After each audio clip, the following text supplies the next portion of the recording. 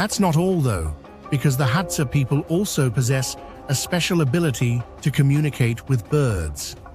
Whenever it's time to hunt for honey, the Hadza people shout and whistle a special tune directly to the birds, and they guide them to the beehives, chattering and fanning out their feathers. The tribesmen then smoke out the bees by building a large fire so they could collect their honey. As for the wax and the remnants, they leave those for the birds to feed on.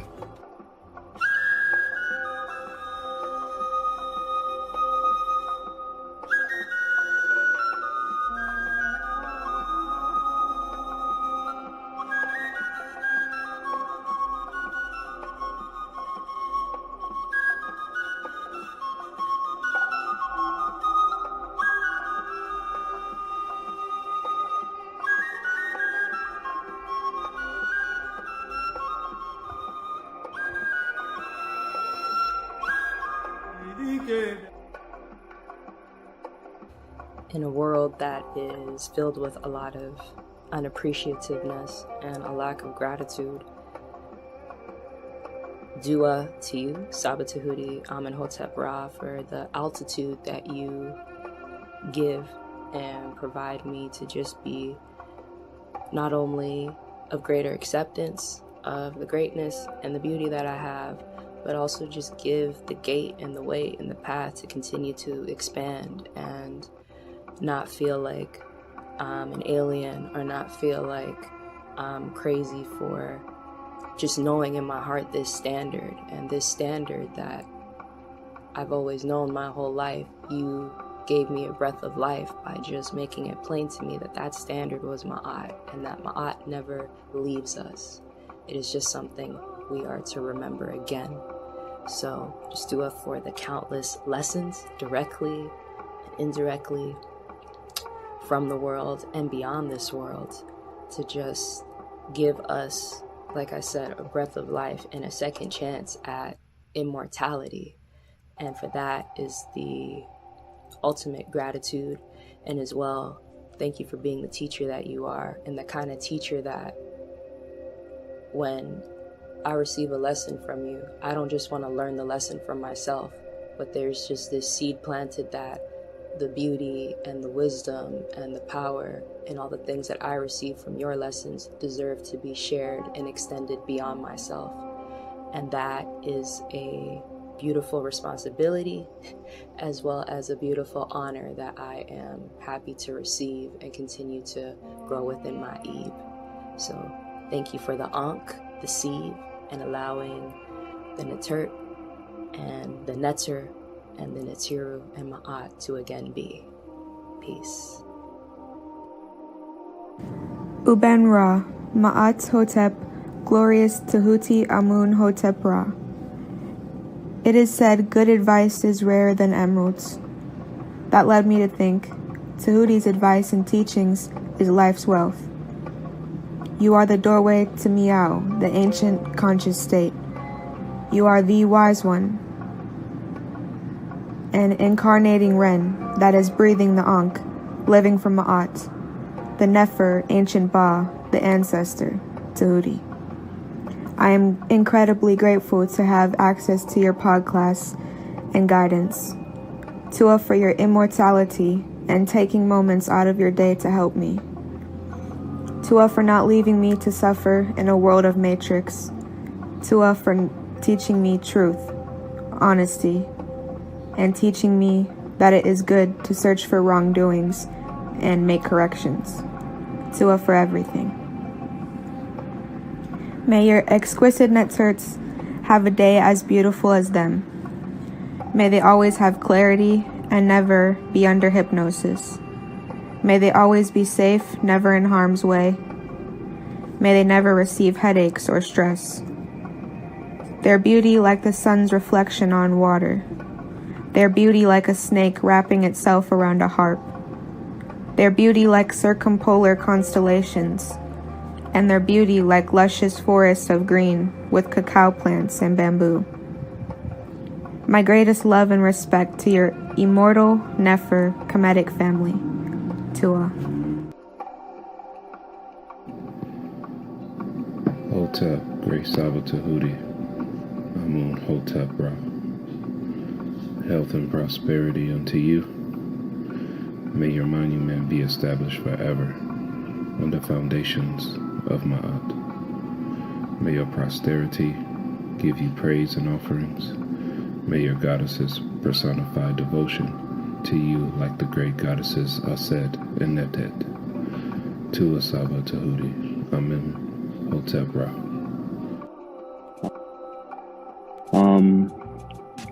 I just want to say Hotep, Henu to SABA. You definitely changed my life in so many ways, and I'm thankful. Since our first 101, my whole circle, I just did a whole circle of my whole life. I just feel so different now. My DJED been hurting me, so right now I'm doing good. I'm doing better. Yeah, so I just want to say, with the hyperhidrosis thing, all I got to say is no sweat. You know what I mean? And a lot of people saying that, this is a scam, and, and it's definitely not a scam. I could say SABA scammed me in the good way, you know what I mean? So I've been taking, my remedies, my rosemary, my sage, and it's definitely working for me. So I just want to say peace and love and handle to SABA, and I'm forever in your debt. Forever in your debt. Thank you so much. Tua. So peace and love. Yeah, we'll have to go through the details. Now, man, I'm just amazed, man. You're incredible, bro. You stand before us. Yo, the Tehuti, the real Tehuti. I truly believe that. Word. If you're to take, but look, I just want to say, listen, yo, Tehuti is a close brother of mine, excellent scholar. Y'all better watch out, because he's gonna be straight chopping some heads off. Yeah, you got props from the Hebrew, bro. The oldest known spiritual book to speak on the afterlife. Get that Palo Santos burning. Start burning that Palo Santos and that sage together. You can mix them together in the bowl. They gonna need some frankincense oil in there. Oh my goodness. What's going on? What the blood seed, Lord? Brought out the holy tablets. Oh man. It's on. The Per M Haru.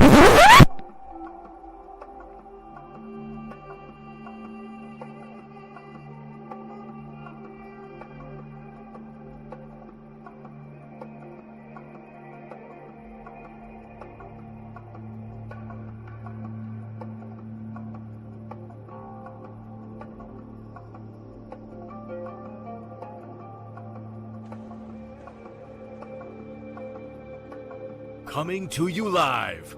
He has been teaching for over 20 years. A 9-0 record in official public recorded debates.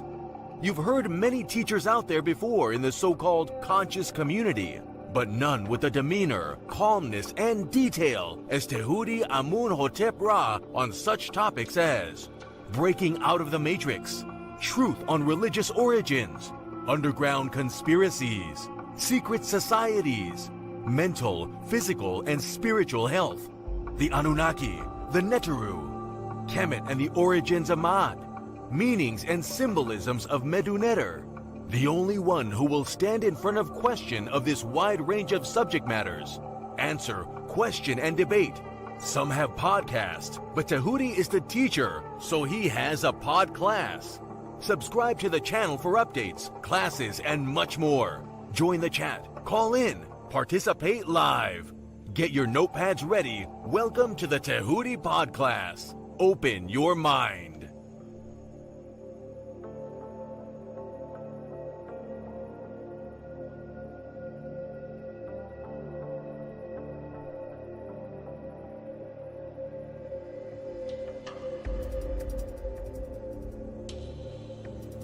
He has been teaching for over 20 years.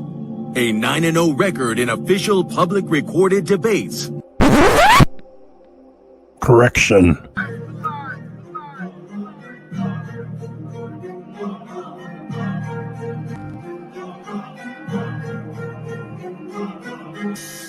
All right, man. You already know what it is. That's the anthem for the debate music. Y'all already know. We got our brother Tehuti in the building, and he is going up against a heavy hitter, you know, who have been featured on this platform for a while now, Vocab Malone. I don't think Vocab, I hope Vocab put in his homework. I hope he knows a little bit about Tehuti and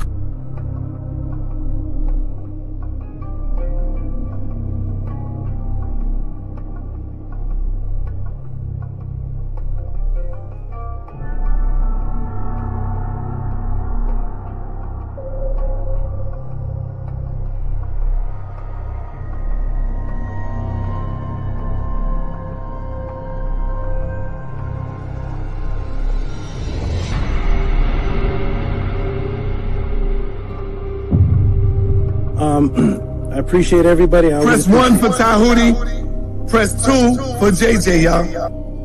Yes, I appreciate always being here. It's fun, it's educational. It's good to hear all these crazy views and just hear where people are coming from. Peace and love, everybody. Check me out every Friday, 7 p.m. Pacific on the Tehuti Podcast on YouTube.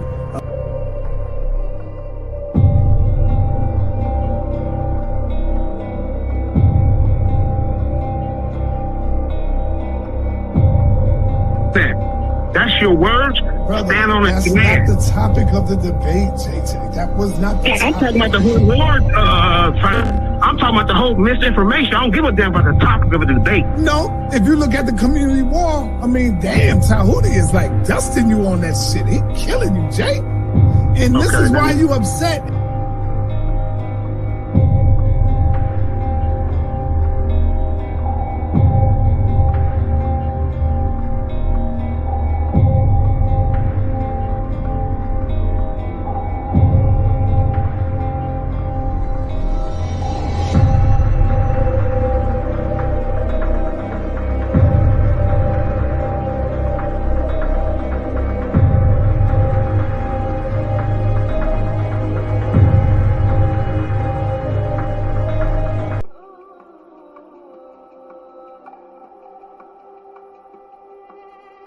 I'm gonna say what's up to JJ. Stepped on the screen for a moment. JJ, how you doing, good brother? You doing well? Hey, how you doing? Hotep, brother. This is JJ 7000 from the Mandinka Hage clan from Mali. You know what I'm saying? Tehuti, I did my roots. Yeah, I found out my people from Mali. Yeah, from the Mandinka tribe. Hey, check it out. Nice. Hey, there's a Hage clan. You know, I found out that they took my family from Mali to Charleston, South Carolina, and they was on the Hayes plantation. Yeah, I went deep, man. But I want to join the House of ATTON, man. So I'm just here to learn. Peace. The correlation of her not being a literal person with having the sun on her head. I'm trying to link in why you're bringing up the sun is on her head. I'd love to know how you think that a literal person could exist with the sun on their head. So because this image has the sun on her head, therefore this cannot be a literal person. Is that your stance? That's exactly what I'm saying. And I also want you to recognize that I'm saying the same about a rule and the same about a star. Okay, great. Can I screen share, please? Yes, sir. So it's the brother Jabari. Remove Jabari. Sorry. The Jabari stance is that because this image has a woman with her son on her head, her stance is that makes this woman not real. When I asked him if that was his stance, he said yes. I'm going to screen share, please.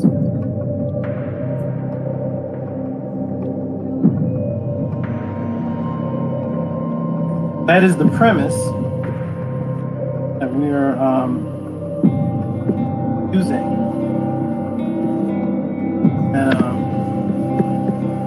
I want to know was Unksenamun a real woman, Jabari? Yes or no? Unksenamun. Or was that a name? Are you referring to Unksenamun, the wife of Tutankhamun? Yes. Was that a mythological neter, or was that a real person? She was a real person. Everybody see my screen? Yes.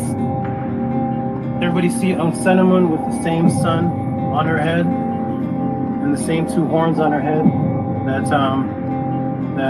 the statue of Upset has? Everybody, can you see that, sun Eater? Yes, we see it. Okay, this woman is Cinnamon.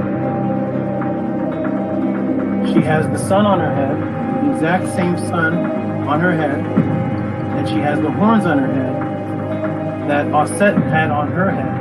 And I made sure I asked Jabari clearly, what is the purpose of bringing up the sun? Is it because this woman has the sun on her head? Does that make this woman a myth or untrue? And he said that is his stance.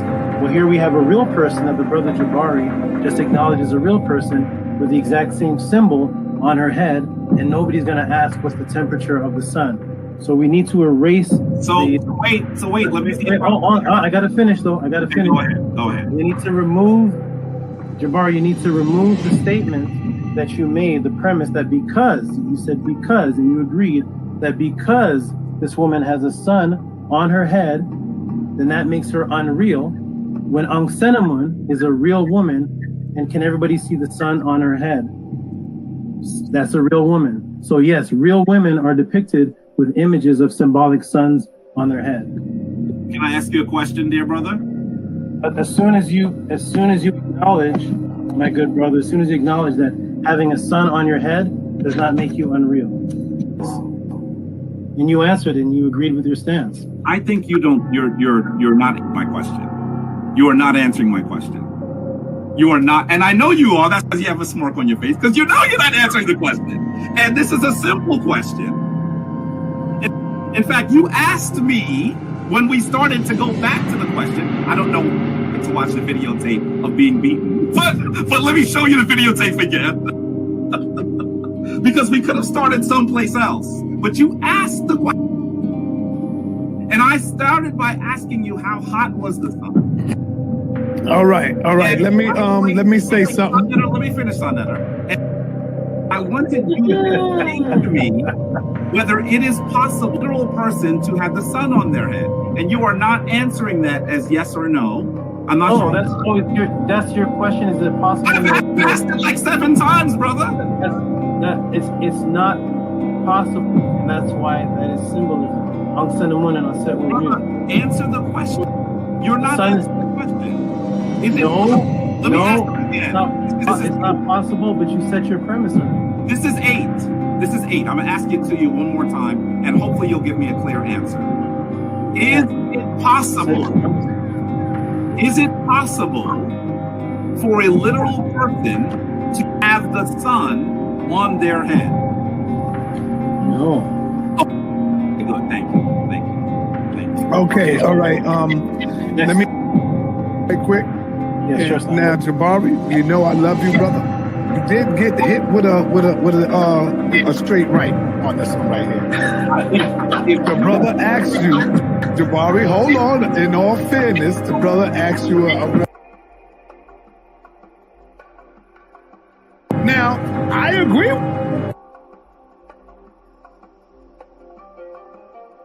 But because of the answer to you when he asked you the question, you definitely said the woman have a sun on her head, she can't be real.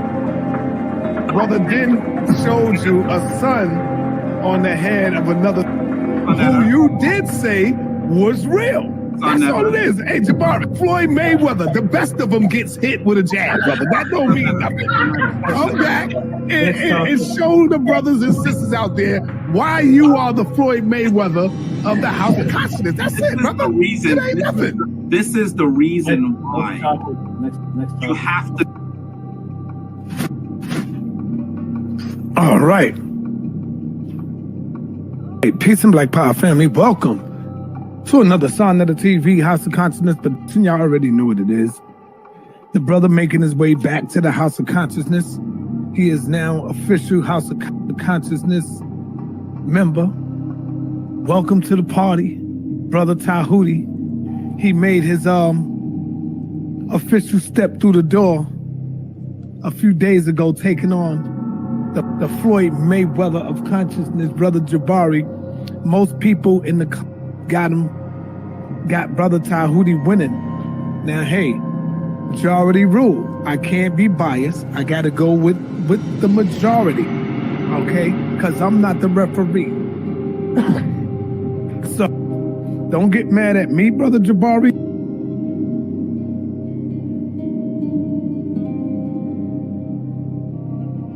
Oh, man. Well, I just got to keep it real. I'm going to keep it real, man. I can't be biased when it comes to this, you know? I got to show love to everybody because I'm bringing on the people on the platform. I got to keep it real. Check, right or wrong. So as it stands now, I'll have to go ahead and give the win to Brother Tehuti. Now, I know a lot of y'all might get mad, but I'm going with the majority rules. It's the people who is making the call. Don't get mad at me, Jabari. You know I love you. You know I love you, Dr. Anika. But I got the W to Brother Tehuti. Now, you got the majority, and there's a lot of people that I read the comments, they say, yo, I love you, Jabari. You know I fuck with you, Jabari. But I got to give it to Tehuti. I'm reading these comments. I'm like, God damn. You know me, I'm going with my man Floyd Mayweather all the way. But I got to be fair, and I got to keep it a buck. So as it stands right now, Brother Jabari has, hey, and you know the best lose sometime, man, you know? The best lose. Cigarette parade.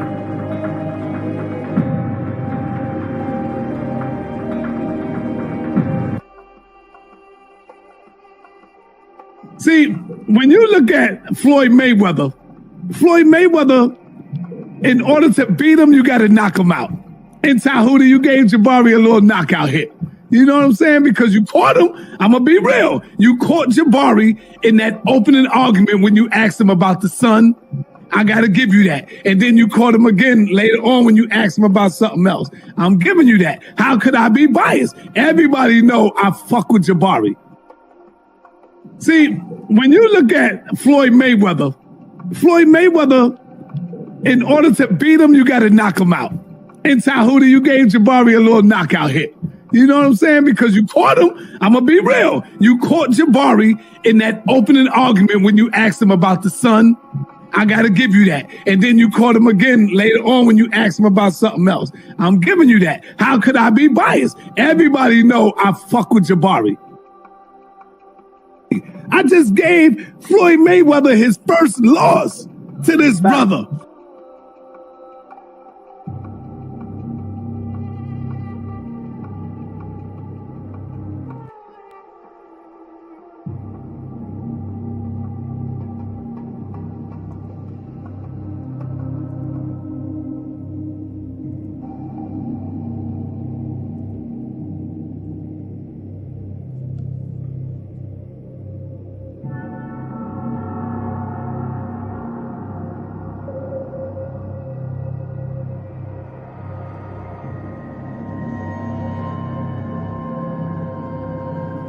To be very clear, I have never had an official date with anyone.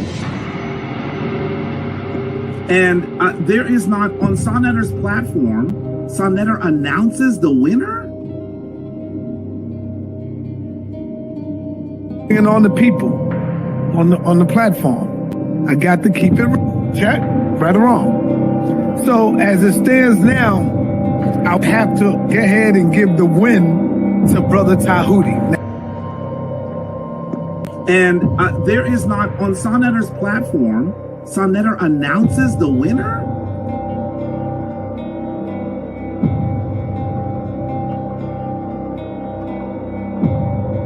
We got Zion the Lion, and of course, we got Tehuti making his debut, coming in the ring with Brother Jabari. It wasn't, I'm not gonna say a TKO. I'll just say a little jabby jab. He won by a couple of jabs, you know. He took some jabs, you know. And now, well, we got the rematch coming with Brother Tehuti and Brother Jabari coming back this Wednesday, 9:30 p.m. And I know Jabari is not going to take him lightly on this one. I know everybody is looking at Zion, Tehuti. To be very clear, I have never had an official date with anyone. And there is not, on Sonetter's platform, Sonetter announces the winner?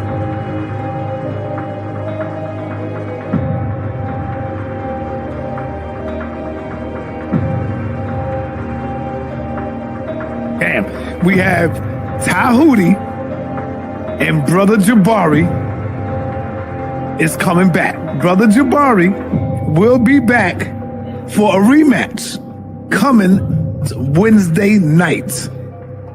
I think Jabari was a little unprepared, got caught sleeping with the brother.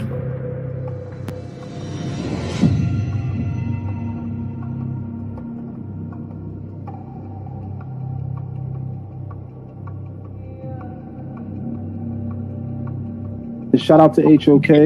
I definitely think it was an upset. I said Jabari did a good job. I just don't think that he won. I said Brother Jabari did a good job, but I just simply don't think that he won.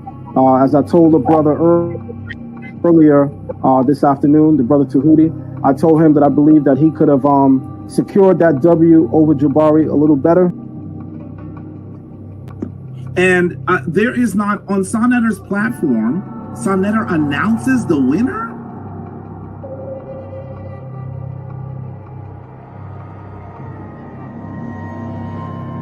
So, I just got to go with that. I just got to go with the win.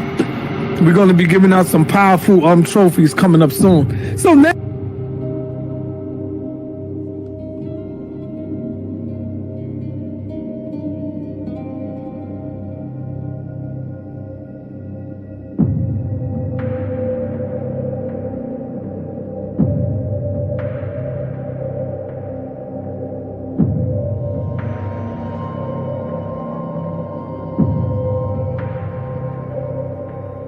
So, I just got to go with that. I just got to go with the win. We're going to be giving out some powerful trophies coming up soon. So now, Zion Lex is coming out. Tehuti is making his way. He's jumping out, going straight to the top right now. Brother Shaka gave me a call the other day. Yesterday, matter of fact, Sunday. Brother Shaka Utmost gave me a call on Sunday. And said straight up, Sonetta, yo, Saw, I think Jabari jumped out the window and he wasn't prepared for the brother's questions. Now, this is Shaka Utmost. And there is not, on Sonetter's platform, Sonetter announces the winner?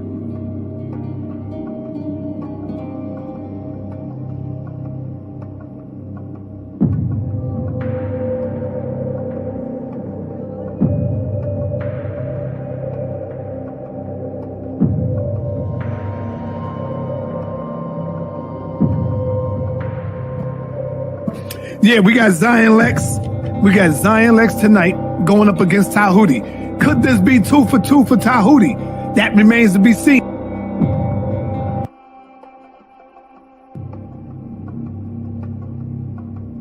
I've beaten people. The winner was announced by Sonetter. The winner was announced by the judges. I have the certificate, the proof. I have Sonetter saying I beat Jabari. I have all the judges saying I beat KEMET. You have me saying you beat Jabari. Yes. You got me saying you beat Jabari. If I said you beat Jabari, he can't be Floyd Mayweather, bro. That is exactly the point. So shall I screen share again? I mean, I have to keep doing this to people. I must have been half asleep or some shit. I don't know. Go ahead, show it, bro.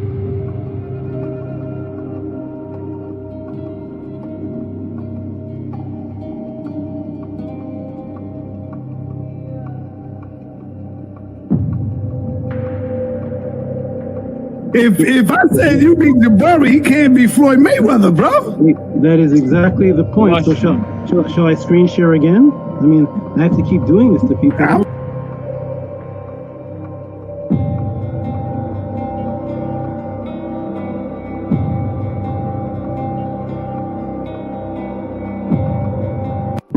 And I took out the Floyd Mayweather, so I guess I'm the House of Consciousness champion. I just came here for an interview. That's my you can't be the House of Consciousness champion yet. You got to go through some. You can't be the champion from one battle. You got to go through some scholars, brother. And now you face right now with Zion. So I'm sorry, when you beat Floyd, you don't get his title? I'm sorry. Go ahead, brother. I just gave Floyd Mayweather his first loss to this brother.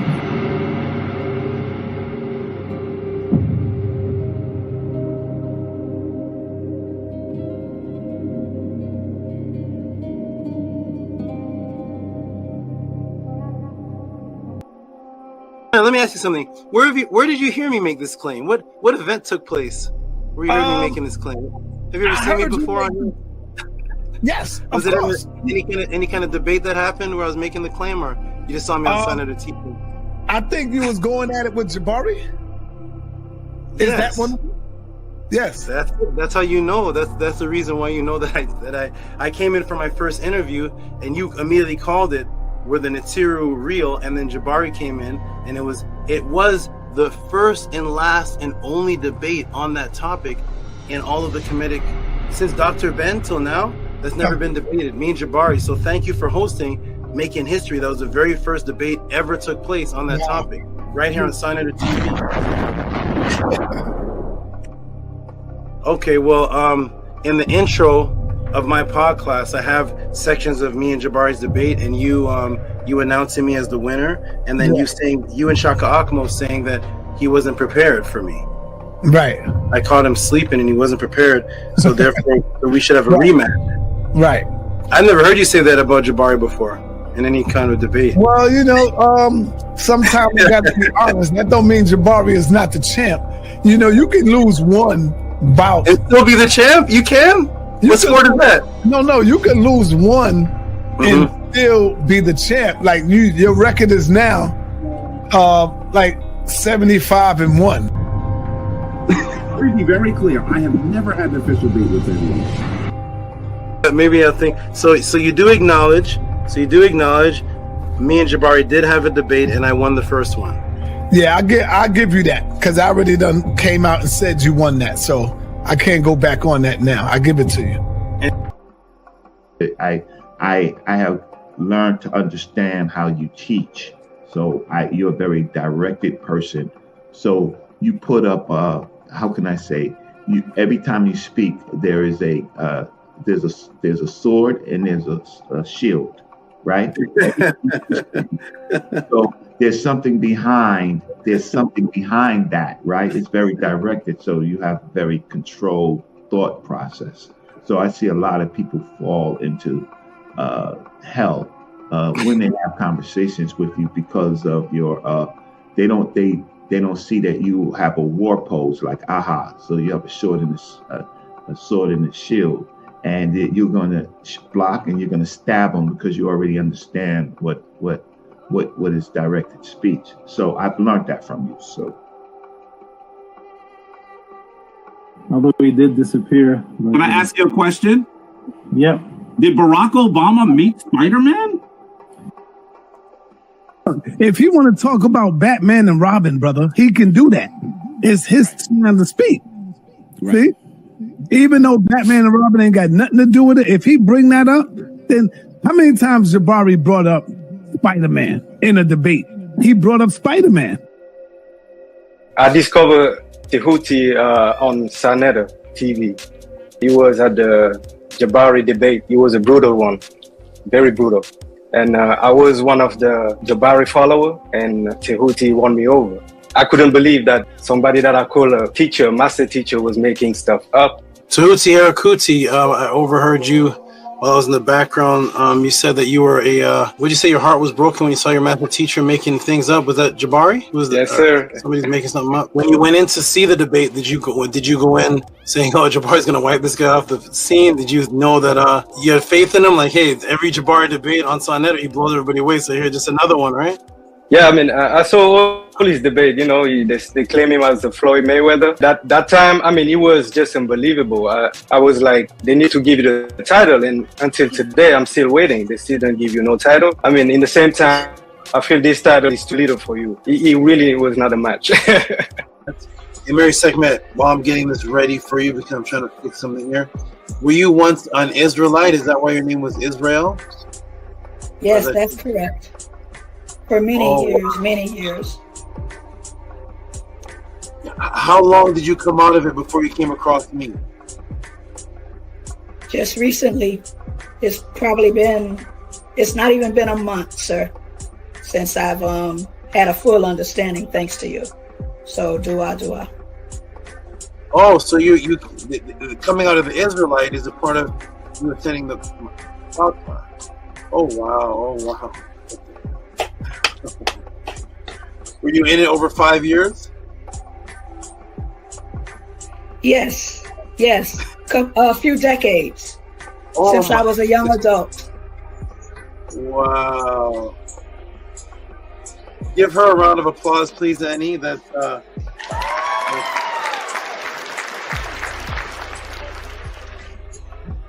oh, you're on mute, by the way. We didn't hear anything. Say it again. I'm grateful. I am really grateful. Wow, thank you for that. That's a great decades in Hebrew Israelite, comes and watches the. And let me ask you this one other thing: how did you come across the pod class? How did you even know about this? Come across it? It was the debate with Jabari. I was following Jabari, and there was debate that I found out about you, and it was going through old pod classes that the matrix was broken as far as Hebrew Israelite in the Bible. You were a Hebrew Israelite also following Jabari? Yes, I was still a Hebrew Israelite when I was listening to Jabari. Yes. Oh, that's awesome. That's wonderful. You're a Hebrew Israelite while you were listening to Jabari come to the podcast, and boom, now you're married Sekhmet. Wonderful. That's great to hear. Okay, that's what I'm talking about. Everybody, go out there, do your job, hit the people, break the matrix, bring them here to the pod class, save people's lives. Imagine dedicating yourself for decades to something, and then it's like, oh my gosh, wait a minute, this isn't true?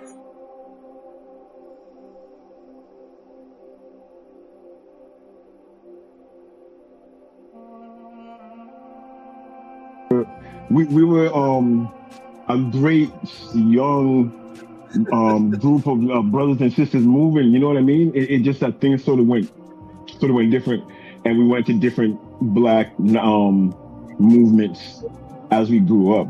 You understand what I'm saying? But right now I bear witness that Tehuti's been consistent with the truth this whole time.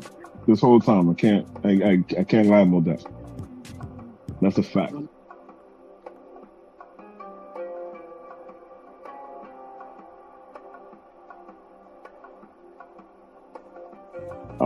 I would say he was a bit disappointed when he came back, because when he came back, we was all 5%ers, and that wasn't his plan.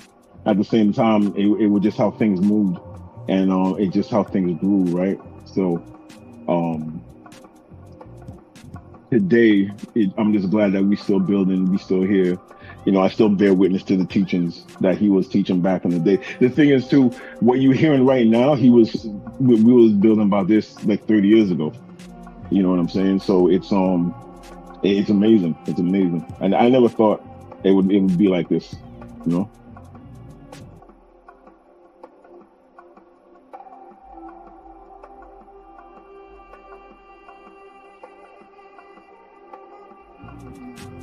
Let me know if you're here, whether it's on here or whether it's in the message system. I'll be back, everybody. Peace and love. Definitely, Dome Daily, you can stay on if you want. Build with the people.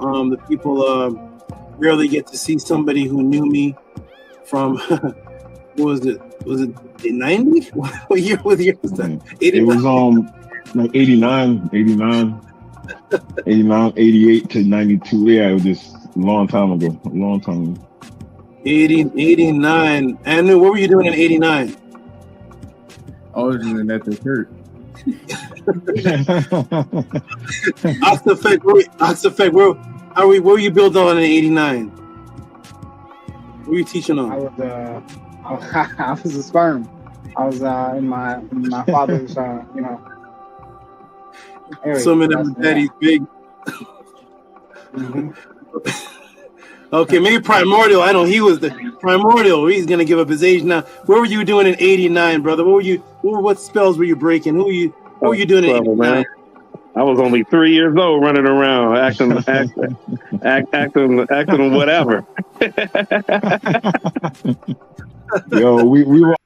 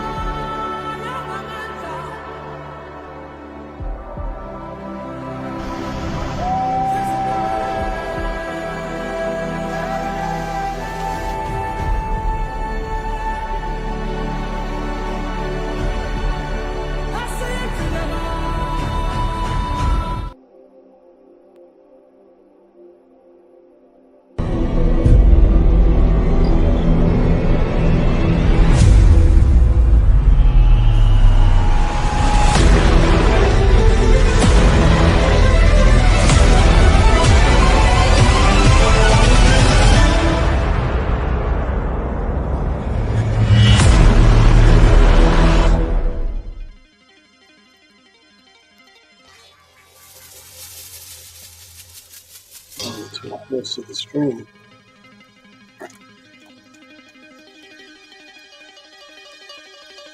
We want to know for something here.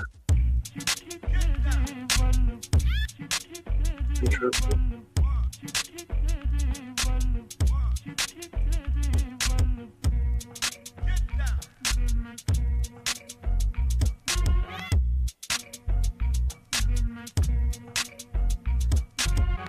Okay, let's do a mic check.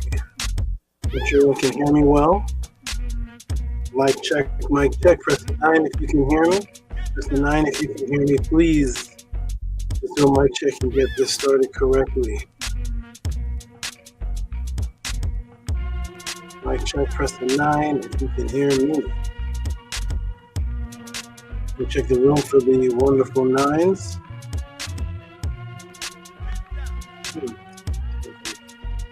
Very close.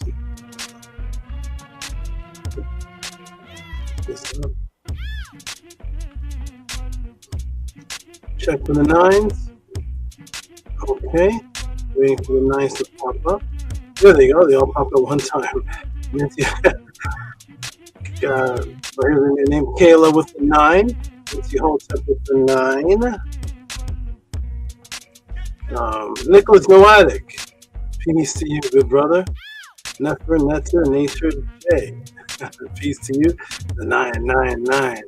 Robert Williams with the 9. Nicholas Noatic says Hotep SABA. Hotep Marie, great SABA. Tiffy with the 9. Okay, we have the 9s here. Let's get ready to get started. We're going to, of course, start with the beautiful frequency and the excellent affirmation. Today is going to be a very different, interesting class and adventure.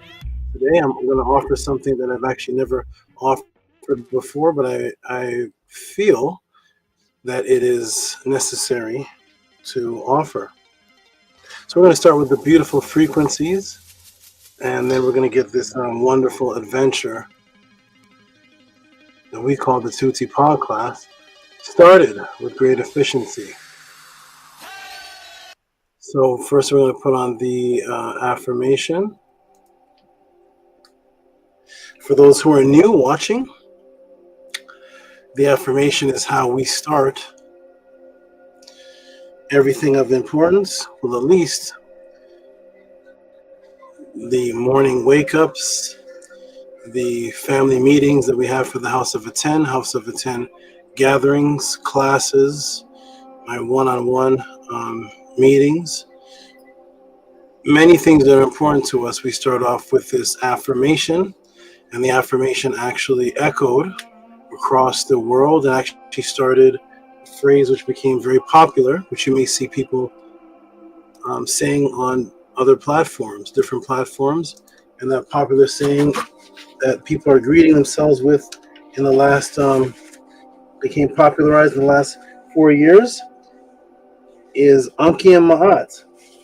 You will see people that deal with KEMET greeting each other with Anki and Ma'at. If anybody would notice, since the days of Dr. Ben and Dr. Clark, those who brought the history, not the spiritual teachings, but the history of KEMET, ever since those days, or even before, going back to sun god Ra and going way back, the greetings was always Hotep, brother, Hotep, sister, Hotep, Hotep, Hotep, Hotep. In the last 4 years, you may see on the panels people greeting each other, Anki and Ma'at, and that was not the greeting from any of the movements that was popularized. But now it's a beautiful thing because we are spreading the word, and we taught people to start things with Anki and Ma'at. So this leads us to the affirmation, which we're going to start right now. And the affirmation is going to go on the screen for the new people to see, for the older people that have been here for a while to read along with us, and the new people can read along as well. You are in shed mode. Wonderful. Okay, so let me go ahead and put it on the screen, and let's start off with the proper frequency. 1 on the count of 3. Okay, have it on the screen, and let's start off with the proper frequency. On the count of 3. 1, 2, 3. Anki Ma'at, un NS, NETERT, Aset Ma'at, Min Hapapet Ma'at, Her and Huki, Per Ikut. I live for Ma'at. I exist within her. I do not speak in the place of Ma'at every day. I advance towards Ma'at. My being is surrounded in darkness. I come forth as conscious light. And I will leave that on the screen for the count of 7. 1, 2, 3, 4, 5, 6, 7. And there it is. Wonderful, everybody. Welcome to the Tehuti Torah class, the House of ATTON. It is extremely, extremely warm where I am right now. Very, very, very, very, very warm. It has to be in the high 90s where I am. The temperature outside is warm, plus I have to keep where I am very warm to keep all of these beings satisfied and happy. So it's very, very warm here, which is beautiful. Some mornings in KEMET would start early morning at 110 degrees. So it's not as hot as KEMET was, but it's getting close. So greetings, everyone. Welcome to the, people may be wondering, where are we? Where have we landed? What is this calm, smooth environment? You have landed at the House of ATTON, the ancient Tehuti teachings of the NETERT, the last to represent the NETERT here on the planet, the last to stand up and represent the teachings of the NETERT according to the writings of the ancestors, not according to New Age philosophy, not according to the mythological, the occult, not that. When somebody asks a question about the NETERT, you should not have to do much speaking. And anybody who does a lot of speaking, when there's over 5,000 years of references to the NETERT, means that they are embarrassed at what the original teachings said about the NETERT. So when asked a question here about the NETERT or about anything dealing with the actual teachings of the ancestors, chapter and verse. We're going straight to the papyrus, straight to what the scribes wrote, because they had 5,000 plus years of writing about these things before anybody here watching YouTube was born.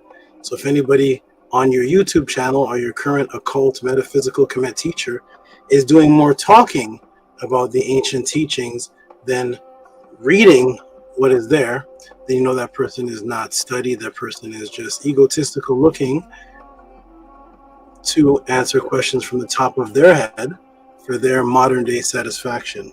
At the House of ATTON, I teach my students to represent what the ancestors stated, and it's how I've actually won every single debate I've ever been in, which was to stand on the ancestors' words and not something that I'm just talking from the top of my head. Understanding this is very, very important, and welcome all you new people here to the House of Attend who are watching. It's going to be a beautiful, beautiful, beautiful, beautiful event today, and every one of my students should participate in what's going to happen on the second half of this section, which is going to be a wonderful surprise. Today's questions that were sent in, and I want to tell everybody too that today's questions that were sent in first, a great request and demand for the Torah stolen from Kemetic Writings Part 2. There are going to be episodes on this. This one is the Neith HAGAR episode. Never has been covered before on the planet Earth. If so, somebody put a link or a book or something in the room where somebody is taught on just the Torah, not the Bible, just the Torah plagiarism with Neith and HAGAR. If that's been taught before, somebody put the link in the room. If not, mark this date of May the 10th, 2025 is the first time on the planet Earth that this will be taught and revealed.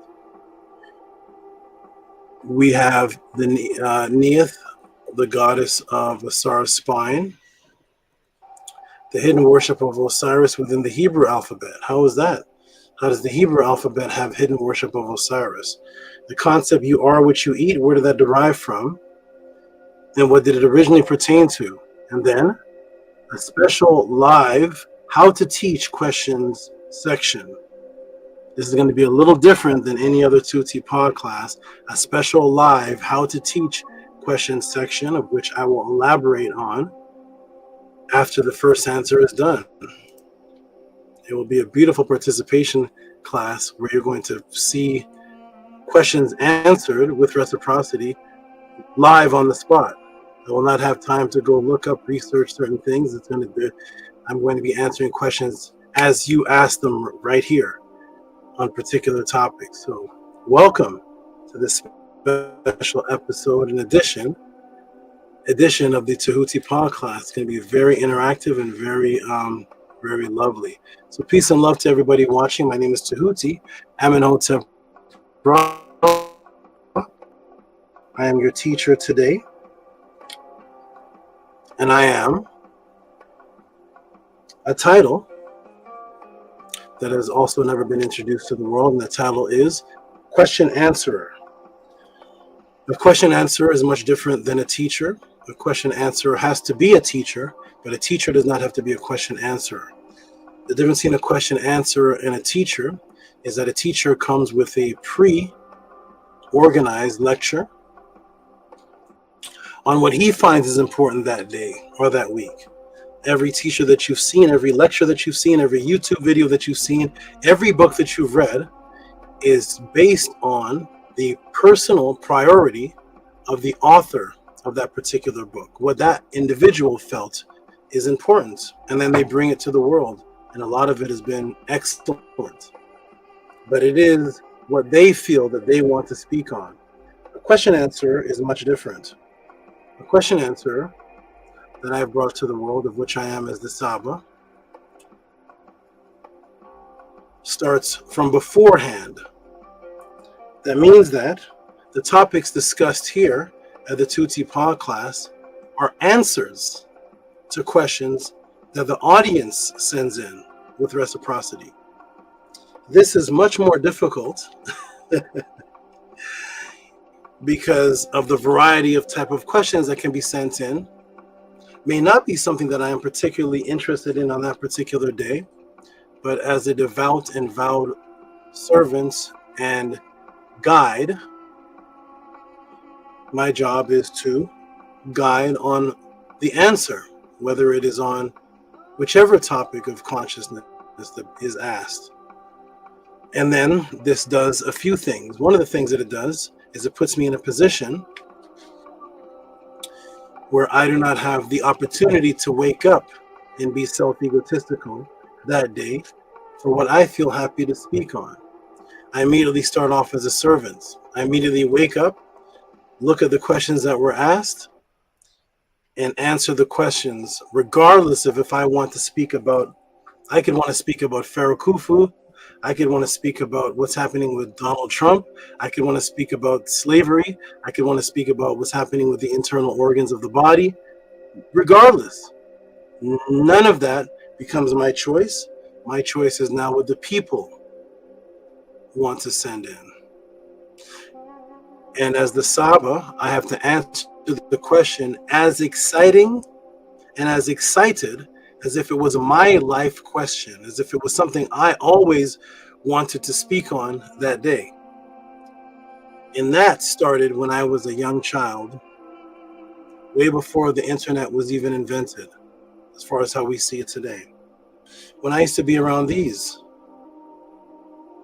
So what you see here from KEMET are two mates of each other.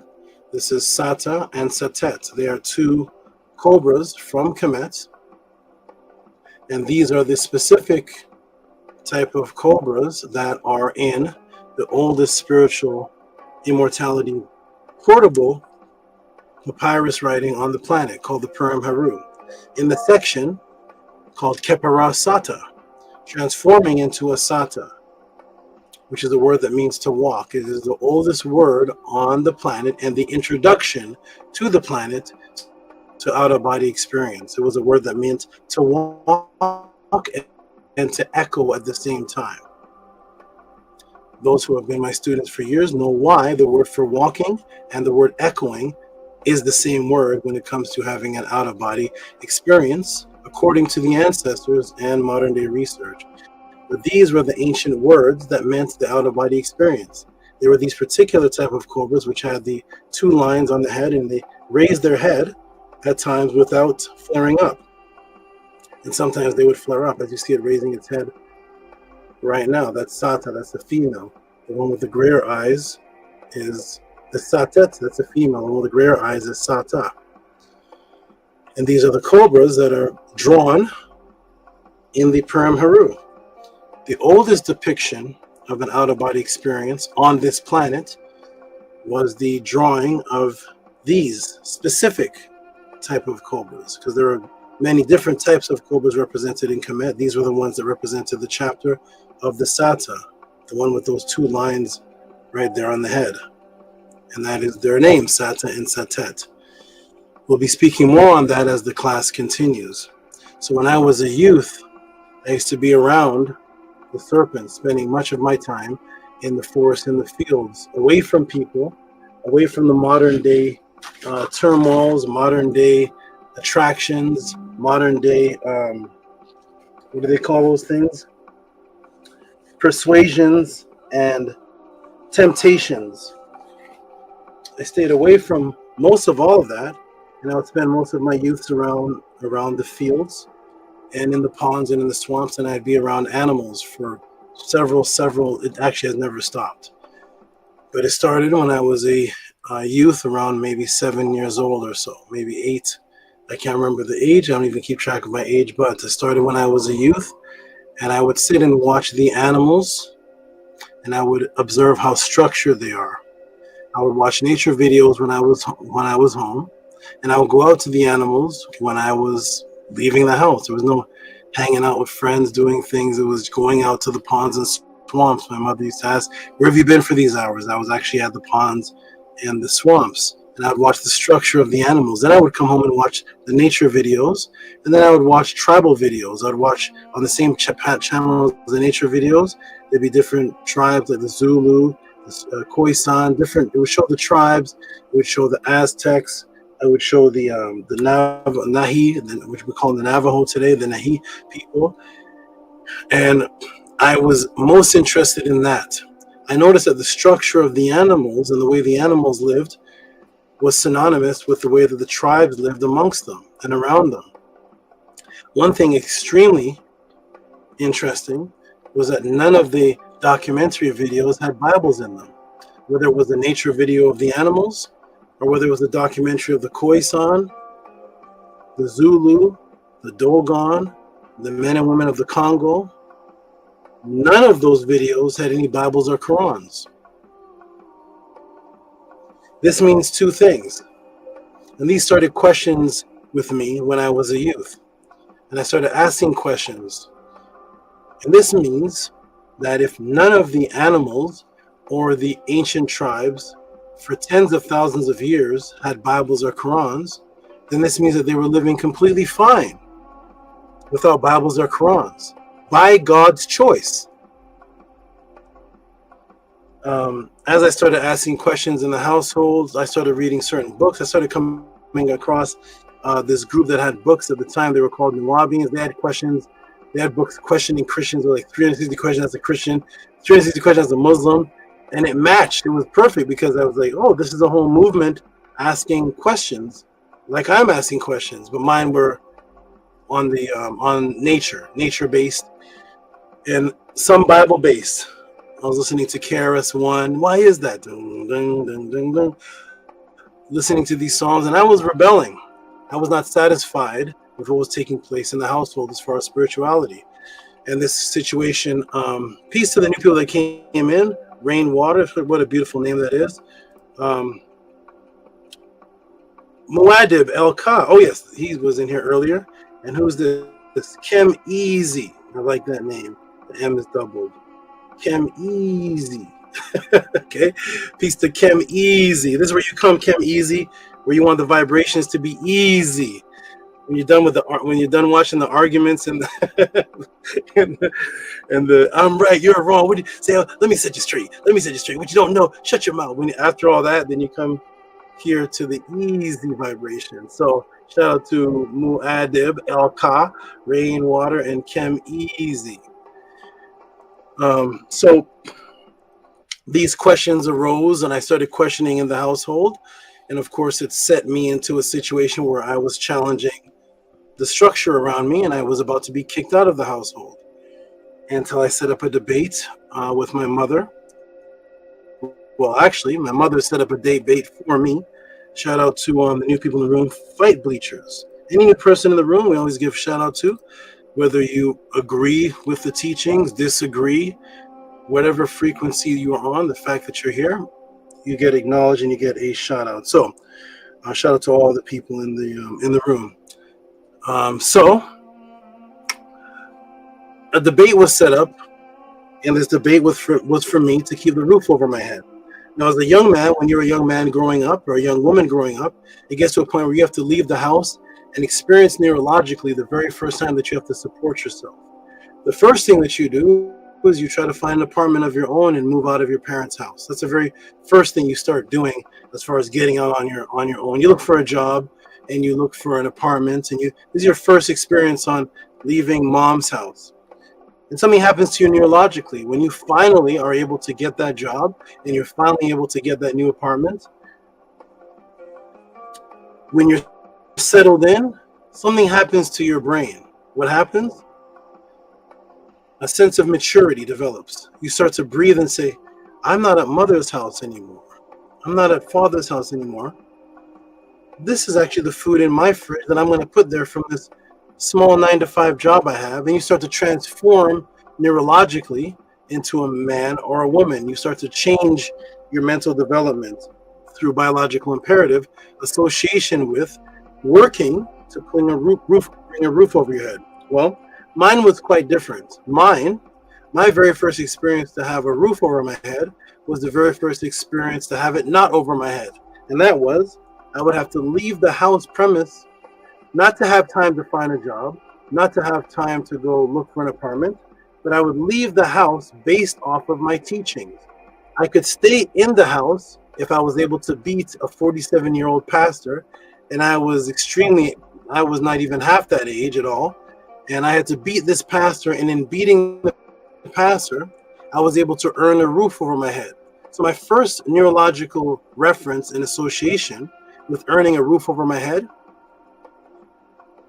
was to expound upon my wisdom in front of a non-believer, as my mother was the judge of the debate, to a person that was a pastor or a Christian before I was even born. So the odds were completely up against me, and I had my first debate. But this debate was not to win a trophy. This debate was to keep a roof over my head. My mother kicked him out. Isn't that right? My mother kicked him out due to embarrassment. She said, how can my young son befuddle you like this or destroy you. How is this possible? This is embarrassing. Get out of the house. She kicked the pastor out. And needless to say, I had a roof over my head. Click. My first experience of having a roof over my head is not having a job, going out and finding an apartment. Click. My first experience of looking around and saying, I earned this, was the neurological association with me knowing what I was teaching properly and going against someone who was more supposedly advanced or at least more of a veteran than me, and winning a debate with a judge who was on his side, a Christian judge, my mother. After that debate, of course, I said this many times before, a letter was put on my door, and I opened up the letter 2 days after the debate, or maybe 3 days after the debate, and it was a restraining order. The restraining order was not against people. It was not against any girlfriend that I beat up, not against any child, but the restraining order was against churches. As a young boy, as a young man, I was now forbidden legally to be around churches. Signed, sealed, stamped by the judge. And who signed the bottom as the petitioner? The pastor that I beat. So here I am as a young boy, young man, receiving my first restraining order, my first contact with the law being a threat, not me shoplifting, not me beating up somebody, not me committing any crime, as they say, but me beating a pastor was the first time the law got involved with my life. The first time I was in contact with a threat from the law taking away my freedom was me beating a pastor in a debate. This is much different than what develops to people you see on the channels today. The internet people, the TikTok in it, the Instagram in it people, the people that stay at home, and this is a different thing that's developing me as a young boy. I have now a notarized letter from the law because I destroyed a pastor. That was my trophy. And the roof over my head. So I earned 2 trophies. One was the roof over my head and a letter in my hand saying that I'm no longer allowed within a 100-foot radius of churches. Those are my trophies. Yes, debating was much different back then. So I earned my trophies, and now I realize that it's time for me to actually leave the house. Not after a set of rebelling and realizing that I wanted nothing to do with the matrix. I would go to school and not go to the classes. So as a young man, I'm going to school, not going to the classes. I'm going into the school to go to the library to hide. So here I am as a little boy hiding, young man, hiding in the library because all the books are there for me to research. Why am I researching? So I can be a question answerer. But first I made myself a question asker by developing a snake style type question method and going into the school hallways during the recess and blending in with the schools. Because some of the schools I was not an attendee of the school, and the other ones I was expelled from the schools. So when the recess, I would run into the hallway and I would start asking the students questions. And it would cause the students to ask me back questions, and then I would start classes. And I only had about 15 minutes of recess to teach a class in the hallway in the midst of chaos, in the midst of people eating their lunch and teachers walking by. If they see me, they kick me out because I'm expelled. In the schools, I have to hide amongst the chaos, hide behind the locker, come back out. See, this was my life. And that's why I went to school. I went to school only for that purpose. I was expelled from the schools, and I went back on my own accord, strictly to teach my peers. And when the bell would ring, ding, I'm hiding back in the library again to wait for the next recess, because they got 3 before school lets out. I have 3 opportunities to teach. Ding, the bell rings again. I come back into the hallway and I start teaching. I ask people, "Hey, how is this book called the Bible?" The word Bible. This is me as a young boy. This is the young boy, Tehuti. How is this book called the Bible? And the Bible is a Greek word, but the story in it is about Hebrews, and the Bible is supposed to be about a Hebrew book, but the person that's the Messiah is called Christ, and that's a Greek word. Shouldn't he have a Hebrew name? Just asking little small Questions like that, questions I was using to destroy the pastor. As a young boy, the kids would be like, hey, that's true. Mom, tell me about the Bible. Hey, Mom. They go back and ask their mom questions and start that in their household. And they come back to school. Now people are coming to the hallways looking for me, more interested in coming to the hallway to look for me as a young boy teaching, hiding behind lockers while I'm fighting racists, by the way. I lived in an environment where there was open European racism. It wasn't the racism that you all may experience today. It's the racism where the students would come to schools with shoes on that represented who they're going to beat up. What race they're going to beat up that day is based on the colors of their shoelaces. If it's yellow, they beat up Chinese people. If they come to school with black laces, they're beating up black people. If it's red laces, they're beating up Indian people.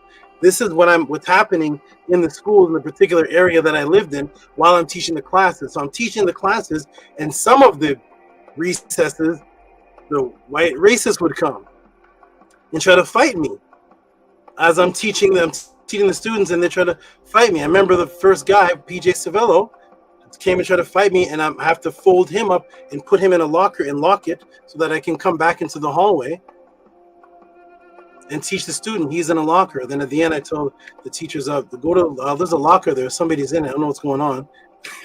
And they come and report me, but they can't find me because I'm expelled from the school. So they can't come to a class and find me. I'm gone. So PJ Savello, shout out to you. And I hope you enjoyed that locker, but that's what you get for racists interrupting me while I'm trying to teach classes in the hallway. This is what raised me, not TikTok, not YouTube or the internet. So as time goes on, I ended up joining that organization called the Nuwabians. It was very interesting to me. I thought it was asking questions to Christians that was blowing them away, even better than I was. And I loved it. I liked it. It was very interesting. I ended up moving away from my household and bringing my family to another state, thousands of miles away from where I lived. And I decided to set up classes there, but I had no auditorium and no money. I was selling incense on the street and teaching people as I'm selling incense, but I wanted to set up a class. So I found where I could set up a class. I had no money to rent an auditorium. So what I would do, I would find realtors selling nice homes.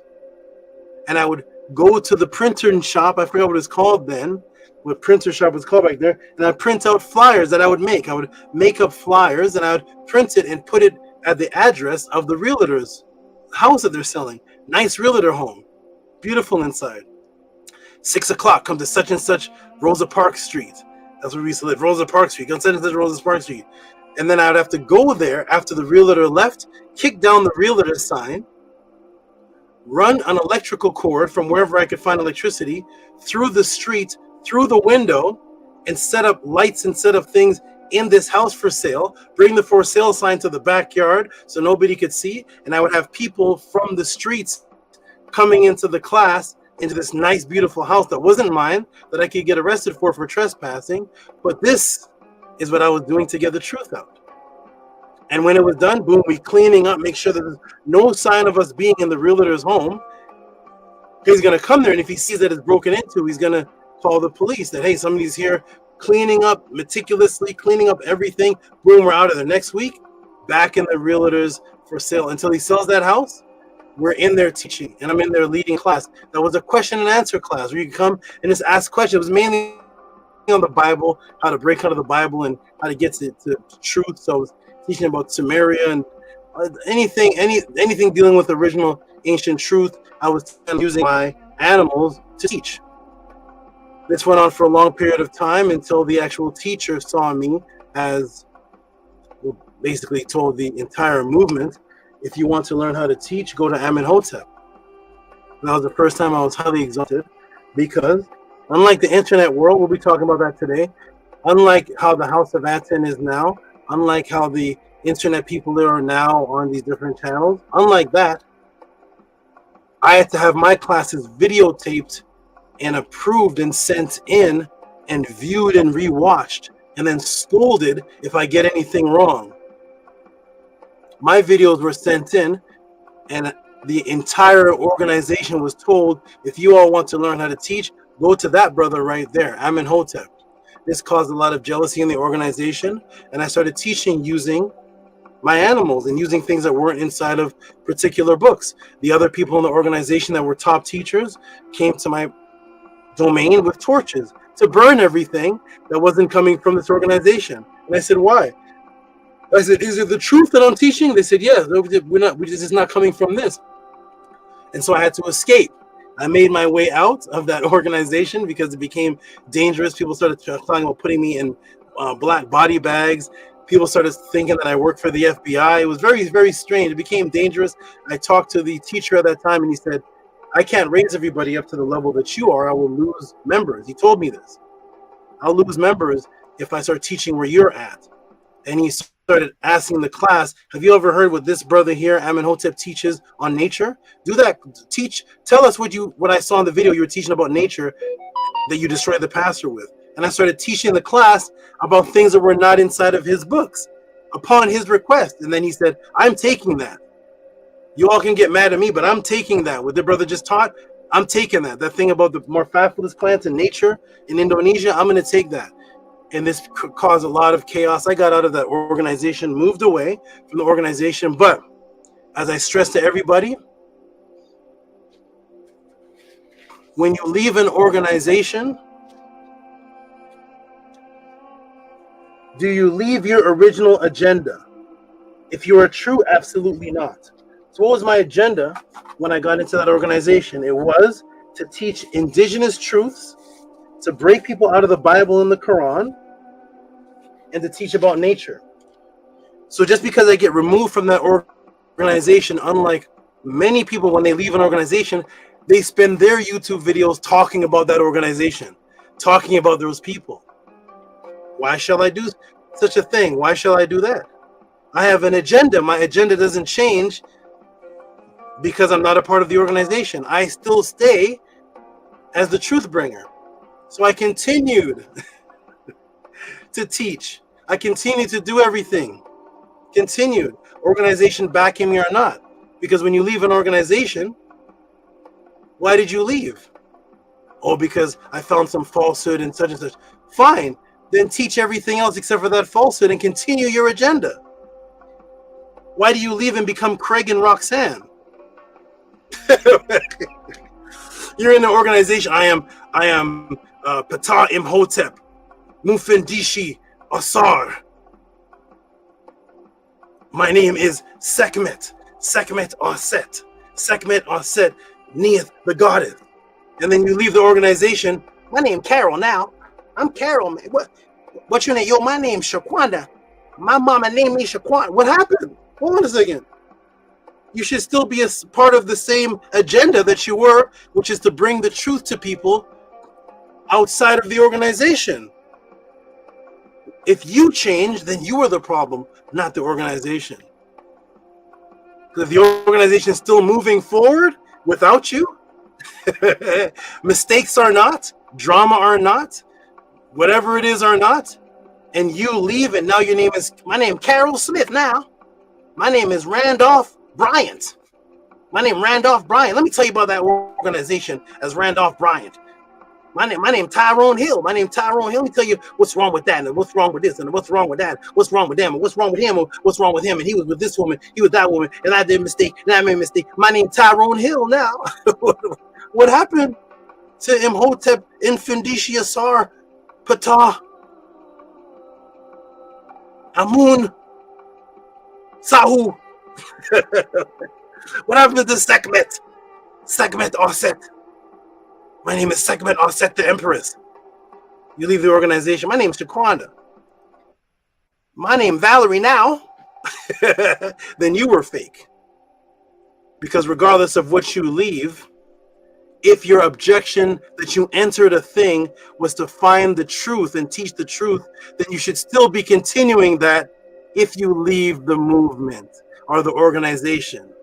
You should still be setting up classes on everything that was true except for the problems you had with that organization. So when I left the Nuwabians, I had no video against them, nothing negative to say about anybody. Why? Because I have no time for that. My mission started when I was 7. I was breaking children out of this in the schools before I was a part of anything called that group or whatever that was. My mission, me stays the same. So thus I leave. I'm in Hotep Ra, and I continue to teach. Continue to bring the information. Continue whatever level I get to, wherever I am, because I am true. I do not want to hear about anybody that left any organization of movement if you are not starting an organization or movement because you joined it to be a part of that. So if you joined it to be a part of that, then continue with that without the mess that you found. You work at McDonald's? You don't like McDonald's, so you stop working, period? I'm not going to make no money, no more, no ever money. I'm not working for money. Huh? No, you work at McDonald's? Problem at McDonald's? Go start a Burger King. Go start your own hamburger shop. Go start, because your goal for entering may be because you wanted to serve the people food. So if you had a problem with a Jamaican restaurant you're a part of, start another one. Don't leave the Jamaican restaurant. I hate Jamaican food. I don't want to hear nothing about no patty, no curry chicken ever in my life. Ever. I hate the Jamaicans. No. I thought you wanted to push Jamaican food, so leave that shop and start your own. And let's see how you do on your own. How you doing out there? You doing good? Are you just a complainer? So I continued on the mission, nonstop, continued. I ended up setting up magic shows. I'm speeding up the story because I want to get right into this class, but I ended up being broke, making money off of teaching people health, taking all that money off of health and things I did with real estate and invested it into magic. And then I would set up magic shows on the street to attract a crowd. I would take a big book. I would take a book called Sex Magic, throw it on the ground, take an unk, throw it on the ground, take a picture of HEQR and Seti. HEQR and Seti, a big plaque of HEQR and Seti, throw it on the streets in Toronto. I moved to Toronto, throw it on the streets. People would walk by, they'd see Sex Magic, HEQR, Seti, an unk, and they'd see me with a staff and an unk, and I'm there performing magic with deck of cards, coins, and bending forks. People are coming around now from the conscious community. They're saying, yo, what's this? What's this? Yo, what's the teachings of this? And I would use that to make my money. Then when the show is done, I start class there on the streets. You want to know what this has to do with that magic book on the ground? You want to know what this has to do with such and such? Wait for the class to be over. You want to know about this fork and all that? Wait for the class to be over. Stick around. And after class, after my show at 10 o'clock at night, I start teaching a class on the street now, 10 o'clock at night. Now I'm teaching class, and then I go home at 12, and I'm back out again in the morning. So I'm using magic shows to do that. I build up some money. At this time, I was taking care of 1, 2, 3 wives and 2 children. That's 6 of us off of magic shows. Tips of $2, $10, $50, $3, $4, and just working and supporting a family off of teaching and doing magic performances to gather a crowd. I take that, save, hold money, save, move to California, do the same thing. Set up a magic show. I go out on the street, I throw cards and some forks on the ground, do a magic show. I started bringing out my animals, bringing out my snakes. It would draw crowds of people. Now I'm doing magic shows and educating people on snakes and not being afraid of spiders. I brought out my biggest spiders. I'm doing things that they never saw in California before. Then the city banned everything that they saw this brother doing. They had city hall meetings and banned me from doing all of that. I got banned one after one until I couldn't do anything anymore except just the basic magic show. At any rate, as time went on, some of my students said to me that I should check out YouTube. And I was already checking out YouTube. I was already looking at it, but they brought to my attention that there was other teachers. One was Nania Setmer, who's in class. There's a couple other students, and they brought to my attention there was teachers that are there teaching. Now I go in my journey to look up some of the people that are teaching, and one of the people I had found even before that was somebody putting out my audio with my head cut off of the cover page, and it was me teaching verbally, and it was his head put on my face, and it said at the bottom, Amenhotep. And I looked at this and I said, that's my voice. That's me teaching. And that's my name. why are they doing this to me? Why are they just keeping my head on there? Because I had no understanding of the evils of this. I didn't know consciousness and evil could be mixed. I didn't understand that. So I was like, why do they have my face, my face off? It was very strange. I go on the YouTubes and I start seeing my students that I converted from Christianity back in 1994 are now these YouTuber guys that are on YouTube teaching people about how KEMET, the Bible was stolen from KEMET, the Bible was stolen from KEMET. And I was like, I remember him. That was a brother that was a pastor, and I beat him in a debate, and he said to me, I can't be a pastor anymore. I have to be your student. I started teaching him in 1984, and then I go back in the 2000s, and he's a YouTube guy that people are watching. I see another guy getting 200,000 views, and he's the student he's the son of the student. I was like, this is beautiful. Hey, these are all the people that I taught. This is a good thing. And my students were like, no, they need to see you. My students said, no, they need to see you. Let them see where this is from. And I said, okay, well, I'm going to come back on YouTube and I'm going to do, let me turn this down. I'm going to come back on YouTube and I'm going to do some interviews. And I did some interviews. It led to debates. I've never been in a debate before. And I started beating everybody in this thing that I never done before, which was debating like officially, like with a moderator and on a screen. I never did that before. It was just me debating pastors on the street. So I was beating everybody, and everybody was surprised. You beat the Floyd Mayweather. You beat the what's his name? The Unk West. You beat the Zion Lex. These are the heavy hitters. And I'm like, I don't know these people. I don't know anybody. I was raised up. I spent my time in the wilderness. I don't know. I was not a YouTube in it, TikTok in it. I know nothing about the Instagram in it and who gets the clicking the views and the clicking who has the monetize. I don't know. I don't even know what those words are. And I just came back and I said, let me just talk to these people. They set up a debate and I kept winning. And the reason why I was winning the debates was because I was using what I was teaching my ladies and my students in the living room of my daily life, my daily ma'at life. I was just using those notes and putting them on the screen, and I was beating everybody. And I realized I'm beating them because they're not debating me. They're debating the words of the ancestors, and they will always lose. I live this type of life, so it's hard to debate. You're debating my life. You're studying this to debate me. After this, you're gonna go watch the next day game, put a baseball hat on sideways, put on a pair of whatever FUBU, whatever you are, and go to the club and meet women, and then you're just gonna come set up for the debate. You don't live any type of disciplined, spiritual, cultural life. So here I am living this life and just putting up my notes from my classes on the screen, and everybody's declaring me the winner at the end of these debates. And I said, this is an interesting thing.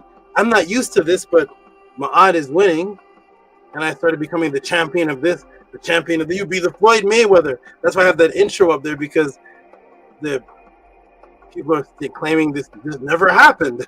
There was no such thing as this. I didn't think it was important because I don't even know who that person was until I saw there was an energy to try to hide it. And I was like, why are they trying to hide this? Let me put this up because I'm not going to allow me being hidden anymore. They already cut my head off, put another brother's head on there, said it was them. They already did all this. I'm not going to allow it anymore. So let me just show the world what that means to them. It doesn't mean much to me other than it is the first time in Earth's history that a debate ever took place based on the Neteru. Ever. Since Dr. Ben, Dr. Clark, Muta Ashby, Ashar Kwesi, Phil Valentine, Bobby Hemmett, all the people that were here for the past 65, 70 years, there has never been a debate ever. What did the guy say? Ever? There's never been a debate on the Neteru where somebody stood up on the side of the Neter. That's why that debate was so important to me, because nobody ever debated the Neteru ever in Earth's history.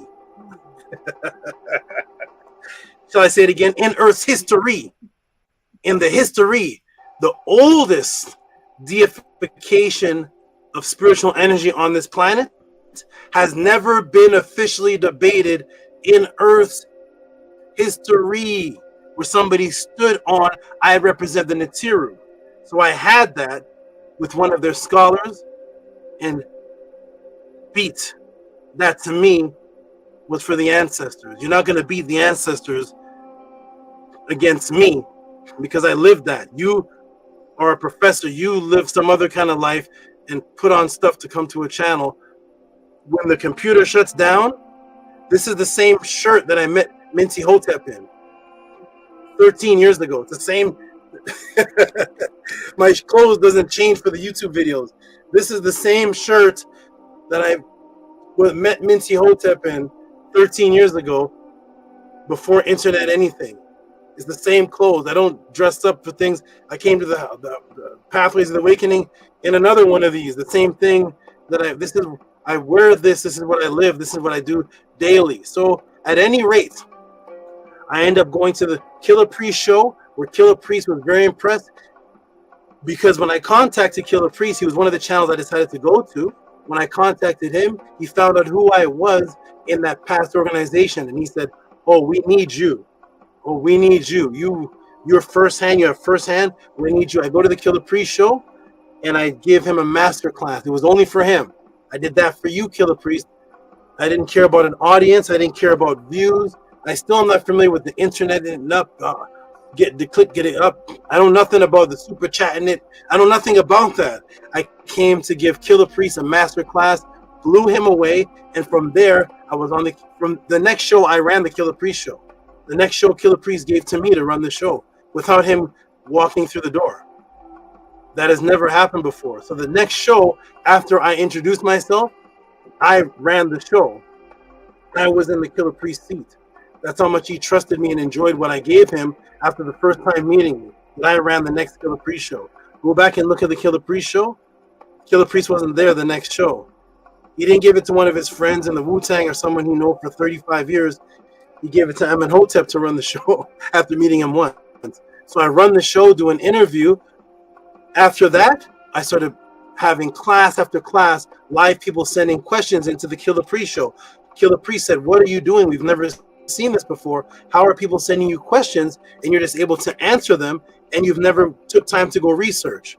I said, "You like Kobe, you like Tiger." Everybody has a certain thing that develops within them where they stand out. I asked people to name a tennis player. Serena Williams. In the hood, anywhere.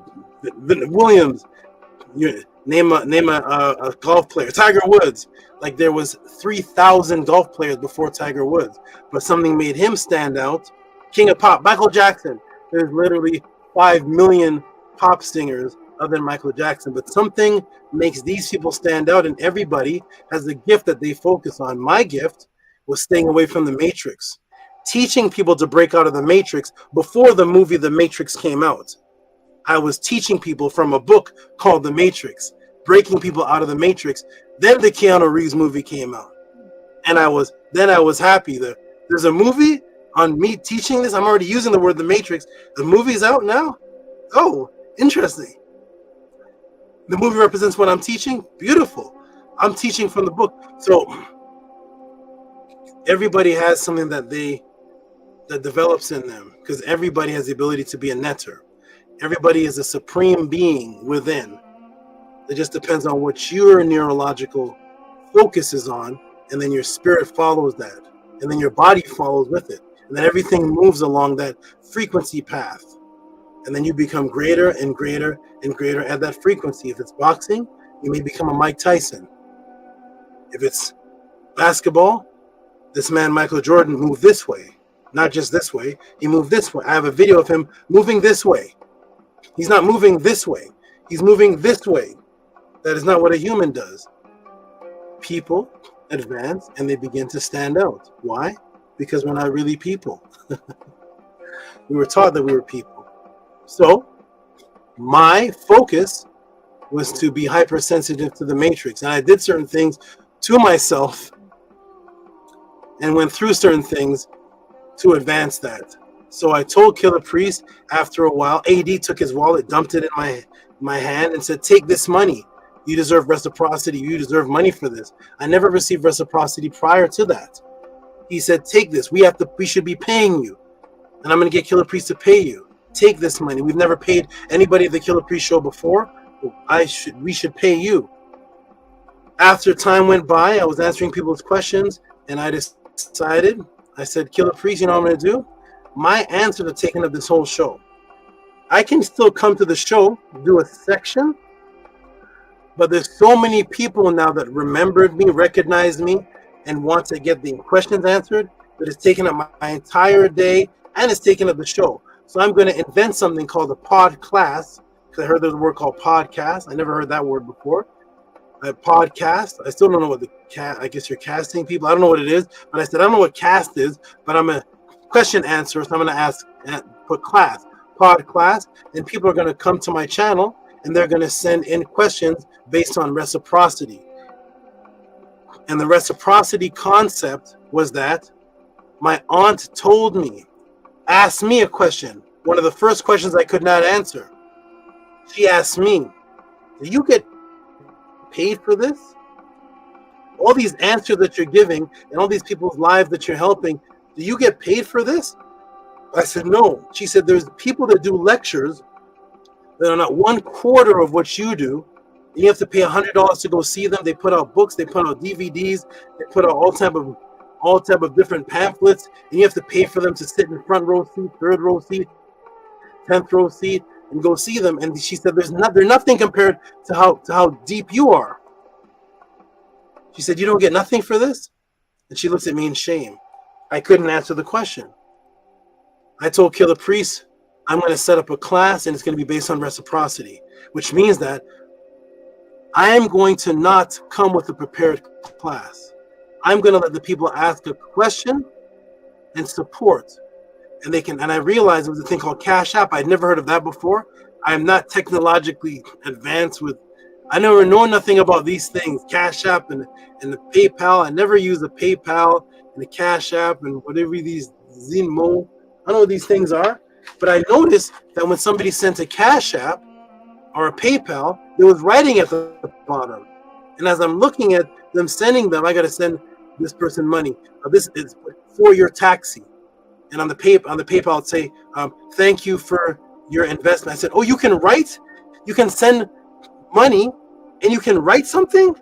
I said, oh, you know what I'm going to invent? I'm going to invent a system where you send Cash App and PayPal and you write a question that I base the class on. This has not been done in Earth's history, has it? I don't know. I'm not on the internet. So this has been done in Earth history. Send me the link of this happening before 5 years ago. I don't know of it happening. I said, I'm going to set up a whole class on a support system. And don't worry, for this first few classes, just test it out. Send in $5, $10. That's nothing. That's not compared to what the people get paid at working McDonald's selling poisonous French fries. But watch what I do with that $5, $10. Just try it out. Sarah sent in $5. Try it out. Lamar Odin, who described today, sent in a little bit. People started, and they saw the answers I gave. They said, oh my goodness. $5 is 2 chocolate bars. $5 is a large French fry of death that I've bought hundreds. This man is worth more than a large fry that's killing me, that I've paid more than $5 for the past 12 years. How much money have we spent on pizza, French fries, and Doritos? People started to realize this, and they said, let me send the question in the Cash App of these questions that I can't send to these other places because they will laugh me off of the stage. And thus sets up the Tehuti Pod class, the very first question and answer class based on reciprocity, where you send in questions based on all aspects of the upliftment of consciousness. People may say, well, what kind of questions can you send in? And what happens when I send in the questions? Well, here is Hush Nation sending in $33.30. Dua, Second, SABA, Tehuti. SABA, why do we see outside the light spectrum? Example, sometimes we could see spirits and sometimes we can't. And what did he put? Well, transaction details. So he put that. What happens to that question here at the Tehuti Pod class? What did I invent? Boom. Here's what happens to your question. Your question turns into a movie. Your question turns into an entire class based on what you want to inquire about. What's that? Huh? Okay. So here, a question is sent in, and somebody's sending in a question with reciprocity about spirits. Somebody else sends in a question at the same time about postpartum depression. Have you ever, just asking the new people in the room, Hebrew Israelite, Nubian, 5%er, conscious esoteric, metaphysic, wherever you may follow, have you ever seen a place where you can send in a question on the visual light spectrum and the ability to see or not see spirits, and in the same class send in a question about postpartum depression and the matrix and the psyops on how it was set up as something that's false, that doesn't really exist? Have you ever seen that? If so, let us know and put the link in the room. Until then, what you're seeing on the screen are my other students. Not the postpartum ones, but see the other people, see the other person. These are my students' sister. His name is Krishna. These are not Googled images from, what is it called, Alame, or whatever those things. These are real images that my students send in to me after they asked the question. The question was asked to me way before this person asked it about seeing spirits outside of the visual light spectrum. How can I manifest that? A class was done for that person. That person went to the Dolmers, went outside the country, went to this area, and started manifesting these spirit balls by the thousands, visibly, not from the glimpse of an eye, visibly by the thousands. Started, I can't answer right now. Started manifesting like snow, and took pictures of them, and was a result of the answers to my to his question. One moment.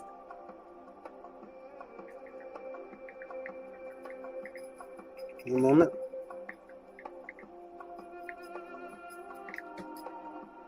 So this is the result of the question, and reciprocity was sent in then. That was in 2007,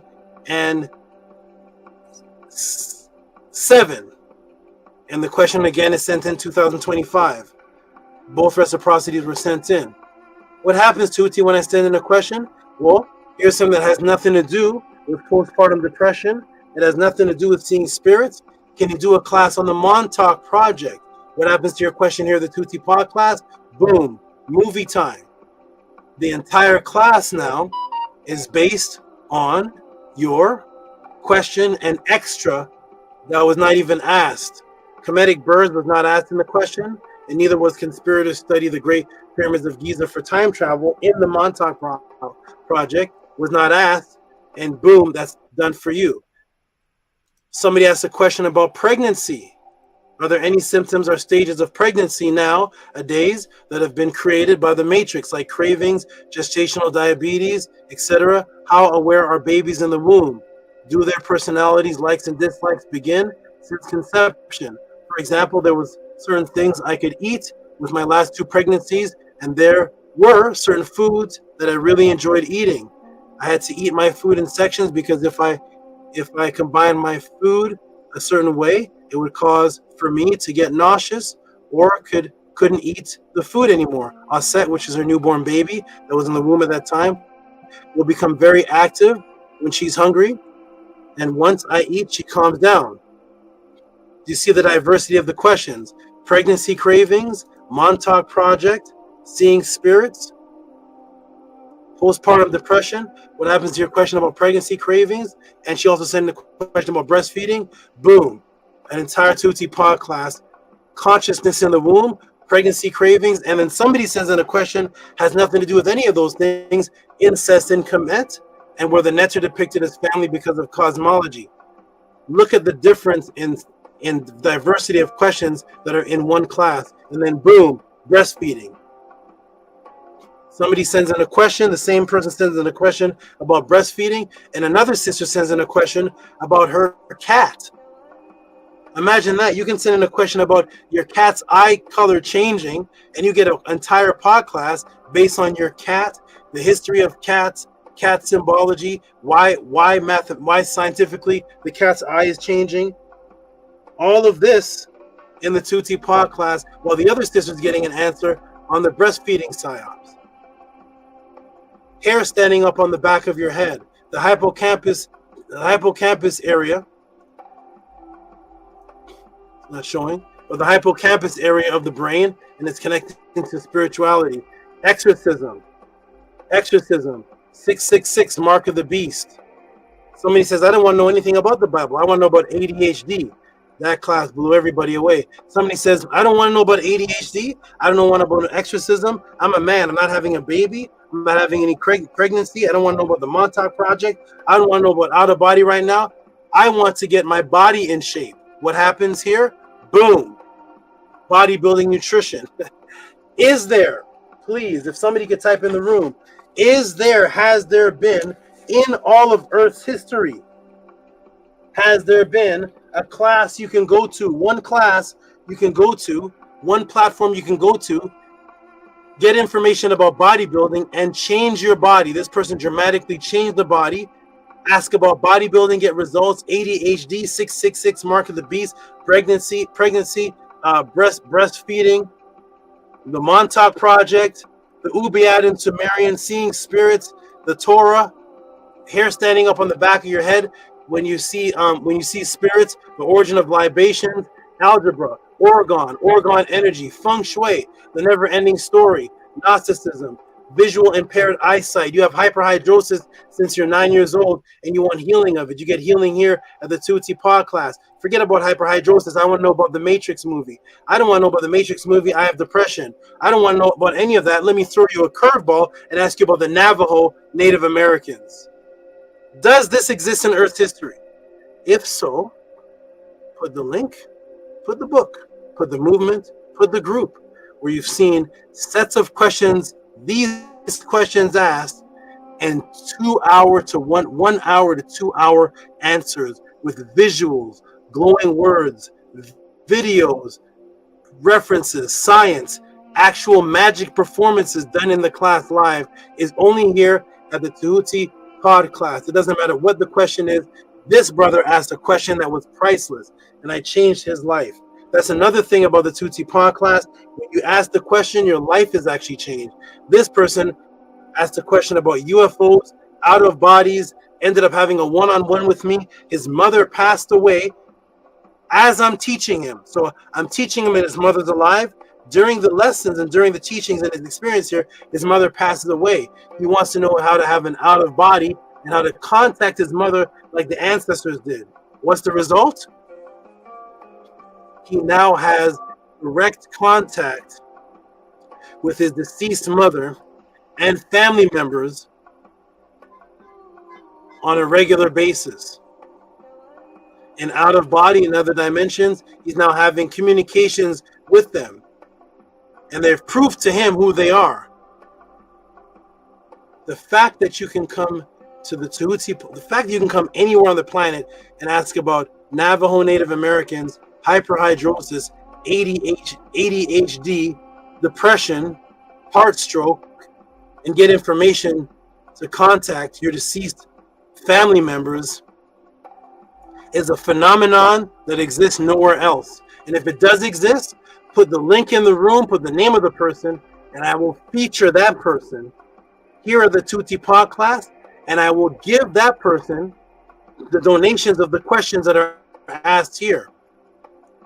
And if that person comes to the Tehuti pod class and asks questions about the Navajo Native Americans, depression, heart stroke, eyesight, Gnosticism, the never-ending story, the origins of algebra, bodybuilding, getting people in shape, ADHD, pregnancy, breastfeeding, exorcism, the Montauk Project, astral out of body, if those are answered by people, then they get the donations. If not, please respect and support this more than we have Hershey's chocolate bar. Is there anybody watching this right now, the 32 people that have not bought donuts, Dunkin' Hines, cheeseburger, Mars bar, Doritos, went to see the Avengers movie, cotton candy for their children, candy apple, funnel cake, pizza, fried chicken, KFC, the Whopper, double burger with cheese, fried the fried fish at the fish market, stuff that's actually killing you. Is there anybody here that has not supported any of that? No candy bar in your life, no chocolate bar. You've never bought a donut in your life. You've never smoked weed. You've never bought a double burger with cheese. You never took your girl out to greasy fried chicken or to steakhouse, eating it up, buffet, feeding it up. You've never gone to the Avengers and bought popcorn. Every single person watching this has done one of those things. If not, you must be from Indonesia living in the forest. But every regular person has supported those things. So I've set up a system where you can support and get guidance, not just answers, but guidance that have testimonies of life changing. And that is what we do here at the Tehuti podcast, and that is what we do here at the House of ATTON, the ancient Tehuti teachings of the NETERT, which have never been done anywhere in Earth's history. Welcome home. Welcome back, because you've been here before. Welcome back to where you originated from. Because there was once a time where there was no Matrix, was no Christianity, was no Islam, was no Hebrew, was no Bible, was no Doritos, was no KFC fried chicken, was no weed. And at that time, we were getting our questions answered that were based off of how we're supposed to live, think, be with family, be with afterlife information. We'd have to ask about the Montauk Project that exists, not about breaking out of the Matrix. We lived lives and created communities and spiritual systems based on indigenous writings that was left by our ancestors. So we've been here before without the Matrix. I'm trying to get people back to that consciousness by breaking the Matrix, and not just breaking things down, but building it up, giving you the replacement. And it shouldn't even be called a replacement, because once you break somebody out of the Matrix, it's called replacing it, but it's really giving them what was here before the Matrix. So it's giving you back the original consciousness. I just happen to be extremely hypersensitive to the Matrix. And because of that, that is why you can get this type of thing taking place, which has not taken place in Earth's history, is because it takes someone who is hypersensitive to the Matrix that is not mixed in with any of the foolishness to be able to give you the answers to these questions as if it was my number one love, as if I woke up in the morning thinking about Orgone energy and the never-ending story. The way the questions are answered here are as if that is all that I care about in life. That's the type of enthusiasm you get when you get the answers here at the Tehuti podcast. And today, the questions that are sent in with the reciprocity we'll be dealing with today is Torah stolen from Kemetic writings. This is the Neith HAGAR episode. What's going to happen to this podcast with this particular questions is I am not going to give like you see everyone else do, and this was stolen from this. Then they move on to the next topic, and this was stolen from this. No. I'm going to give you the pathway in which the theme was taken, and then the original teachings before it was stolen. That means I'm going to stand on the original teachings, unlike any of the others that just say, yeah, and Heru was taken of Jesus, and this was taken from there. But do you believe in Heru? Do you wake up in the morning? Do you study Heru with your family in the morning? Is that what? Or you just studied this for the lecture? And this was stolen from this. And this is the wings of Heru, and the halo is the symbol of God. With what was it originally, and do you live it? Because this man behind me knew all of that and lived a disciplined life. So the Chinese Sifu, the true Chinese master, the true Tai Chi master and Jiu-Jitsu master, if they say yes, in this karate that's in England and America, it was stolen from Ip Man, and this was taken from this. And after they teach that it was stolen, then they can say, and now come to my dojo. Yes, this was stolen from this was stolen from that. The guy that played Kung Fu Master, that was really a white guy. Yes, yes, yes, it's stolen, it's stolen, it's stolen. You got that? Now come to my dojo, where I'm going to teach you Kung Fu. You're not just going to talk about it. Come to the dojo where you're going to learn discipline. You're going to learn eating habits. You're going to learn sleeping habits. You're going to learn body movement. You're going to learn breathing technique. You're not just going to learn the fighting. And this was stolen from this, and this was taken from this, and we took, and you're angry talking about, you stole this. Y'all don't know the truth, man. Let me tell you where this is from, man. And then you close the computer, and you go eat your French fries and go to the next game. No. I'm going to walk you through the systematic. First of all, no one has ever talked about Neith having anything to do with being stolen from the Bible, stealing anything from Neith. Step one. There's no Hagar and Neith have nothing to do with anything. But after I teach you where it comes from, then I'm going to teach you what the ancient teachings actually meant and how you can apply it to your consciousness.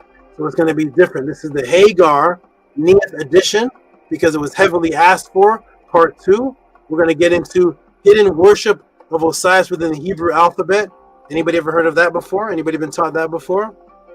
And then after all that is going to be a special live section that I'm going to bring to the Tehuti podcast that has never been here before. The origin of the KEMET, you are what you eat. We're going to get into all this and much, much more. For now, I'm going to put the link in the room. I'm going to take a little break, step off for a moment. My beautiful students and anyone who supports the Tehuti podcast, one moment, can jump into the room and talk and discuss. And it's going to be needed in the second section because the second section of the Tehuti podcast question and answer is going to be completely interactive. So I'm going to put the link in the room for the team, for the supporters, for all those. And I have a special announcement. Nook Panook is going to come to the panel. He's going to ask me a question respectfully. He's going to show the world. We're going to show the world how two men of the men of Ma'at speak to each other, how the Netiru speak. He's going to ask me a question, and I'm going to answer the question and put it in full-fledged effect today on the panel. So that's the link in the room for the team to jump in, the supporters to jump in. I'm going to step away with Seta and Setet, refurbish myself with some fluid, put some water on my face, and come back with the answers. Here's the first person that jumped in, one of the great supporters. Hush Nation, how you doing today, brother? Dua Saba, Dua. Grateful to be here for another pod class. Dua Sakim, Hotep Marie Ma'at. Dua for representing the Neteru, Dua for bringing, Dua for keeping the Neteru alive. Is Big Mouth all the time, and I'm ready for another master class, another session. So yeah, big love, Big Mouth, big love, Big Mouth Saba. Wonderful, big love, Big Ma'at to you. Wonderful. I'm gonna step off. You and the others can give your testimony. Let the new people hear. There's Kayla. There's a couple of new names that I saw. Let them hear what the Tehuti podcast has done for you. I'm waiting for a couple more people to jump in, then I got to step off. I want to get right into this class because the second section of the class is going to be very important to me, and I'm going to do something that has never been done in the podcast before. I'm going to give people the opportunity to send me particular questions on a particular topic with reciprocity live right here, and I'm going to walk you through the answer live that's going to affect other people around you. So there's going to be a different type of class in the next section, and we're going to see how this goes because I have something very important to say. And I'll leave that for the next section. It's very, very, very important, and I'm going to allow you and others to actually send in a question live, and I answer it right there as I'm teaching you something of how to move in your life. So It's going to be a life class, and I don't want to give it away, but it's going to be something that you're going to be able to utilize to assist with the people around you. So we're going to get into it. Yeah, I appreciate that, Saba. I get a lot of those, like Rem Kim does say, other people question is my question, you know. So from the Podcraft days, I was getting that. I used to say the Podcraft saved me, but then I realized is who was on the Podcraft is what saved me. So Dua Saba, Tua.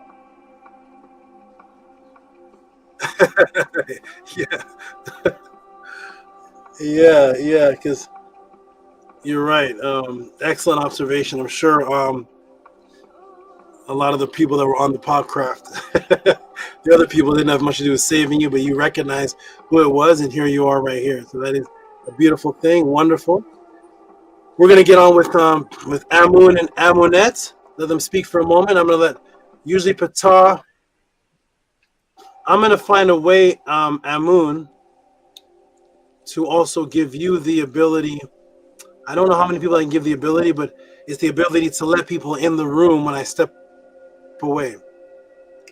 So I'm gonna find out about that. So far, when I set it up, I thought it was only one person, but StreamYard consistently changes, and it may be more than one. So I'll give that ability to you too, because you're always here right in the morning, right in the beginning of the class, and so you and Patah will be able to let people in. Because I don't see Patah, I don't see well, actually it's just him, and I want to be able to step out, and while I'm out, other people can come on the panel. So excellent. How are you doing, Amun and Amunet? What's up, great Saba Tuti? You're doing excellent and wealthy. Happy that you're alive, healthy here. Tua for all that you do, and for seeing if I can bring people into the room. How are you doing, great Saba?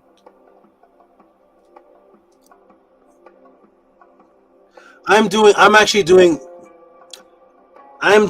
okay. I'm in this that I'm about to do today. I'm doing very well. Outside of the pod class,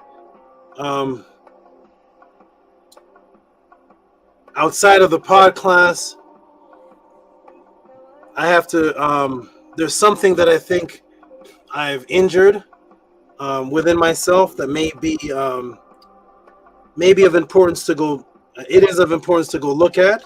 So I need to go check something out, because I may have the last time I was ill, even though I healed from that was in February, the 2 pod class that I didn't come to. Even though I healed from that, there may be a second side effect of something that I'm noticing happening within me, and and I'm not too pleased, but I'm going to go look at it. So I'm putting all of that aside to still do these pod classes, but I'll let everybody know, and I will get checked out. And when I go to the doctors or when I go to the hospital, I have to use magic. I can't. I have nothing to show when I walk in. So when I walk in, I have to change the frequency of the room and do a bunch of things and get out of there without being charged, without being recognized. So I'm gonna have to do that. And also this week, one of the animals did something in one of the rooms, and they made it impossible for me to. There was going to be another question I was going to deal with today on top of all this. It was going to be the abraxas. So for the brother who's watching the pod class right now, if you're watching this pod class, you sent in a question on abraxas, I believe it was. I'm going to put the screen about. I think it was.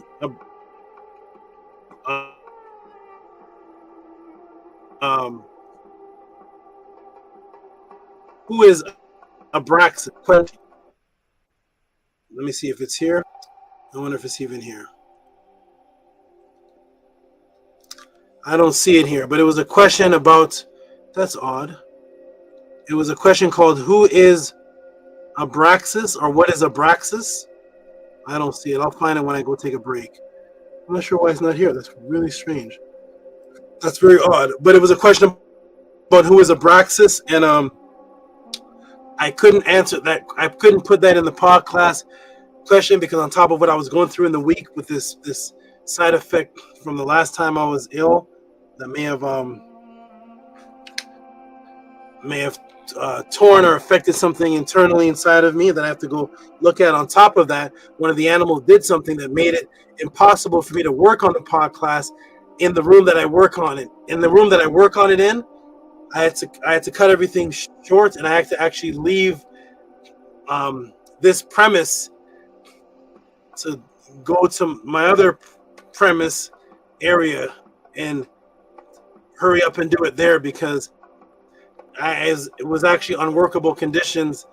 The animal made it unworkable for me to do the podcast answer. So I am happy that I was able to answer anything today with this type of enthusiasm because I was about to call today off because it was impossible.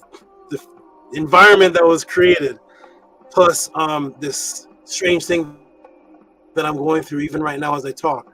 But other than that, I'm doing fabulous.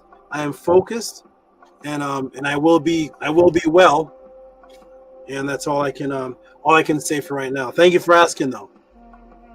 Ninu, and to all for being fabulous and well. Amunet and I are sending you Wadjet healing energy, and then Atiru heal you as well. To our SABA for being alive and taking care of yourself.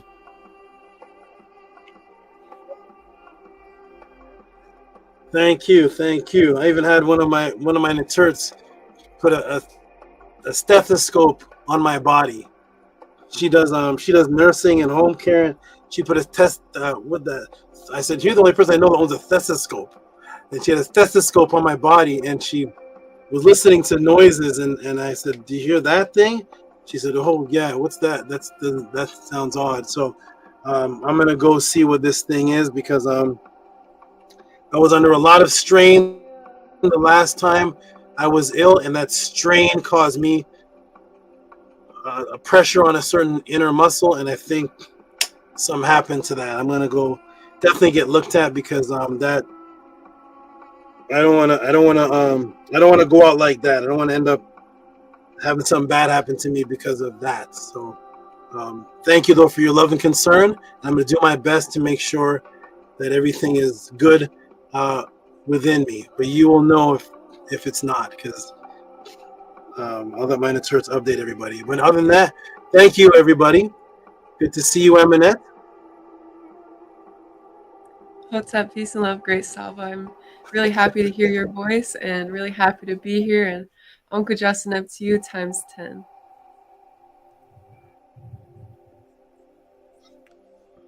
Wonderful. Excellent. And happy to see you, Minty. Hotep. Happy to see you here. How are you? I'm wonderful. Great, SABA. It's great to be here. Excellent, excellent, excellent.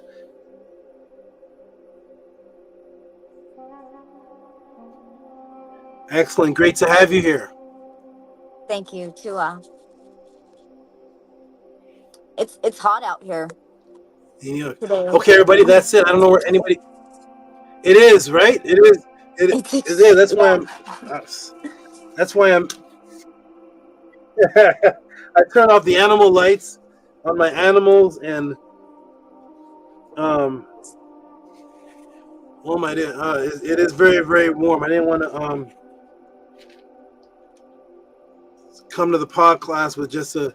I was going to come to the pod class with just an animal scarf over me. But I said, no, I'm not going to come like that. It is really hot, very warm, and yeah, it is. So I'm going to go cool down right there, right now. I don't know where Pata... I don't know if anybody's seen Pata. Oh yeah, I think I have a little lag. I was gonna say I thought you would come with a snake. Say it again. I thought you would come with a snakeskin shed for your T-shirt. That's how hot it is. This is what I was gonna. I was one moment. Hold on. He's gonna get his snakeskin shed. I was. This is what I was gonna come with. I had it ready. I was coming like I was gonna have this over me. No. This was gonna be over me. I had it ready. What you just said. You're gonna have a couple of these on and come to the podcast and teach and just that. But I was like, no, they'll shut the channel down. So, but I'm gonna go cool myself off right now. I'm gonna be back when I come back. Everybody, we're gonna get into these podcast answers, these topics, and it's gonna be a special section after this question. After this is gonna be for the females out there. For those who think that there's something called Mother's Day, I keep hearing people say that. Maybe this is for you if you're into Mother's Day or whatever, but this is going to be for the female influence of the influence of the female energy taken to create the modern day Torah. And I'm going to give the female energy teachings of Neith, of things that nobody's ever heard about Neith before. Then at the end, it's going to be, at the end, you're going to be able to go to the physical place where the whole place was plagiarized. You'll be able to take a plane to the place and land on a place where a place was plagiarized, an actual place that you can touch outside of the Bible. So we're gonna get into all that, everybody. I'll be right back. Hotep, peace and love. Support the Tehuti podcast. Send in your questions. I will do my best to get to every question possible. Uncle Justin Ebb, Shuna Ma'at, and I'll be right back very soon. In a few minutes to answer these questions. Shout out to everybody. I'll be back. Ma'at Hotep. Hotep, enjoy your break, Saba. Ma'at Hotep, Saba, enjoy your break. Enjoy your break, Saba. Thank you. Hotep, Uncle Justin Neb. Everybody. So I just Hotep, everyone, I just came in on the tail end. I think I heard Saba say something like his he was having a flare-up or something like that from his injury. Is that what he was saying? Yeah, that's what he was saying. Okay, Uncle Jasaneb to him. I hope that this heat that we're having here doesn't affect him in any way. I know it gets really, really brutally hot out here. Yeah, I could imagine. I up north, so it's just cool. Yeah, I'm lucky that I have a little breeze going. I spend a lot of time outside on my porch during these times. Amun and Amunet, it's great to see you. Hotep Ma'at. Hotep Ma'at to you as well. Hope you're doing great and excellent. Feeling cooled off in that hot weather out there. Like Hush Nation said, up north is just cool. Sending Waja healing energy to Saba Tuti, for all that you do, Great Saba. For still having this class, for teaching us and teaching us to break people out of the matrix. I'm looking forward to today's class. Looking forward to all that Saba is going to show and present. I love it when I always learn more about a NETERT or NETER, because there is an infinite amount of things to learn about them. And every single time I do learn more in depth about a NETER or NETERT, it helps me advance within myself. So I am extremely excited to hear what Saba is going to present to us that has never been heard before. Everybody make sure to support our great Saba. He does so much for all of us. What you see here is an echo of what he does behind the scenes in a hidden state. He really puts in an infinite amount of work to lead up to these moments. So please support our great Saba Tehuti. You can support him at the Cash App, the PayPal, and what you will learn here is unique. It is beautiful, and here is the only place that you will learn information like this. So it's important to support. I'm happy to see you here, or to send Hush Nation to see you here. Go to Sinet Minty. And of course, a beautiful Amunet. Hotep Ankuja Seneb to the Ta, the Jed, the Tef, Nukpu, others within the chat, to all the supporters, and to everybody who's watching in the future. Baby all set, superior baby. And hope everybody enjoys the class. Hope everybody supports. Happy you're all alive and healthy. And I will pass it on to Amunet, Hotep Ankuja Seneb. Hotep Ankuja Seneb, to Amun, for your very nefer words and for all that you do, and for you being the person who saved my life by bringing me to my conscious state that I'm in, and for finding Sabatuti with me, and for you being the reason that I am here today, for you finding Killer Priest and us then finding Sabatuti. That is life-saving, and I really appreciate all that you do every day. And Tua Hotep, to everyone who is here, who's on the panel, who's listening and supporting the great Sabatuti. I really appreciate those who appreciate Saba for all that he is giving us, for the life that he is bringing forth to us every single Saturday. He is extremely consistent, and he is a beautiful example that I follow, that Amun follows, that we echo. And I'm really thankful to have someone living who can set that example in the way that he does. He is extremely powerful and very advanced, and I'm really thankful to be a student under him. And I'm very thankful for all of the female energy that is in the room. To you, Minty Hotep, to all of the beautiful sisters. I really want to give adoration and praise to you for being here and supporting yourself and learning and growing within, and making sure that you take this in and expand this beautiful energy out and give this to those who don't even know this exists yet. So I really appreciate you all, and also all of the brothers here too. I appreciate you for being here and finding this home that we've known, as Saba said before, and for all that you all do every single day while this pod class is over, while this pod class is throughout the week when the pod class isn't on. I really appreciate all of you that stay consistent within your household and make sure that you're within this energy even when the pod class isn't going on. So I really appreciate that, and I want to say that to you all and make sure that you know that I appreciate everything that you do in your own life, your own household. I really appreciate it. So Tua and Mary, and also if you're new here,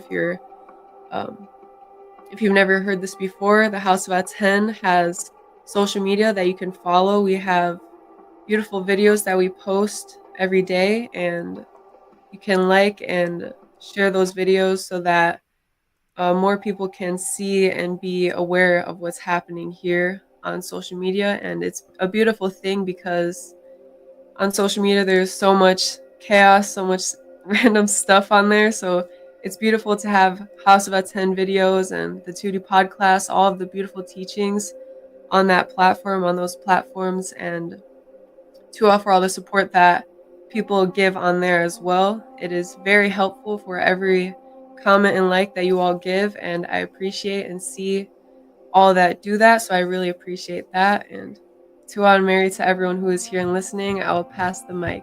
What's up?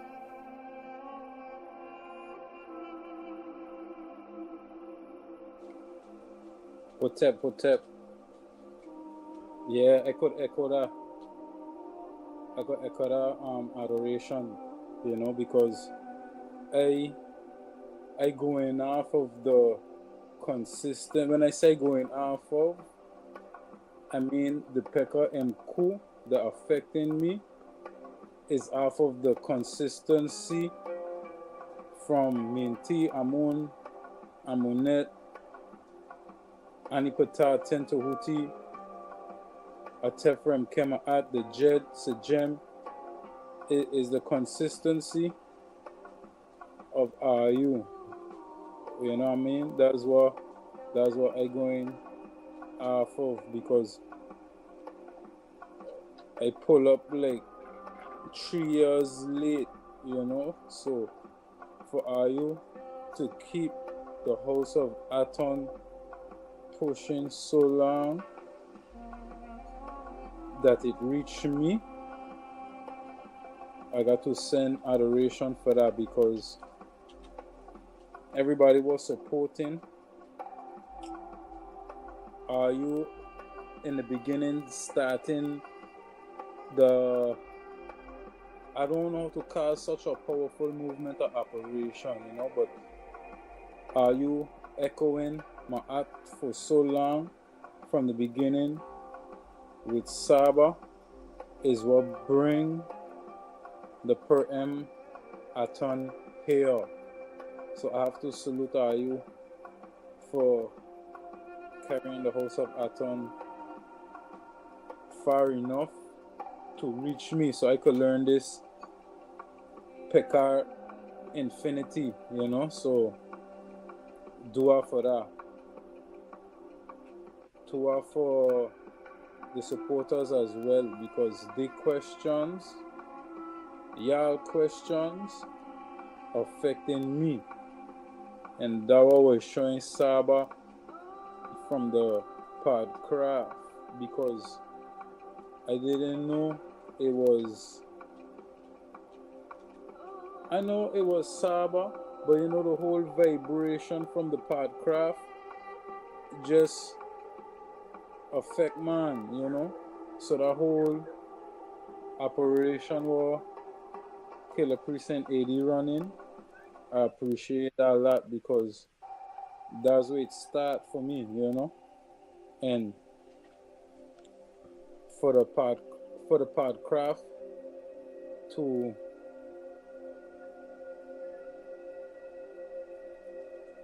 bring this echo to me, and then you to keep it going from the per M ATTON up to now is never, and is a evident proof of never, you know. So I don't see nothing more never than that, and it ain't nothing more never than that for me, because I don't know how the first 5 part classes was. I watched them, but I don't know how it was live. So for you to go through them 5 part class and then make it into 10, 20, 100, however much it is,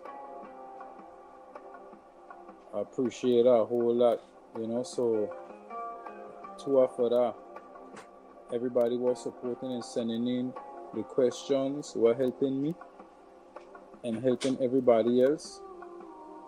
To for that as well, you know. And I can't wait for this class. I know this class going to be a real never session, you know. I man would send in questions and it'll just blow my mind. The 666, it wasn't really for me. It was more to find a way to bring information to people that I could intrigue the interest, so I could like spark something to bring a coup to them, you know. So when I see SABA going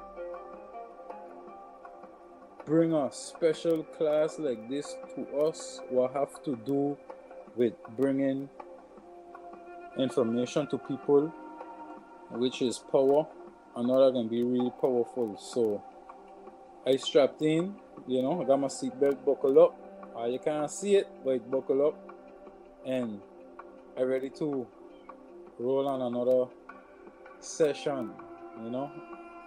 Yeah, I was talking to my sister. She said, She said, well, what you call it? She said, what you call it class? Why you don't call it your spiritual awakening journey or whatever she's saying? And I was like, my aunt, you know, and she like, yeah, she could understand that better than me just saying a class, you know. And I said, but it's class for me because I ain't used to study. You know, I used to read the birds, the bees, the stars, the seas, the trees, people. Them is the things I used to read. So now to have SABA have me reading and writing. Nowadays when you go in a studio, you could write a voice on your phone. You could just type, you know, but SABA got me with a pen in my hand. So I'm definitely grateful for that. So I know this session can be real effort. Just like how are you, real effort, the whole program, ATTON, real effort to help me to be effort. So I appreciate you echoing that. And yeah, I appreciate you loving my art. I appreciate you loving the Netero and representing, you know. So Uncle Jaseneb, Dua Sekem, program ATTON. I love you. Big love, big my art, big axes.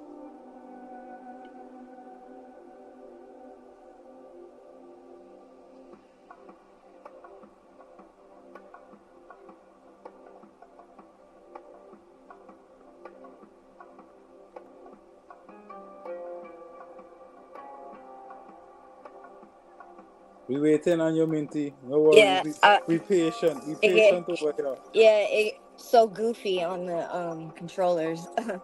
But yes, Hotep Ma'at, Henu Saba Tehuti, Henu to the House of Atten, Henu to all the new people joining us, and I just want to echo the frequency of gratitude. I'm very grateful to be here, surrounded by this beautiful energy that Saba has brought us all together. Hush Nation, you mentioned that you had pulled up 3 years later, but you're not late at all. And I just want to encourage everyone else that you're never late. You're right on time. Everyone has their own timing. And if you just follow your Ebe, what is meant to be is going to be, and that's going to work out beautifully. So you're never late. Tua to the people that ask the questions, for Saba to be able to have this class and answer the questions that are asked. This one coming up, having to do with the mutt. I'm looking forward to that. You know, this holiday has this Matrix holiday. It is crazy because the Mut should be celebrated, should never not be celebrated. And in this Matrix, there's one day that we pick, or that the Matrix picks for us to acknowledge the Mut, which gives everything life, acknowledgement. I lost my Mut 2 years ago on this very weekend, so I'm interested to see what kind of synchronicity is in there with the death and the rebirth and the cycles. It's just very powerful. It's very inspiring to see Saba show up every week. No matter how he's feeling, he still shows up for us. So that is very powerful. And I always tell Saba that he's teaching even when he's not teaching a class, to those of us that pay attention and that observe and see what he's doing out here. Henu to everyone here. I'm just really proud that we're able to show up as well to support our Saba Tehuti. It's very beautiful. And yeah, that's what I have for now. So to the Netiru for allowing me to be here. And Henu Saba Tehuti, and the House of ATTON.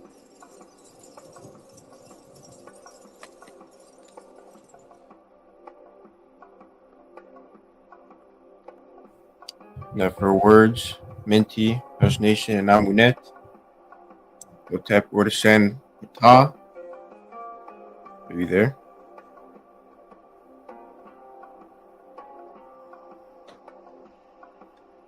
Hotep. Can I be heard? Mic check. Yes, you can be heard, great brother. Okay, Hotep and a great brother. Just give me just a few moments to see if I can get my camera working correctly. Niduk. And to read the beautiful law that Ptah has under his name, Dumaat, and you will last on earth. I love how he has one under there when he comes in. You catch it, it changes. It's beautiful to have that in front of people's face. And it's great for everybody, for the people that have been here and the new people. For the new people, it gives them an idea of how we think and how we're supposed to think. And for the people that have been here, there's thousands of teachings, so you can learn from a new one and from the same one so many different times. So to all for having that idea and putting that there. Today's class is going to be absolutely beautiful. If it's your first time watching, it's going to be fantastic. You're lucky if it's your first time watching. Ushdasha said he was 3 years late. I agree with Minty that come at your own time. And even the people that get here right now, it's beautiful at all times. It's beautiful your first time, it's beautiful your second time, your third, your fourth, and so on and so forth. SABA brings forth new stuff all the time, and even when he goes over something else, it's absolutely beautiful. It helps compound things within your mind and helps you become a teacher to reiterate and teach what is being taught here to other people. So everything about what SABA does and what he brings forth is beautiful. It's life expanding, Nefer, and it's worth everything. It's worth life's dedication, immortality, dedication to dedicate yourself here on this earth to Ma'at, and in the Tuat, the next realm, the afterlife, the Imenta, to dedicate your Ba, your Ka, not all 9 aspects of yourself to Ma'at for eternity, because it is love, it is the truth, it is the opening and expanding of your spirit, of your Ka, of your Ba, your soul, and it's the best feeling. It is the best thing. It is the unwinding of the primordial swirl of life, the the Fibonacci sequence. It's something you have to apply to yourself and experience to feel, and feel gratitude for and love yourself and the perfection of creation around you. So please, everybody, listen, take notes on what's being taught here at the pod class, apply it to your life, and stay continuous in changing yourself for the better within Ma'at. So that way you can feel the beauty as well, and everything else will follow. So to all very much for all of you being here and being alive.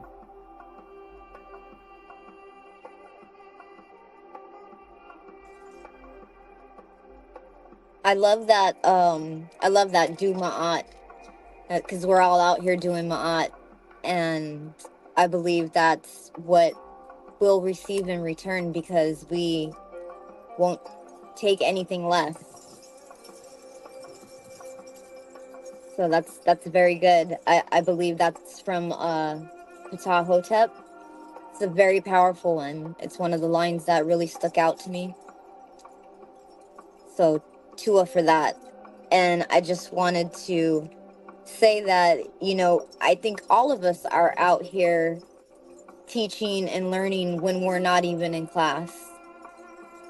And this is a gift that SABA has brought forth to us, and those of us that receive it, this is the way it manifests. We're doing things from the subconscious now that are making an impact in the conscious realm, and that's doing ma'at. So Tua.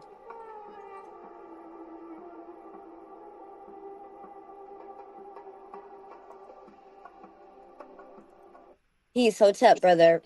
All right, Hotep, my aunt, peace and love. How you doing, Minty Hotep? I'm doing great. Sun's about to go down and it's cooling off. It was a hot day today, so I'm doing wonderful. That is NETERT to hear. Wonderful to see you, and as well as Hush Nation, and Amun and Amunet. How you doing, Hush Nation? Hotep, great brother. Hotep, bro. Big ma'at, big love. Grateful to be here on another session. Grateful to have Allah, you here. Grateful to have you here. Yeah, it's real never being in your presence. So big ma'at, big love. Yes, Hotep and into you, great brother. And of course, the great Amun and Amunet. Hotep, Orsin, and Orsinet. How are both of you doing? We're doing excellent and wealthy. 12 for asking. Looking forward to today's class. Happy to see you here, alive and healthy. How are you doing? I am doing NETERT, great brother. Yeah, doing very NETERT, great brother. So Tua. Ninu. Is that you? And I'm on that right there behind you. Yeah. Yeah, I made it. I try to make it look like us. So that's funny that you said that too. Well, you did a fantastic job. So, yeah, very, very creative. It's a beautiful way to take what we can do today and use the HEQR of our ancestors, create the modern day version of that. So wonderful on doing that. So Hotep, peace and love to the creativity and the HEQR. So yes, Hotep, to everyone, please hit the like button if you have not done so yet. And for anyone who is just coming in, or any new people, first time watchers or listeners, please subscribe as well. And everyone who is subscribed, next to that subscription button, there's a little arrow. And when you click that, you want to turn your notifications to all. If you just subscribe and just leave it there, it'll be set to personal on any channel that you subscribe to, so you won't get notifications. You have to hit that button and then turn it to all, so that way you're notified every time something happens on YouTube with the channel. So everyone, please make sure that you are subscribed, and the support links are pinned to the top of the chat as well, the Cash App and the PayPal.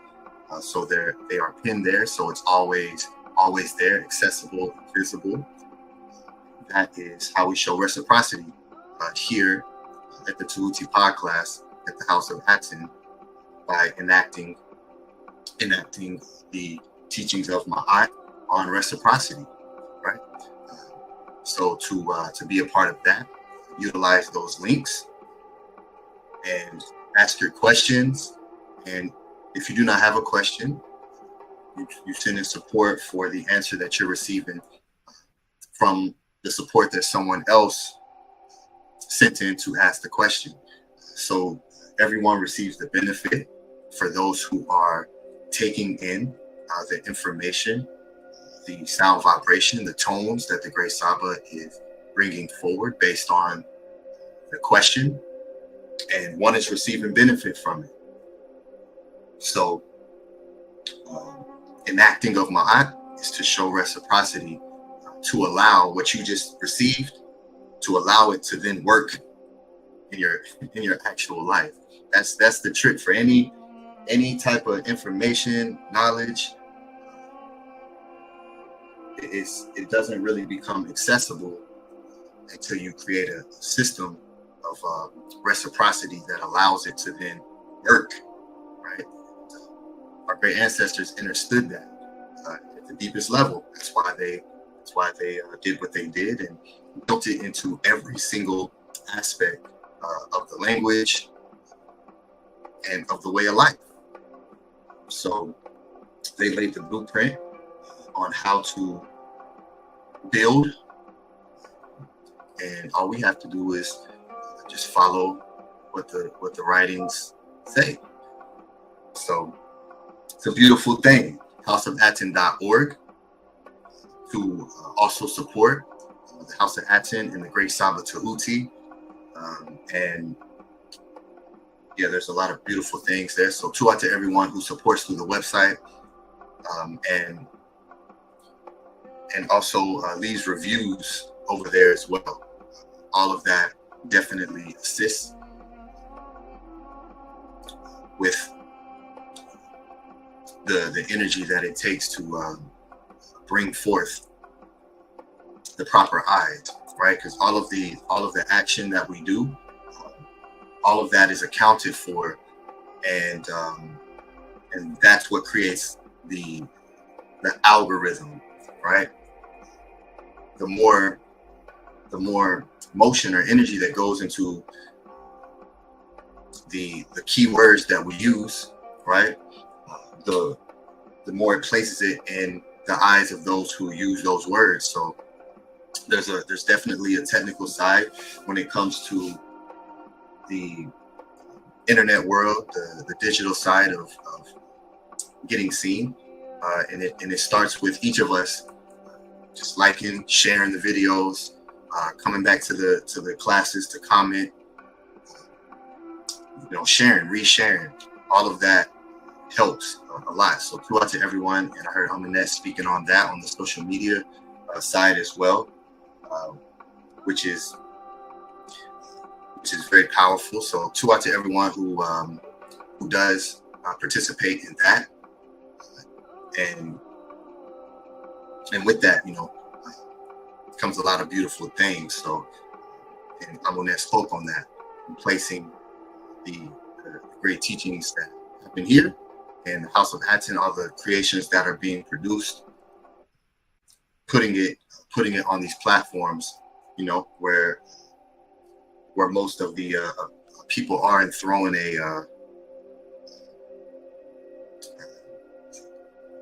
just like in the teachings known as Mena's Lament.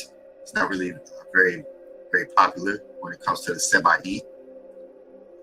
There's you can look at Mena's Lament, and it's a scribe writing to his son who has chosen to leave, and he calls his letter that he's writing to his son, it's like throwing a straw out into the ocean for his son to be able to have an opportunity or a chance to be able to breathe amidst being out in the ocean by itself. And it was a metaphor for the SABA, throwing something that can give him a little bit of an advantage if he's able to grab it and use it, and it can help get him to whatever the next step is to get back onto the boat. And it's a beautiful, powerful teaching, and that's how I look at the social media for the House of Atton, and throwing the Ma'at straw into the ocean of Isfet, and it will catch those who it catches, and that's what it's there for. So to Aminette for all the work she's doing on social media team, and we're always looking to expand on that. There's a lot of powerful things taking place. There's a lot of opportunity for creativity, and there's also a lot of opportunity for other means as well when it comes to that, right? And when we change our mindset and flip it from consumers to producers, the tool becomes different in what you're looking at, right? Whenever you're looking at the tool, the first thing that comes to mind whenever you go to pick up that tool is your natural instinct. And most people's natural instinct is to consume. So when they're on these platforms, that's what's happening. And I love how, that was on the thumbnail too, and about you are what you eat. And so when one begins to switch their perspective and become one who's producing, right, just like the teachings of cause and effect, where the majority of people are in a state of effective, where they're whatever the causation of something else is, it's affecting that person, and now you're acting based on the causation of someone else.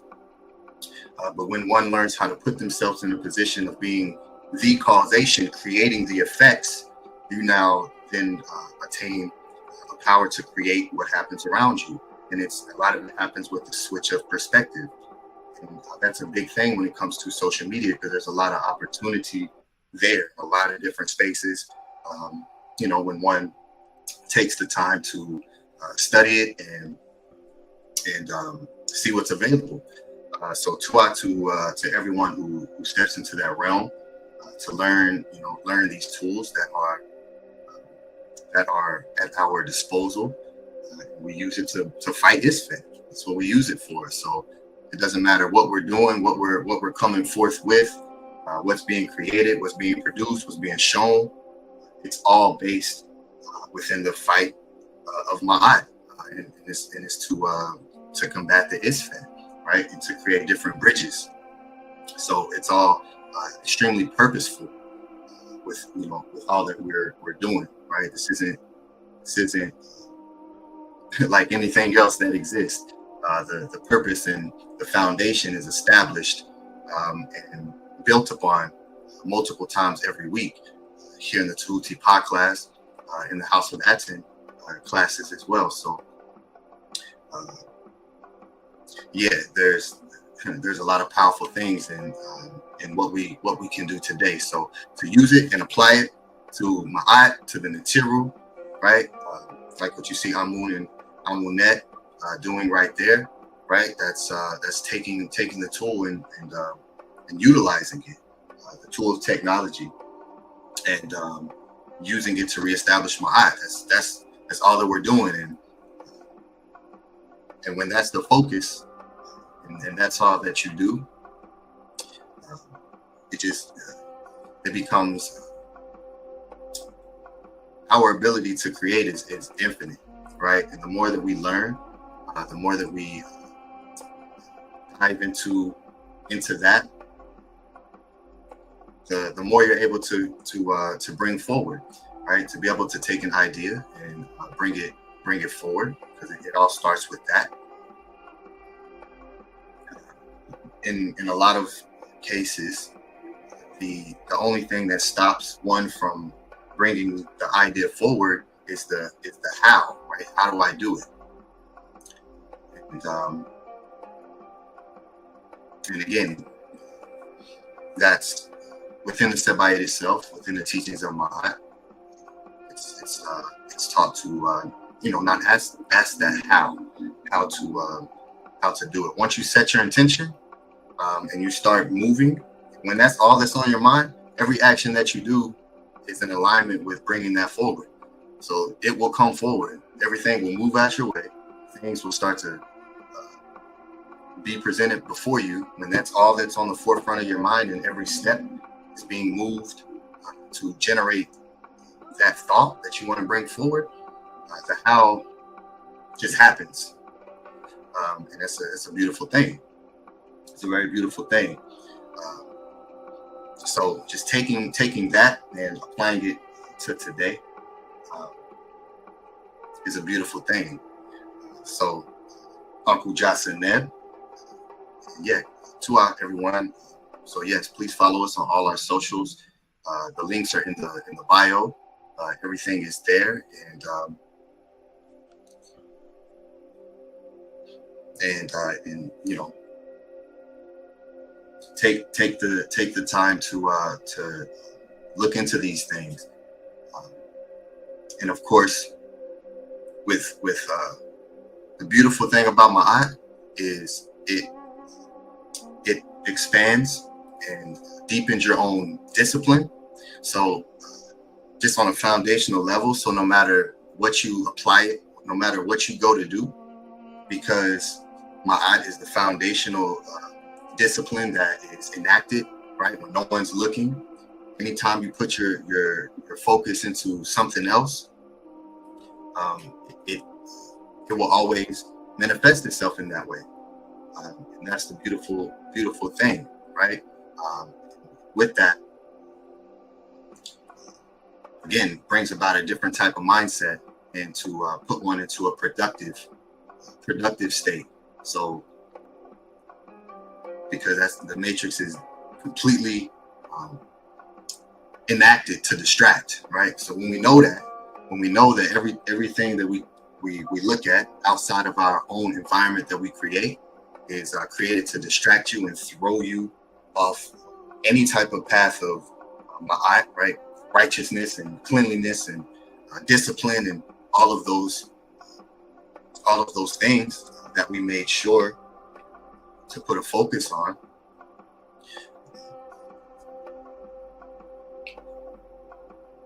It becomes clear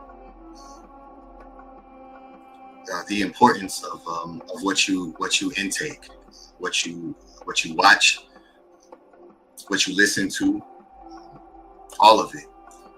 And you know, the more one is able to have control over that,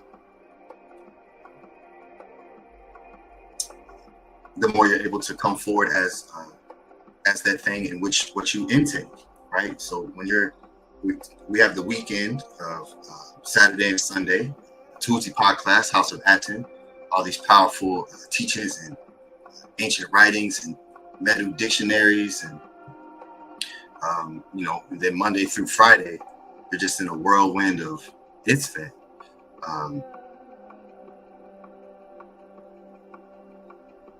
We know that we must take whatever time and space that you're able to create to just focus in on the things that can bring you out of the ISFET, to really place a hyper focus in that time and space. So if this is your time and space that you provide for yourself to really just focus in on pure Ma'at, then continue to do that. And as everyone speaks about, you know, the work that's needed and that's necessary outside of just, you know, what's seen on the classes, right? So this is a powerful thing. So Hindu to the great SABA Tehuti for all that he does, leading by example and showcasing what a netter looks like for us to echo, right? So it's a beautiful thing. Hindu to the great Pa'ut, to the great ancestors, and all the work that they did to allow us the opportunity today to echo their frequency, right? They understood the importance of that and placed it within many different MEDU words.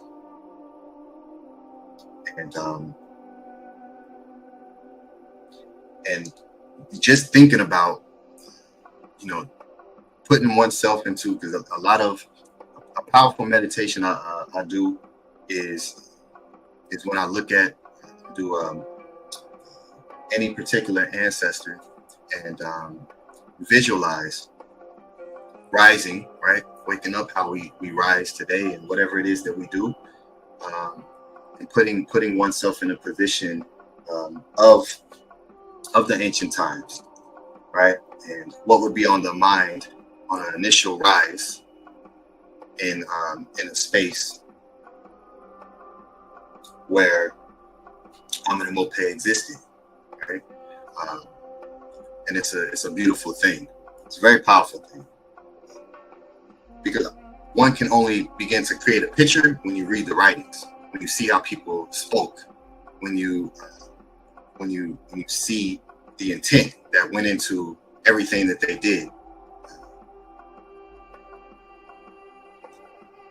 It's very difficult to put oneself into that mindset because it don't exist today.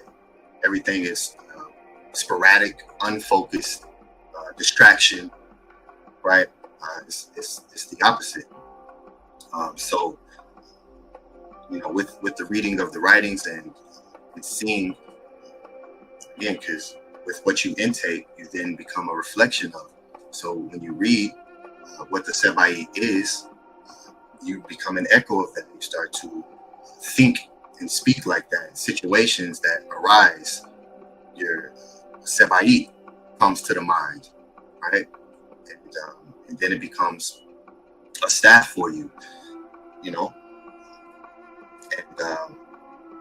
And walking with that produces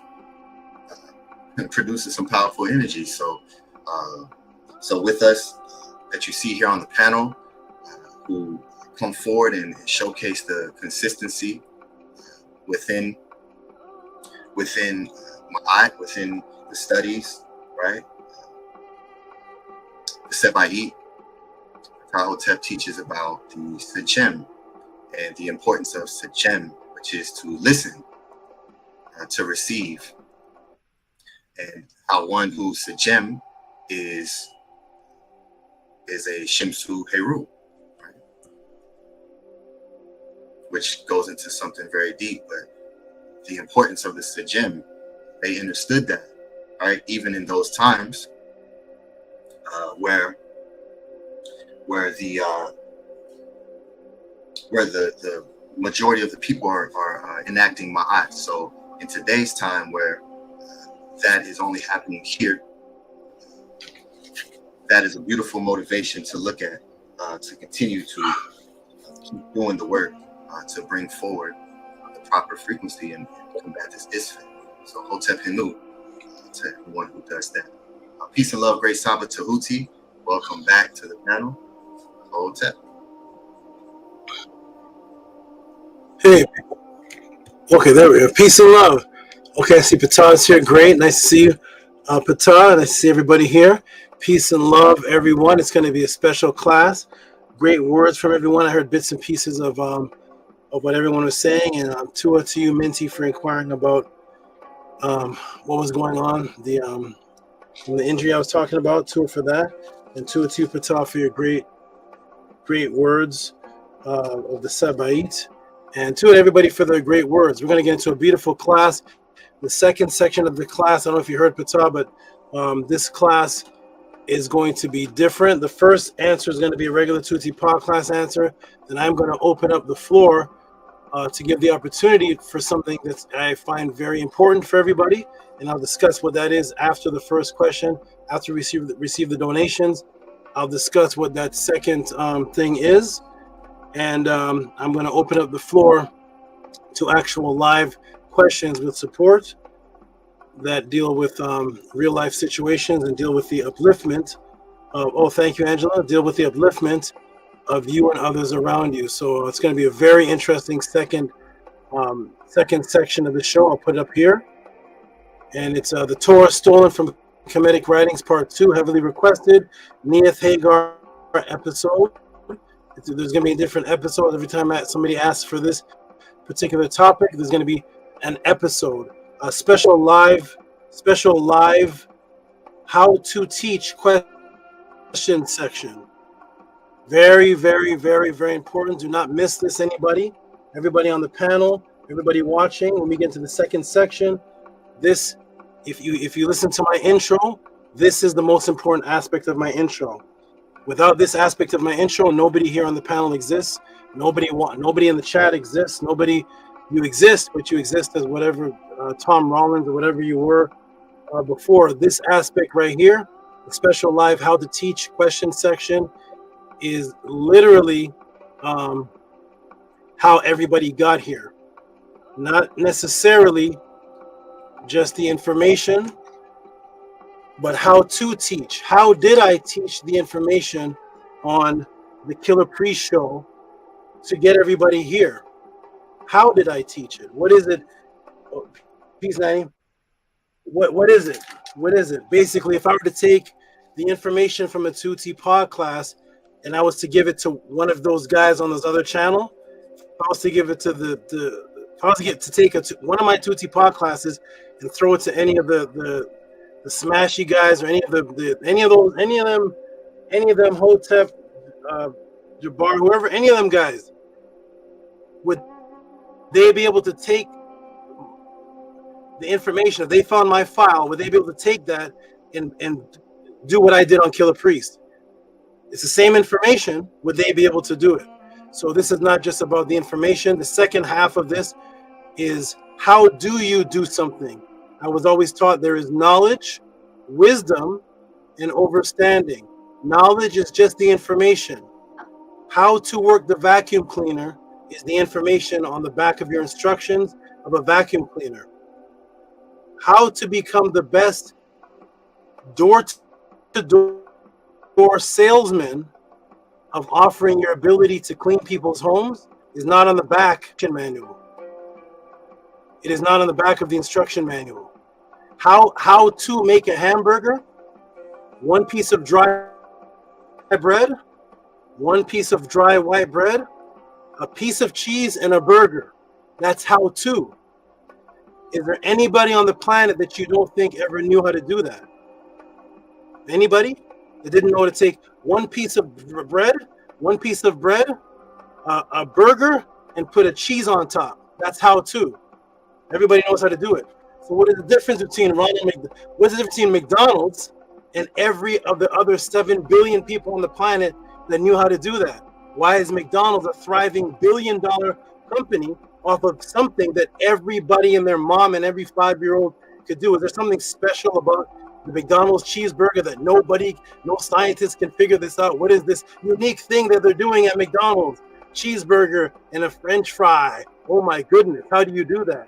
So everybody has the wisdom, the knowledge of the information. How to is what's lacking here at the House of Atten. The how to results in what happened at the Killer Priest show. And the result is everybody breathing on this panel. Everybody on this panel is the result of the how to, not necessarily the results of the knowledge. Atef came on the panel and he said, I didn't even know what Tehuti was talking about. He said half the things Tehuti was talking about was beyond my comprehension. He said, but there's something about how he was saying it that made me want to listen. That's what we're going to get into after this. And I'm going to feature a lot of those sections in these Tehuti pod classes based on this one and based on what everybody's intention here in the House of Atten is. When it comes to that section, I'll get to it when we get to it. I don't want to give too much of that up. Right now, what I want to do is I want to get Nook Panuk to ask something that he wants to do, and then I'm going to get Scribe to do it, and then we're going to get on to this Tehuti pod class. So peace and love to you, Scribe. Nice to see you here, and nice to see you, Nook Panuk. I want to do this quickly and get on to this Neith chaos into order that I'm about to release for the first time in history. So Nook Panuk, how you doing, good brother? I'm not a brother. I'm a sen. Say it, Nook Panuk. I'm not a brother. I'm not a brother. I'm a son. A NETERT. Hotep. Right. Hotep SABA. I'm ready for this graduation. Oh, okay. How you doing, Nook Panuk? Good? I'm doing enough for SABA. I'm glad to be here. How you doing, SABA? Other than that, little mishaps. I'm doing wonderful. I'm staying alive. I'm keeping well, and I'm trying to do everything beyond a man.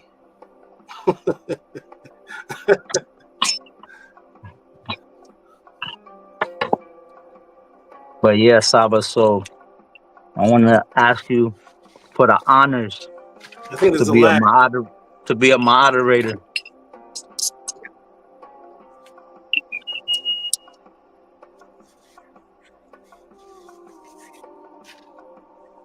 Okay, wonderful. You want to ask for the honors to be a moderator? So wonderful. And the answer is absolutely yes.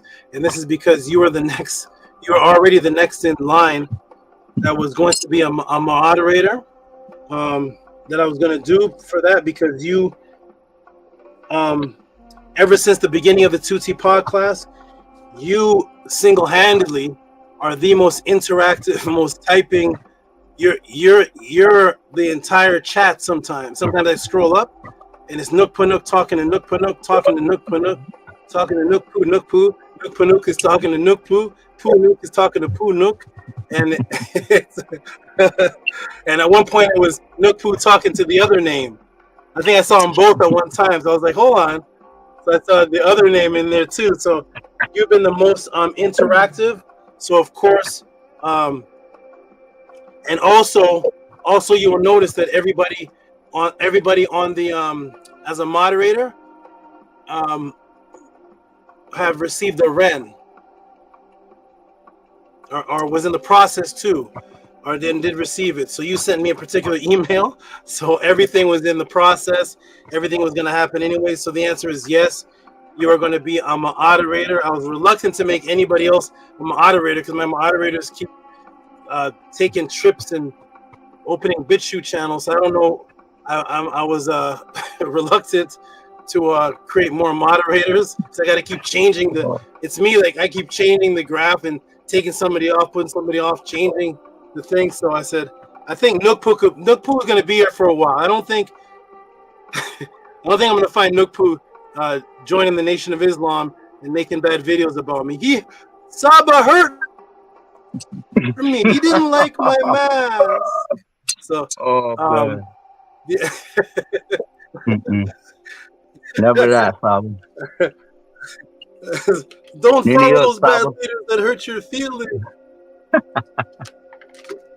So, wonderful. You are a moderator officially. So everybody, in Nook Poo as a moderator. Scribe, you can give him a round of applause, give him a hand clap sound, and let's get on with the beautiful day. Congratulations, Nook Poo. New York. Oh no! Did you all hear the hand clap? Or was it muffled? It was real low. I didn't hear it. Okay, something's going on with Scribe. Here it is.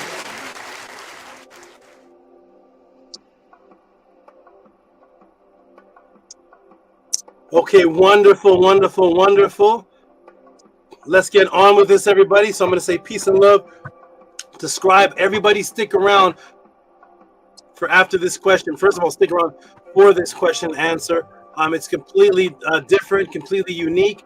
I'll ask anybody on the panel right now and the 32 people watching. We're about to get started, but anybody on the panel and the 32 people watching, oh, they're congratulating you, by the way. There's a lag on my part. New York, everybody. Oh, okay. Tua. And okay, wonderful.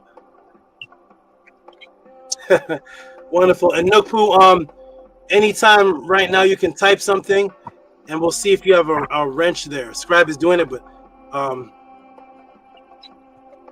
yeah, I have my to thing do is it on lag. I have to do it when I get off the video, off the panel. Okay, wonderful. So let me ask everybody on the panel right now, Scribe, Hush Nation, Amun, Amunet, everybody in the chat that's interactive before we start.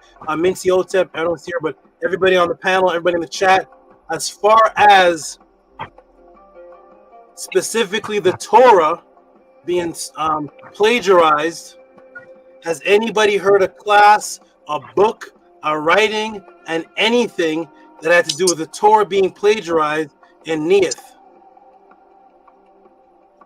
Neith, and specifically the Torah. Anybody? Is there a reference, a link, a book? still trying to find a class on Neith itself.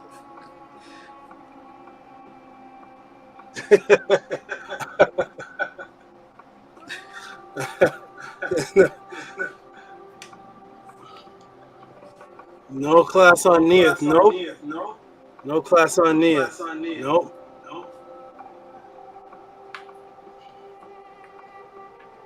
There's an echo from somebody. Yeah, no class on Neith, and I'm surprised. Beautiful sisters out there, Kemetic, esoteric, with the thousands of names. Kemetic Empress, Egyptian Empress, Sekhmet the Empress, such and such, the Hatshepsut, the esoteric queen. Of all the sisters out there, where are the sisters having classes on Neith? The first of the Ra's mother, the first.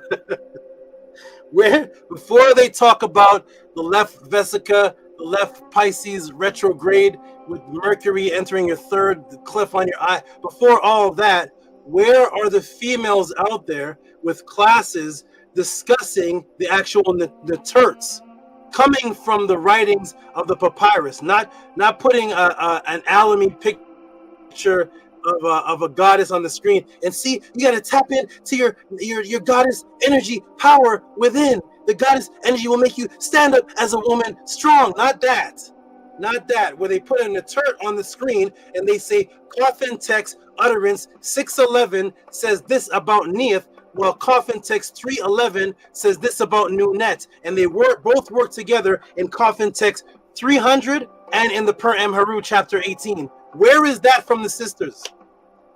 All the feminine energy, goddess, feminine, what do they call it? The divine feminine power energy, mother, queen, Hatshepsut, mother of all goddesses. The woman is this. Where is the love for the NETERTS? The first to introduce to the planet Earth that the female was a goddess was the concept of the NETERTS. So wouldn't you think that would be the first thing for the sisters that are called Hatshepsut, the queen, empress of the fifth card, whatever they're called? Wouldn't that be the first thing they go to? But no. So welcome all the beautiful females out there. Come to the Tehuti Pod class. Learn about the NETERTS. This will be the first time. There's no class on Neith from the coffin text from any female or male happening out there. There's no teachings about the Neith energy actually coming from the writings of the scribes. So welcome to the Tehuti Pod class. Women, get your notepads. Everybody get your notepads, but females, if you want the female empowerment, feminine, the divine energy, all that you talk about, take it back to who invented that. You'd have no concept of feminine divine within, feminine goddess power of the fifth cup of Pisces. Whatever you're talking about, none of that existed in 3000 BC. None of that existed in 2000 BC. Get what your ancestors said and stop being ashamed of the female ancestors that the scribes wrote about as they were, without adding any of your new age fifth cup, third this, the energy within the left nose, none of that. Just read what the papyrus says about the female ancestors and empower yourself with just the papyrus. What does the papyrus say about females without you adding anything? That's what you're going to get here at the Tehuti Pod class. And I hope you absorb this, because when you understand this, you will see how powerful Neith impact is on the world.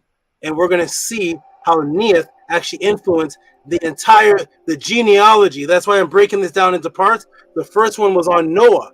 Just Noah genealogy copied from Kemetic principles, the Kemenu. This one is going to be about Neith and Hagar. Without this story that created the Hagar and all this thing, you're going to learn today that the Abraham story, the ones who penned it, the actual ones who penned it, said with their pen, this is not real.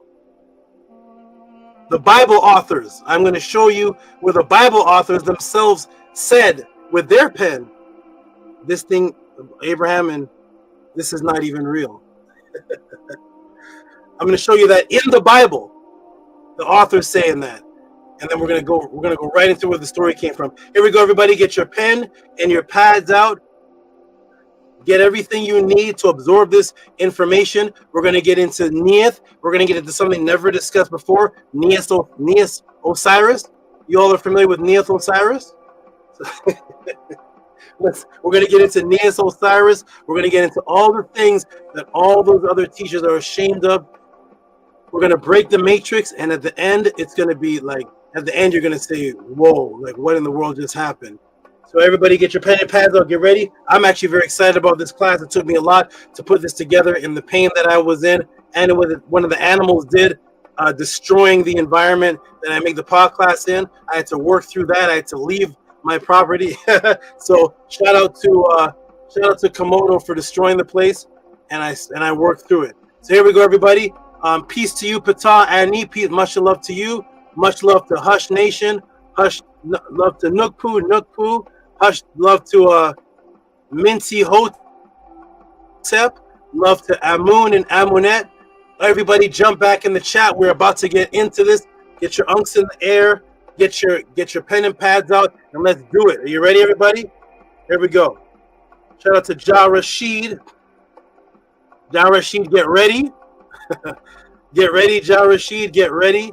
You're going to be able to actually ask. Everybody's going to be able to come up in the next section and ask something live. So everybody, if you can hear me now and you can see a mock screen share, press a 9. All the new people watching, the old people, everybody, press a 9. We're about to get right into it. If you can see the screen share, if you can see the mock screen share, and if you can hear me, press a 9. Maharu, peace to Maharu, if you can hear me. Sent you a message in response. To respond to it here live, and breakdown that I did was actually before that class. So I must be talking about another X planet thing.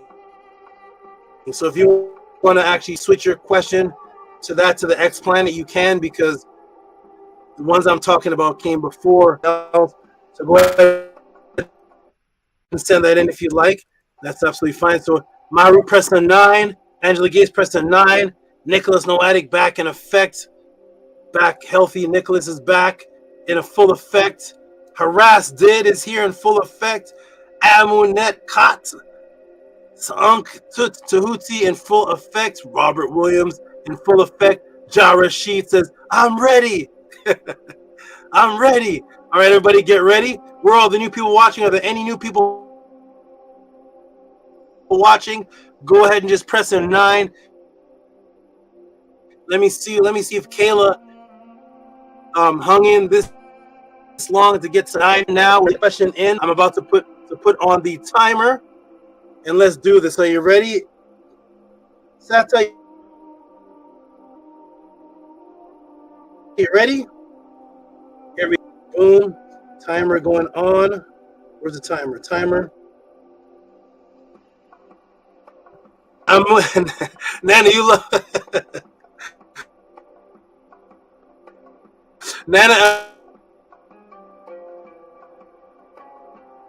Moon loves the last antenna, and he plagiarized with Neith and Hagar. Oh, man. This is a class, everybody. I want everybody to know also that this class represents this brother right here. I'm showing you live that this man right here, when it was announced, the first class that there was going to be a Torah plagiarism class, he yawned. This man is so fully into Ma'at, he didn't want to hear nothing about the Torah. The how to teach section that I'm going to be talking about after this is how do you get somebody that does not want to know anything about the Torah to be the one person that sends in one of the highest donations to say, SABA, I need that Torah part 2. What clicked right there?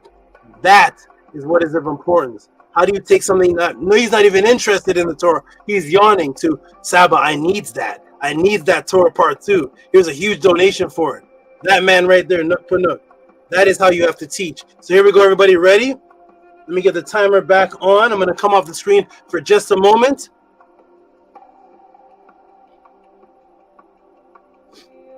Boom.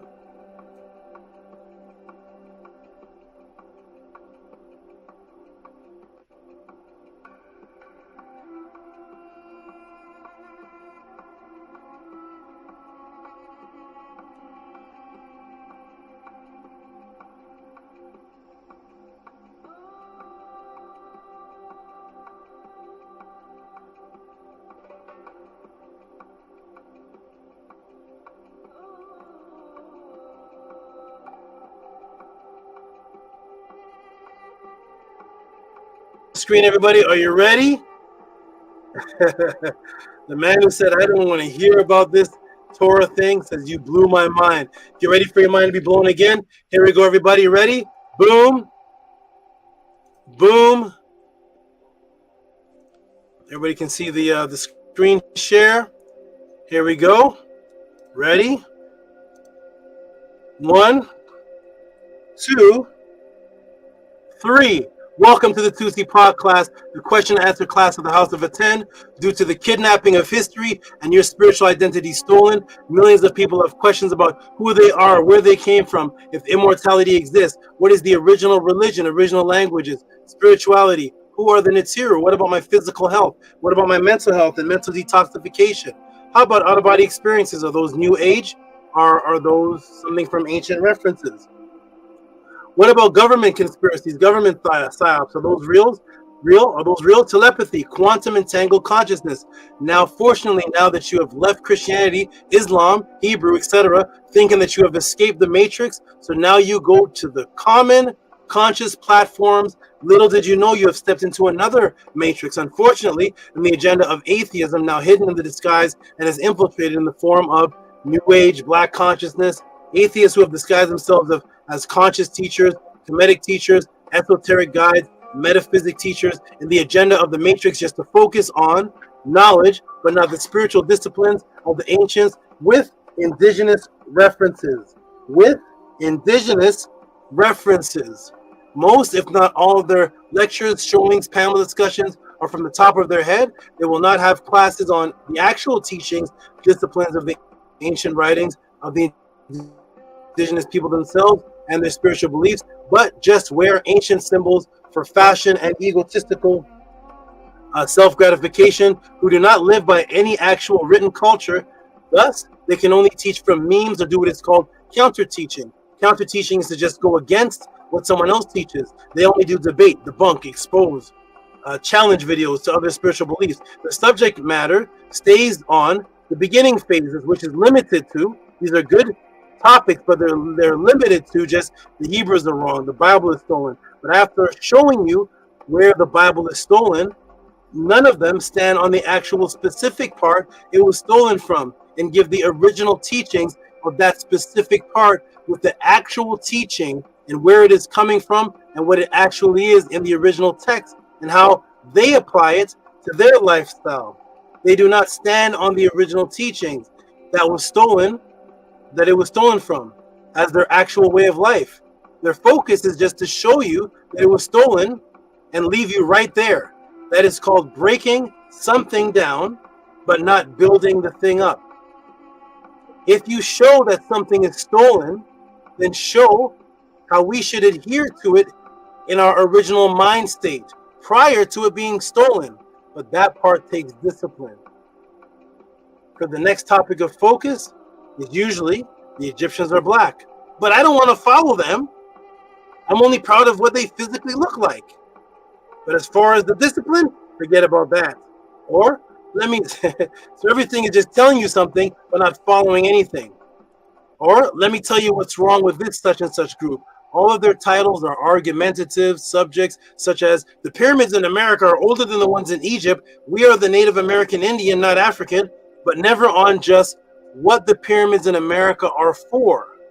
How can they help enhance you, or what are the disciplines described in the ways of the Native Americans that can be lived by, that can enhance you spiritually. They can only do counter teaching, which is when your popular teacher cannot do full videos on the actual culture that one should be disciplined in, like the ancients were, because he or she does not truly have confidence that any quote-unquote African or Ma'at or Kemetic culture can stand on its own and hold the people's attention. They need the contention. They need the shock value for views. They themselves are not disciplined or stand on anything. You will note that most of their statements start with negative foundational speech, such as, what most people don't know, let me tell you why you're wrong, what you fail to recognize, what you fail to recognize, what you fail to realize, just fighting everyone, but never giving you any indigenous written spiritual discipline in its place of what they adhere to on a daily basis that they and their family practice when the computer shuts down or when the debate/fight is over. Those quote-unquote conscious teachers who are really just atheists in disguise actually don't believe in anything, but they just have the urge to argue and have discussions based on contention. Thus, to hide that they cannot answer, they make you feel uncomfortable to ask any of these questions, and you are laughed off of the stage or insulted for the above inquiries because their hidden agenda is what's called individualism, which is to disunite under the disguise of knowledge. They get together only to show you who is the top individual, but there is no structure in their system, no unity of people, as all the ancient ones did. Thus, they have no movements, no ranking system, no group discipline, no spiritual rituals, as all of the ancient ancestors lived. They have no accountability to any one culture. Thus, they can do anything at any time and just jump from culture to culture to justify what their actions are for that particular day of how they feel, with no accountable obligation or accountability to anyone telling them where they are wrong, or where they have slipped up in the cultural way. There's no elders in their system, just debaters and arguers. Thus, they are about what's called loneism, individualism. They are in a state of solipsism, meaning no matter what they do, they're always right. They can never be checked, which is the ultimate egotistical manifestation of Isfet evil, which is why the word introvert only exists in the colonizer's language and in no ancient culture, because we always move as a mental unified group, not individuals hiding behind a computer screen teaching, I follow no man, I follow no one way, don't follow anybody, while simultaneously teaching you, get back to your roots and culture. But every time you go back to those roots and cultures that they tell you to get back to, every single one of those roots and cultures was a unified force with structure, accountability to a specific way of life, discipline, and following other men and women that were elders above them. That is because disunity is the new age conscious community's teacher's goal, to mirror your consciousness with that of the European Egyptologists who were just outsiders, just collecting knowledge on Egypt, but not to unify as the united followers of Ma'at that created Kemet, in which they study with structure, discipline, ranking. Thus, their videos, lectures are mainly on complaining or what is wrong with this person, what is wrong with this group. Here are wise words that the House of ATTON echoes. If there are thirsty people that have been drinking from a dirty, contaminated glass of water, do not sit and complain about the water. Just put your clean glass of water up beside it for the people to drink, and thus the people will have testimonies of how you cleaned them up and gave them a better way of life. If not, you are just a complainer and not a disciplined solution provider, because you have no testimonies from the masses who are in need. Your water is dirty as well. Welcome to the clean glass of water, the House of ATTON, the Tehuti Pod class, the only platform class that exists on the planet where you can send these questions in with reciprocity and get an ebook, personalized, documentary type of answer, customized. And on top of all of that, taught live with each answer, get subconscious matrices broken for you, is here at the Tehuti Pod class. What are the questions for this section that Tehuti will answer this evening?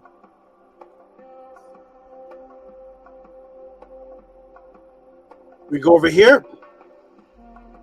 And here we go. Who says, I'm not a person, I'm a neter. Sent in by Nukpu, who says, Hotep Saba, I needs that part too. Torah, toilet, Ma'at with the blue face from the beautiful experience of the matrix breaking class that took place only here at the Tehuti Torah class at the House of ATTON, which was sent in originally specific origins from KEMET ancestors recited from their writings, teachings, and images that was specifically copied just into the Torah, not the entire Bible. That is the first time, and that has never been done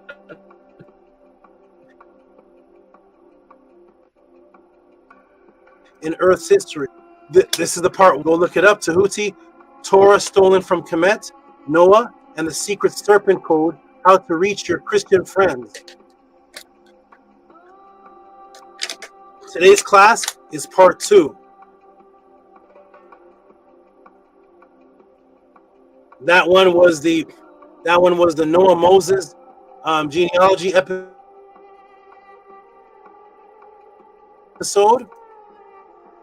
This one is the Neith HAGAR episode.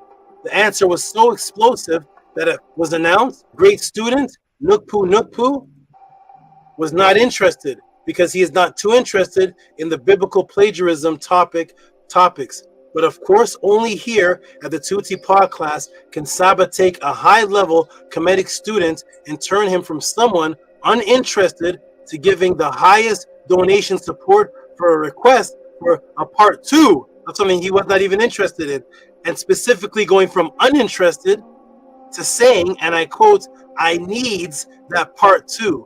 I want this example to be an absorbed lesson to all of my students that yes, you can take someone who is completely uninterested in a subject matter and convert them to a truth that they were against in the first place and uninterested in the first place.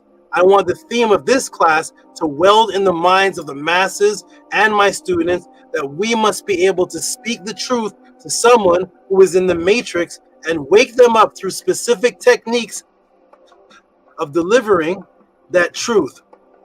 What I will also do in this class is not just give the plagiarisms as all the others do, of course. I will give the direct sources written by the indigenous people, and on top of that, this class will be a class on the actual teachings taken from that thing or from that source that it was taken from. I will give lessons on that. This will be a well-designed class for brand new Christians, Hebrew people that need to convert out of the matrix while simultaneously satisfying the hunger of those who are strictly into KEMET teachings. I want my students especially to witness this technique happen live. Let's begin. And everybody ready? Here we go. Ready, Sata?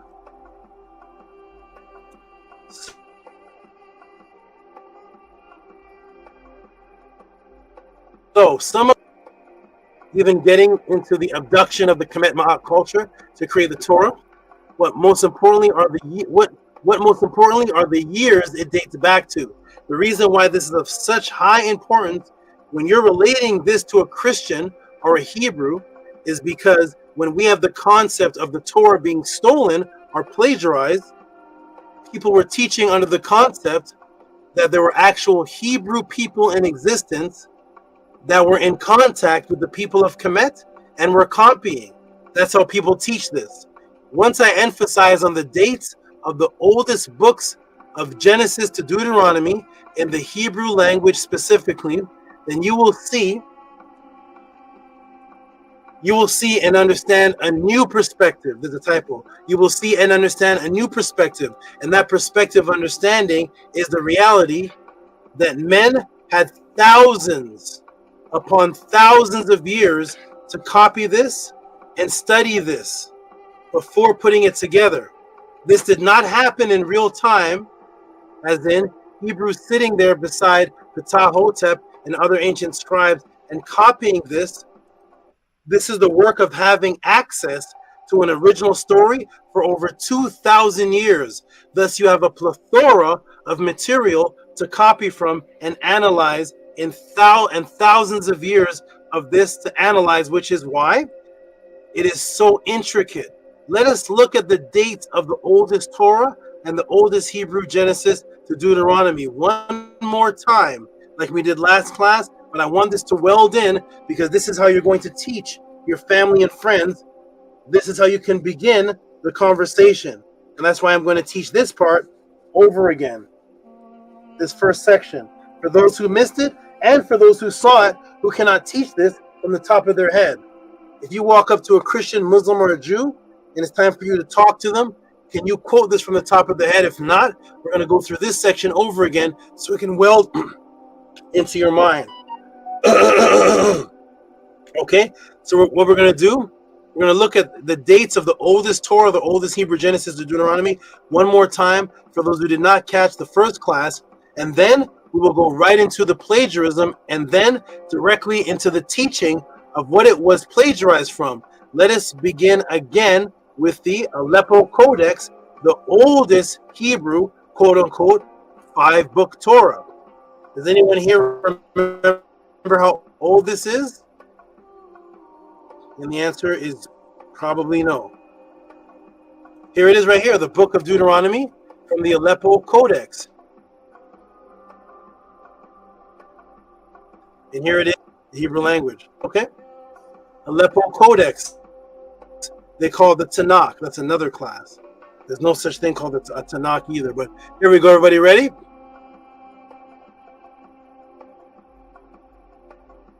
So the Aleppo Codex. What's the age of that?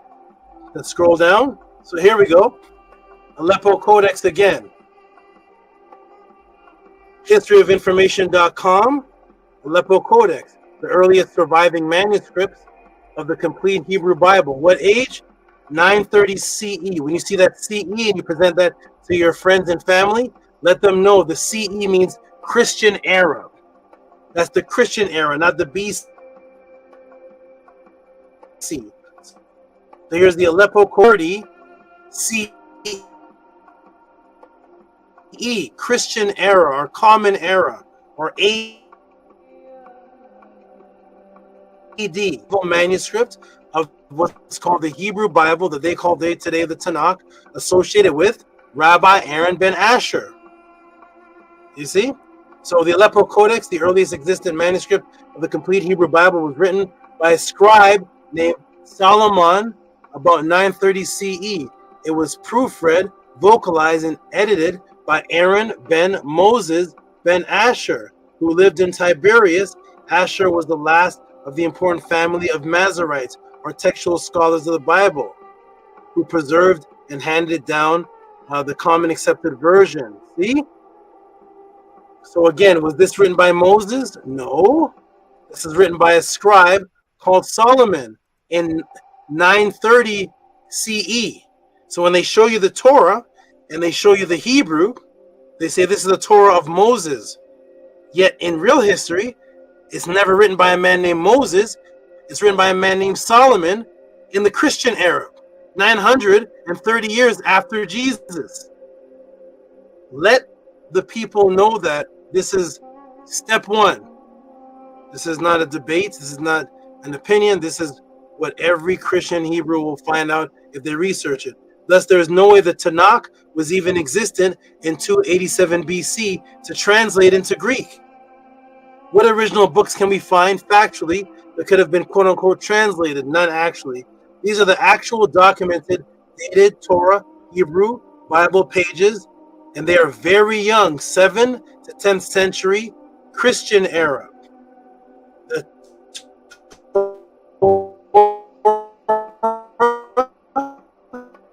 comes out of the Christian era. Very important.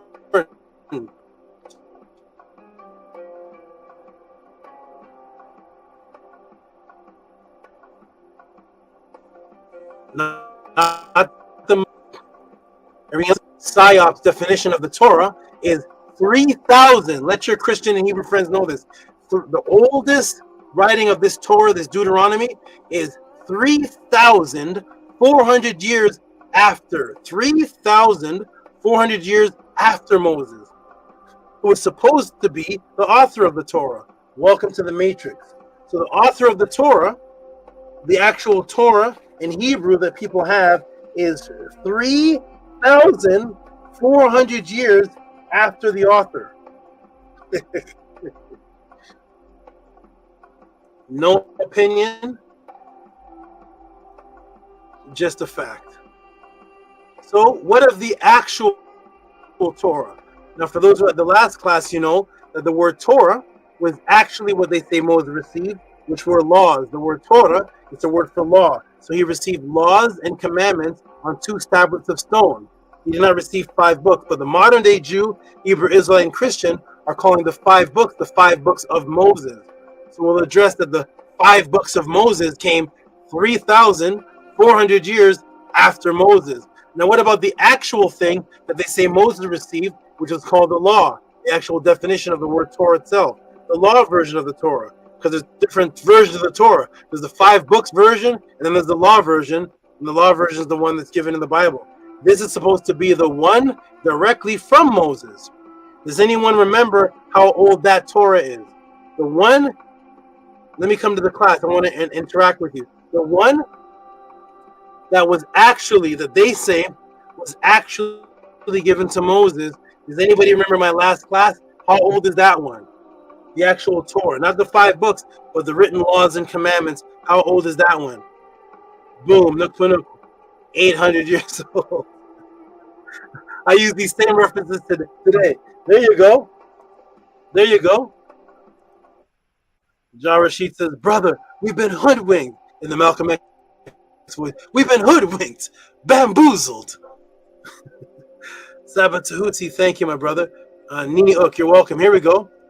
So how old is the actual Torah, that is the law one, the one of law? How old is it factually? Not according to the opinion of the people with here at the House of ATTON. What's our motto here at the House of ATTON, everybody? Anybody remember? What is the motto at the House of ATTON? Boom. Ancestral artifacts over your religious opinion. We love your religious opinion. Everybody has one that's like skin hair. Everybody has 1-2 million of them. But we want the ancestral artifacts over your religious opinion. Why? Because the ancestors left artifacts before you were born to have an opinion. Here we go, everybody. Boom, boom, and boom. Let's get right back into it. Here we go. Welcome to the Tehuti Pod class. So how old is the actual Torah? The law one. It is, let me take you to the National Geographics. Let me take you to National Geographic, to the University of Bologna and the Rhodes Jewish Museum itself. Here's the Torah.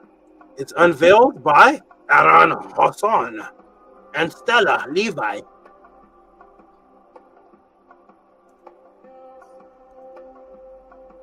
Okay, here's the unveiling, the drum roll. Guess how old the oldest Torah of Moses was? That was 3,400 years old. That was 3,400 years ago, but it's been revealed through radiocarbon dating that the Jewish Museum and their top rabbis to be the accepted age. So Moses was 3,400 years ago.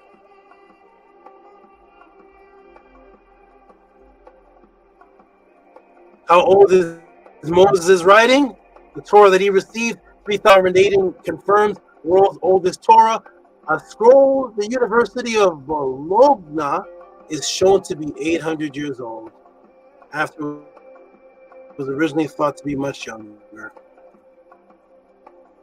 2 years old. 5 books, the other ones came 3,400 years after Moses. There we go, everybody.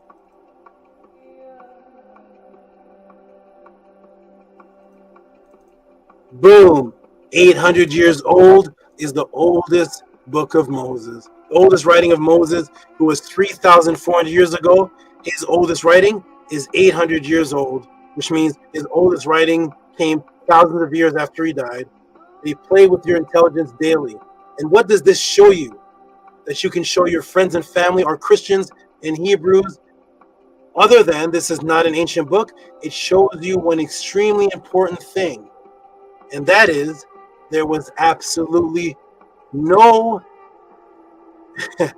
ancient Hebrew in the so-called time of Moses or in the so-called enslavement of the Hebrews, of the Kemetic people supposedly, that ever believed in any such thing or read any such thing called a Torah. There is no record of that in all of Earth's history. Does that by itself completely changes your friends and family's perspective on the origin of this Torah and where it came from? No one Hebrew in ancient history ever heard of the Torah. Just think of that for a moment. I want to come and emphasize something. When I come and I do my teachings and my debates, all my debaters, every one of them that lost, they say, you have a very bad methodology. The methodology of the Tehuti is very bad in methodology. We don't like the methodology. We don't like it, the methodology. I say, I know. You shouldn't. Because when the crowd announces you the loser, you should hate my methodology. My methodology comes from these. It doesn't come from your scholars. I didn't make it past grade 9. I don't know what methodology is. I don't know what that is. Did they teach that in grade 10? Don't know the method. Here's the debate methodology. I never heard of that. You know who else never heard of that? Tahotep. I'm in the Mopi. Never heard of your methodologies. Ramesses, Kufu, never heard of your methodologies. Achmos, never heard of your methodology, the methodologies. Queen Neith, as they call it, never heard of your methodology, the methodologies. We never heard of them. But she'll lose against Achmos in the debates on KEMET. I bet you will. Achmos never made it past your grade 9 either. So I came in the discussions, and this is very important, the way that you relate to your friends and family. My methodology is not coming from the fact that everyone else's is, which is the Hebrews copied the text from the people of KEMET. No, no, no. It's coming from a different snake-style perspective. It's something completely different. It's not that the Hebrews copied the Torah from KEMET. Because then they're going to say, show me the steps. Which Hebrew did it? Which would the... No. We're going to establish from your writing and the artifacts found that there was not a Hebrew on the planet Earth at the time of Moses that heard of a Torah. How about that? Let's start there. We're going to start there. I'm not going to debate from the methodologies of PhD, such and such. I went to Clark's University, such and such. No, I don't know about that. I only went to university twice in my life. One time was to debate.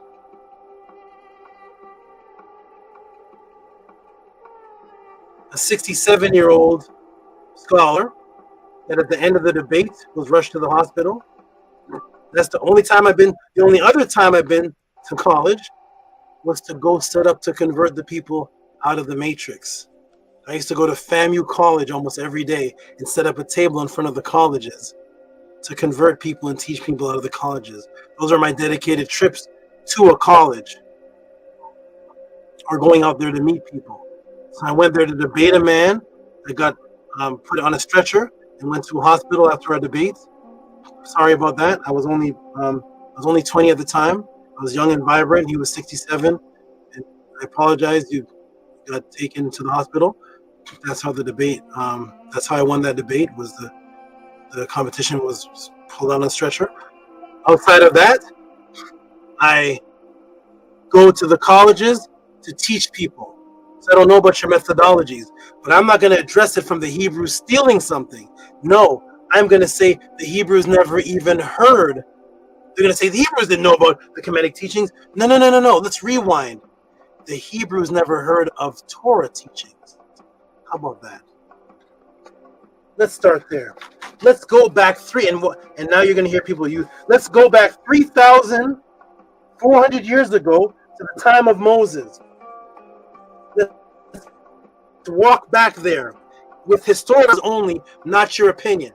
Only historical references. I want to walk back 3,400 years ago, and we're just going to deal with the artifacts that are found, the writings that are found,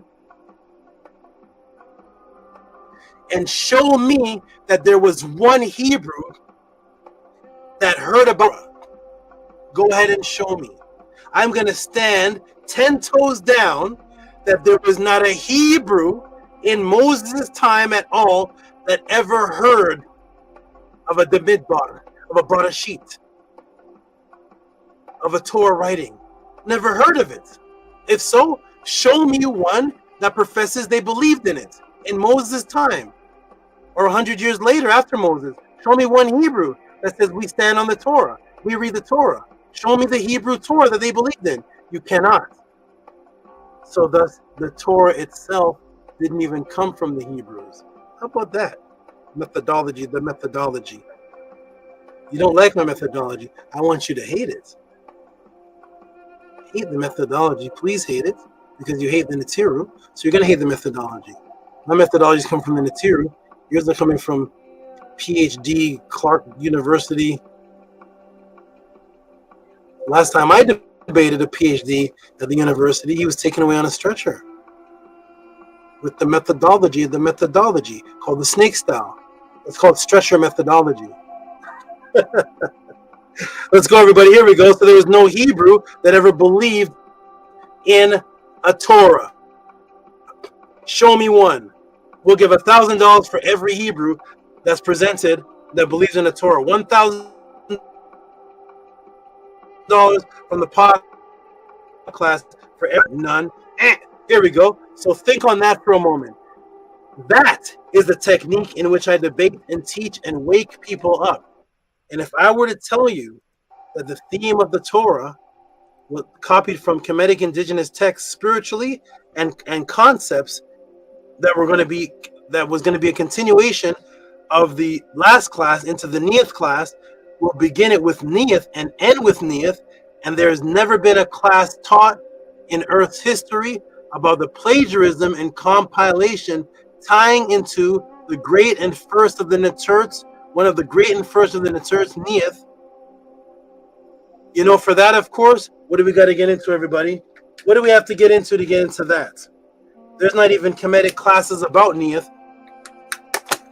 I'm going to do a Kemetic class on Neith, a Ma'at class on Neith, and show you how Neith and the plagiarism from Neith created the foundations of the Torah and created what's inside of the Torah. But to get to that, everybody, what do we got to get into? Type it in the room.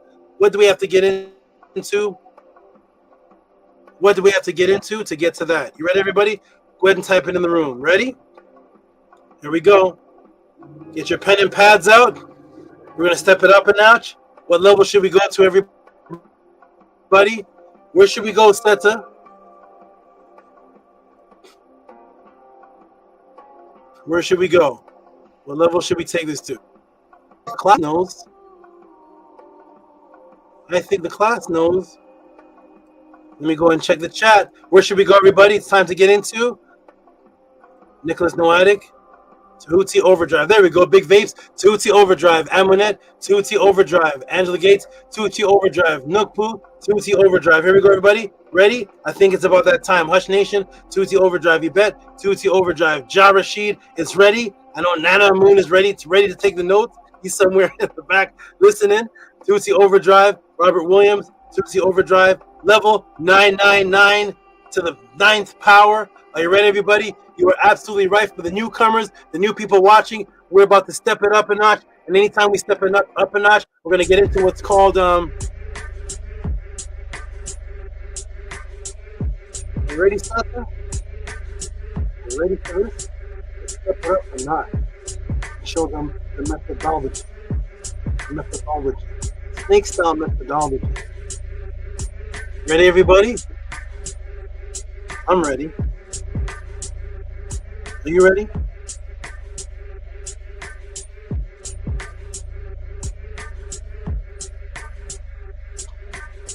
It's time to get into Tehuti Overdrive. Are you ready? Let's go.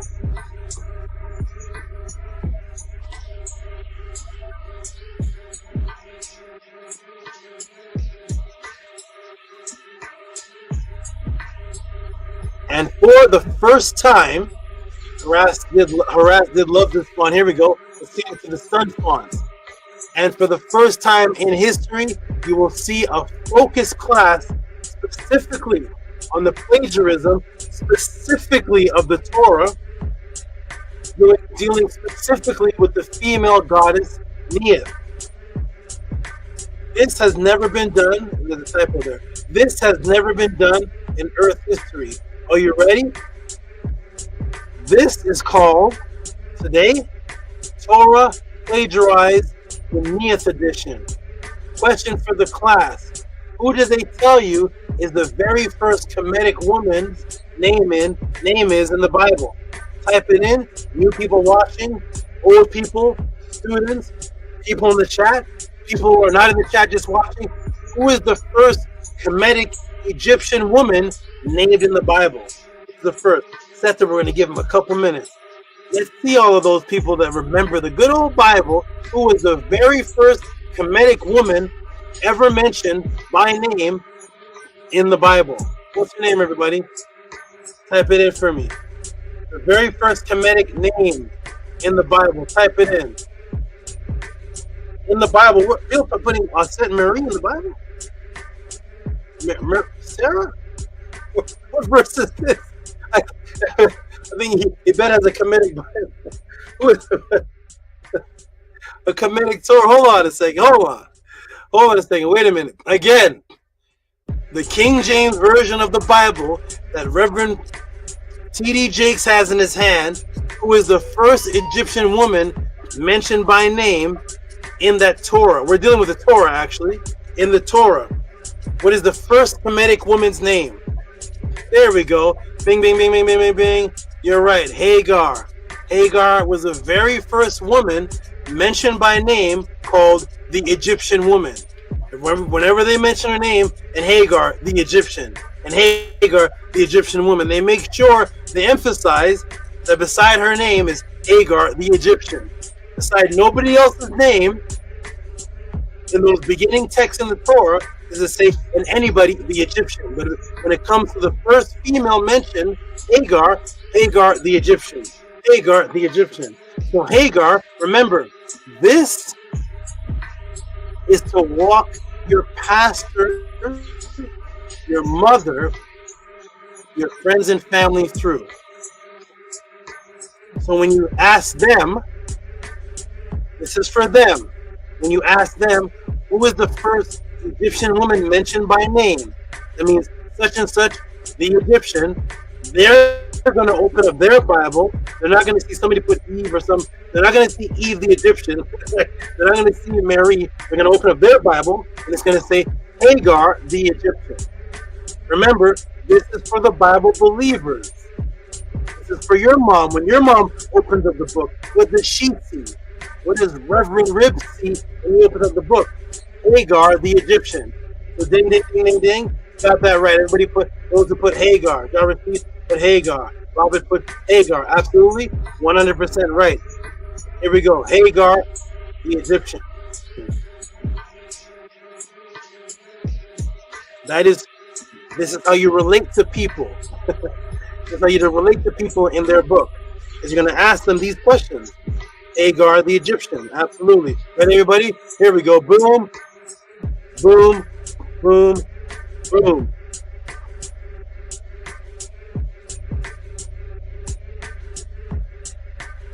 So the first woman mentioned by name as an Egyptian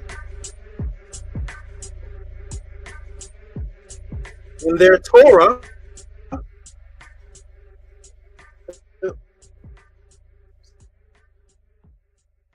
Slow. Here we go.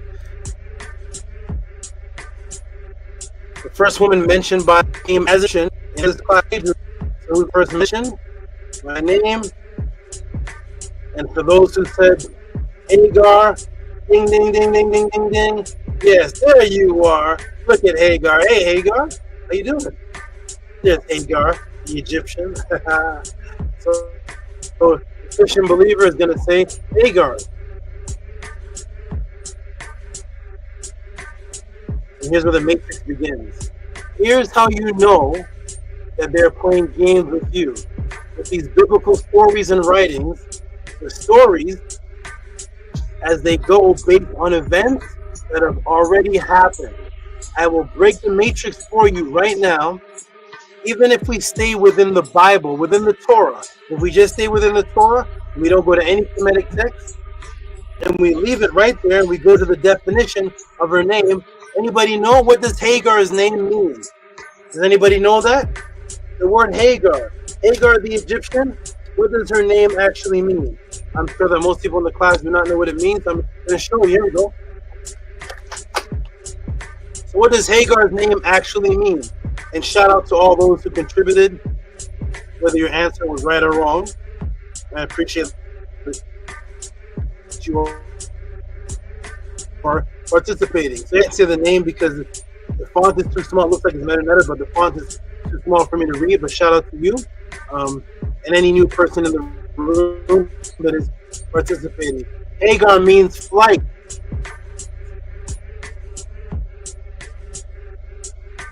This is, you're walking your Christian friend through. But why? Why does Hagar's name mean flight, everybody?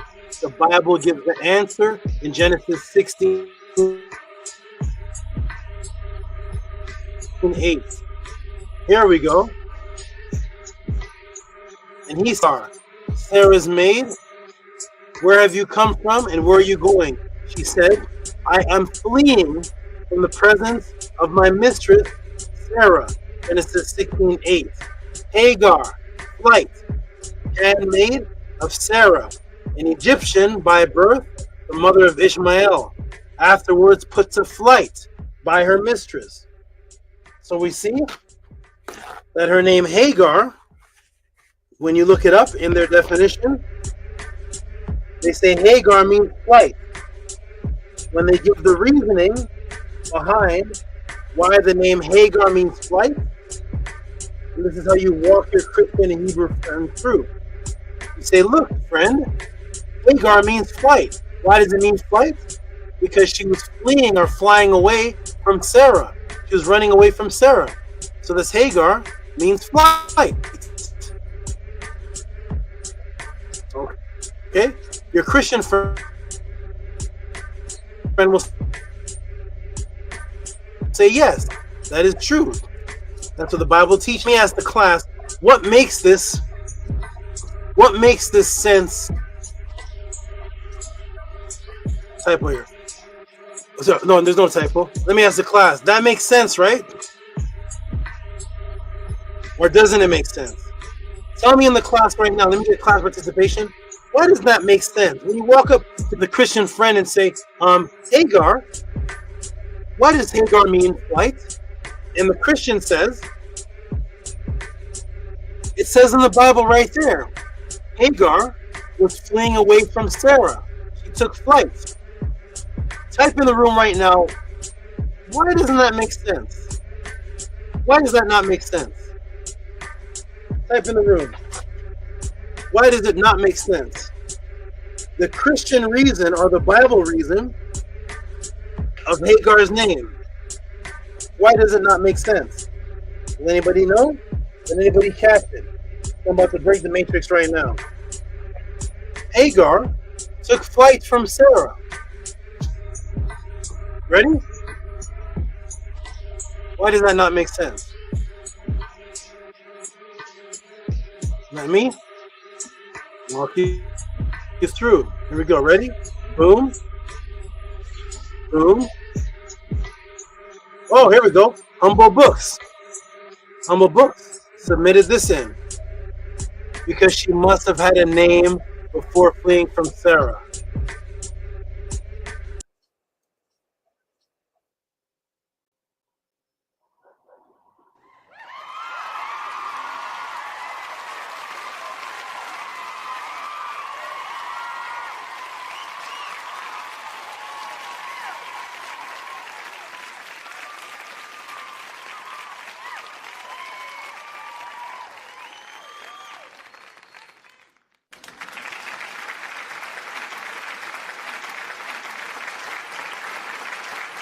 You got it. Because she must have had a name before fleeing from Sarah. Bingo. Big Babe's giving a hand clap. Nook celebrating because she must have had a name before fleeing from Sarah. Absolutely right. Humble bookstore. Ding, ding, ding, ding, ding, ding, ding.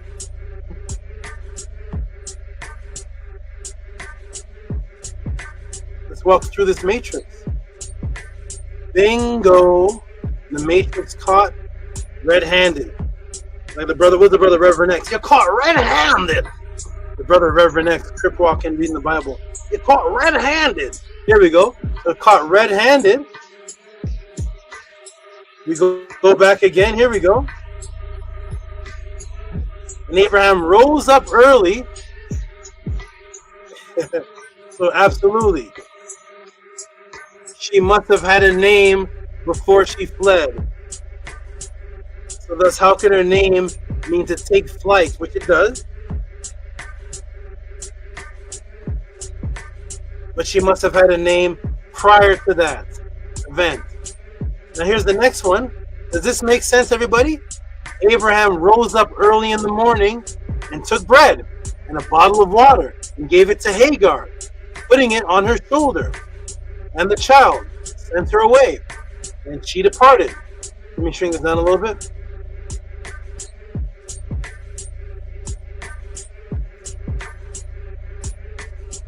And the water was spent in the bottle. That means it was drank up. She cast the child under the shrubs. So again,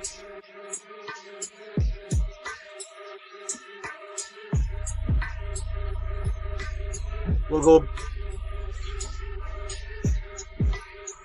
back.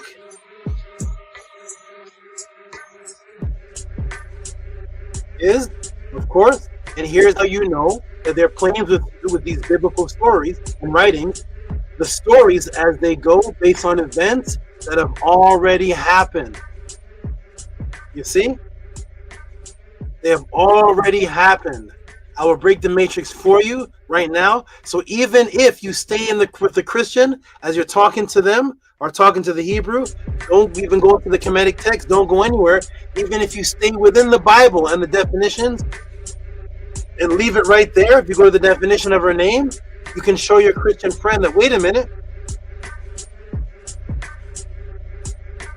does that make sense, Christian friend?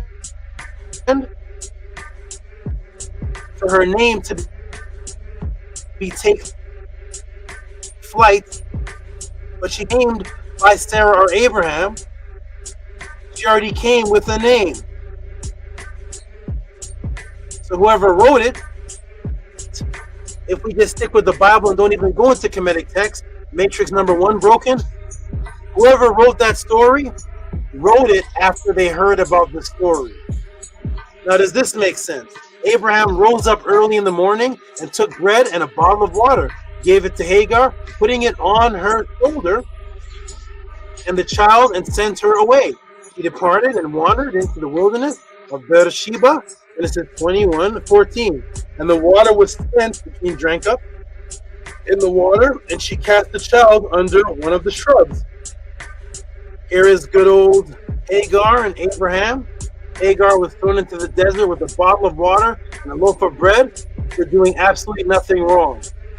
There is no record of Hagar in the Bible doing anything wrong, but she's thrown out of the household with a loaf of bread and a bottle of water. And there's nothing, it doesn't say anything. She didn't break any rules, didn't do anything wrong, and she's thrown out. Now, does that make sense, everybody? Does that make sense? Are we to believe, as God-fearing people, are we to believe the morals that a righteous man of God, not just a righteous, at the time, Abraham was the man of the covenant, the righteous man of God, would send his wife and newborn baby off into the desert to live their life with a loaf of bread and a bottle of water?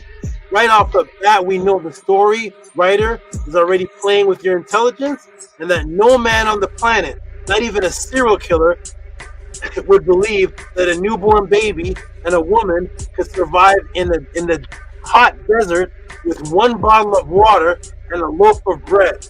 Why give her the bottle of water in the first place? He gave her one bottle of water. One bottle of water. He gave her a dasani and a loaf of bread. He gave her an arrowhead and a loaf of bread. We already know that no woman in the desert could survive off of one loaf of bread and a bottle of water. Thus, we already know the story is fictitious and representative and misrepresents the symbology of where they stole it from.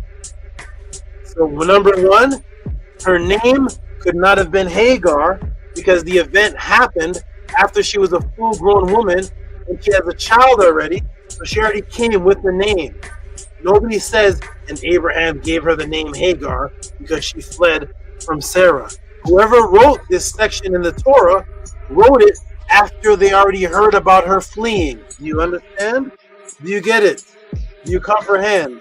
It had to have been written after whoever was copying or heard about the story. Whoever heard about this story, let me come to the room. Whoever heard about this, whoever was writing about this story, was writing about it after she already fled. That means that this story is written by somebody reading something else. So even if you present that fact alone, we're walking you through. This is going to be a long class. We're walking you through. But if we just take that fact alone, you can show your Christian friend the author who wrote this is the one that named her. The author named her, not her father, not her mother. The one who's writing the story is reading a story and saying, oh, this girl here, she fled away from Sarah. I like that part. Let's name her the one who fled. Well, who are you writing about? Oh, I'm writing about the one who fled away from Sarah. What's her name? I don't know her name, but this part here is dramatic. She fled from Sarah. Let's write her as the one who fled from Sarah. And all of a sudden, as you're reading it in English, that becomes her name. Way after she was born, she's a full-grown woman with a baby. She's being sent out in the wilderness with a child. She already has a name. So right off the bat, that doesn't make sense. And off the bat, are we to believe that the first example, the first moralistic lawman of God, Abraham, the first covenant man, as a representative of God, with the morals of God, is going to send a woman out of his family. The woman in the Bible did nothing, by the way. Hagar does absolutely nothing wrong. She's running away from Sarah because Sarah was abusing her in the Bible. She herself did nothing wrong. She's running away from it. Abraham says, come back here. Don't go with nothing. Let me give you a bottle of water and a few slices of bread. Go out. Remember, they're in the desert. Go out into the desert. That'll do it. You and the cactuses,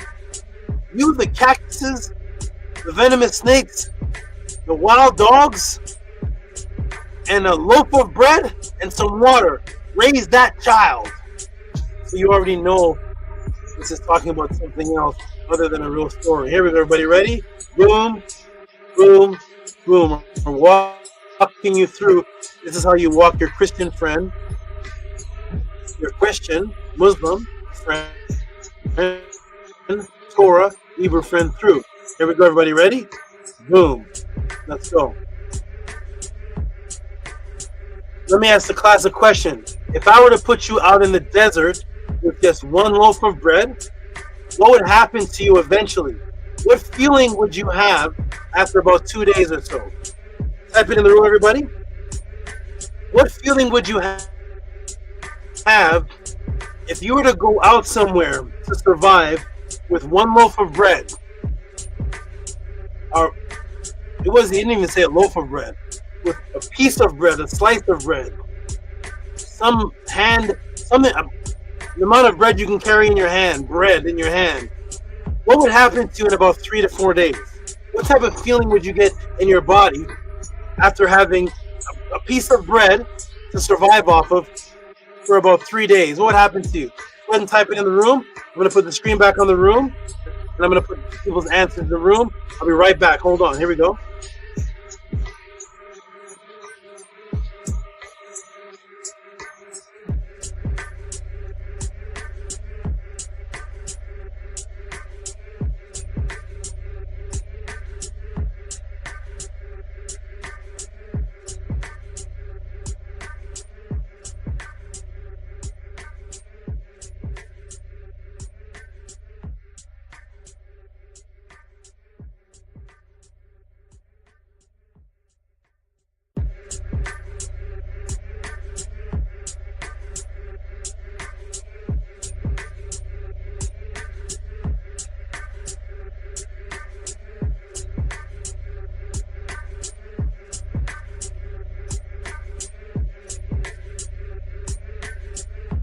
Okay, I'm back. So what feeling would you get, everybody, in your body after about 2, 3, 4 days you're out in the wilderness with a piece of bread?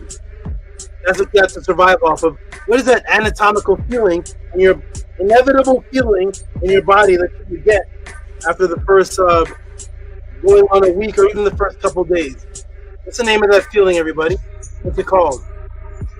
Hungry. Hunger. Hunger, you're right. Hunger. Absolutely. Obviously. You would feel hunger would be the feeling that you get if you're out in to survive with a piece of bread. That's what you're sent out to live your life with, a piece of bread. Hunger. Absolutely. Hunger. Hunger.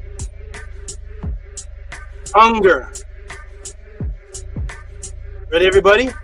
Here we go. Boom, boom, and boom. Shout out to all the new people in the room.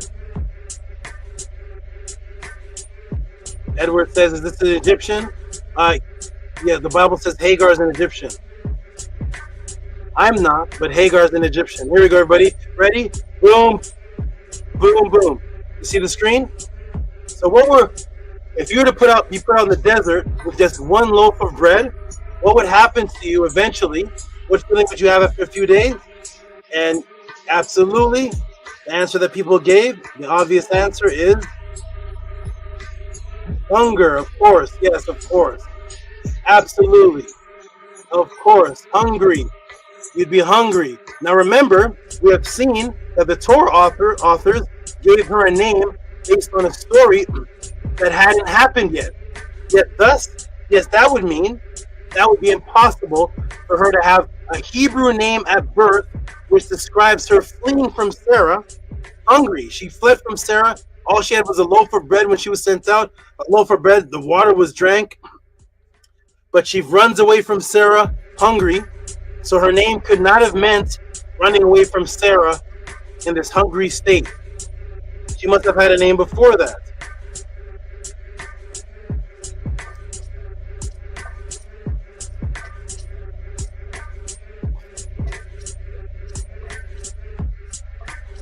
So here we go.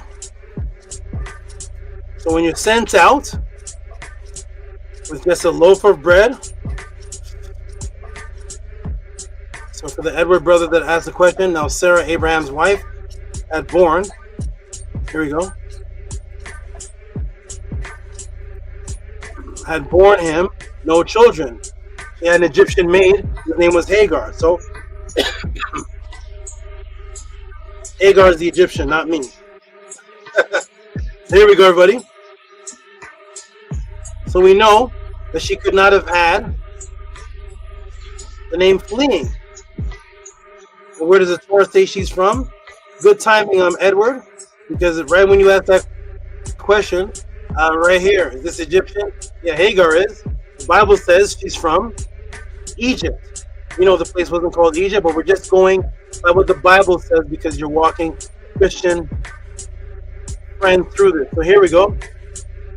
So here are the women that Hagar are familiar with. Here's the culture. She is from KEMET. Thus, the meaning of her name would be in MEDU, not Hebrew. So you see the psyops when asked the question, what is her name? Her name is Hagar, the Hebrew word for take flight, because she took flight from Sarah. But wait a minute, her name would not be Hebrew, because the Bible says she came from Egypt. Her name would be in MEDU, in the MEDU language, not Hebrew. So the writers of the Bible to say that this name means to flee or to take flight from Sarah means that the event must have happened before she received her name. The matrix is deep. This is an open admittance that the Bible writers were writing from stories that they already came across.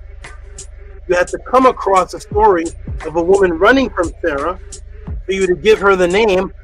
As you're writing it in Hebrew, you're saying, let's give her the Hebrew name, which means to flee. While simultaneously saying that the woman came from Egypt. What language did they speak in Egypt? In Abraham's time, Hebrew? No, they spoke MEDU NETERT. So that the name that she had, that she would have been given as a child, would have been MEDU NETERT, but she would not have had a Hebrew name that came from an event that happened 20 years after she was born. She had a MEDU NETERT name.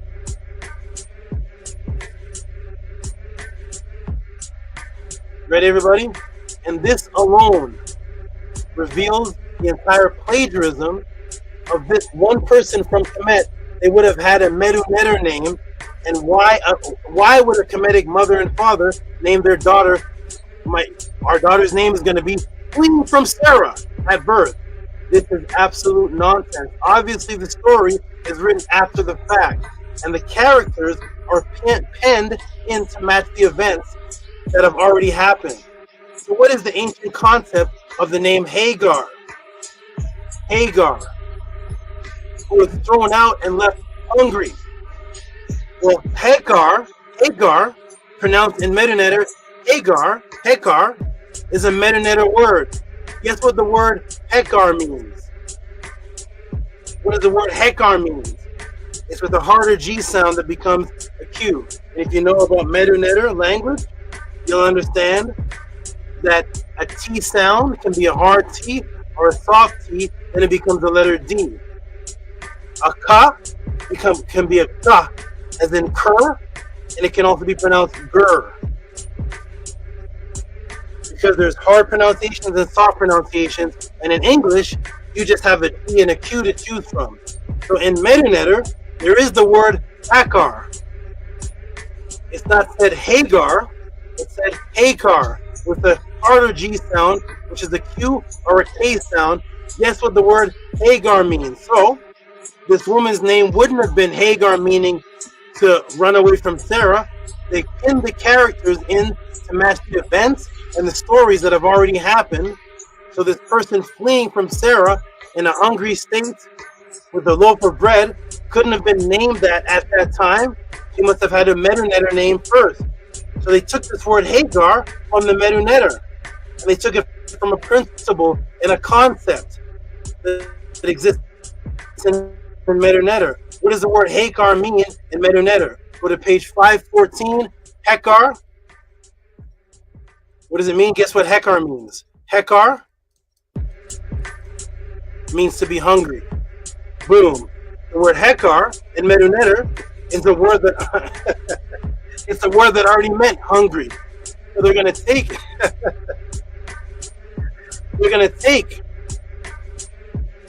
stories that they're admitting that they're already copying from something else. They're not saying what they're copying it from, but they're saying that this person, we're going to call her Hagar.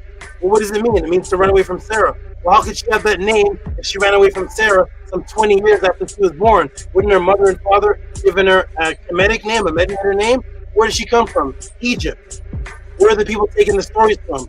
From Kemetic writings. They're taking a word. Understand, there was no Hebrew language. Abraham was 1800 BC, according to the biblical scholars.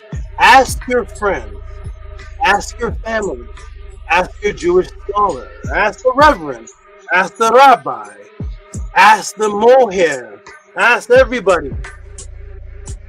Can you show me the Hebrew language existing in 1800 BC, please? I want to know. Why do you want to know, sir? Because in 1800 BC, there was a woman named Hagar who had a Hebrew name And the Hebrew definition of that word means to take flight, because she flew away from Sarah. But wait a minute, we're in 1800 BC and the Hebrew language hasn't even been invented yet. Hold on, man.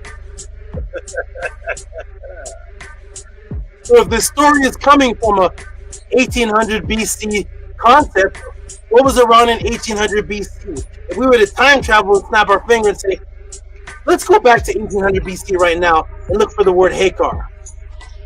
I want to find the word HEQR in 1800 BC. Let me see if this word really means to flee from Sarah. It means to flee, to take flight, because I'm running from Sarah. That means we should find some writing that matches the Hebrew script in 1800 BC, and there should be the word HEQR that means to flee, in order for her to have the Hebrew name Hagar that means to flee from Sarah in 1800 BC. But if Hebrew language doesn't exist in 1800 BC,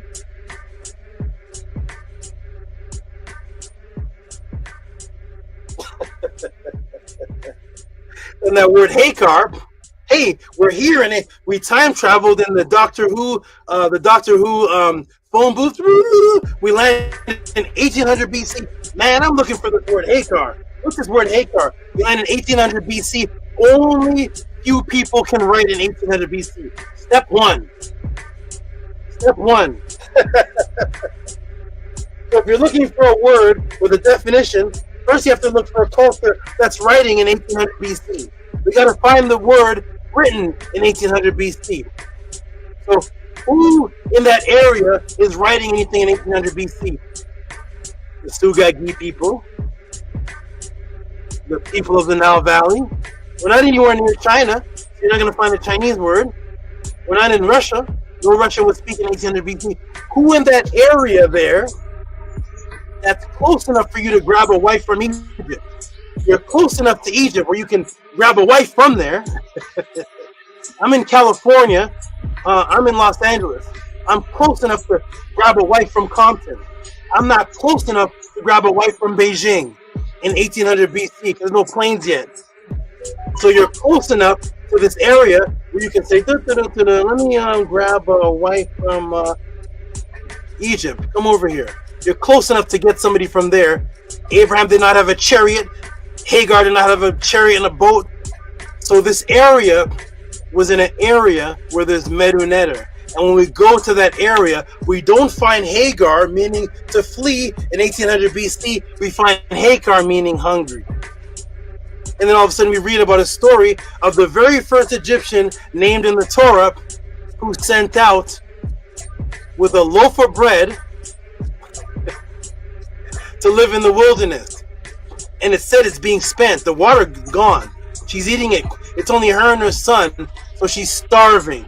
She's more than hungry. She's more hungry than you've ever been in your life because you've never been in the 110-degree desert trying to live off a piece of bread with you and your newborn baby with the sun and no air conditioning. You're starving. So here's a starving. The concept is of a starving woman that's on the move in a desert, hungry. And when you go look up the word Hagar in MEDU NETER, it means to be hungry. It doesn't mean to take flight because we can't find Hebrew in 1800 BC to confirm that that word means to take flight. Who wrote that word in 1800 BC? Nobody. Nobody. There's no Hebrew in 1800 BC. So the only language that word exists in 1800 BC in the area is a MEDU NETER word that just happens to describe the state that she was in with a loaf of bread trying to survive in the wilderness, starving. And it says her food and water is being spent already. As soon as she went out, it was already gone. The water's gone. So she's hungry. So there's your MEDU NETER word. You have to look up the MEDU NETER word for HEQR because you can't look at it from Hebrew, because if he was named HEQR, it would have had the MEDU NETER meaning. So they took this word light from some language that came way later, because the Bible Hebrew writers, who thousands of years later, that language existed. And when that word in that language,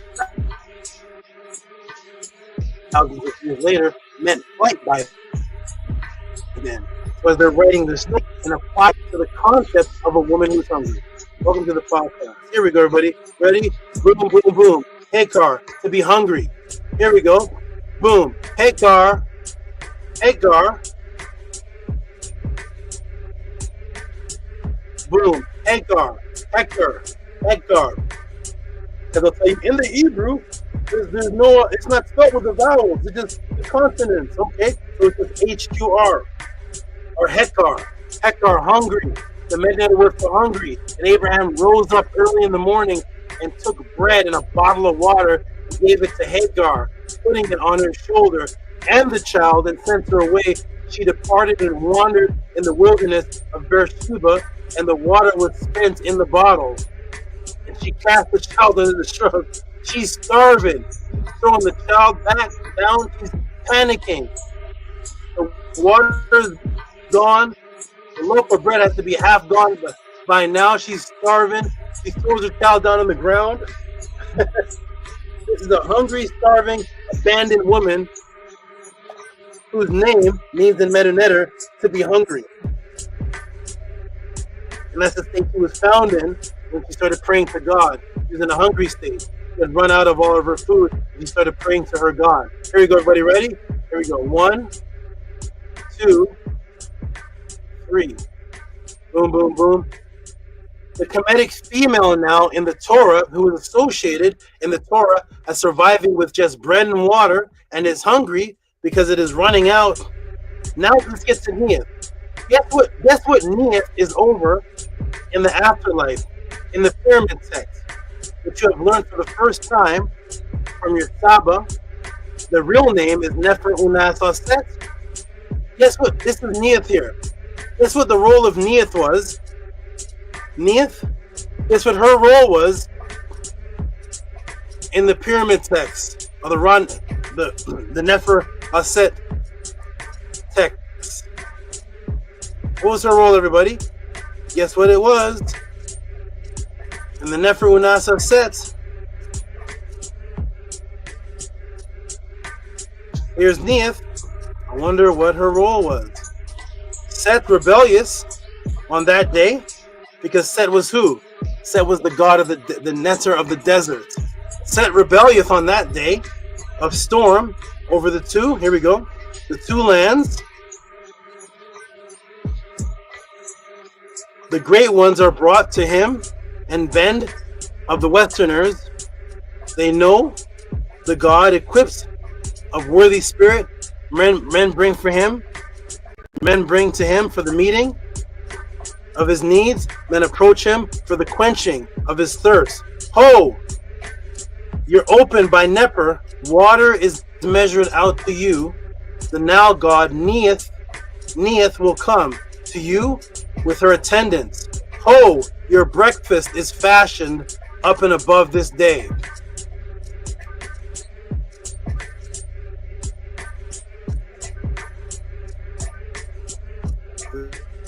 Ready, everybody? Boom. Neith coming with measured out water, with the nectar of water, to provide breakfast, which is nourishment. In most cases, up until this day, is some form of wheat cereal and bread. Some form of bread, which is the most common food along the Nile Valley, which we're going to see what bread represented in the coffin text. Here we go. This Neith provided water and bread for the HEQR, which is the hungry. As stated in the coffin text, those two specific provisions were continuously used in KEMET Smaui Taui as that which the bioenergetic projectable double feeds off of, as seen in the coffin text, utterance 20. So who is Neith? Neith was, let me get some water. Neith was the NETERT who brought bread and water to the hungry. So those who were hungry for it, those who needed to be fed. She was the one that brought to the HEQR. She brings what to the HEQR? Bread and water. Neith, the NETERT that brings bread and water and provides that for the HEQR and for the NETERT. Here we go. Oh! And this is used constantly. Geb care for you will open your blind eyes. Oh, this cut off. He will straighten for you your bent knees. It will be given to your heart, which you had from your mother, your heart, which belongs to your body, your soul, which is upon the earth, your corpse, which is upon the ground. It will be bread for your body, water for your throat. This is consistently said all throughout the coffin text, pyramid text, and the MEDU NETERT. These specific things said side by side, bread and water, of which we're going to find out, according to the text, what bread and water symbolizes in the out-of-body in the afterlife. But the fact is, the HEQR, the hungry, those who needed to be fed, needed to absorb, their food throughout was consistently bread and water, bread and water, bread and water. Why? So they could reestablish in their original state. When are you reestablished in your original state? So bread and water is a concept that's constantly used all throughout the Kemetic writings of what the hungry would receive in that state, because you had to still feed in that state. So when you get to that state, before fed, you're considered of the HEQR, the hungry ones, the HEQR. And thus, when you do a search on Neith, you will see attributes such as giving bread and water to the HEQR. So that's when you do a common search on Neith. What do we find? Neith, and that is Neith right there. Neith, the multifaceted goddess of ancient Egypt. She was known as that which gives to the HEQR. What does she give as we scroll down? Her role as a funerary goddess, Neith, protected the dead. She is credited with inventing the fabric used for bandages and wrapping for the deceased. Also, she played a role in restoring souls, offering what? Bread and water. Bread and water to restore the souls, because they were the HEQR. They were the hungry ones that needed the bread and water. So Neith was the goddess of bread and water. Why is she giving them bread and water? For their long journey. Their long journey. Does this sound familiar? The goddess gives bread and water to the HEQR so they can be so they can survive their long journey.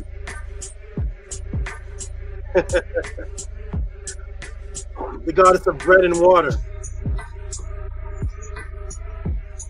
For the hungry, for the HEQR. Here we go.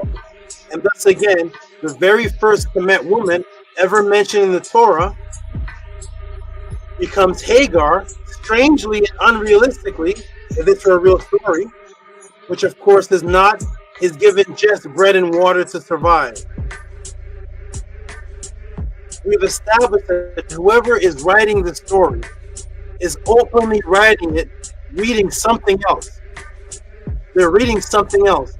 To name the person a name that she was not born with, they're naming her after the event. That means it's the authors that's reading the event first and then giving her name. They're saying she's from Kemet. They're saying she's going to be sent off on this journey in Bathsheba. She's cast away, and all she's given on this long journey through the desert is bread and water, which makes absolutely no sense in real life, in literal form, for the man of God to take one of his wives who did absolutely nothing in the story wrong and say, hey, get out of here.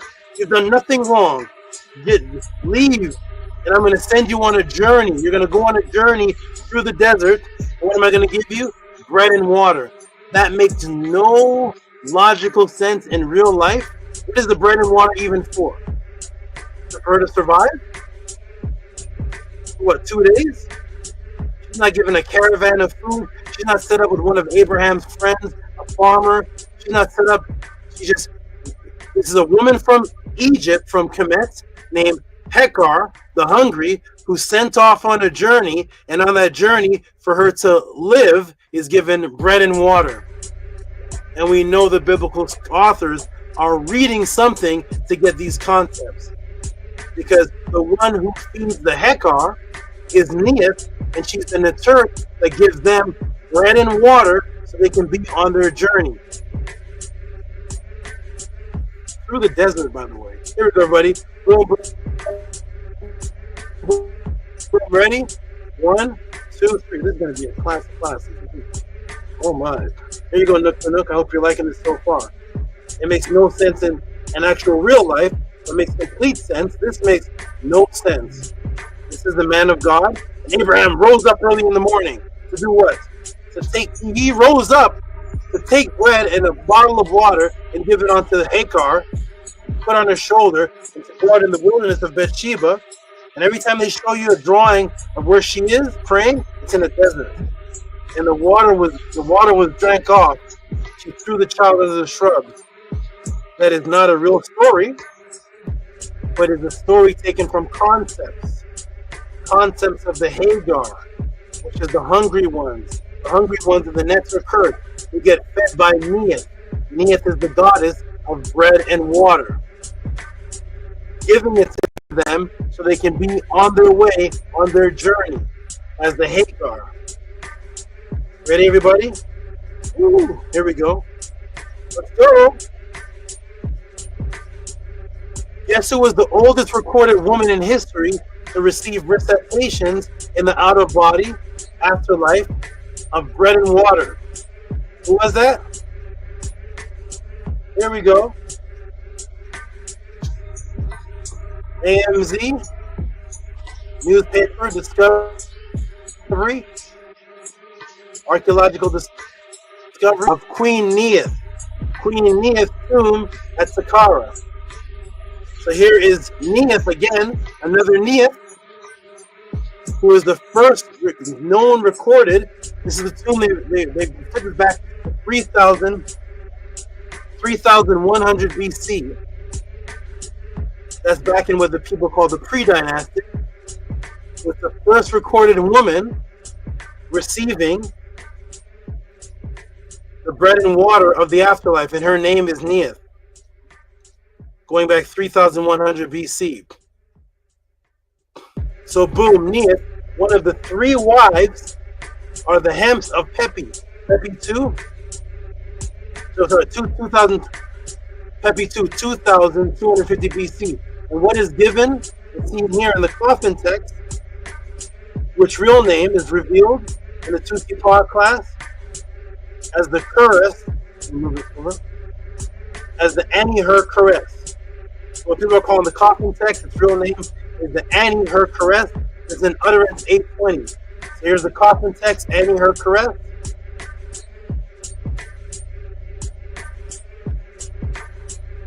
And there it is right there in the MEDU language, the HEQR.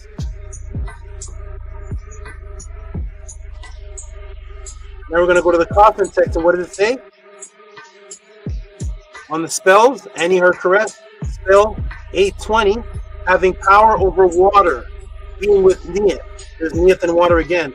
Going down to the island in order to do what he wishes in it, in every stream, every island. Neith, the possessor of souls in the waters, who sits on the side of the canoe of Neith of Seas. Seas was Neith's city. Welcome, I fashioned for you those who are in their primeval state, whose names are hidden for me. To me belongs writings. It is I who will fashion it. Who says so? So says Neith. Neith is talking. I have made bread for the great ones, green stuff for the middle-sized ones, and cakes, bread for the little ones, the least important. But he makes all type of bread and cakes as provisions for the HEQR, for those who are hungry. Those who are hungry get fed by Neith, the goddess of bread, who gives bread to the needy ones. She's the goddess associated with water. Two different forms of water. So boom, 2 different forms of water. Control of water and bread, representing sustenance, and the waters of the Nile of Seas. It's associated with 2 waters. And bread, which is called TCHA, which is the light energetic double, of the bioenergetic double, feeds off of for immortality, as seen in the oldest portable writing of the out-of-body, immortality, the Purim Haru, stated in plate 20. So here we are in plate 20 of the Purim Haru. I have come advancing, see the gods, great, Nibiru great. I live upon the offerings. How are those living upon? How are those existing in that state? The state of the bioenergetic projectable double. They're living off of the doubles of things called the Tao Sen. So in this state, because this state is speaking of the out of body, this is after they are already deceased. They are feeding upon the offerings that are put upon the Hetepu. What is the Hetepu? A Hetepu is an offering table that you put food on and other items.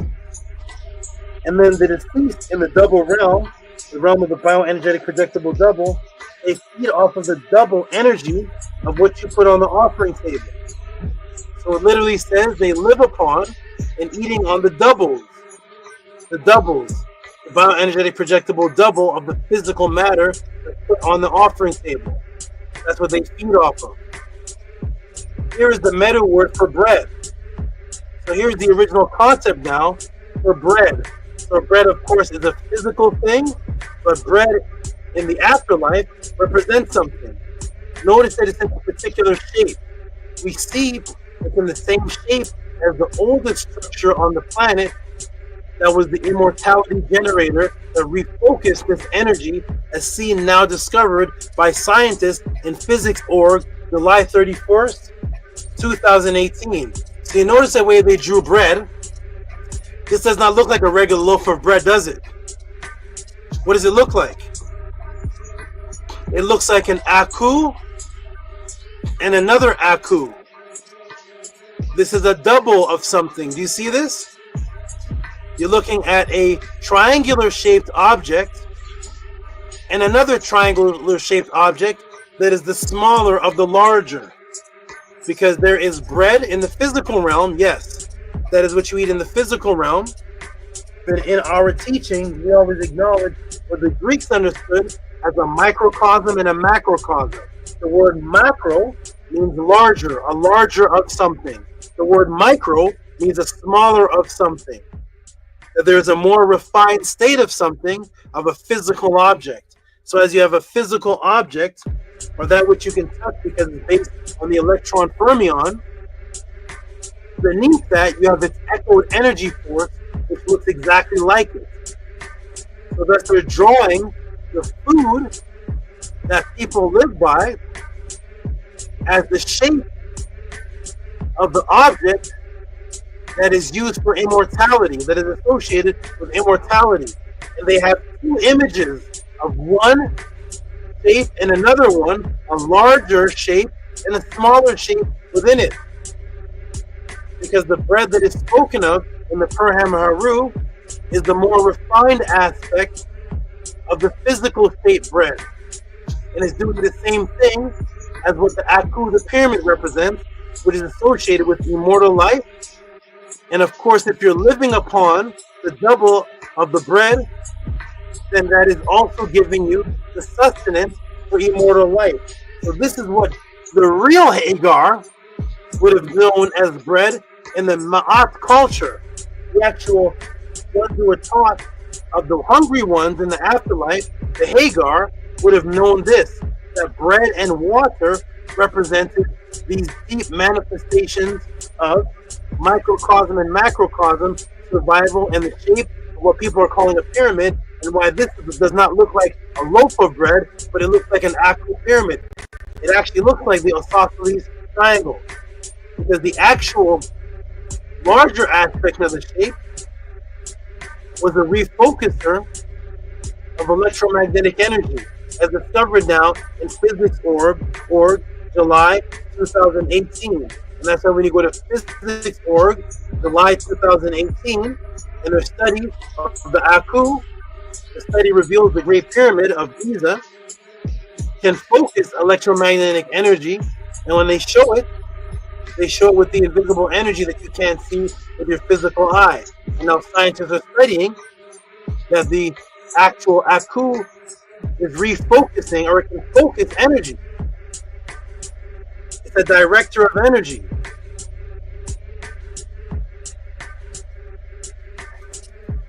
Okay? So thus we see bread is of a highly advanced understanding symbolically to the people that would have come from Kemet. It wouldn't have been a regular loaf of bread given to your wife to go survive in the actual desert. So to give bread, and thus the concept to give bread from Neith to the Hagar in the afterlife on your journey to the Kemetic Hagar that was stolen to create giving bread to the biblical Kemetic Hagar on her journey was drawn up as an apple pyramid in the word give itself. And when you look up the word to give itself, the word in the metanetter to give, here's the bread symbol, it's an isosceles triangle. And here's the metanetter word to give. It's TCHA. And what is it? It's the same shape. The very word to give is the actual bread shape in a palm of a hand. You see that? There's the outstretched hand. It is to give. And what's that? That's the bread. So the very word to give is the word bread itself. You see that? Okay? To give. Let me come to the room. So this concept of it was a HEQR. By the way, she's from Egypt. Of any place they could have wrote her from, she's from Egypt. They're giving you the concept. The concept is from Egypt. Not Hagar. There's no Hagar the woman. The word Hagar is from Egypt. And the word Hagar are the hungry ones that are waiting to be fed by Neith, the NETERT goddess of bread and water, who gives them the TCHA, which is bread. The very word to give anything in the metanetter is literally bread. So the concept of Abraham giving something, giving the bread to Hagar, the hungry ones, that is the actual word to give itself. The word giving anything itself, TCHA, is a hand with a loaf of bread. That is what you give. That is the word to give. It's bread itself.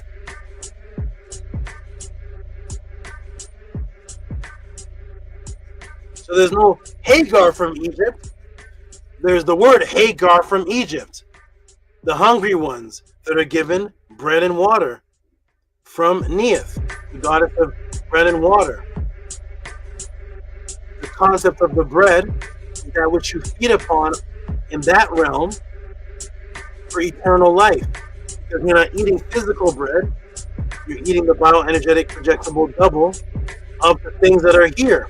That's why on the offering tables in all the ancient cultures, people put food on the table. Who are you giving food to? You're giving food to the spirits. How do they eat it? They have physical mouths to bite it? No, they're eating the projectable energetic double of the food that has energy all around it, that they exist in that energy form, and they can feed off of that without having to bite into it. Here it is, everybody. Here we go. So the word bread had double meaning. It was the double pyramid. A larger pyramid, the micro, and a smaller pyramid, the macro.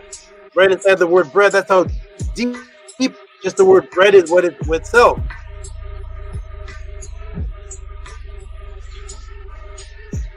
And the word bread, what are you giving? TCHA is eternity, everlasting. All eternity. Eternity personified.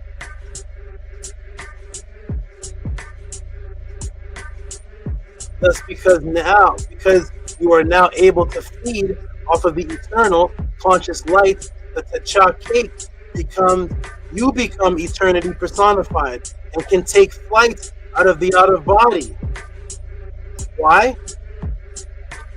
Because the word TCHA, Hagar, the Hagar is a woman given bread and water to go on a journey. Wait a minute, hold on. Wait a minute, hold on. Hagar means the hungry. What does TCHA mean? It means bread. What else does it mean? What else does it mean? What else does TCHA mean? It means bread, but what else? And my brother QP used to say, what else? What else does it mean? Oh, wait a minute. Hagar was given bread so she could go on her journey. The word TCHA is to give its cake, bread, and look what it means. It's bread for the journey. Huh? What happened? The very word TCHA is the bread for the journey. Now you're giving us a woman called Hagar, which means the hungry one, who's given bread and water to go on a journey. Well, we know now that Hagar means hungry, and the bread is the word to give. That's what Abraham did, and it's the word bread itself, and it also means journey. Everything that's in the story coming from these words, because no woman, Hagar, came from Egypt. The word came from Egypt.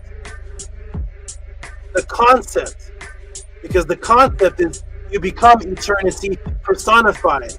See, the check.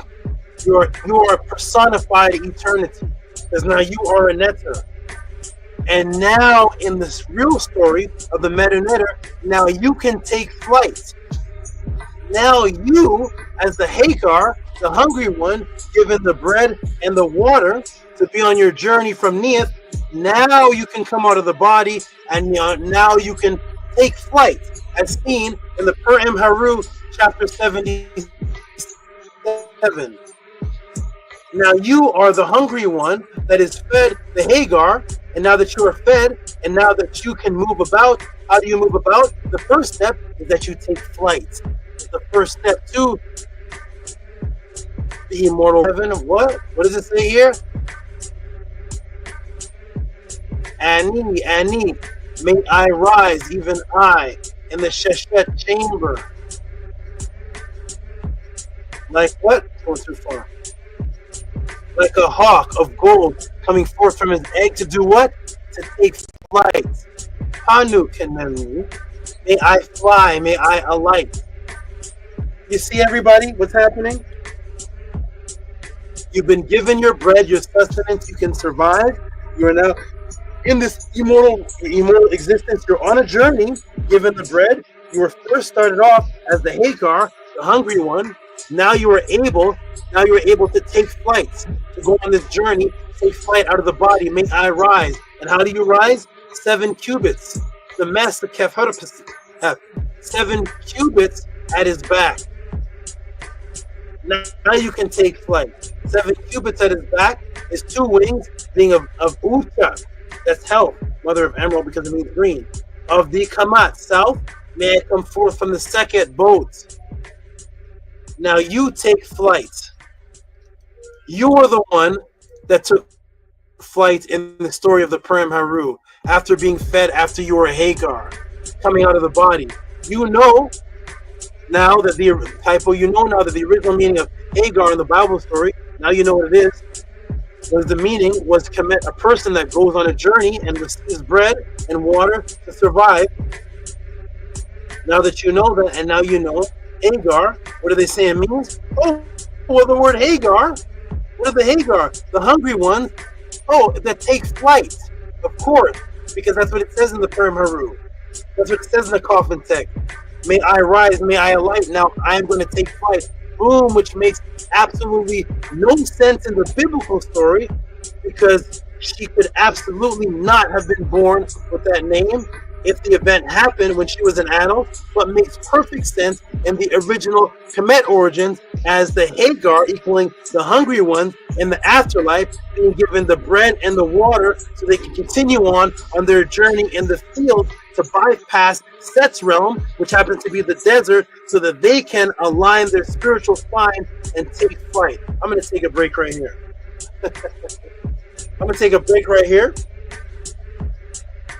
Team, jump in the room. I'm going to take a break right here, refresh myself. Let me pause this. If you are getting this anywhere else, put the link in the room. Let me put the link in the room for you all to jump in. Just the supporter, jump in. Nook, you can jump in. Tell the class what you think of this answer so far. This is, for those who just stepped in the room,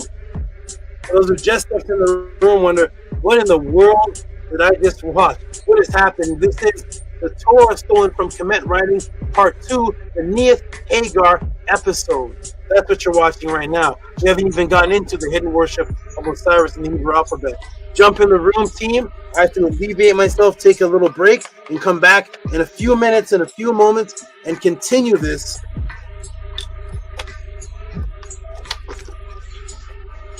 Continue this history that is being made today on May 10th, 2025. Jump in the room, team. Always be ready. Jump in the room, team. Jump in the room, Nook Panook. I have to step off. What did you think of that so far, Seta? There's Nook Panook. How you doing, good brother? Nefer Saba. I'm doing a cur. I don't know if you can hear me. Can you hear me? I hear you pretty well. I can't see you. Yeah, I'm coming. Definitely.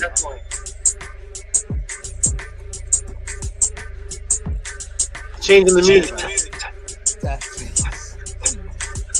Man, you killing them right now, Saba. You already killed them a long time ago. Now you just beating a dead horse, man. Like, it's not fair, man. And like, you making it all up. It's too much. You are Saba. I could end right here, can I? You better end with the first podcast from before, man. You're doing too much, man. Get the buckets out for them. Get the towel out. No tissues, man. They crying to death. That's why they're told they're not allowed to debate me. The general sent down word, do not debate me. That's what the Hebrew general sent word. Do not debate Tehuti. You will expose them in a heartbeat, man. In a tech heat. I'm glad you appreciate that. I'm going to step off right now. I'm going to go you for a moment. I'm going to go revive myself. I don't know if you've ever seen Neith and Hagar. I don't know what you think about Hagar now. I don't know if Amun is studying Hagar or read about Hagar before and the real meaning. And now you understand. They say a woman from Egypt. No. Not Hagar, the woman from Egypt. What's going on here? Not Hagar, the woman from Egypt. Hagar, the word and the concepts of Egypt. It just so happens to mean hunger and to take flight. I'll be back. Hotep, I'll be right back. Peace. Hotep Saba, enjoy your break.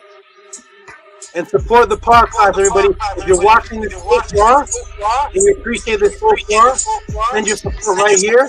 At the end, you can send your great support. But if you've been hit on the head so far or seen anything that you want to give a tip for pre-class before we even get to the end, send that tip because you all have tipped the waiter for bringing you all shrimp.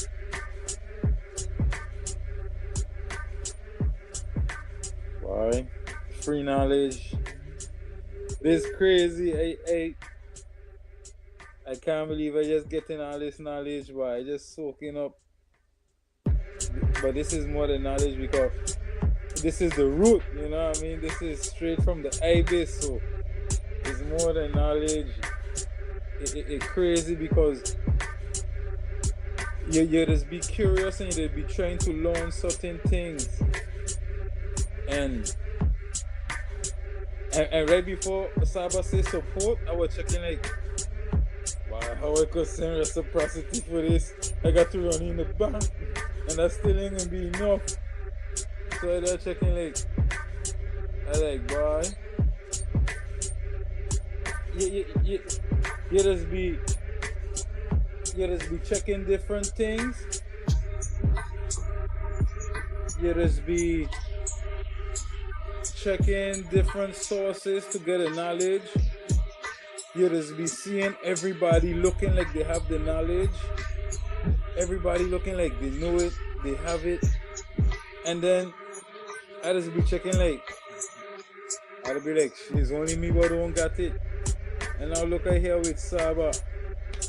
Boy, this real never. This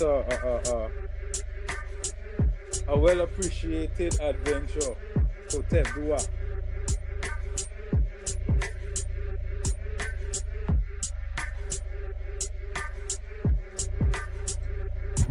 Hotep on Justin Neb. Well, for your MEDU, distinction, proof. Hotep on Justin Neb to you. Well, for asking this question, for asking for part 2.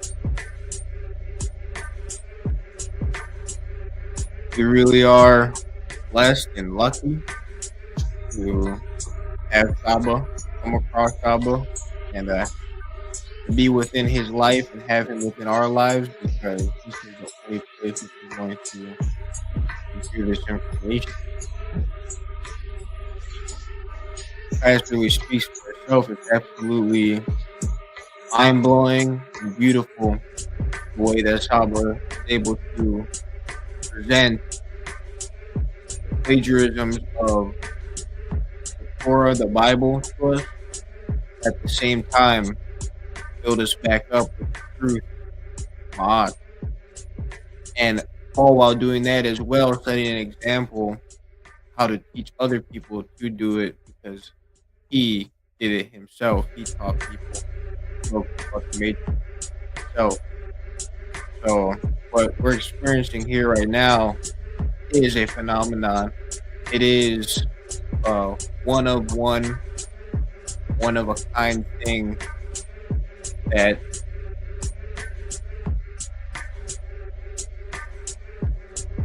we're extremely in a beautiful frequency to experience. So everybody here who's watching and listening, understand that you are hearing things that you're only going to hear at the podcast, and it's definitely worth support, because everyone else, they have their own personal reasons to ignore something like this or not be able to find it. But here, SABA has let go of everything in order to bring forth truth to us.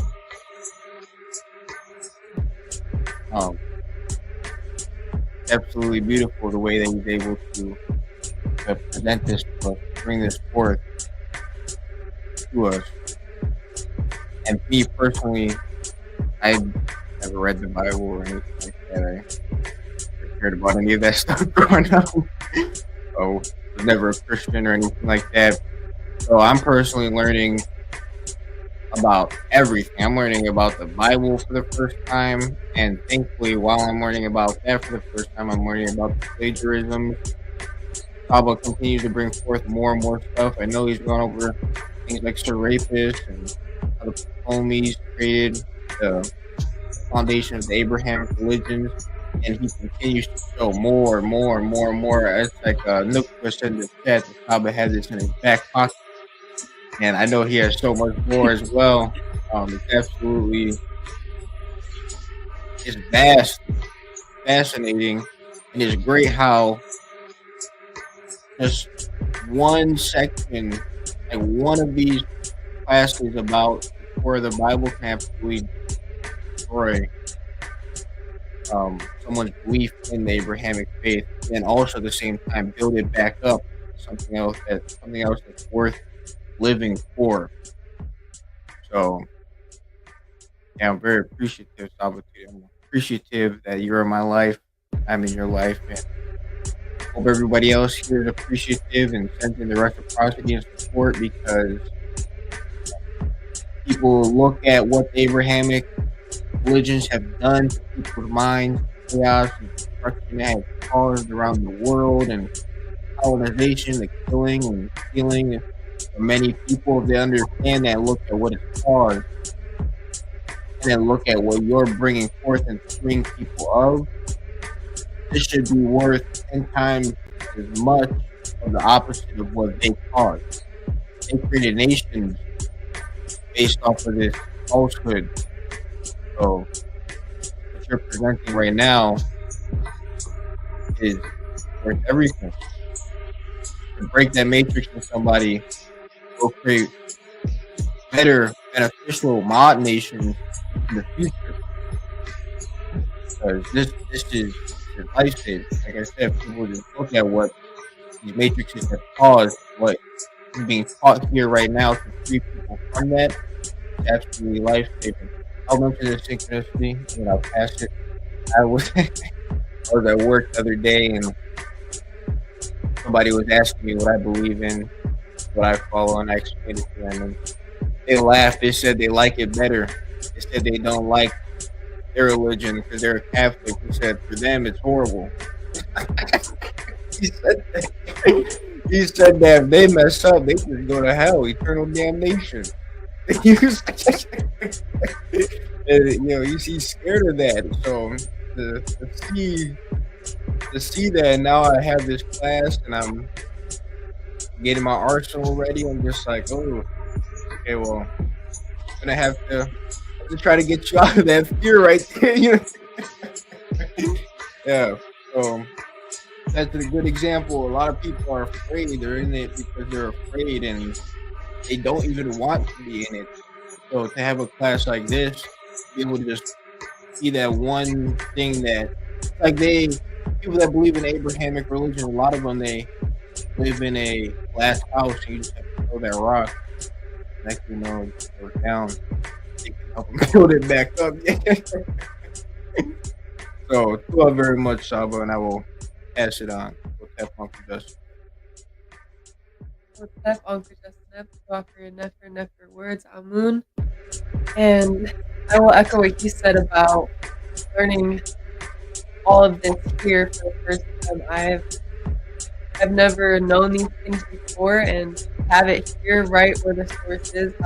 Saba was breaking the matrix right here, and it is beautiful to be learning it right here instead of learning it before and then it getting broken. But it's really beautiful, and I love learning it because for me, I want to be able to understand this and be able to help someone else break out of what I've never been in before. So I love that I'm able to learn about this and then have that potential to help someone else with what they're in right now. So that's really, really beautiful, and I'm really thankful for Saba for all that he's doing and teaching me how to teach someone how to save their life and break them out of hypnosis and bring them to the truth. So I'm really, really thankful for that, and you are learning something new that you have never known before. Please support, because of course this is the only place where this is happening. I've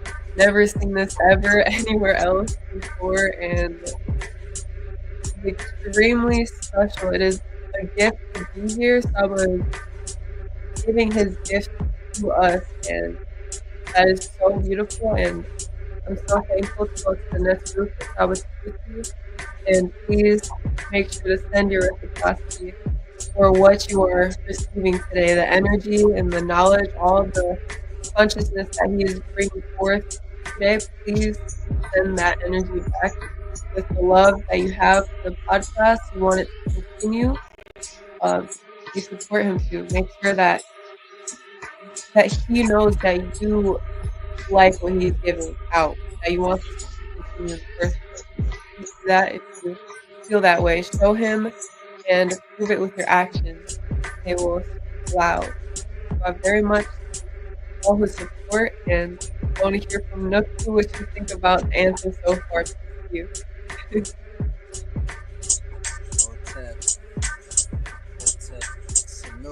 This is powerful, man. It's a curve. Saba's beating them up, like I said. The whole HEQR, the TCHA. I mean, it's all breaking down. I mean, you got some people in the chat. Shout out to everybody in the chat.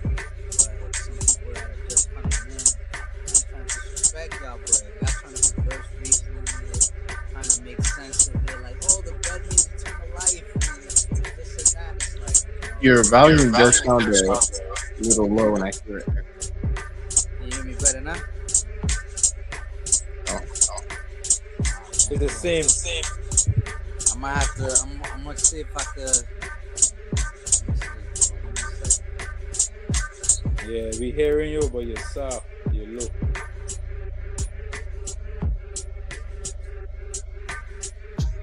Right, this is my favorite class. Wow. Yeah, this is my favorite class. The last one was my favorite class, but I switched to this one now. This one is my favorite class now.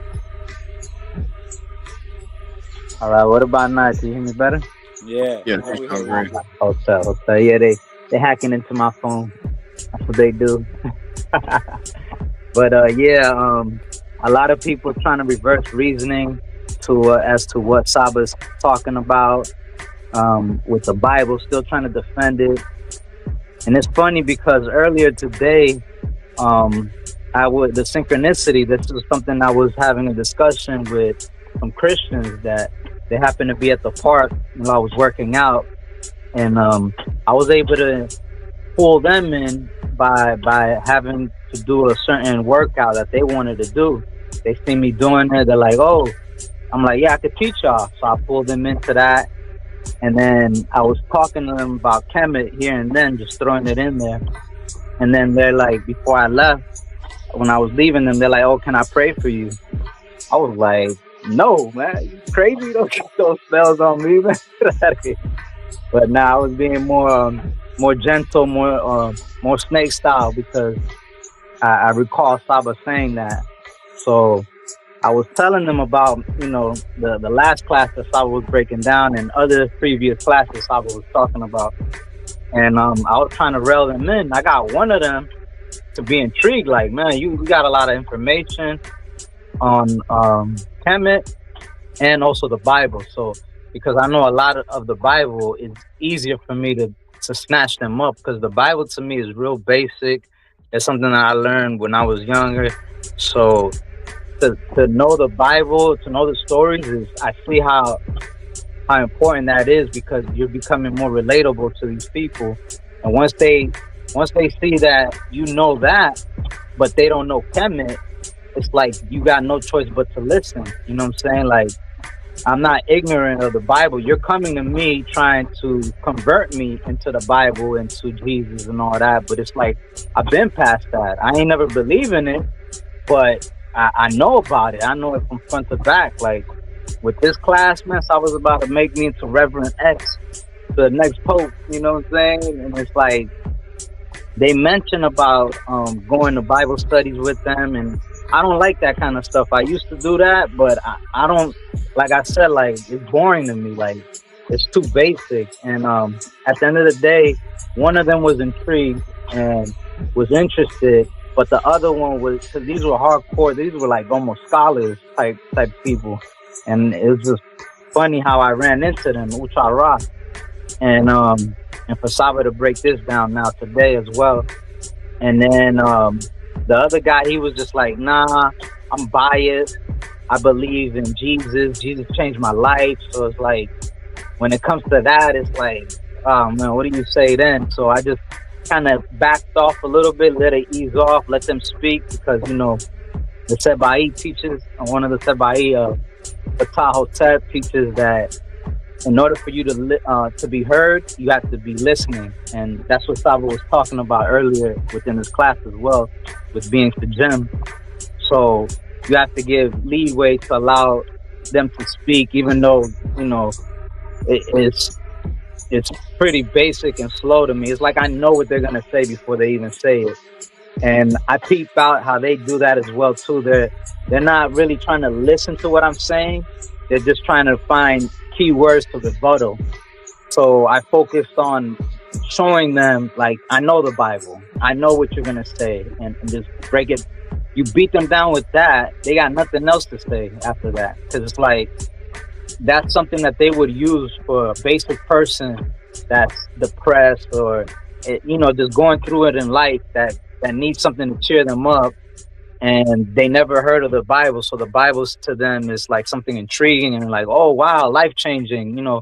I can get eternal life through this. And it's like, no, man, I'm on the eternal life. I was telling them about my eye and all that, like giving them the basics, but enough for them to understand how the Bible plagiarized KEMET, but without being too rough, especially when talking about Jesus. I normally would say spirit to his neck and all that, but I was like, let me try something new this time. Let me try to make friends and you know, try to make them feel comfortable. You know what I'm saying? Respect what they have to say. Because I mean, to be honest, it's like I already know what they're gonna say. It's just so basic, and like at the end of the day, that one was just like, nah, Jesus changed my life, and was trying to say the Pharaoh's knowledge, magic or whatever, it's a lesser magic. And I'm like, man, I ain't trying to hear that, man. So I was just, you know, give it to them softly, but I was like, let me get your information. So, you know, I'll think about having that Bible study with you or whatever, even though I really don't want to do that. But now it's like, because of SABA, it's like I understand how that is important to do that, even if it ain't to convert those people, but to sharpen your own sword to get those that do want the truth, that do want to really find out the truth. Because I was telling them too about, you know, we base off of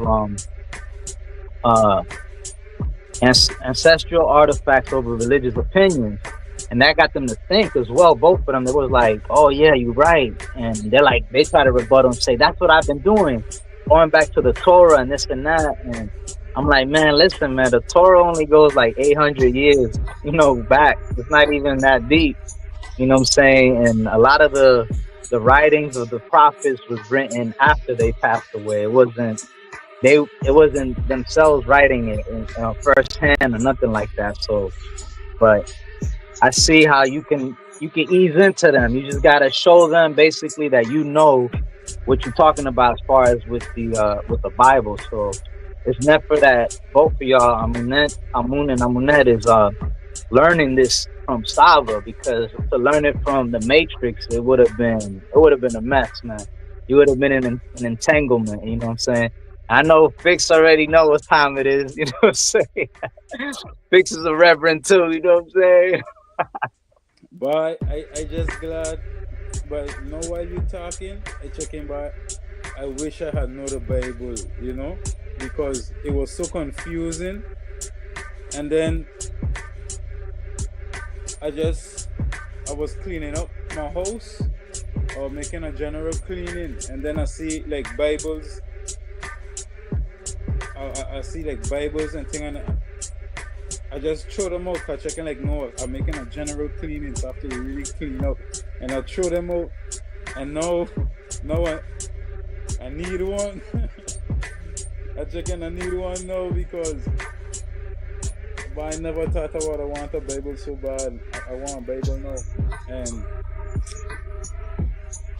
I want to go to one of those Sunday studies, one of those Sunday school studies, you know. To the Bible studies. Yeah, I want to go to a Bible study now, because that can make me go and do my homework. That can make me. I don't already want to buy another program here so I can scratch up all in it, you know what I mean? I want to scratch up all in it, notes all over. Yeah, so I definitely looking forward to helping people with this knowledge. Yeah, good looking up on the question too. Tour for requesting part 2. Yeah, that's a... Yeah, New York. Yeah, and I can't wait to run into some Hebrew Israelites. Like, they be around in the parks, but they like afraid of me. I don't know if they know me or what. They see me with the Ankh, and they preach to everybody. They run up on everybody. They got the Bible at hand. They be a group shouting out, and I'm just in my head like, please say something to me. Like, I don't want to just come up to them, because then they're gonna know I'm attacking them. So I try to be humble and try to make it seem like I don't know nothing, you know what I'm saying?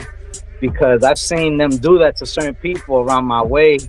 You know, people that do carry unks and things like that, but they're not really into it. They're just wearing it for fashion, so they really don't know. So it's easy to convert somebody like that. I don't know what it is about me that maybe they could see that I ain't having it or something. I don't know, but I'm like, man, because I want to converse with them. I used to do that back in the days with the Hebrew Israelites, but they're too hard-headed. You know what I'm saying? Once you start asking them deep, profound questions, they start looking at you like, oh, this guy thinks he knows it all. Like, oh, this is a person of pride, or what, a spirit of pride, or something like that. So, but with the Christians, they're more at ease, more soft, because they're, you know, hardcore. Jesus is the way, and they gonna die for that. You know, it's just crazy. So it's like, with the Christians, they're a lot easier. And even with today, they acknowledge how there's so many different denominations amongst, you know, Christianity. So it's like, I'm like, yeah, there you go.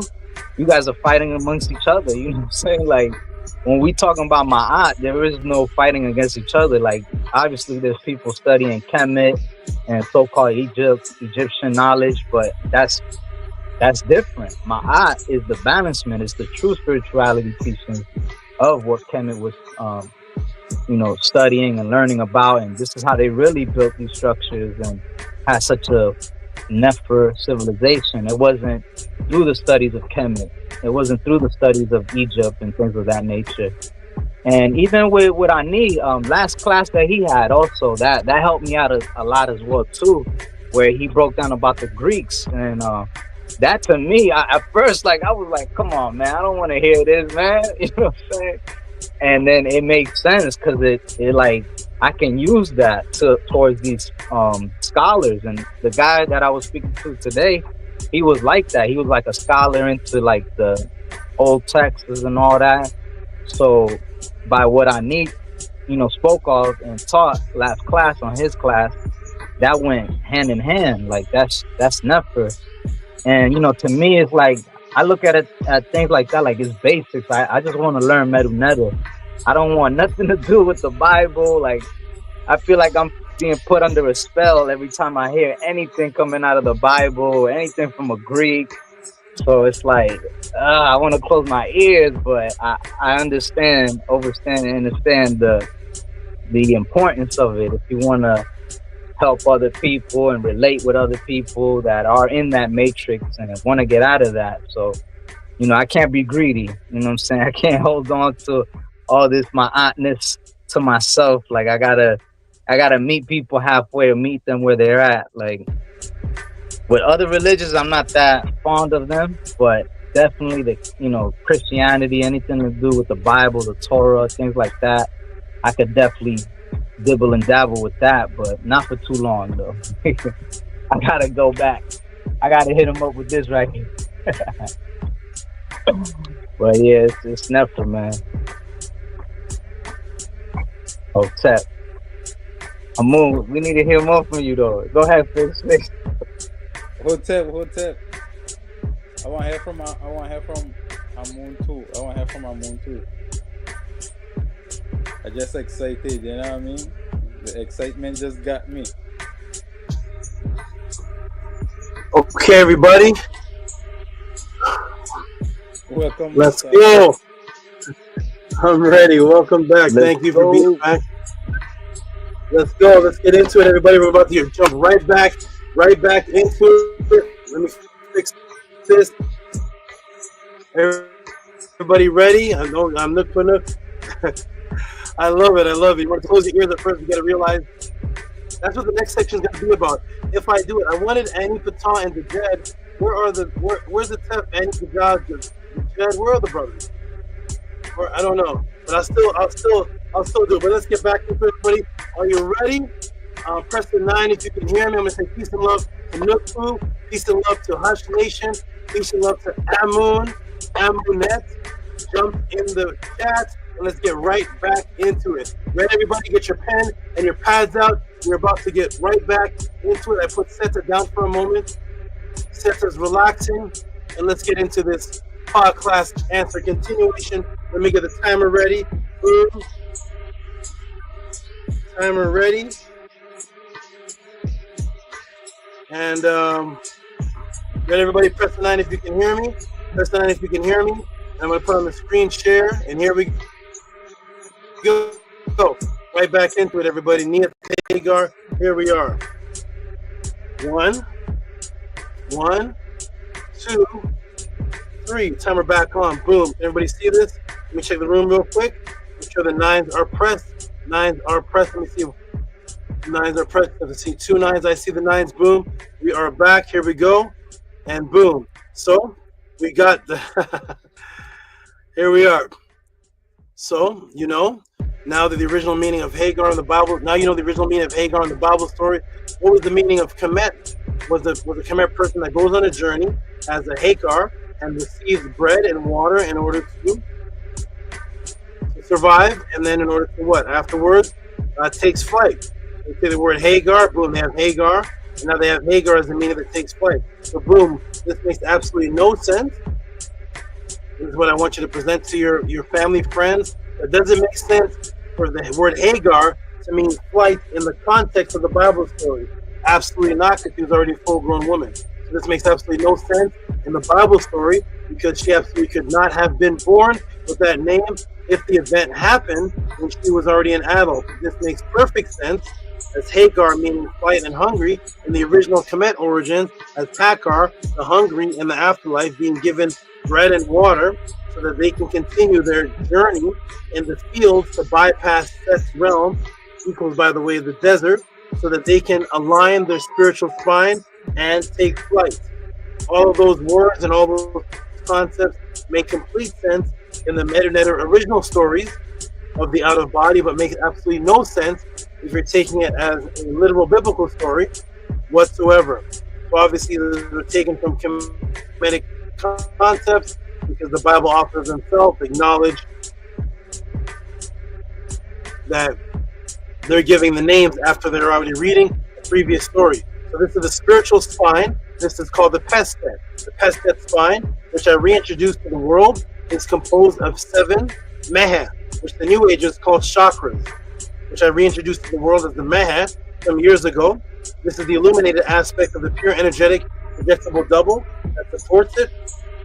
And just as your physical spine supports your body, so just as your physical spine on the macrocosm supports your body, the double and pure energetic projectable spine, its echo, supports the body of the Ba, and this is called the DJED, or it's called the PESTCHT. And that's why when you look at the word PESTCHT, unlike the English word for spine, the word PESTCHT is your backbone spine, yes, but it also is the shining to illuminate, which spreads out. Why is it spreading out? Because you're taking flight, you're leaving the physical realm, you're leaving your body, you're spreading out, which is to statut, which is to echo. The word for walking out of the body means to echo out, which is spreading out, because you're continuing outside of the physical peripheral of the body. So this is called the PESTCHT spine, which is the backbone of Osar, which is the support system that these 7 mehe align themselves with, and is the support of the Ba. It's like your physical spine is the support of your physical body. So here we go. And in this original concept, origin, you are now what you eat. What do you mean, Tehuti? Well, I've just shown you that in the out of body, your Ka feeds off of the energetic doubles of that which is on the physical plane. This is the concept of how offerings work. This energy that was associated with bread was the word TCHA, which is bread, and it's also bread for the journey. This PESTCHT spine is also depicted in this form. And what is this called? This is called the TCHA, or TCHED. The TCHED. It's the same word. Here it is. This is in Tutankhamun tomb. This is what you'll pronounce as the DJED. It can be pronounced as DJED, TCHED, which is the same as the PESTCHT.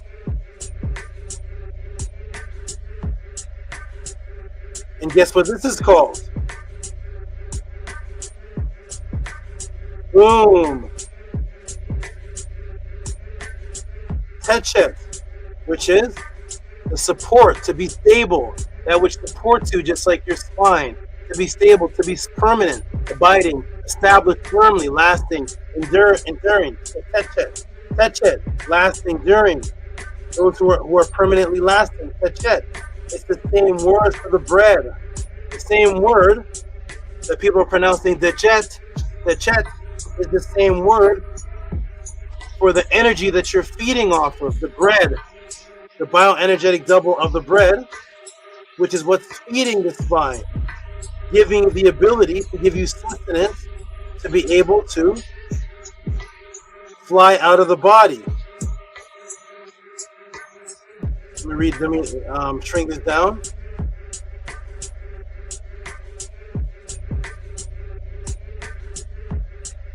So see right here, the light energy, which are the 7 on the back, the people are calling the chakras. They're called the Mahas-Sekef, the Sekef.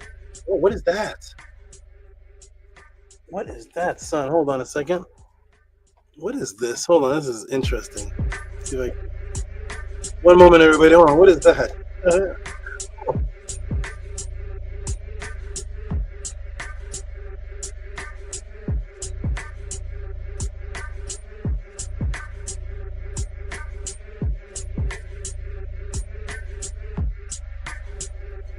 Okay, I am back. All type of things around here. This is a like a jungle. Here we go. 9 is what the 7 mehet are on his PESTCHT. What you see there is the spine. See the PESTCHT? That symbol there is also the same as this symbol here, which is the TCHA. So that's, you get the energy in order to take flight. The energy is aligned with the 7 on the back, which is the spine. And that's what gives you the energy to rise. I have many classes on this in the MEDU magic classes. And I talk about energetic conflict and the energy that you actually need to have the out-of-body experience. This is the energy that keeps you on your journey. Is the word TCHA.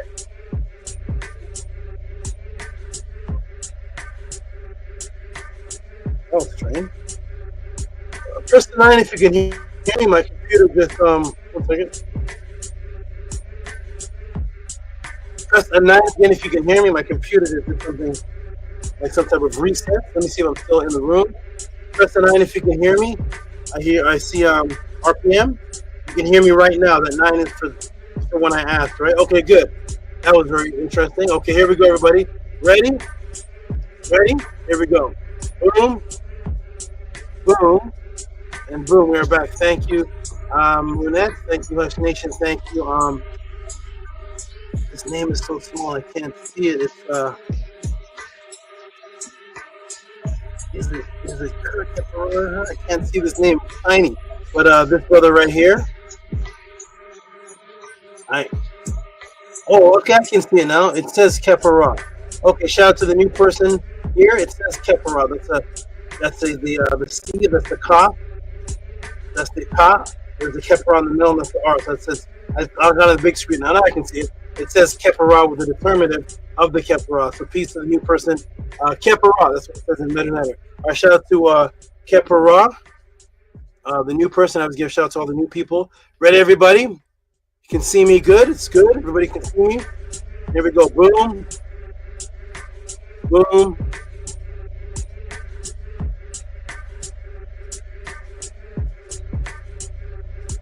And boom. So the TCHA is the word for bread. And it's the same word for the bread you get on a journey. That's given to the HEQR. And the DJED is the same word, TCHA. You see it? TCHA, that's a support, the spine. See the TCHA is the same word as the bread, because that is the original concept of you are what you eat. What you're eating is the energy of the bioenergetic template, is not the pure energetic projectable double. And you in that form get to feed off of the energetic projectable double that's given off of the bioenergetic template of the food that you're eating that's on the physical form, giving off the pure energetic projectable double energy in the realm that you exist in. So that's as you're feeding off of it, giving it sustenance, it's keeping you stable. It's giving you your support because you are what you eat. Boom, the supportive spiritual spinal column of light, of which you are composed of, TCHA, is the exact same name as bread that is consumed by the HEQR, which symbolizes the energy that you have to consume in order to continue the immortal journey. That is the original concept of you. You are what you eat. Welcome to the Tehuti Torah class. There's the first written concept of you are what you eat. Literally, the word is of what you're eating. TCHA is literally the word is of what you are. which is the TCHA. The same thing. Well, guess what else Neith is the NETERT of, everybody? Are you ready to hear this for the first time? For the first time, May 10th, 2025, what is the goddess Neith the NETERT of? So we have that the bread is the word to give. That is the gift to HEQR. Like HEQR was given bread on her journey. The word PESTCHT is to give the bread, and the word TCHA is the journey that keeps your spiritual spinal column supported, because you literally need the energy to support and sustain what you are. So we have Neith as the goddess of the giver of bread and water to the HAGAR, and we have HAGAR being given the bread and water for her journey. So guess what else Neith is the NETERT of? Are you ready? Not only is she the NETERT of the bread and water to give to the HAGAR, but what else is she the NETERT of? Are you ready, everybody? Here we go. Boom. May 10th, 2025, 8:51 p.m. Pacific time is the first time you are going to hear in your life that Neith in the pyramid text 1547, his spinal column belongs to Neith. Boom. Neith is the NETERT of the bread, which is the TCHA, and she owns the spinal column, because the sustenance of the bread on the spiritual plane is what feeds your TCHA. The bread is given to you by Neith, the TCHA, to feed the TCHA, which is your spiritual spinal column, because she's the NETERT of both that feed the HAGAR. Boom. Neith, the NETERT, who owns the spiritual spine, the PESTCHT, TCHA, back support, which is the same word for bread, of which she is the provider of for the HEQR. Her hand is in the position of support.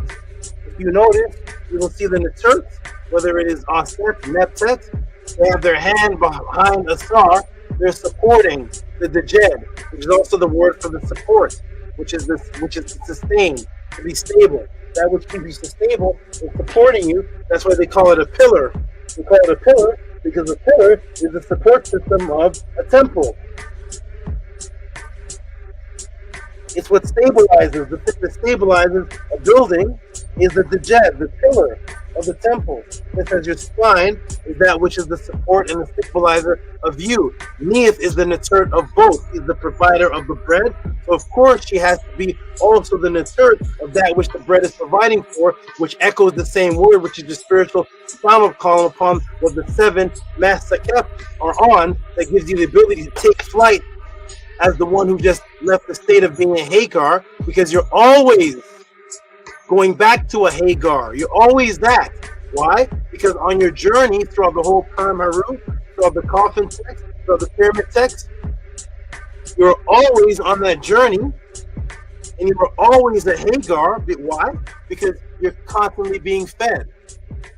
From the beginning of the Purim Haru to the end of the Purim Haru, it's consistently you're getting bread. Why? Because the energy needs to survive, just as you on the physical plane constantly needs to eat. The energy constantly needs to consume, and that's why the offerings for the original people were invented as a form to help give that energy its energy source. When you make an offering table and you put food there, you don't smash it down. You leave it there for the next time you do it, and the next time you do it. And when do you ever stop using your offering table? When does anybody in Ephod, Voodoo, when is anybody who sets up an offering table where you put food on the offering table, when do you stop doing that? Where is it written, and on this day, stop giving offerings? No, you start doing it, you're 70 years old, you continue the tradition of doing it until you're 89, 90 years old, until it's your turn to receive that. So the HEQR never stops. The beings on that side are always the HEQR, because they're always the hungry. The hungry means they're always looking to get fed. And you feed them, put the food on the offering table, and then in return, they do things for you. That's how all the ancient cultures work. Thus, they're always in a state of HEQR, receiving the bread and the water. Not HAGAR receiving the bread and the water as a physical woman walking out in the desert. How did she survive? See, because in the Bible story, it's only one event. In the Purim Haru, they're constantly getting bread and water over and over and over again. It's a constant journey. That's why it says Techet, everlasting. that which you become, a manifestation of that everlasting. And the bread is also, the word for bread is also the word everlasting, because it's an everlasting sustenance. Welcome to Tehuti Torah class. This is what the other so-called Kemetic teachers are ashamed to teach on, because all they can teach on is the Bible is stolen, the Bible is stolen, the Bible is stolen. Okay, what if teach us on what it was stolen from? Ask your Kemetic teacher about the HAGAR. Ask her about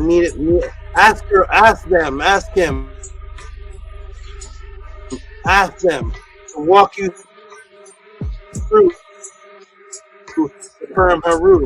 Don't just give me the 42 laws of Ma'at. I want to know about the other parts. Walk me through these other things. I want to know what's going on. How do we apply them? What are these 7 back? These 7 on the bottom. May I find? What is happening? They're afraid to teach on this. They're afraid to be called spooky by their peers. That's what they're afraid of. So they're ashamed of the ancestors. Never lose against you mortal. You think we're ever going to lose against you mortals? Here we go. Boom. Neith, the NETERT, in whom owns the spiritual spine, back support, which is the same word for bread, of which she is the provider for the HEQR. Her hand in the support position, her hand in the position of support, as the TCHA is the support of the pure energetic projectable double, originally called the Ba. Ready, everybody? Oh, good. It went without turning white. That's nice. There we go. Ready? Scroll down. Last, here we are again, of course. Unas Neferoset, the original name for the pyramid text. 1547, its spinal column, that's his PESTCHT, DJED, belongs to Neith. Boom. Neith the NETERT. Drink it. Boom. Neith the NETERT, who owns the spiritual spine, back support, which is the same word for bread, of which she is the provider of, or the HEQR, her hand in the position of support, as the TCHA is the support of the pure energetic projectable double, originally called the Ba. So the pure energetic projectable double is originally called the Ba, which guess what that word Ba means? It means the double. And what do you become? You become a Sa. You become a Sa. This is so you are able to be reborn as a Sa, which is what? A divine son, a divine daughter. You're now of the divine. You're reborn of the divine now. Now you're a Sa. So the physical pharaohs, the physical people on the earth, they call themselves a Sa, as in the sun. But in the Purim Haru, then you become the divine Sa, because now you're reborn. You're reborn as one of the children of Renunet. You're reborn of one of the children of Neith. Now you're a Sa. Because in the physical, as the pharaoh or as a man, you're the Sa or the Sat, you're the heir of the person before you. Once you pass, what happens? You get judged on the scales of Ma'at. What's put there? The heart, the Eve. The Eve is put there. It's not balanced with Ma'at. Your Eve has to be lighter than Ma'at. So one is lighter. So thus you turn from being the heir of the physical man. Now you're the child of the actual Eve, the child of the heart.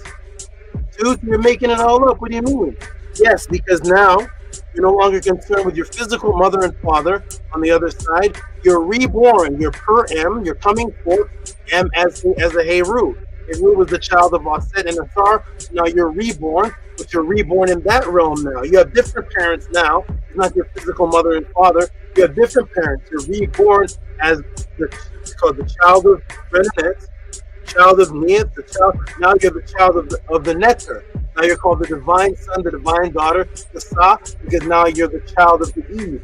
Eve is what? That which is on the left side, the left foot going forward. That which is on the left, the heart which is on the left side. So now look up the word Sa. Let's put the word Sa back on the screen, and guess what it means now?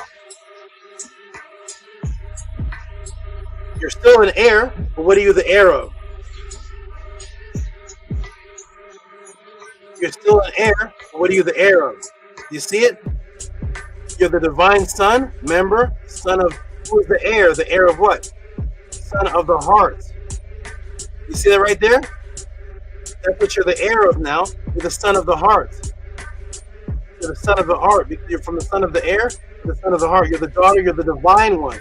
You're not just a regular child now. You're a son of the heart. You're a son of the Eve. See that right there? You become a Sa. You become reborn after the support, the DJED. So when the DJED support spine was reborn, supported by Neith, it creates the Sa, because now you're reborn as a child of the NETERT. Here's a way of drawing the PESTCHT. The Kemetic symbol of PESTCHT, spine, is also the DJED. Page 249 of the Egyptian Hieroglyphic Dictionary. Here's the DJED.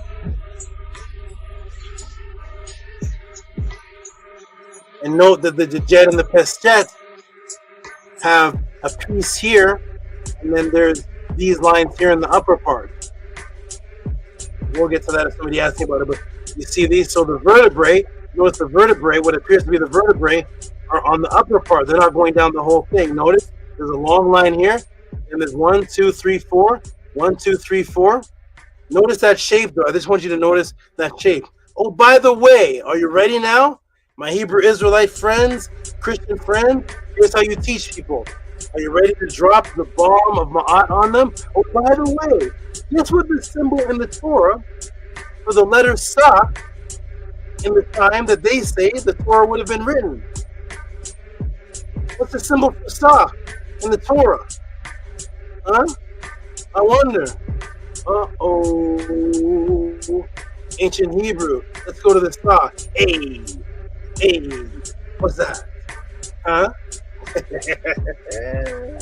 What's that? Hey, what's that, man? That's the Sa? Hey! Is that what your Kemetic teacher taught you? There's the Sa. What's that, man? What's this right here? There's your Sa. Huh? Hey, it's a long line at the bottom with the crosses going up. This is your Sa?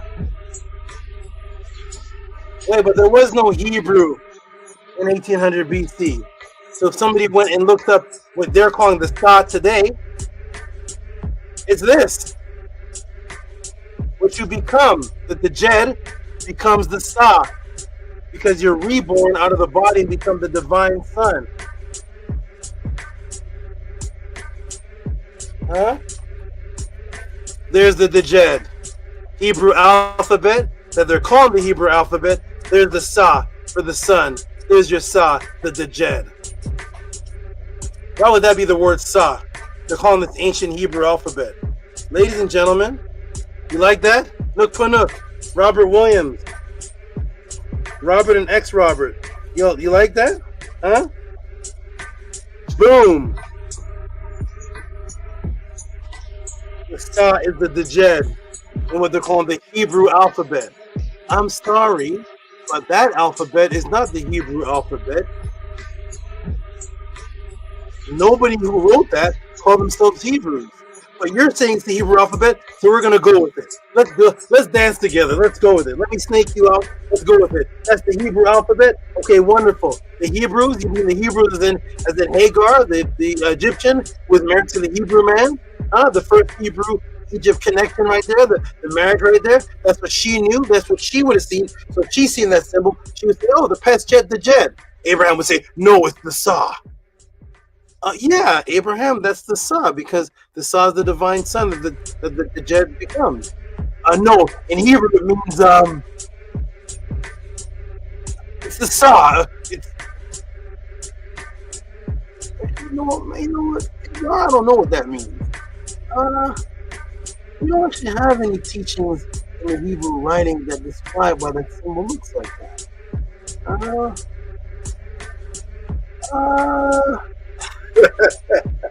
Bing bong. Here we go. So therefore, there's the Sa in Hebrew. You ready? Walk a Hebrew Israelite through that and tell me their rebuttal. No, what it is? It's Sa to us because that symbol represents the vertebrae, resurrection of the strong. The Sa New Age. There's no actual writing. The Kemetic writings literally say the Sa and PESTCHT shows the Sa, says what the Sa is, the divine son, the son of the heart, the daughter of the heart. Says what it is, has the story, saying that it's Sa, means God. Teaching in Hebrew as a writing of God, of what that symbol is.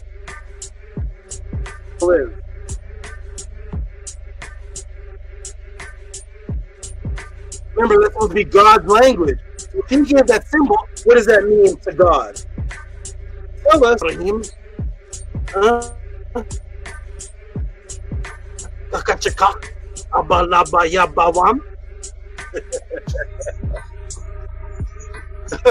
have to keep it questions. Here we go. Boom. Where's your Sa? Ready? Boom. Boom. The DJED of Neith, the PESTCHT, spiritual spine, support for the rebirth of the Sa, now called in the Torah Sa, because Neith, his spinal column, which is the DJED, belongs to Neith, and you're reborn as the divine heir of the Eve, the child of the Eve now. Oh, by the way, guess what else this quote-unquote Hebrew glyph Sa means? First, here's the MEDU again. Let me refresh your memory. Here's the light spine, which is the stable support. So here's the stable support, the light spine. You see? So there's PESTCHT, that they're calling the Sa. There's the PESTCHT, and it's permanent, established to be stable. That's the support, like the pillar. So they call it the pillar, because the pillar is that which supports the temple. So, by the way, guess what else this Hebrew word glyph Sa means? Are you ready, everybody? Get ready to learn for the first time. May 10th, 2025, 9:08 p.m. Are you ready? What does Sa mean? What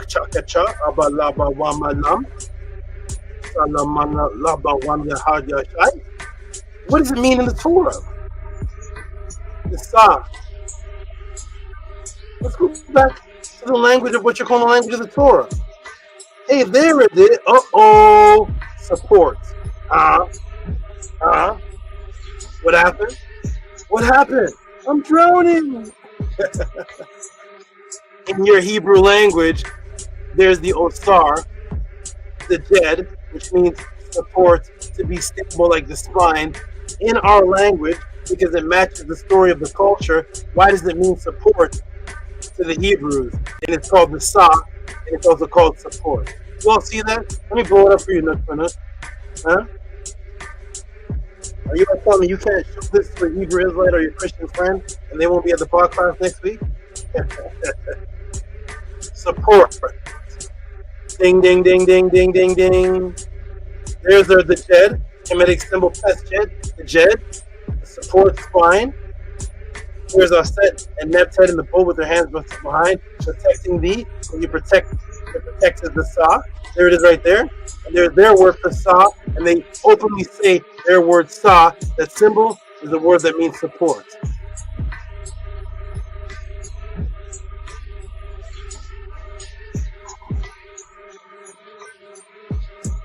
You like this, Mitsu? I hope you all are supporting. Support at the end of this class. Cash App TT Moon, PayPal at RockESP. Support as much as you type. Support as much as you watch. You'll show the time at the end. If you've seen these teachings, if you've seen this type of class anywhere else with the Sa, the support, the Neith, owning the spine, please put the link in the room. Please put the book, page number, what class was taught before May 5th, before May 10th, 2025. Please show Neith. Please show Hagar the hungry. Please show the jet is the bread, which is also the spine, which is on a journey, which is what Hagar was. Please show all of this. Anyone else teaching this, they don't have time to put this together because they're too busy arguing and living a matrix life. They would have to sit down and read the First of all, they wouldn't even know what the answer is. Because this answer is not coming from Google. It's coming from.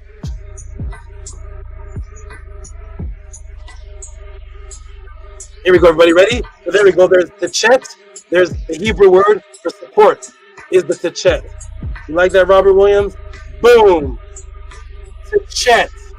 The chet. PESTCHT. The KEMET Neith spine support of the pure energetic projectable double that is the Sa now in the Torah. Is the word Sa in the shape of the DJED, and it conveniently means in the Torah support. That's right, yeah. We don't know what it means support in our culture because there's no prophet describing it. And we say that this word existed at the same time as the people of KEMET. All these symbols existed because it's God's language. There's your support. Ready, everybody? Let's go. Am I still teaching? Am I still going? Yes. Yes. Yes. I think very deeply. Are you ready, everybody? Let's go. Am I still going? I think I answered the question about an hour ago, but we're still going. Why? Because the NETERT said, don't stop. Don't stop. This is Nuku. Don't stop. Feed him more. Feed him more. This is what we gave you. This isn't from Google Chat APB or whatever. This isn't from Wikipedia. Let Wikipedia the question. You don't have to ask Tehuti. We just Wikipedia it. The Neith of Pepi was consistently. Oh my goodness! I don't even know why I added all this. No man, really, we added all this. The Neith of Pepi was consistently associated in the pyramid text with the eye of Heru, associated with the eye of Ra. Let me take you to the pyramid text section of Neith, recitation 47 to 54, and recitation 201 to 207. And yes, for the first time in your life, you will see Osiris Neith. Let me introduce you to Osiris Neith. Are you ready? Huh? Uh-oh. 47, recitation. Ho, Father, Osiris Neith. Oh, Father, Osiris Neith, I will fix you for Heru's eye. There's one eye in your head, the headband. Recitation, Horus, Osiris Neith. Except Horus's eye to your face. Oh, is this for Nana? Nana, you there? Look at that battle rapper gets ho, ho, ho. Here we go, ho, Osiris Neith. Except Horus's one eye and see with it, and of his body and be measured through it. Shall lead you in the path. You shall let your throat breathe through it, and it will endure for you. Neith, wear it, and it will give life to your forehead. Ho, Neith, provide yourself with it and make it, and provide yourself with it, and it will make you a netter. Recitation, Osiris Neith. The pupils of Heru's eye have also been set for you in your head.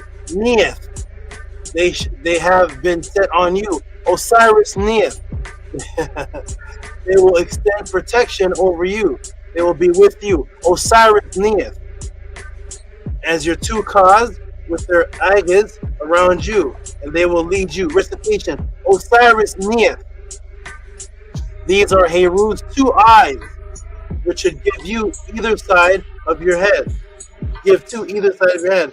Neith, they will become your two cause for you. Osiris Neith, they will be atop you as the two great HEQR crowns, HEQR cause. Neith, elevate them on you as the two great HEQR cause, or magic crowns. Recitation, Osiris Neith, accept your eye from which you were distant, and its HEQR will be great in your opposition. Recitation, Osiris Neith, accept Horus's eye, great of magic, or order HEQR, and see with it. Araret, the cobra, the dual, they say Araret, great, or the HEQR, Araret. Recitation, Father, accept the eye and see with it. Your eye has become parted that you may see with it. Dissertation. Osiris, Neith, except Horus's eye was set hid in the hidden vulture, which he joined vulture. It shall spread. It's the gem in him. Spread vulture. It shall not fear vulture. The now valiant God vulture. See all the Osiris Neith associated with the eye. Constantly the eye of Heru, this eye, that eye, two eyes, recitation, it goes on and on with the eye. Osiris Neith, this one's cut off here. Osiris Neith in the eye, constantly the eye. The eye placed on the head, the eye placed on the head. Heru's eye, this is Neith, this is the seeing eye. Seeing eye, Heru's eye was one of the eyes. There was the left eye and the right eye. So many eyes associated with Neith. This is the Neith. This is the Neith that was buried. Here we go. And in the ANIKARES, go back to the ANIKARES, right? The ANIKARES, what they call the coffin text. What does it say? I passed by like the sacred eye. I direct winds for the protection. I direct winds for the Neb, and they have the Lord, or the protection of Nu is about me. Just as the protection of Nu. So here we go. Let me read it all. Let me put it on here. Here we go. Oh, not that. Not that. I passed by hail like the sacred eye. Sacred eye of what? I direct winds for the Neb of ATTON. So there's multiple eyes that Neith is associated with. The eye of Heru and the eye of ATTON. And ATTON is Ra. It's also called the eye of Ra. I direct winds for the Lord of ATTON. They have Sundays. Because I pass by like the sacred eye. The protection of Nu is about me, just as the protection of Nu is about the egg from which I issued. I am in good order. I come to life. I rejuvenated. I am hail, for I am one who went forth from the belly, having power over the water, being with Neith, going down the island in the order to do what he wishes in it, in every stream and every island. Spell 180. There's Neith again, associated with the eye and the ATTON. Neith constantly associated with the eye. Now back to Hagar. Guess who the Torah authors wrote Hagar's God was? Although it was an angel of the Lord, let me show you. Who is Hagar's God? Anybody want to guess? Who is Hagar's God in the Bible? Hagar's God. Who did Hagar call upon? Call upon Yahweh? Who did Hagar call upon and speak to? Ready, everybody? Nu needed this. That's right. Look how many NETERTS are getting. Look how many NETERTS are getting the platform that people didn't even know about, because I'm discussing the Bible plagiarism, while at the same time teaching what is taught by the NETERT. Who did Hagar call upon? Here we go. Who's Hagar communicating with? What did the Bibles write down? So now when you look in the English, what does it say in the English? Genesis 16:13, and she called the name of the Lord. What was the name of the Lord? The one that spoke to her. The name of the Lord that spoke to her. So they're distinguishing that there are many lords. This one is the name of the Lord that spoke to her. So if you say, I went to the pod class to learn from the Tehuti, the name of that Tehuti that does the pod class. That's different from Tehuti Matt Ross, who teaches on herbs and health.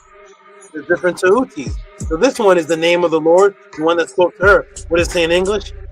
Thou God seest me. Seest me. For she said, have I also here looked after him that sees me? So she's calling upon and speaking upon the God that sees me.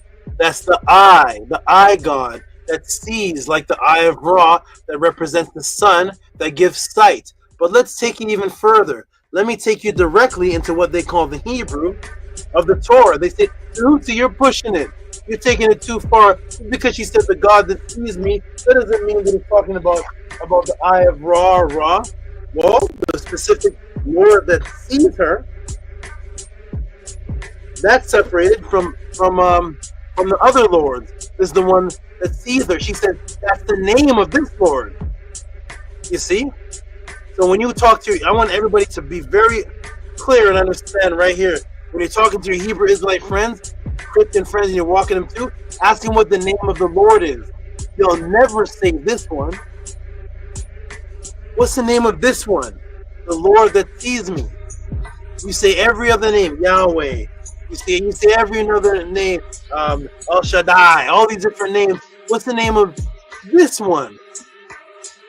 She said, this one has a name, and here's this name. The Lord that sees me is an attribute. It's an action. If you say, hey, Tehuti sees that girl walking on the street, that's not my name. That's what I did. But this one says, the God that sees me is that God's name. The God that sees me. Shouldn't that be the automatic attribute of God? Doesn't God see everything? So why does no Christian ever says this name? What's this name here? This is a name. This isn't just an action that the God is doing. This one is an actual name. Right, everybody? Let's break this matrix. May 10th, 2025. Let's understand what's happening right here. The God that sees me. You see it in English. Let me take it further because Tehuti may be stretching it. Let me take it. You know what? Let's take it even further. Let me take you directly onto what they call the Hebrew of the Torah to see what it says hidden beneath the English. Guess what it says in Hebrew, Nook Panuk? Guess what it says, everybody? Guess what it says in Hebrew? The God that sees me. Let's read that in Hebrew, shall we? Shall we read in what they call the Hebrew? Genesis 16:13. And she called the name of the Lord that spoke unto her, Thou seest me. That's the name. Thou seest. Of course, the me is her. Thou seest me. Let's take a look at what she said, because they told us that this was written in Hebrew. Let's go to the Hebrew. Here it is. God seeth me. What is that word in Hebrew? There's this. Anybody can read that? Let me walk you through. Can you read that? Maybe not. I'm going to walk you through. I want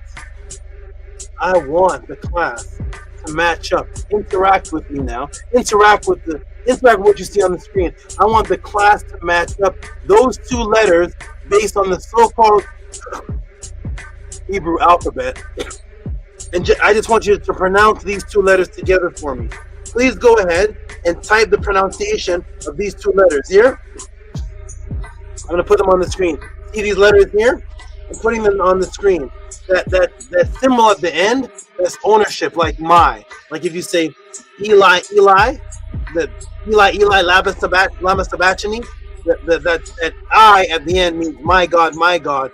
The word is El, but my God is Eli. So we can take that part out. We're going to look at the two letters in the Hebrew. Don't worry, I have them circled. Here we are. Here are the two letters. Here's letter number 1, and here's letter number 2. Could you all pronounce this for me, please? Help me out here. Here's letter number 1. See what it's called? That's the letter. Here's letter number 2. Could you all pronounce to me the name of the God that the HEQR is associated with? And remember, the language is read from right to left. What do these two letters pronounce, everybody? Help me. Help to who needs help? Help me out, everybody. I need some help because I want to see who the HEQR, who got the bread and the water, who's on the journey, who's the Egyptian. Who did she call? Who helped her in the story? Huh? Pronounce those two letters for me. What does that say? Just type it in the room. I know the new people may be a little scared. I don't want to type that I'm submitting. No. Be honest. I want everybody. These are the two letters over here. Want to show me it again? I'll show you it again. That one and that one. That letter at the end, it means my. My is not a part of the word. It means it's an ownership. Like Eli means L is the word. Like Daniel, Michael, Raphael, Israel. L is the word. But if you say my L, that goes at the end. These are the two words, the two letters. Somebody just pronounce them for me. There they are. What do these two letters say, everybody? I want to know because Tehuti made it all up. Those two letters say, everybody. Type it in the room, please. Please tell me out. What do they say? Ra. Uh-oh. Ra. R and A. The two letters that they associated with the HAGAR. Can they get any more? Can we get any more? The Eye of Ra. Because they put the word R-A as Ra. The writers of the Bible didn't just leave it there. They made sure to emphasize this deals with the seeing God. You know, the famous image at the time of 1400 BC, 1800 BC, the Eye of Ra. The sacred eye that Neith is constantly associated with. The Eye of Ra. Who feeds the HEQR, who go on their journey, getting bread and water. Now the HEQR is calling upon a NETERT. It says, your name is Ra. The one who sees. There's the eye in your Bible of Ra associated with the HEQR, the Neith. Huh? I wonder what the support thing you like on this class. Here we go, everybody. Ready? Huh? You getting this anywhere else? Huh? You like that, Amunet? If you're getting this breakdown anywhere else, put the link in the room and we'll send the support there. I will send 2 of the supports that I get tonight if you see this breakdown somewhere else. Hagar, the HAGAR, the Eye of Ra, the eye associated with the sacred Ra of Neith. Hagar calls upon Ra with the seeing eye, the one who seeth me, because the seeing eye is associated with Neith in the coffin text, who feeds the HEQR. You getting it somewhere else? Let me know. I want to know. I want to break. Send me to Panama.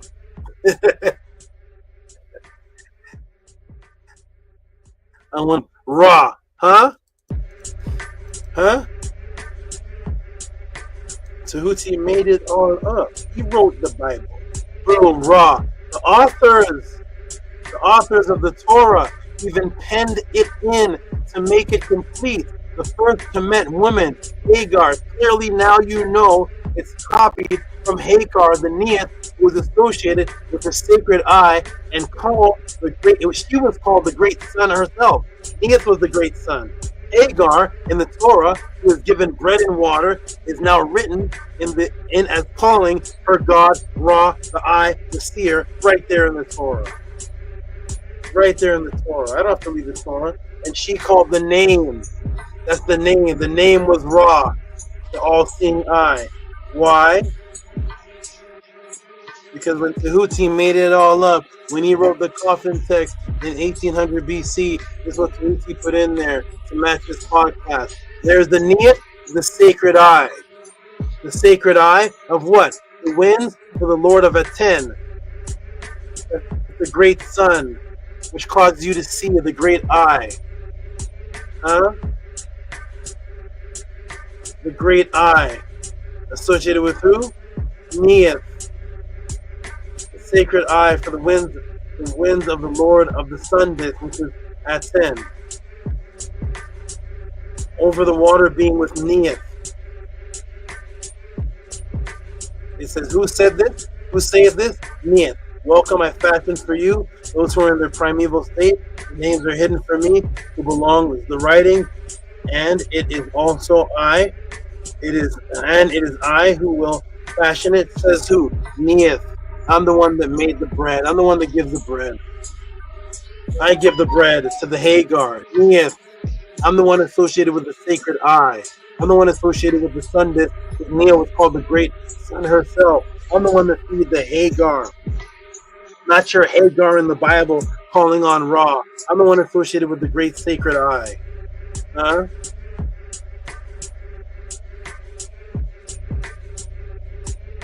Boom. Man, this class is... I don't want to look at the time. Boom. And the NETERT.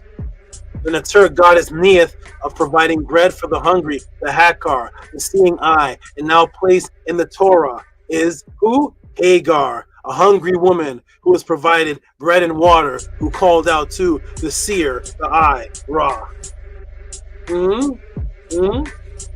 Thus we know how. Thus we now.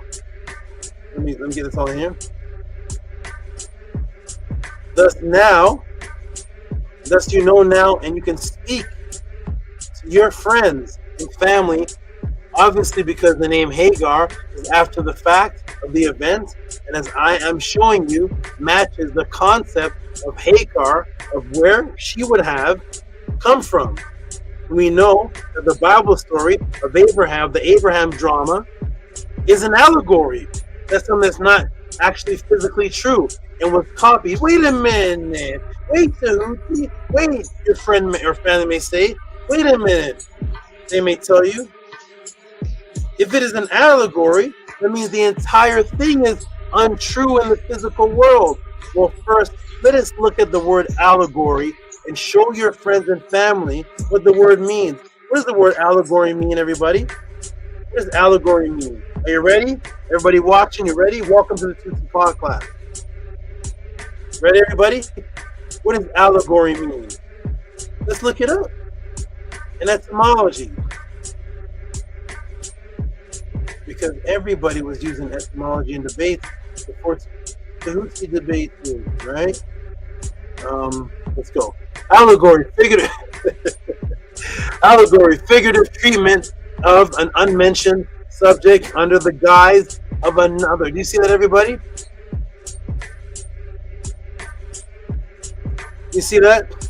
Allegory, figurative treatment of an unmentioned subject under the guise of another, similar to it in some way. Do you see that? An allegory is a figurative treatment of an unmentioned subject under the guise of another that is similar to it in some way. When I come and say the Hagar, Abraham story was an allegory of what was taking place in the KEMET and what's happening in the real writings. What does allegory mean? Allegory is a figurative, it's something that is an unmentioned subject under the guise of another similar to it. That is exactly what is taking place here. There's an unmentioned subject matter. Yes, HEQR the hungry, you know, the TCHA, the journey, the giving bread and water, you know, going through the desert of Seth, you know, taking flight. We're not going to mention that. We're not going to mention that at all. We're going to write it in the guise of something else with the similarities still there. That is literally the definition of an allegory. The similarities are there, but the actual subject and where we got it from, we're not going to mention that. That's unmentioned. That is an allegory. You're not actually talking about the actual thing that you got it from. It is a symbol, but the similarities, they pass over. So Tehuti is calling the Abraham story and Hagar an allegory. And you can say that to your friend, and of course they're going to rebel against you. What do you mean if it's an allegory? Wait a minute. Hagar is the father of all the Abraham's the father of the entire Bible. Noah and Abraham, the covenant, everybody comes from the seed of Abraham. Without Abraham, nothing in the Bible exists. You can't take away Abraham. It cannot be an allegory. Why would you say that, Tehuti? Hold on. Okay, I can't accept that part.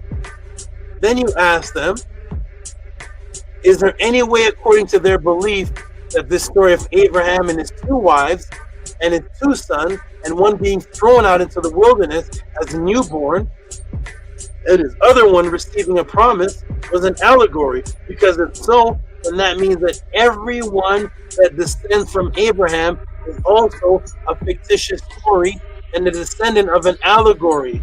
If the foundation of all of them is an allegory. So if you ask your Christian friends, is there any way, according to their belief system, that this story of Abraham and his 2 wives and the 2 sons and one being thrown out into the wilderness as a newborn, you know, with the bread and the water, and the other one receiving a promise, was an allegory? Because if so, that means everyone that descends from Abraham is also a fictitious story, if the foundation of them is all an allegory. And of course they will say, even after all of this, no, Abraham is not an allegory.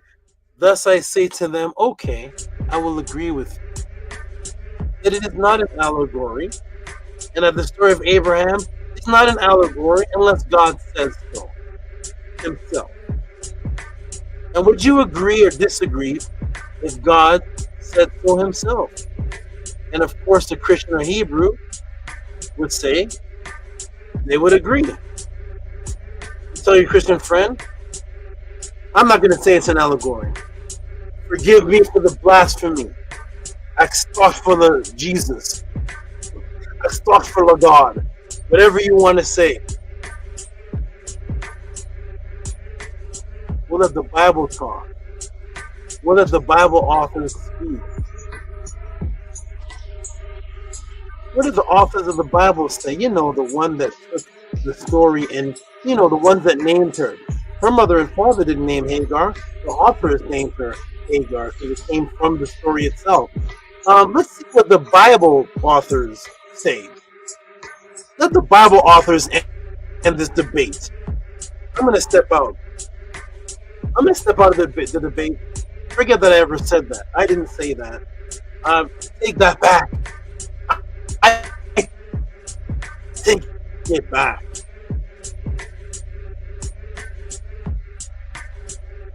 Ready, everybody?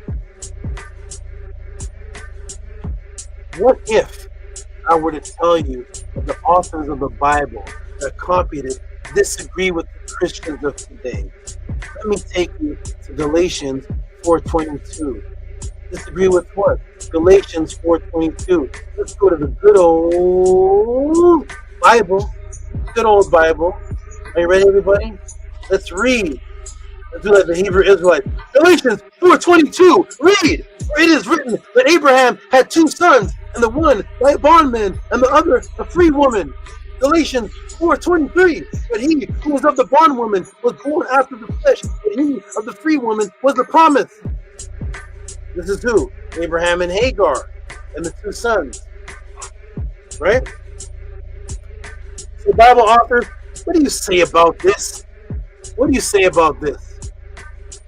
All this. What do you say about Abraham and what do you? Come on, I continue the story. Which is things that are an allegory. For these 2 are 2 covenants.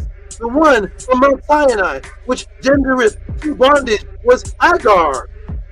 And for this Hagar is Mount Sinai in Arabia, which answered to Jerusalem, which is now is in bondage with her children.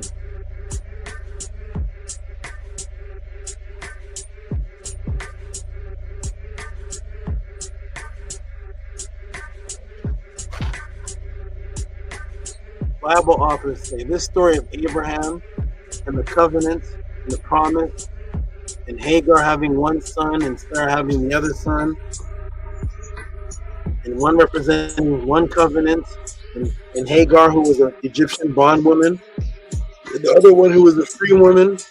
That didn't actually happen. That was an allegory. It represents something else. It represents that the covenants, one that came from Mount Sinai, and the other that came from some area in Arabia.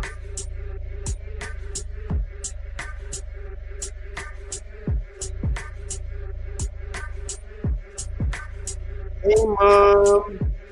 Hey, sister. Hey, Christian friend. After Tehuti just broke all this down and built it up, seems like the Bible authors agree with me. They said the story of.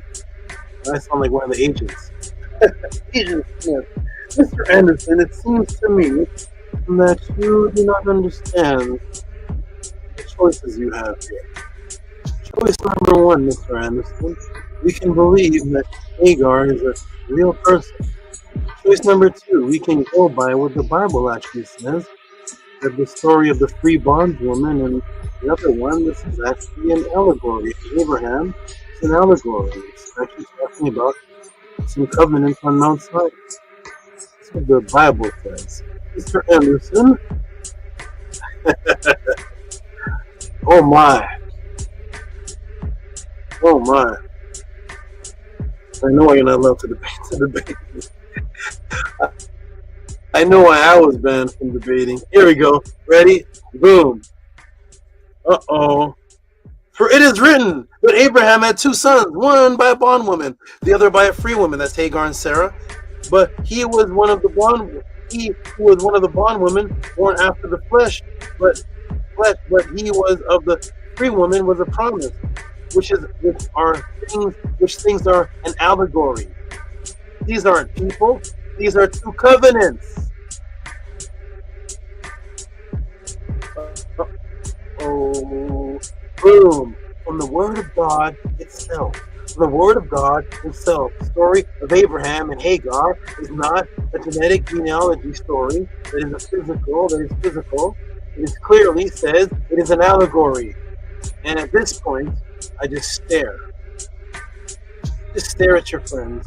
Stare at the pastor. Let there be a silence as you stare at them. Don't say another word after that. Just listen to the silence. That is the snake style. So all of this allegory was taken from the understanding of Neith. That's where the real allegory came from. They're going to bring up two places, Mount Sinai, which is in KEMET, in the last class, the whole Mount Sinai story, and the other one was an area in Arabia. We're going to get to that in a moment. What does it relate to in Arabia? So all of this was an allegory, was taken from the understanding of Neith and the provider to the hungry, provider of water. One associated with Ra, the great eye, typo eye is an eyeball. This and one who fled, which is the Hagar. Now let's take a look at the city again. Remember there was a city in the beginning of the class called the city of Neith. It was in my last class too. It was in my last class. It's the city of Neith. What was it called again, everybody? It's called Say It. This is Neith city that I mentioned in the beginning of the class. And in last class, here is the city. Get some water. Say It is the city of Neith, the goddess of provision of bread and water to the HEQR. This was excavated remnants. This remnant was excavated of Say It in the temple of Saul in 515 BC.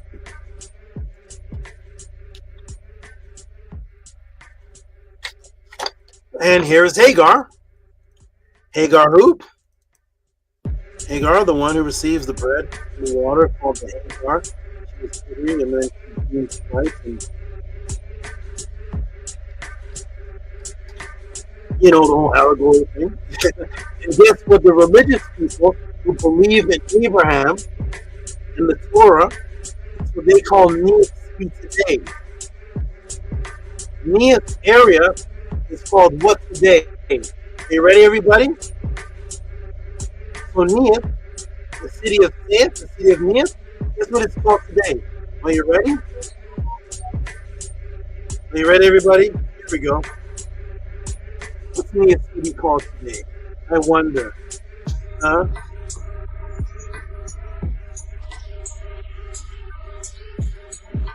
Ready, everybody? Uh-oh.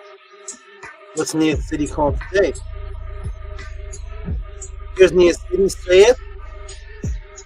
Here it is. What's the name of city called today? Sa El Hagar. Man. Man. Sa El Hagar. That's the name of the city. Neith City today. Neith City today is called Hagar. Hotep, I'm done. Boom. Hagar. Sa El Hagar. That's the name of Neith City today. Hotep, I am done.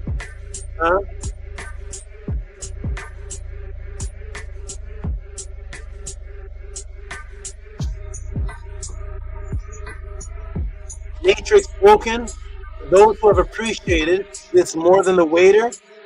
Matrix broken. For those of you who have appreciated this more than the waiter that you have tipped over the past years in reciprocity that you have spent on July 4th, Thanksgiving, Halloween, Dunkin' Hines Donuts, Heinz Ketchup, Chick-fil-A, whatever you fed yourself with, whatever you tipped, if you appreciate this and have learned, and if this has had any impact and has advanced your recently current understanding of this particular subject matter, please send your tip of reciprocity appreciation called Thus Saith Neith, Torah Torn, Hagar, HAGAR to HEQR, or any creative title you can come up with. Cash App, TT Moon, PayPal, at Rocky SV, Hotep, I am done. One of the longest classes in history. Cash App, TT Moon, PayPal, at Rocky SV.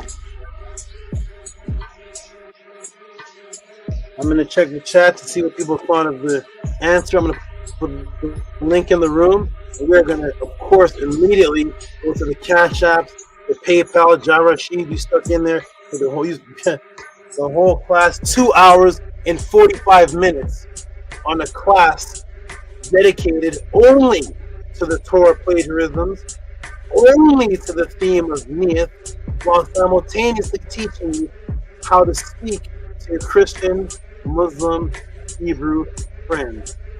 The city of Neith is called Hagar today. You made it all up. You named the city.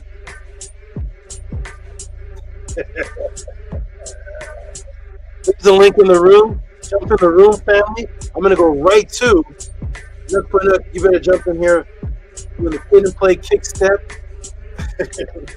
doing the hammer dance.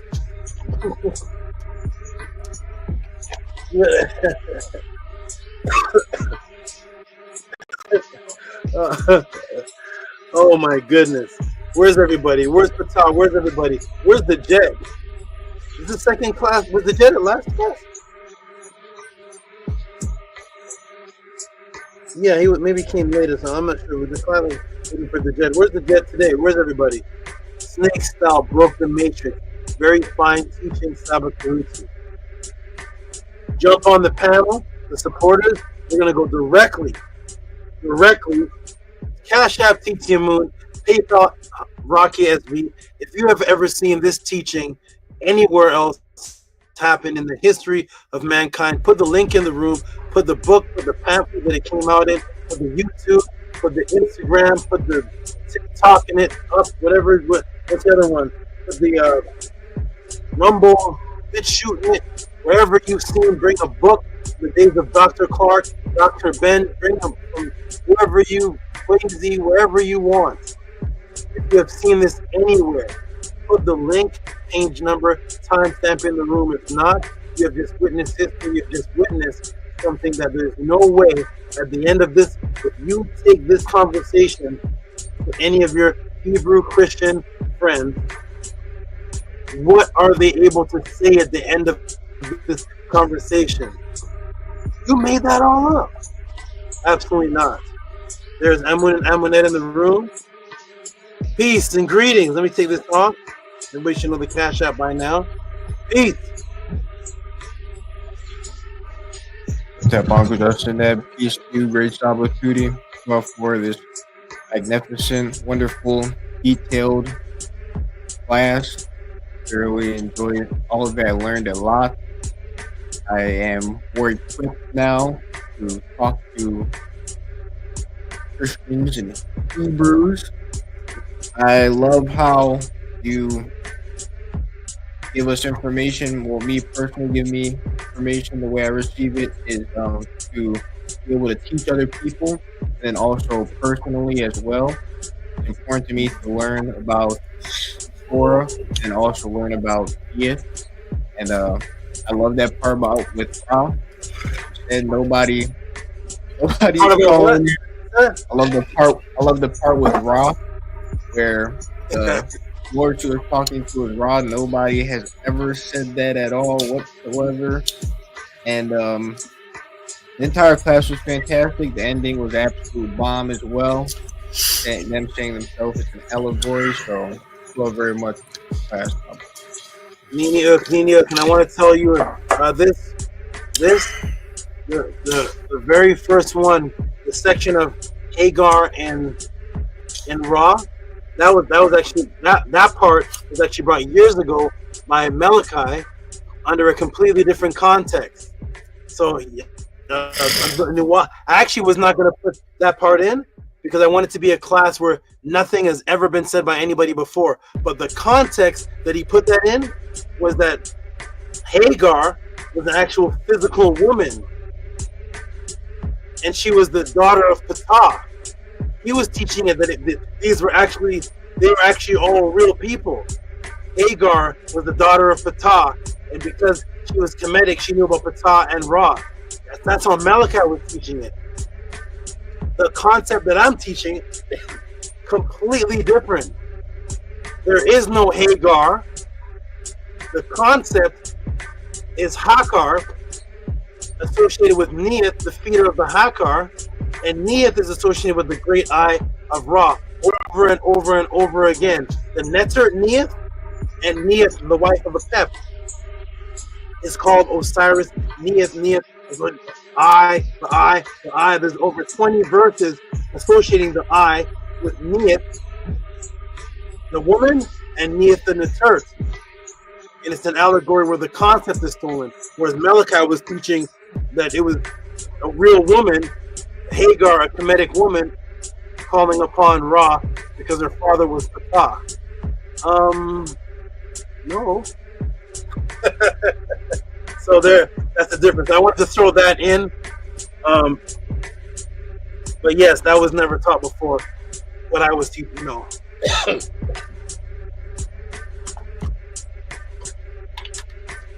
Well, for bringing that up and 12 for clarifying it as well. Nini Uk. Okay, Amunet. How's that Bible looking? It is Matrix is broken, so it's thanks so very much for all that you've done tonight and for giving all of us life, and as I said earlier, for helping me learn this to teach someone else this. And I said this before too. I've never learned this before too, so I'm happy to learn it right now with you, and then be able to save someone else. So I really am thankful for that. So very much. Thank you. Nini, I'm glad you appreciate it. Hush Nation, you okay over there, man? You still with us? Yeah. I still with you. You know, I just drifting off, you know, just thinking on how you just echo my art like no other, you know.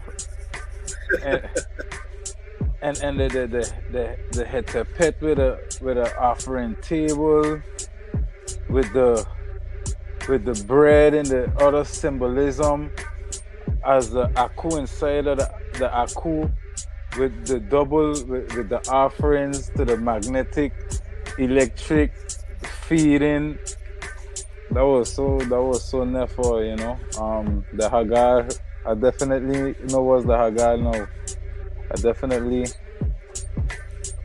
know about that. Tua Saba, that's my favorite class, most definitely. You're tough now. Every class, yeah, is a favorite class. You really Nice. thought. Wonderful, Tua wonderful, so much. wonderful. Glad you appreciated that. Nook for Nook. Tap SABA, I got plenty of ammos right now that you just sent me, man. I could start a whole gun store now and just go off on all these people, man. This is never occur. Tua to you, Sawa. Tua. Uncle Jasanev, I hope you get all the blessings, all the support. I hope you sneak learners burn and all the supporters. May you be blessed. Uncle Jasanev to all of y'all, because y'all keeping this energy up.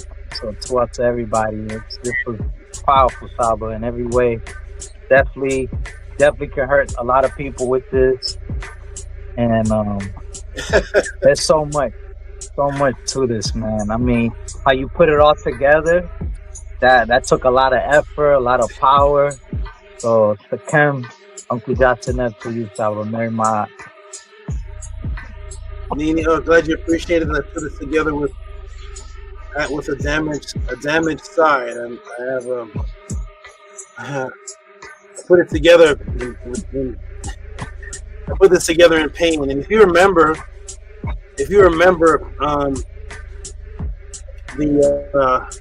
the last class where I showed that there's more, and I said, and we can do a part 2. Remember that? Remember that, DJED? Yeah. I said there's more at the bottom. We could do a part 2. Anybody remember that? You remember that, right? Oh yes. I remember. You got the 16,000 year Septepi. So much. I'm gonna tell you something. Ready? I never scrolled down. Nothing that you heard tonight was from the scroll down. Absolutely nothing. Not one sentence, not one note. Nothing was from the section where the first answer ended, and I said, under this there's more. I could do a part 2 if you want more. So I was supposed to take that information under it and formulate a part 2. Because it should have been done fast, because I already had all the information, and I could put it together and form at least a quarter of the part 2. I never scrolled down. I went to sleep. I was in pain. I was in pain. I was trying to figure out something going on inside of me. I couldn't. One of my dragons destroyed the surroundings that I could put together the pod class. I said, there's going to be no pod class. I'm going to tell Patah, tell them I cancel. I'm here with something in my side. The place is destroyed from a lizard in here bigger than me. No pod class. I sat back. I said, I have enough to do. I could at least put this together and make up at least a half an hour answer part 2 for Nook for Nook. I canceled everything and I laid back. And every single thing you heard tonight is brand new. I never had it before, ever. I never had it before. I never had it. I never had time to that. I never had nothing. Never scrolled down. Never went to any notes. Never went to anything and nothing. None of that. I said, everything gonna be fresh and new, and I'm gonna do the impossible. That stuff I had before, maybe that could be part 3, but I'm not gonna touch it. I'm gonna do brand new. The part 2 is not gonna have to do with Neith. I made that concept up. I made the fact that it was gonna be about Neith. I made it up recently. I said, you know what? It's Neith. It's Neith. Let me show the Neith connection, Neith and Hagar. Let me do something that I never have the notes on, and they're never going to know. But I decided to tell you all that's not from anything I had before. Never taught it before in my life. Never had it in my notes. Wasn't too much pain to even put stuff together. I had to lay down and just sake, can I get this one as a freebie? Can I get a freebie, man? I'm in too much pain. I can't do all this. I can't even breathe in this environment. Let me just get a freebie. Okay, Neith. There's your Neith. And just do that for the pod class. So that's actually what happened. None of that is from anything from before. Nobody's ever heard that before in my life. So I just want to let you know that's all brand new. Not a jot of notes. Tua, Saba, That was high class, man. High class, man. High university, beyond university information right there, Saba. Tua, man. He was definitely doing some HEQR all throughout this whole class. I felt it all. It was more than a teaching, it was a healing. So I didn't just hear you, I felt you. So Tua, Saba, in New York for all that. Thank you. Thank you very much. I'm glad you appreciate it. And I'm surprised. I'm happy to be here. That's all I gotta say. I'm happy to be here because I don't know what's happening. So, but anyways, on to Jed, who knows that I got all this from Musa Ashby. I'm gonna let him comment real quick, and I'm gonna go straight to the support. I want to see if anyone actually liked this as much as they like donuts. Go ahead, Jed. See the support. Hey, Tua, Saba, can you hear me? Yeah, I hear you. Hey, Saba, Tua for going in on teaching on the great Mother Neith. Nobody really speaks about her in KEMET. Like people who talk about the Egyptians and all this, no one speaks on Neith. They just don't. And from last Saturday and today, you've given us so much information on her that no one, hey Saba, no one's doing that. You only hear about like Asar, Aset, Heru, right? You hear about Ma'at. You don't hear about Neith at all. But yet in the Sabaites, they I love how when Heru and Set was going at it, they even consulted Neith, right? So that shows you the importance.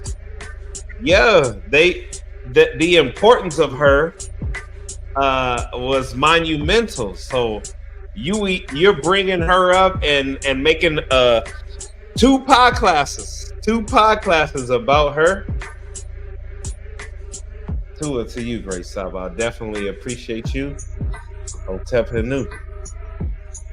Yeah, I have to do it because that's my job here. I have to do it because everybody else is gonna leave them dead.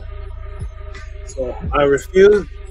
While I'm here, as long as I'm here with everybody, I'm gonna resurrect the Netiru. I'm gonna let everybody know about the NETERT. I'm gonna let everybody know about the NETERT. You mean you didn't have a HAGAR? You don't have a HAGAR without my Neith, so I'm not gonna pass away and let. They're not gonna let it. Let me tell you all, they're not gonna let it happen. They're not gonna let it happen. This atrocity is taking place. They're not gonna allow this to happen. So while I'm here, I'm going to make sure that this doesn't happen on this planet. Nobody's gonna eliminate the NETERT while I'm here. So. And you can't. You're never going to beat me in a debate because you're not debating me. If you debate me about Neith, you're debating Neith. So let's get to the. We're going to get to the support. Let's get to it, everybody. Everybody in the pod class, see, this is how people show their appreciation for the 2 hours and 45 minutes that I put in for what has never been taught in the entire planet. And somebody who works a regular job at McDonald's flipping French fries, if they ever had to work 2 hours and 45 minutes overtime, they would get time and a half for making French fries that kill people. So I think that what I'm bringing is a tad bit better than the time it takes to make French fries, I think the product is better. So we're gonna see if people really appreciated this more than people get paid for French fries. So here it is. Boom, a brand new person. I've never seen this person before. Kevin Rivers, Healing Cup. I love the name. First of all, shout out to Kevin Rivers, whoever he may be. $20 is a first-time donation. I'm going to come off the screen for just a moment. Amunet, give Kevin hope. Amunet, can you read that first, please? Yes, I can. Great Saba. $20 for thank you, sharing knowledge. All right, give him a big noise. I'm gonna. Oh, what? There's a lag. What's that? With some praise hands. Oh, okay. All right, give Kevin Rivers, Healing Cup, some big noise. I'm gonna come off the screen for just a moment. Give him some noise, the new supporter. Give him some noise. And yes, the HEQR really worked.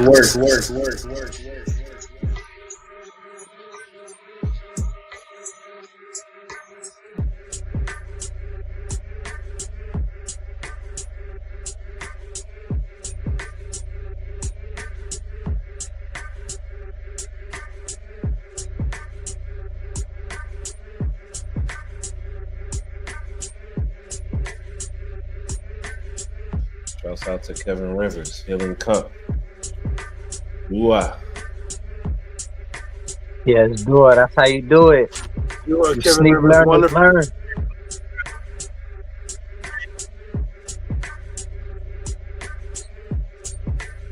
Thank you, Kevin Rivers. Oh my goodness. Okay, let's get to see who else enjoyed this class. I wonder if Nana Amun made it through. Oh my goodness, let's see. Oh, we got Hush Nation. Here we got the brother that's on the panel right now. Hush Nation. Let me erase the transaction ID. I don't know if that even matters, but just to be on the safe side, I'm gonna erase the transaction ID. Okay, we got Hush Nation. Really enjoyed the class. And Hush Nation comes through. And Anya Setmer says, shout out to the best chat. I think she's cussing here. What's this? Oh. That's funny. She says, this is drama-free chat. Anya Setmer says, this is drama-free chat. Do it for keeping it respectful on the next day. Until they're cussing. The type. Yeah. You typed it, retyped down here. Here's the correction. Okay, there's the correction. Shout out to the best. It's still there. It's still there for the world to see. Yay. There's a drama sheet free chat. Jonathan. Yeah. All right.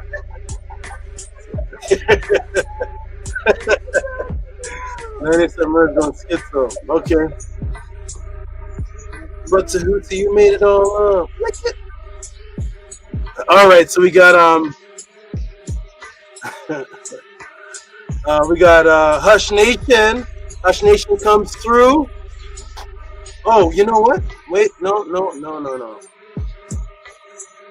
Let me see. It's doing that thing again, Hush Nation. Let me see. You had writing with that? You typed writing with that, Hush Nation? Yeah, yes, SABA. I had a writing with it. Okay, let me do the whole thing. I wonder why they changed it to that. They made the writing under the transaction ID, and they didn't put as pretty big writing. Very strange. Okay, and here's the corrections. So shout out to Hush Nation who. Oh, this looks like MEDU. You see that?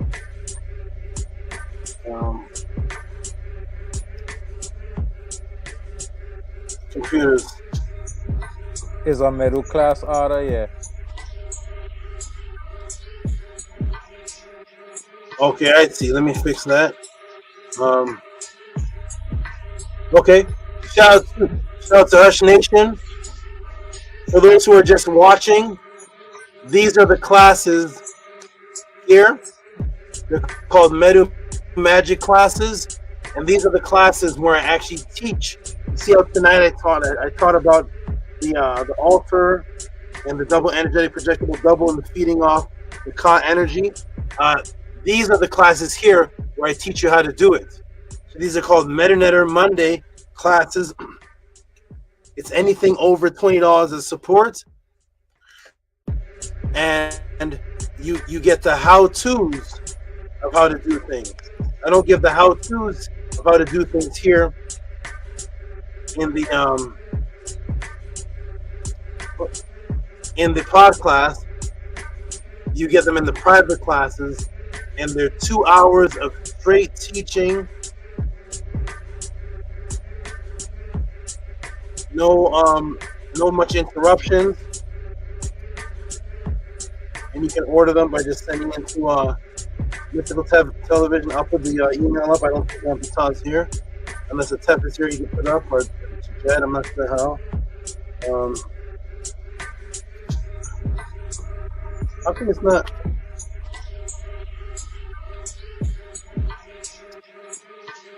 And when you do that, everybody, oh, there it is.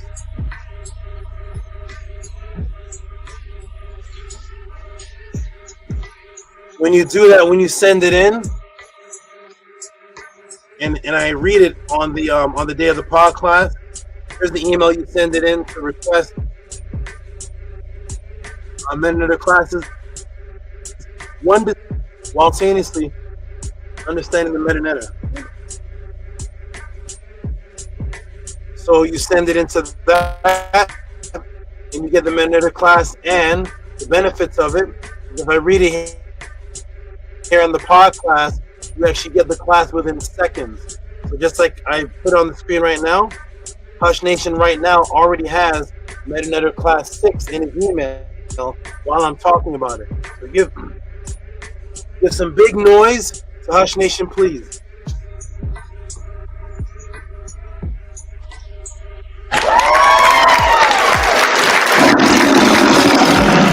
Yeah, we're here, and we're the best.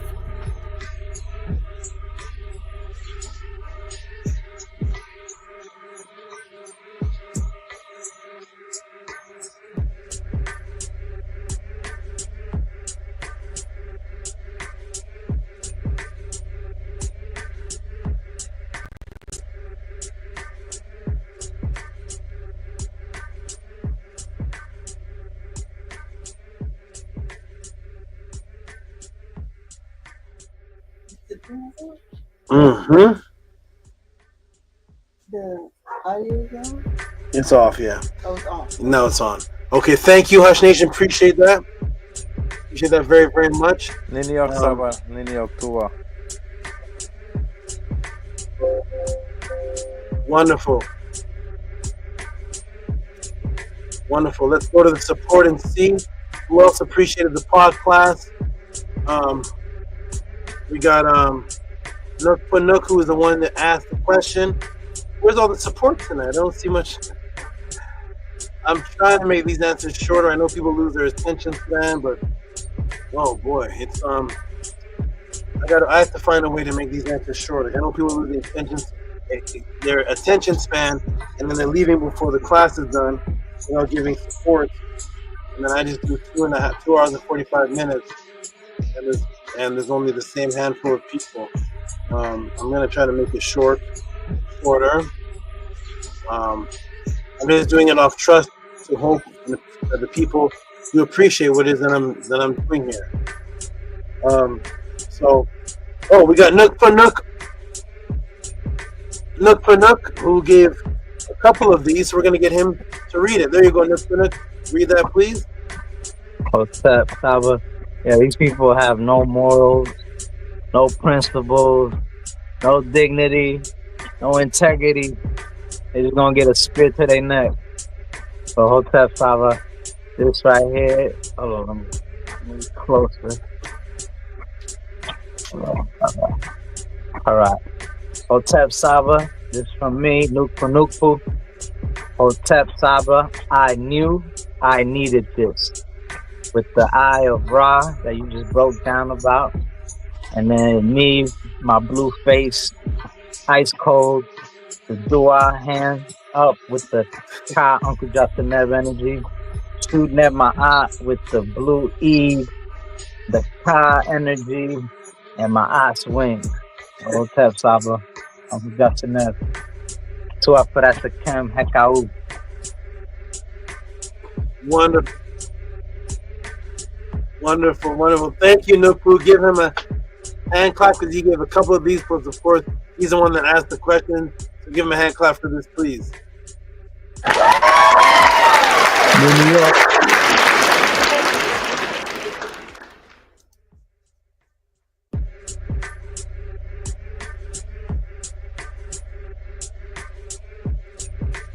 Shahid is here? Oh, I think it's from before. Naming the NETERT. He's talking about that NETERT from the past class, the Utara. The Utara.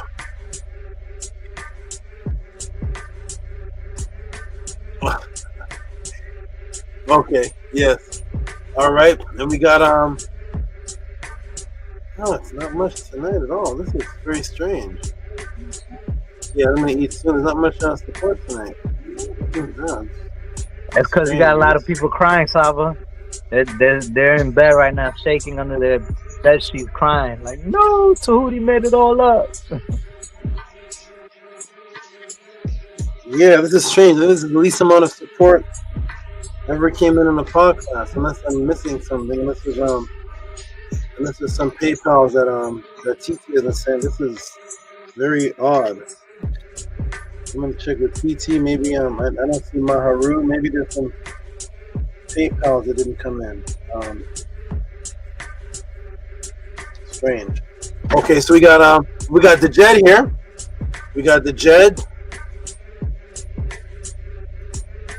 DJED here with I'm gonna let the DJED read it since he is on the screen himself.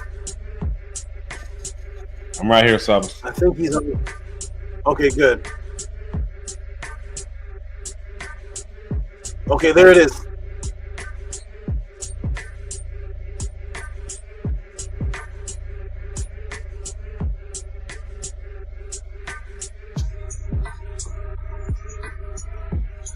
Tua for today's class.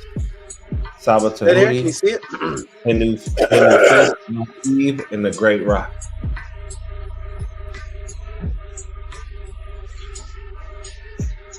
All right, excellent. Give him some hand claps, please.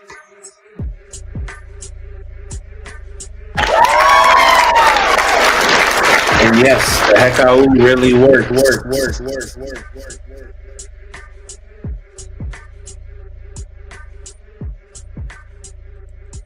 This can't be all the support for tonight.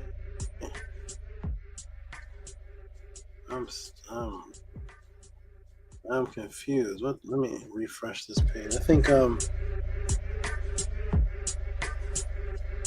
you can hear me? Send me any message that you can hear me. All right, we got wow.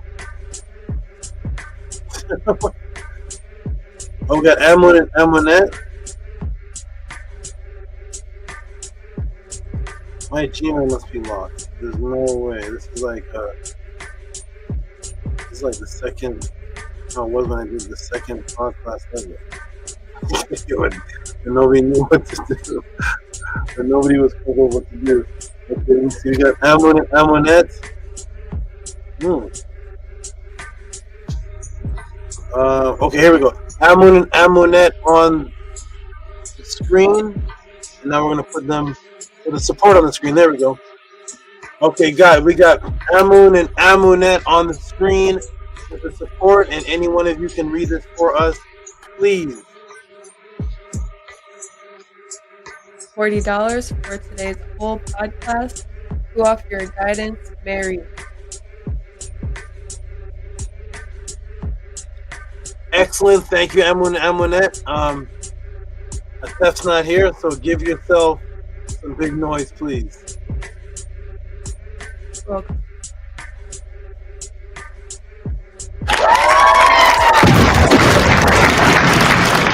You are watching a master at work.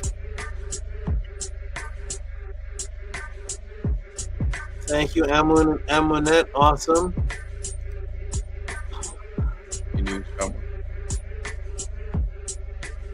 Oh, we have a new person, another new person. There we go. Let's scroll all the way down. This was sent before the pod class started. This is Aaron Lowe, the Alchemist, named after one of the best hip hop producers in the world. Okay, we're gonna go. This is what's this? 7 from May 10th. May 10. Okay, we got Aaron Lowe here.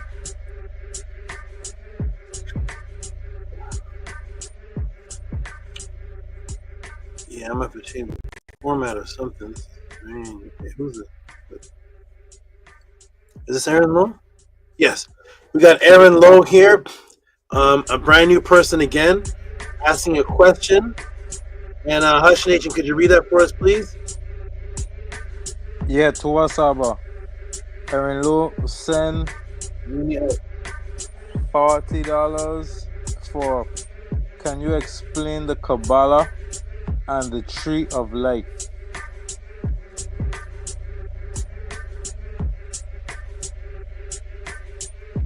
Yes, I can. Wonderful question. Thank you, Hush Nation, for reading that. And give Aaron Lowe some big noise, please. Amun and Amunet. Nini Saba.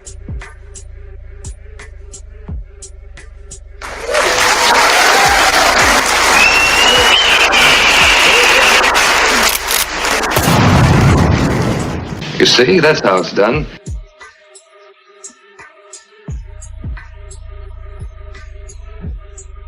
Thank you so much. Appreciate that. Aaron Lowe, the Alchemist. I like that name. Wonderful. Keep up the I look forward to answering this question. If you're in the chat, let us know. And we will definitely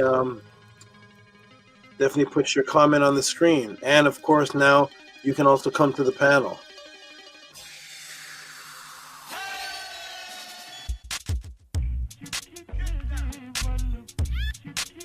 Oh, I see I have to scroll down to see Angela Gates and Gabriella. It's way at the beginning. Okay. As far as for tonight, oh, is this on MEDU class? Okay, we got Ampu for 2 supports. One for thanks for the knowledge support, and then looks like he ordered some metadata.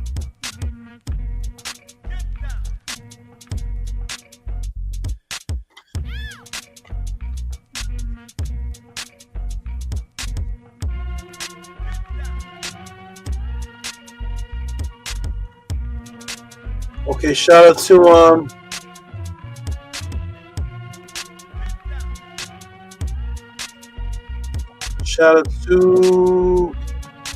Ampu Ma'at.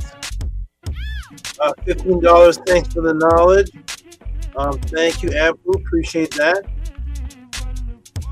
And I'm gonna go right into the next one. We get the hand clap on for both of them.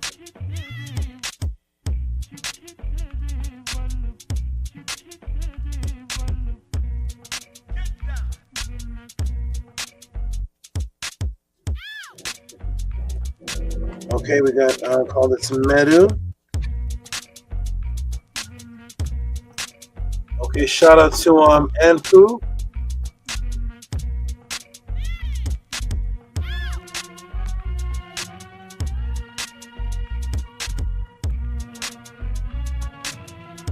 All right, Ampu, men in the class 33 and 34. Thanks for the knowledge. Give him some big noise for this, please.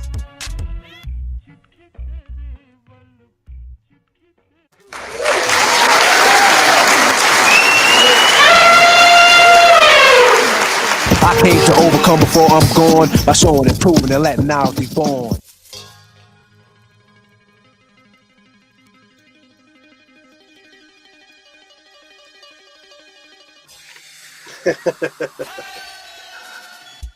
Okay, thank you. Thank you, Amon and Amon, for the noise there. What class does it say there, Amonette? It says 33 and 34. Oh, 33 and 34? Thank you. You're welcome.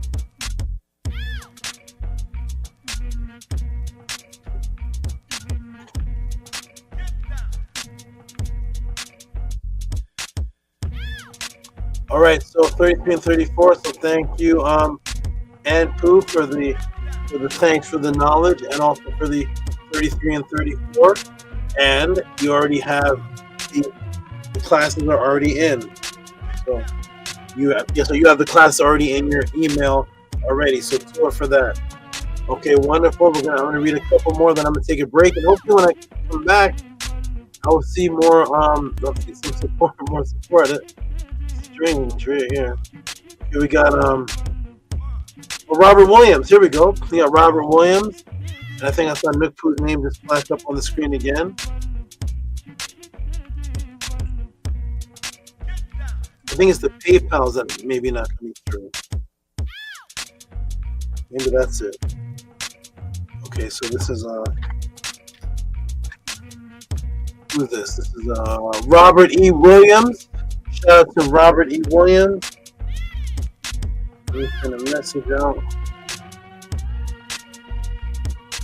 Let me get that on the screen. Robert E. Williams with his great support. I'll read two more, then I'm going to take a break.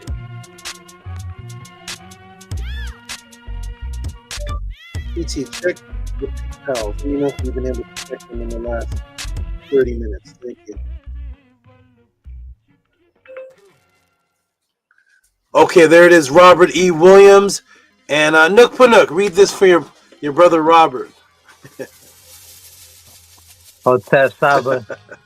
Shout out to Robert, man. We're supporting. Shout out to all the new supporters as well. That's very Nefer.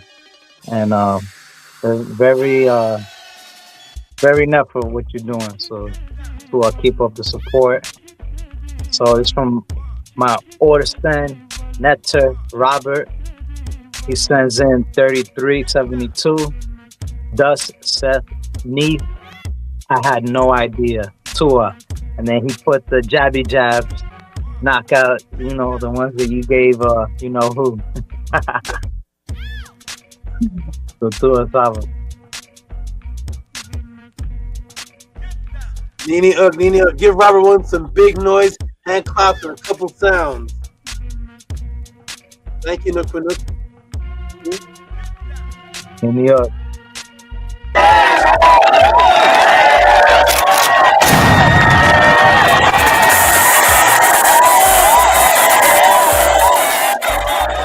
All I'm offering is the truth, nothing more.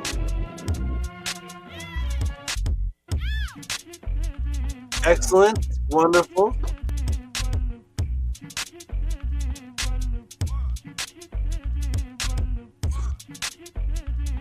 Excellent. Let me get this on the screen. Okay, I see Nooktu again. Nooktu is the rest of the support. Oh, we have who's this? Oh no, that's not odd. No. Oh, I see. I see Tehuti. Only been once so far. Wow. Okay. Okay, I see Tehuti here with his regular monster questions. Look, this is what that says. I'll read that at the end of the class. We got Big Vapes with what's this class? The AHA class. Oh, ABBA, the KER ABBA. Okay, yes.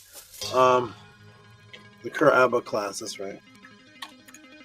Tip KER ABBA.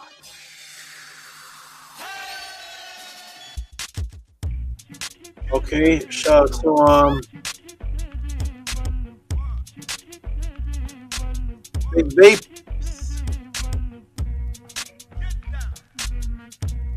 And we will get You'll get Amunet. Amunet, can you read this for us, please? Yes, I can. $5 for Abba Ahasip from Pada Oldamo.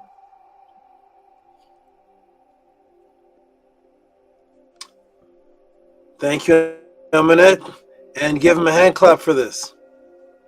You're welcome.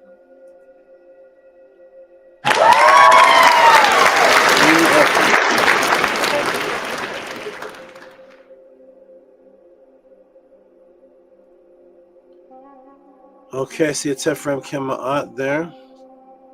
Science of the Dogons. No. Past that class. I see Tehuti. Here's Tehuti's support. I'm gonna read this one. I'm gonna take a break. I think I'll read all through. I'll read Nook Punuk. So I see Nook Punuk drop something nice in here. What's this?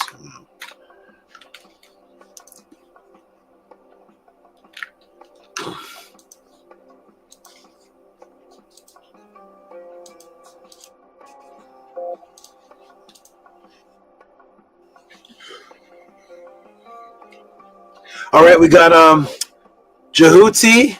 Amun, could you read this for me, please? Great student. Amun. I can, great SABA. $11.11 for reciprocity for the greatness tendered to the podcast.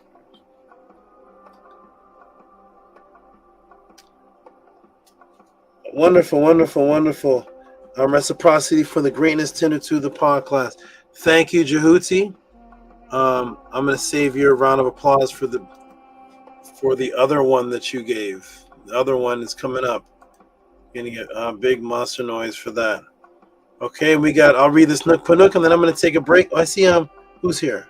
I see Gabriella. Angela Gates. Angela, straight out of the gates, I see you here. Wonderful. I'll read that. I'm gonna read Nook Panuks and then I'll come back and read the rest, which would be Angela Gates and Gabriella's and Nook Panuk again. Okay.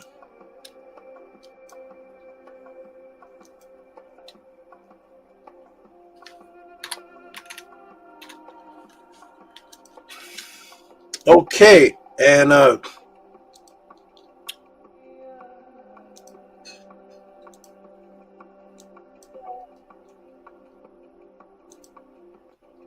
ahead and read that for us, good brother. Are you a moderator yet? Yes, sir. For sure I am too, Asaba. Already I got Let me look at the ranch. Oh yeah, yeah. I see the wrench. I got the I ranch. see the okay. I see the I'm wrench going on the ratchet. screen. Okay. All right, Hotel Saba. So I just wanted to give man, you. I know who you're waiting.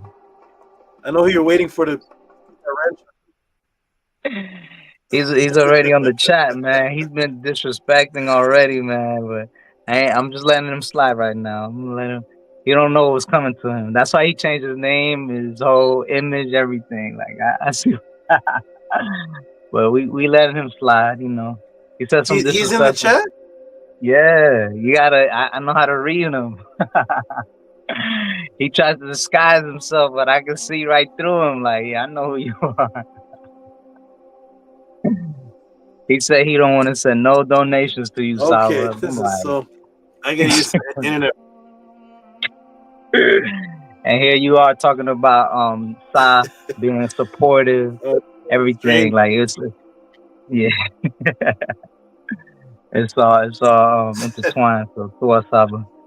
So I just wanted to give you dua for the opportunity of a lifetime, you know what I'm saying, being a moderator. You know, other people, you know, they don't see the greatness of becoming a moderator and assisting you with this NEFR class and assisting others as well whenever they have any issues, and always chopping down the that's in the chat. So I ain't doing too much today. I'm just keeping it, simple for now. Ease into it, snake style in it, and then start regulating. But for now, we're gonna be nice and smooth. So I just wanted to give from Nukpu 33 and $33.33. Hotep Saba Dua for granting me to being a moderator with the eye of Ra, the eye of Heru, the all-seeing eye, the eye that sees. Hotep. Hotep, wonderful. Amun, give Nukpu some big noise, cheers, and some extra noise. Tua Nukpu. New York Saba.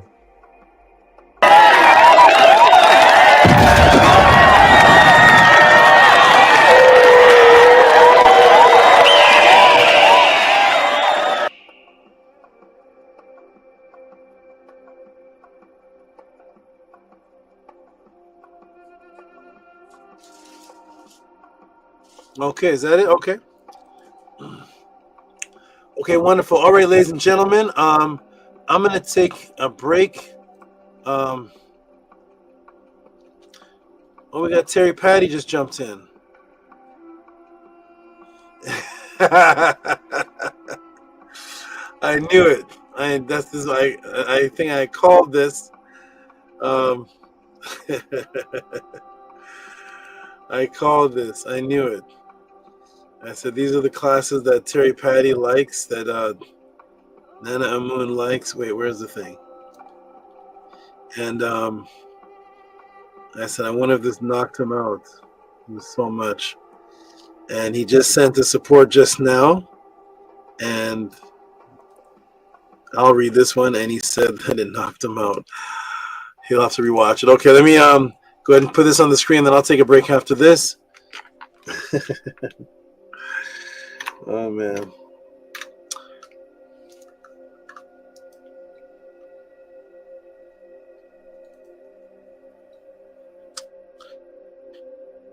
Robert Williams says, Nukpu, congratulations.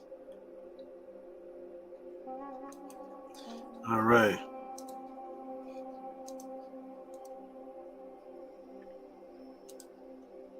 Robert Williams. Robert, I want you to say, I'm not Robert, I'm Robert.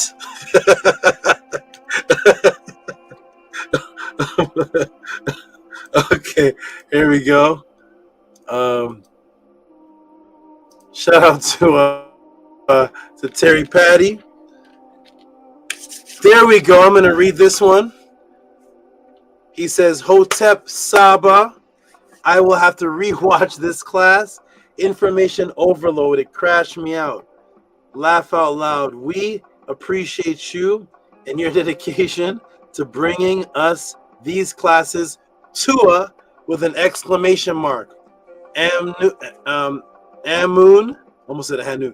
Amun and Amunet, give Terry Patty, Nana Amun, big noise, hand claps, a couple of the sounds. Let's hear it.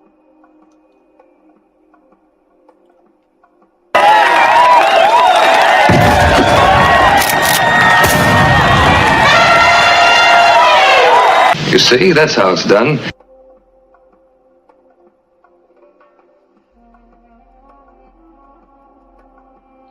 Okay, wonderful.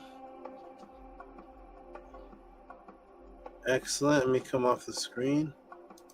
Thank you, Nana Amun, Terry Patty, for listening. Appreciate you and everything you do. And Amun says, congratulations, Nukpu. I don't know what these square things are. Maybe they're just not showing up. It looks like two squares for me. With this, congratulations, Nukpu, with two squares. Amun, Net, and Amun. Nukpu, do you see Yes. something other than these two squares that I see? Yes, it's I think it's because you're on your computer, but through the phone it shows it's a blue Eve and a feather. So Tua. Oh, good. He's sending you the blue. Okay, wonderful. Yeah. Okay, and what is this one, Nukpu? What is this blue one square here? This is Robert giving me the Henu, the salute. It's a Okay. smiley face. Okay. I wonder why it doesn't show on my side. I Okay, think everybody, I'm it's gonna take because it. you're on your computer. If you were like on your phone, I think that you could see it. Oh, is it because they're on their phone doing it? I think so. Either they're on their phones or that you're on the computer and it doesn't show those emojis. Could be something that has to do with a software or something like that. Okay, thank you. All right, I'm gonna take a break right here. I'm gonna let I think I seen Hush Nation come in again. Hey, where'd it go? Where was that? Wait, that's weird. Oh, wait, mark is red. Mark is okay. Get it. Okay, good. I'm gonna take a break right here. When I come back, I'll read the rest of the supports, and hopefully everybody who saw this, I wish that Tef was here. He has a good way of talking to these people excitingly about the supports. I don't think I've seen him tonight. Let me ask a question. Amunet, are you there? Yes, I am. Is there some type of holiday going on? Is there something happening this Yeah, it's weekend? Mother's Day. Mother's Day. Today is Mother's Day? No, this weekend, tomorrow, starting tomorrow. Oh, I was wondering because whenever there's the Matrix holidays, a lot of people don't show up and don't support for the pod class. It happens every single time. Whenever there's a holiday, the Matrix holiday, the pod class supports, and the people that are actually in the pod class drop. It drops down. So I guess that's their time to reciprocity the Matrix. I'm never in the Matrix, man. Always my eye. It's my eye or not. Everything else getting chopped.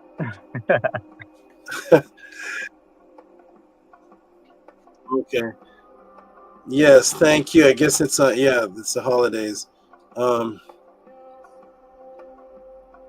Did I ask Amunet if it was a holiday, or did I just ask and you answered? What just happened right now?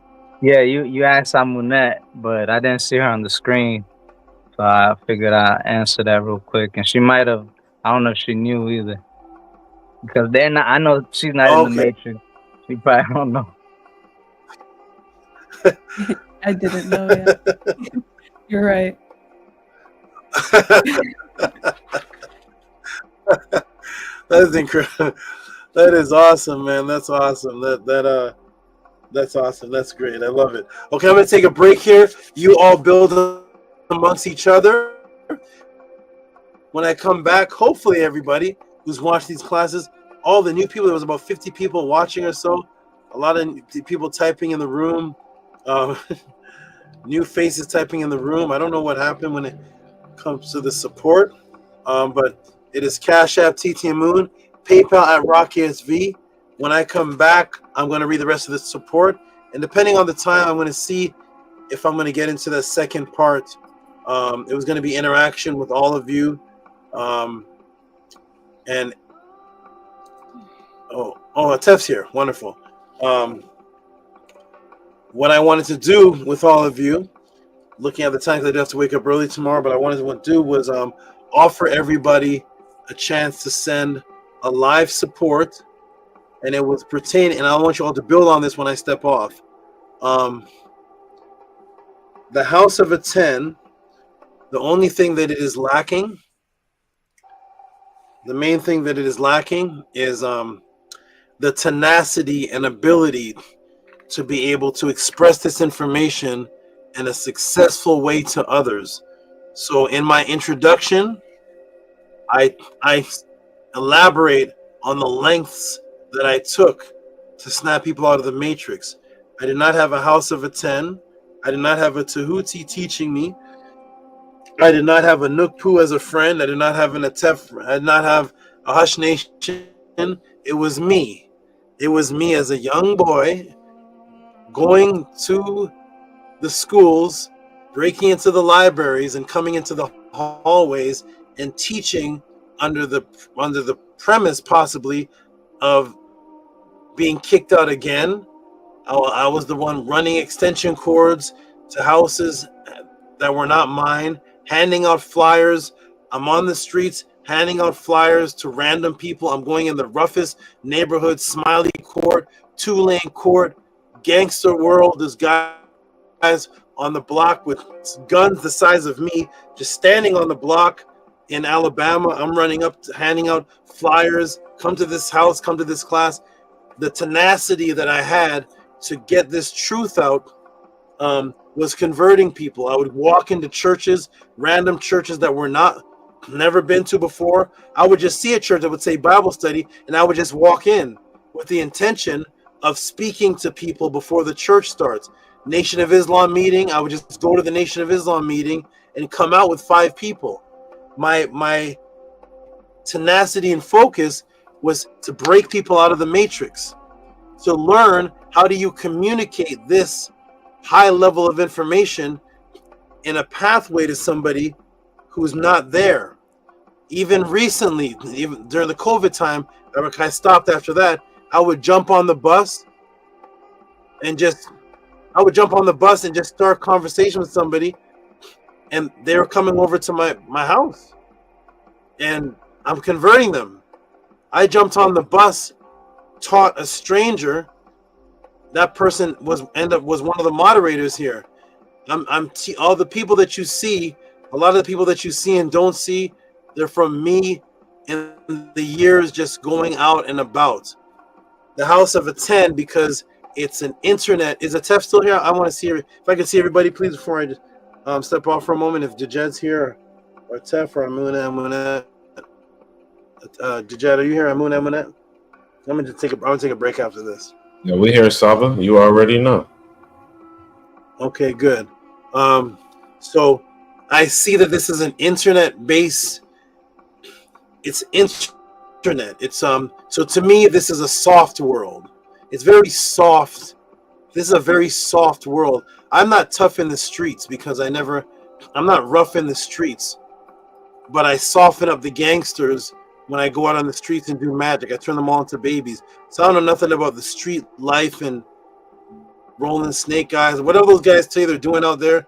I'm not a part of that toughness, but I'm a part of the toughness of putting myself in with the gangsters, teaching in the midst, walking in and there's guns and there's smoke. I'm not a part of it, but I'm teaching them in the midst of that. This internet world that everybody's coming on the House of ATTON, this is very soft to me. It's very delicate. It's very, you're in your screen, you're at your house, you're on your internet, I'm on mine. You click a button, you come on, you can X out, you can X back in, you can take the screen off. I'm from the days where there was no screens. There's no screens. It's like when you're talking to somebody, they have to run out of the house to get, you can click off the chat or press mute. You have to run out of the house to get away from me. I've had more than one group of people run out of the house in their socks. I've had Jehovah's Witness inviting them in to convert them, and they're running out. And I have to say, you left your shoes. Your shoes are here. Here's your shoes. And I'm walking on the street giving them their shoes. That's the world I'm used to. In order to escape me, you have to run out the house. The internet world's a little softer, so I know that it was easy to click on Killer Priest. Everybody could sit on their couch. You just click on a channel, Killer Priest Podcraft. You're just watching it, and then you convert. But everybody stayed in that mode. That's the unfortunate part. Everybody stayed in this mode. So when they join the House of ATTON, you end up coming to the pod class and you got super treats. You got spoiled where you just have to stay like this on your couch and just suck it up. Whereas I had to hit the streets and run into the college campuses and actually convert people. I had to actually set up tables, and my daily life was to see how many people I give this truth to. It's a completely different soft world now. It's the internet. So I want for people to have the urge to talk to others and snap them out of the matrix. You do not know what you know. I don't care if you're the highest teacher. I don't care if you're the highest teacher like Patah.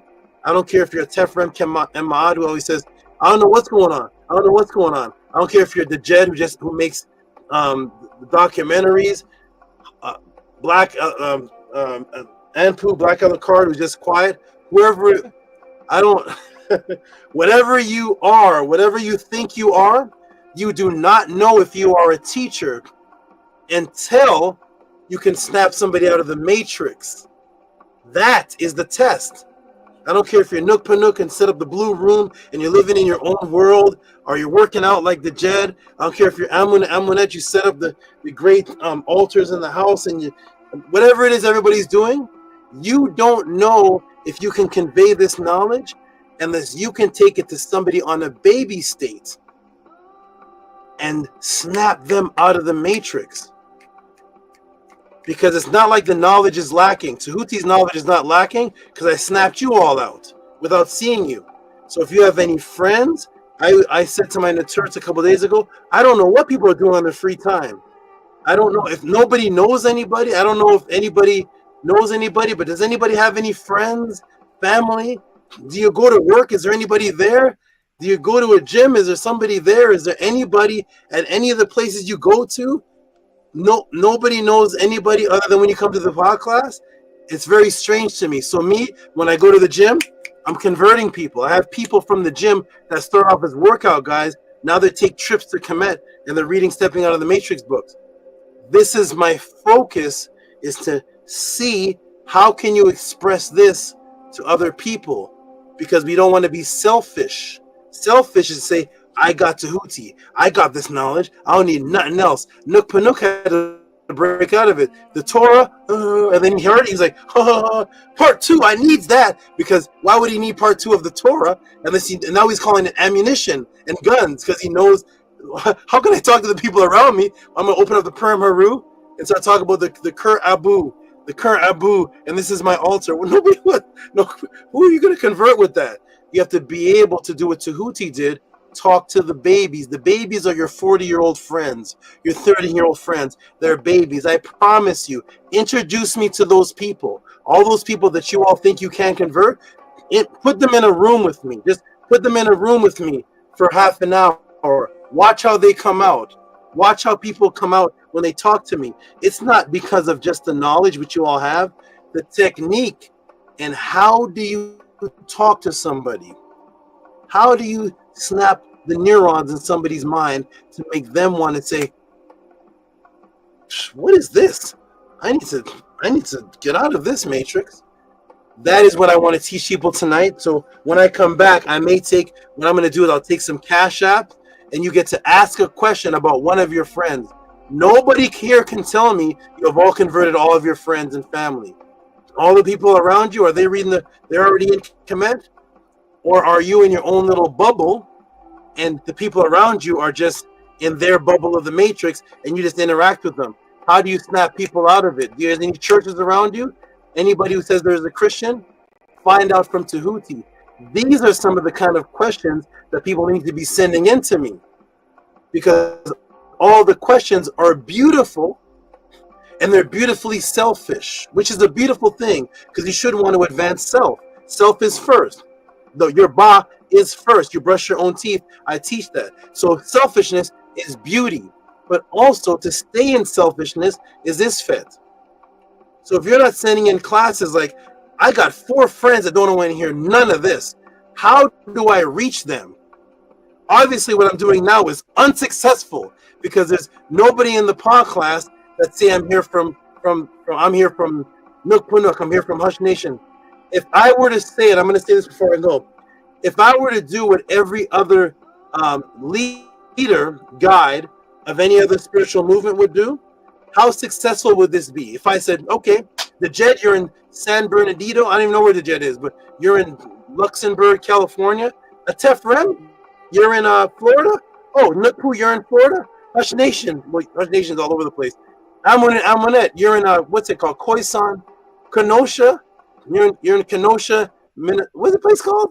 Winnipeg? I don't know. What's it called again? Kenosha. What's the bigger place? Wisconsin. Okay, good. So if I were to say, the Jed, start your chapter, right? You're going to start your chapter, the House of Atten chapter, in the city that you live in. Amun and Amunet, This is what my teacher did to me. Amun and Amunet, start your chapter in the city you live in.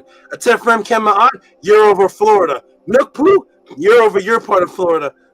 Well, Hush Nation's all over the world. But if I said Robert Williams, and of course women have to be involved. Minty, start your chapter. Saket, there's nobody in Canada. Start your chapter. How would your classes look 3 weeks from now? How would your living room look? How would the people in your class look? How would that class look, everybody? Because it's been 3 years, right? So how would your class look in 3 weeks? Your apartment would be rocking with like 10 people. I got 10 people here. They're coming. I'm breaking it down. Is that what would be going on? No, nothing's going on. That's why the people are diminishing faster than they're building up. Look on it. We just lost. What happened to the other Ahati? We lost one Ahati, and then the other. Where's the other Ahati? Where's the Upesh one? We lost the Upesh one too. Where's Upesh Ahati support? We're losing people like this. People are going like this, but we're not gaining people. So, if I asked everybody to set up a chapter where they were right now, it would be absolutely horrible. It'd be an empty living room with you, your wife, you, your husband, you, your friends, you, your children. It'd be Amun and Amunet.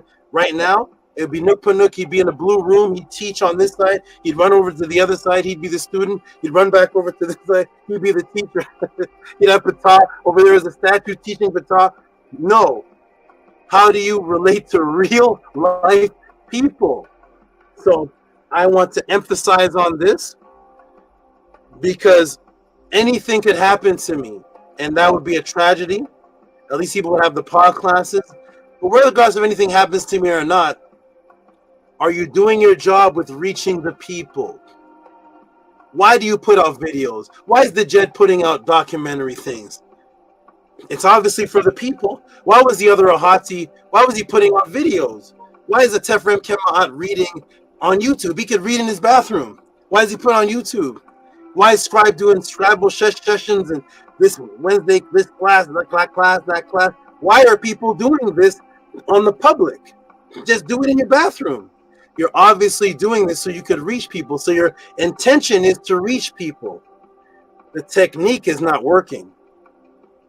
So I want to refine and teach you all on top of all this higher level Qur'ab and the Seket Meh, all of the stuff, the altars, reaching your every deep thing that no Christian can relate to. I also want everybody here to be interested in, how do I reach my friend Bob? How do I reach this girl here? I jump on the buses and convert people and come back home. That's what I used to do in my regular life. I jump on the bus, convert people, and just come back home on the bus, stranger on the bus. I want everybody here to focus on that. Send in a question, podcast question 1 or 2, asking, how do I reach this? How do I communicate with this person? They're a good person. Their heart is good. Their knowledge just isn't in the right place. How do I reach this person? So ask some questions for yourself and also send in questions about how to reach other people. But I'm going to be doing it tonight live. I promise. You ask me a question of how to create a scenario of a person. I have a Muslim. He's only into this. I want to talk about this. How do I reach him? I will answer you. I will talk to you. So I'm going to walk people through tonight and do that before we end the podcast based on the reciprocity. In your reciprocity, you'll send the question and I'll answer it. So I wanted to say that to everybody because I love everybody here. Everybody's doing a great individual job. You all are great individuals. Nukpu, I watched Nukpu build up from Mr. Ray, from a guy just to watch the Killer Priest. He was just a guy one of the hundreds of people, and now look, he's not even a man anymore. He's not even I'm not a man. I've watched Tef build his family up from nothingness. Amun and Amunet. I can't even say where I watched them come up from. I watched them come up from the bottom to straight supreme beings that I'm completely proud of. The JED wouldn't even come and support. For how many years, the JED? How many years you watched the class and refused for support? 2 years, Saba. 2 years. How long? 2 years. It kind of 2 years. This man wouldn't even support. Now he's the video choreographing documentaries. He's at every panel. His mate is no longer a Kardashian. What a complete change. Hush Nation would have chopped some man's left arm off if he never came across me. A man would be put in a body bag. Who would be put in a glad bag, wrapped up, zipped up? Hush Nation may be like this or on the run. Who knows what this man would have done? He would have unleashed the set on somebody. He would have been, somebody would have got murked if Hush Nation did not come and calm himself down in Ma'at. So you all should want to see this happen to other people. Let's do it, family. I love everybody as an individual, but let's bring this. Ask me questions on how to bring this to your innocent people. The people you think are stubborn, put me in a room with them. I'll stubborn them right out. Their name will be Hotep in next year. So I'm going to be back, everybody. Hotep Ma'at, support, Cash App, TT and Moon. Let's build the love, build these people. When I come back, I'm going to offer for people to send in a question for a loved one, a friend, or whoever it is that they think they can convert. And we'll see. I told one of the brothers, Atef was there in the meeting. This is before DJED. Atef was here in the meeting. I told one of the brothers. He said, "My best skill set is not teaching like you, Tehuti, on the internet. My thing is going out on the streets and gathering the people." I said, "Go,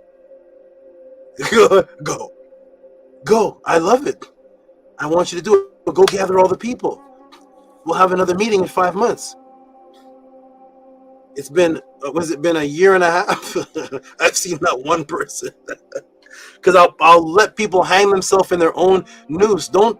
I'm already watching you. Don't talk to me about. I don't. No, I'm not doing it like this. I'm doing it like that. Go, jump in the quicksand, and feel your death. No, do it like this. I have a structure of how I do things. It seems to be very successful to get everybody here. I've killed a priest saying I'm the real Tehuti. Who has he ever said that to him? What do you kill a priest talking about? I'm the real Tehuti. What is it that I'm doing to these people? So I'm going to teach people step by step how to do this properly to your friends. You may have a wife that's not even listening to you. I got brothers in the pod class and their wives are Christian. How does that work? Their wives are still Christian because they haven't learned to even talk to the people in their own house. I'll be back, everybody. You all build on that and other things. Support the Tutti pod class. I'm giving all that I have until I can't give any more. Peace and love, everybody. I'll be back. Hotep, Hey, support. Saba, before you go, I wanted to show you something. I'm back, and look at that. All right. No, I'm back. You can show me my thing left off when I said Hotep. Okay. I guess I was getting too I hot. want to show you. I want to show you something. Hotep, so I wanted to show you something that I came up with a creation, a great way to get the people right quick. You ready?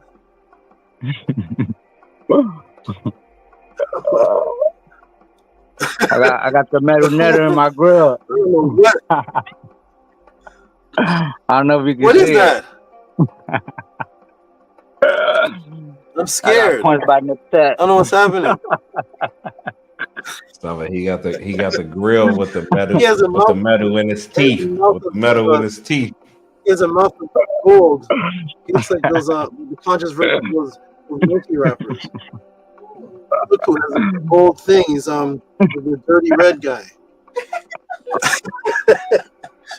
Okay, that's all I need to see. I'll be back with full teeth. My glasses broke off. I'll be back, everybody. Hotep. Peace and love. I don't know what's happening tonight.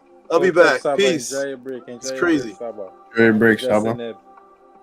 Thank you, man. This is crazy. Hey, yo. Hey, those gems I'll be talking about, man. To where,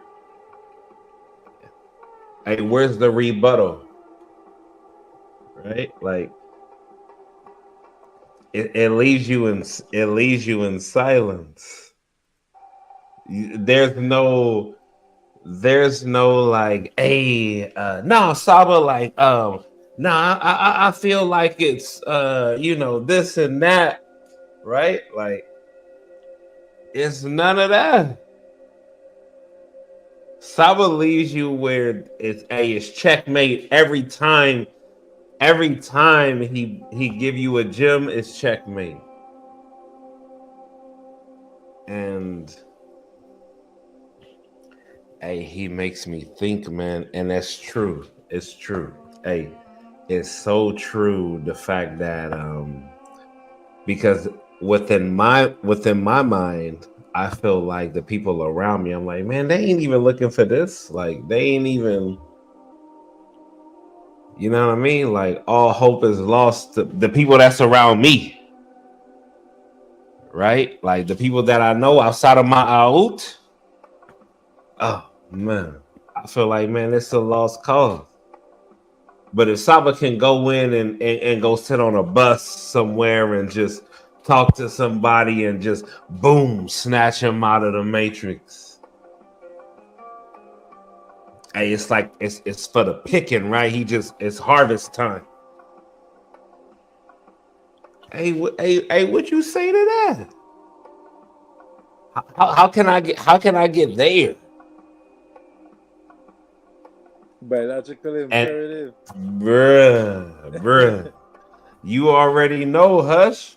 You already know. That's that. Hey, when he speak like that, man, that's that part. I'm just like, man, he right. If I can't just look at some just random stray, someone who or just someone I'm holding a conversation with, and just be like, boom, boom, boom, boom, boom, boom, boom.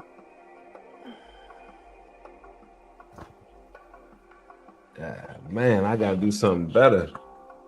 I gotta elevate my game. And that's why I say, like, when he dropped that, I'm all silent. There's nothing I can come back to Saba and be like, nah, Saba, I don't think it's this and that. It's just like, nah, you right. If I've been here for 3 years, I should be able to speak to somebody, and this shouldn't be like church. You know, people come in on their Sundays, come here they pastor preach, and then go back into the world and just be on some regular thing, right? Because we was trained that way. We was trained to just be cool on the Sunday, come in and hear your sermon, hear the sermon, and then boom, get back in the whip. And whatever that is, whatever you listening to once you ride out, whatever. For me, it was that Wayne, right? Like soon as the pastor was done, I was back in the whip. You get what I'm saying? So it's weaning that out. It's getting that type of mentality out. To where, for me, Christianity has made me so lazy spiritually that I gotta peck and cool that out of me. No accountability, no just, hey, we just on some like, whatever I did, hey, God forgive me, blah, blah, blah, blah. And then I'm back in that whole cycle again, asking for forgiveness again. And then I come back into the teaching on Sunday and be like, hey, Pastor, that was fire. And then I'm back on Monday doing my thing. Come on, man. I know people know it. Hey, gee, I'm serious. And that's the Pekka and Ku. That we come into my art now, and we gotta get rid of that. And that's like 10 years in that joint, 20 years in that mentality. But my aunt, like, yo, you gotta read all of that joint out. And I feel like that's what we in. I feel like that's what's happening right now. Everybody's showing up on Saturday. SABA getting like 1,000 views. People just showing up, sitting in the background, doing their thing.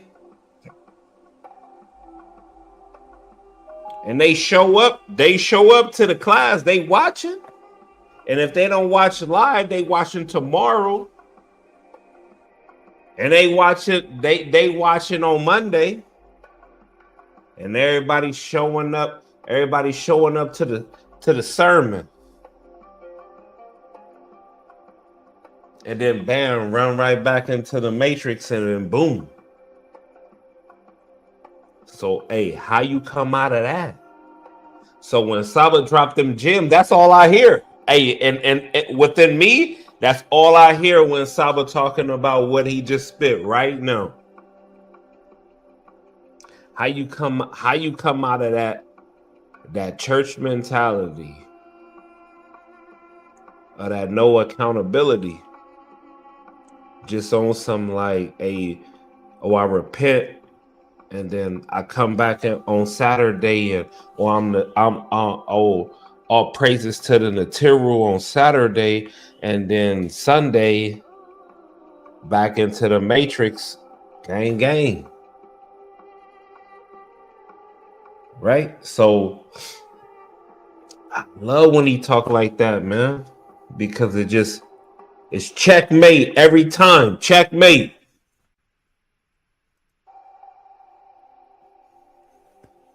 Hey, Hotep and New, Dua.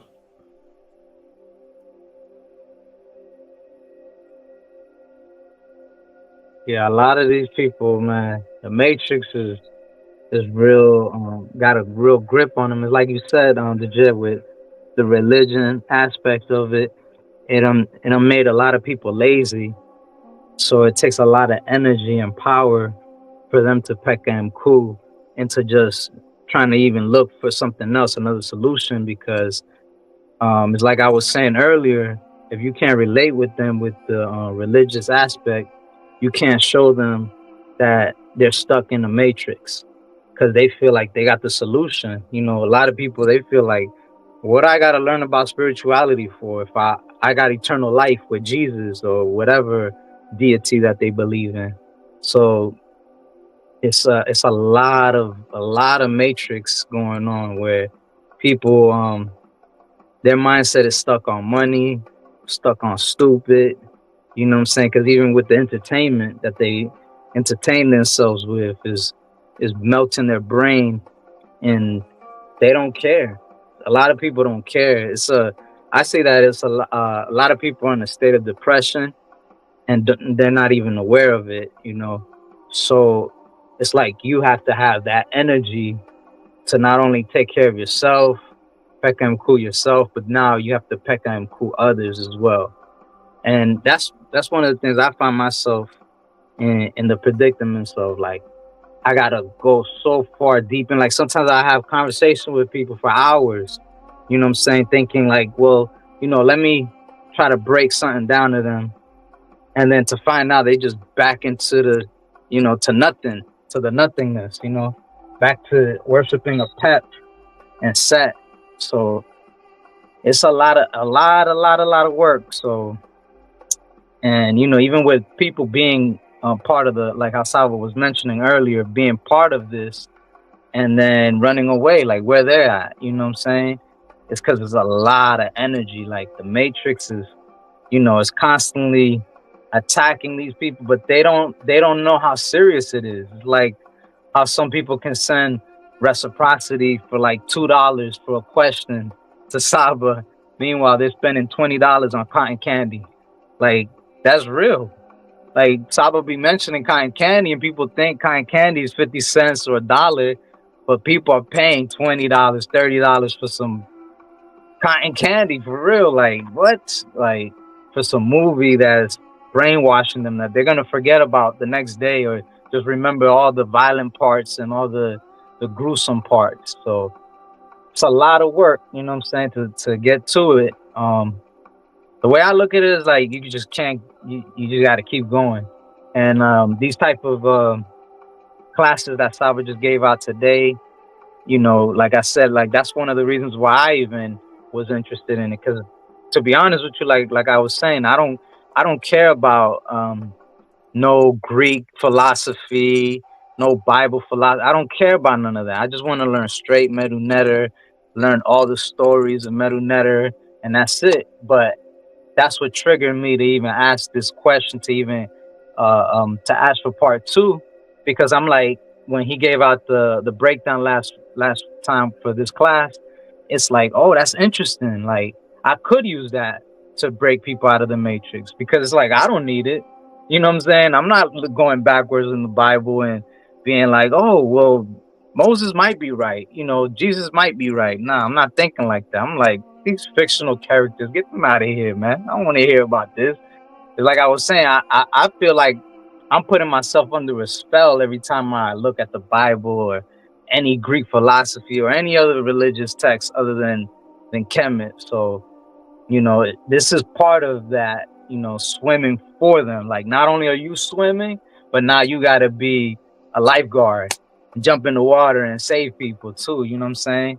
Which is part of Ma'at. You know, it's part of what being a Kenti is about, a warrior of Ma'at. You know, it's not like how Saba said, it's not about being greedy, because that's Isfet, where you have all the information, you got your way out of eternal life, while other people they ain't got nothing. They're like, they think they got it.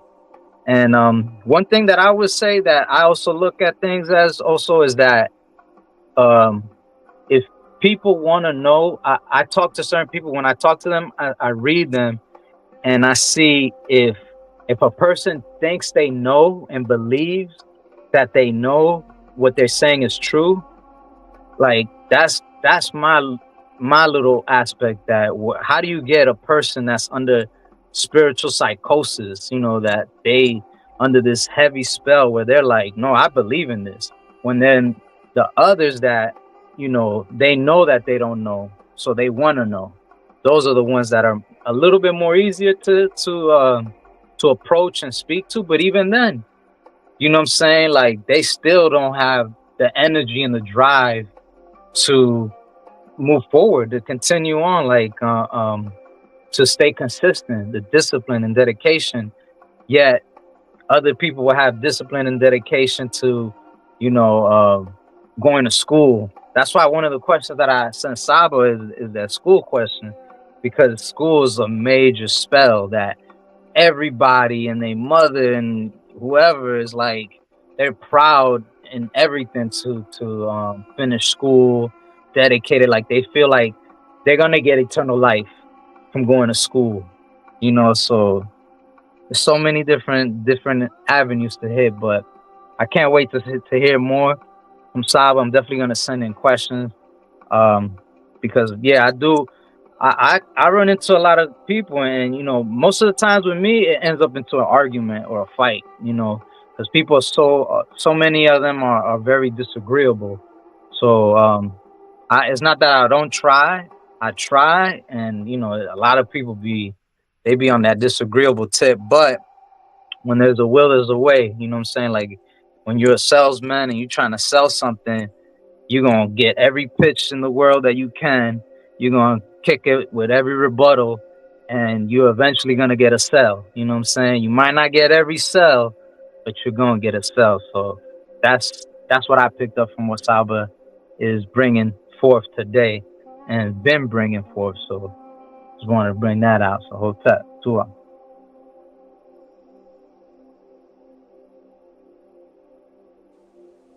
Hotep Tua. Yeah, yeah, good words. I soaking up. Just working on getting my teaching game in effect, you know. So just soaking in.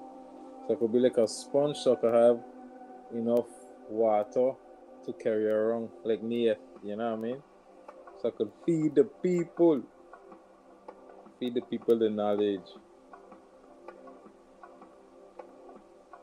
Yeah, Hotep. Big love. I enjoying the intel al aku.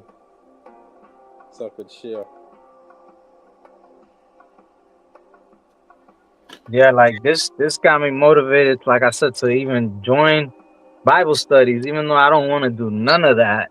I don't want to get near no church, but it's like you have to, you know what I'm saying? Like there are people who, like how Saba said in the past before, they're looking for eternal life, they're looking for peace, they're looking for longevity, and that's everything that Ma'at offers. You know, everything that they're seeking is Ma'at. And the thing about it is that you're dealing with a mass of people and people that are being supported by the Matrix. So it's just so many different parts of this onion. So, Hotep, Saba, welcome back. Hotep, glad to be back. Great words, Nutpuduk. I listened to some of it. Wonderful words. I wanted to hear from Atef. He didn't get to say much of anything, but I want to hear from him of what he thought of what I said. The Jed. I love the Jed's. I love the Jed's analysis of the jewels. I want to hear something from Atef, and then I'm going to read some donations and maybe ask you all about your friends and family and what situations you're surrounded by and why they're not all here at the pod class, or at least 1% of them aren't here. Hotep Henu, great Saba. Hotep Henu to everybody on the panel. Can you hear me? Mic check. Oh, nice. I hear you good. Okay, good. Yeah, great Saba. I appreciate what you shared with us. What you said. It definitely It definitely resonated in a way because I 100% understand where you're coming from, and even my family understands it. It's like my mate. Like that's one of the things that she tells me, because she hears me sometimes in conversations, almost like Nookpoo, where he says it turns into an argument. Not necessarily for me, because I don't really allow it to turn into an argument. But I'm definitely not as skillful as I need to be or as I can be. So I know I have a lot of work to do. And one of the things that my mate has said to me on several occasions it's almost like is that you need to be more like Saba. Like you need to be more like your teacher. Like she'll ask me that question. Like, does your teacher talk to you like that? You know, so I appreciate you, Great Saba. And, you know, I hear you, for sure I do, and I definitely you know, the Monday classes and just having those, I don't want to say one-on-one with you, but just those classes were more intimate, where it was more of a private setting, and it was, you know, I was able to learn more. So I know I have a lot of work to do, and yeah, I look forward to this interactive session. And getting it, because constantly on a day-to-day basis, people are constantly complimenting me and giving me praises, and it's strange to me, because I know that without the teachings of Ma'at, that I would not receive those praises, even just from everybody. So I just want to say that, you know, I appreciate you. And I know that, and I was sharing with Minty today. I was talking with Minty earlier, and I was just telling her how important it is that we were talking about the different the stories, because that's what I do. I read the stories, and she's helping me with something. And I was talking about that in a lot of the stories that I read, that the problems were solved with the knowledge of Tehuti. Like the guidance and the knowledge of Tehuti was obtained in almost all of the stories that I've read, And so I'm grateful for that. And we were talking about one of the other brothers, because that's what led me to reading the stories and, that being part of my teaching. So, I know that I have a lot of work to do, and I'm actually ashamed. I really am of myself, because like on a daily basis, I get Hindu and praises, and people are telling me how, but I can't get over that mark with them, like that, whatever the point is to get them to actually, get to this point, is what I struggle with the most. And then my mate tells me, love, you're very passionate and what you're saying is the truth. But you have to speak to them in a way, the same way your teacher speaks to you. So I just wanted to say that, like, I really appreciate you, Saba, and I'm definitely gonna get better, and yeah, I'm ashamed. I really am, because everyone that I talk to, in my mind, I don't think that I'm better than anyone per se, but as far as knowledge goes, it doesn't really matter too much what they say. I'm always able to correct them the way that not the way, but in a, similar, the way that you always correct me and guide us. I'm just not there yet. It's something, I don't have it, right? But as far as me talking with people, like, they're just nowhere near where I'm at. So, and I feel like I'm a baby, but then when I'm talking to them, I'm like, well, wow, like, so yeah, I look forward to this teaching and this next this interact, whatever it is that you have for us. I look forward to that, great Saba. So I'm not gonna take the mic up. I'm gonna let you, I'm gonna let the class proceed, because I definitely want to learn and be a teacher. So Hotep Hindu to you for that, and that's what's on my Eid right now, great Saba. Wonderful, great words, my good brother. Great words, and the focus I'm focusing on is solution. So I'm going to read a couple supports, and then we're going to go into this next section, and I'm going to give you all the solution. Understand that every one of us, everybody, was in an ignorant state. Something was said to wake you all up. Some people may say, well, everybody has their own time, or everybody has their own thing, whatever. It's true, but why were you all's time the same time? So wait a minute. So everybody on the planet has their own time, but yet a Tef, Rem, Kem, Ma'at, DJED, Amun, Amunet, Nukpu, Haj Nation, Robert, Minty, everybody that came to the Killer Priest at that exact same, everybody was there at the same time, all woke up when I came there. You all didn't have your different time. So the thing is that I'm about solution, and I will share the techniques on how to wake people up, because I don't wait for anything. When I came to the Killer Priest show, it was strictly just for Killer Priest. I wasn't really gonna go back. I was just doing that for Killer Priest, and it ended up a thing where I was going back. But I said, you know what?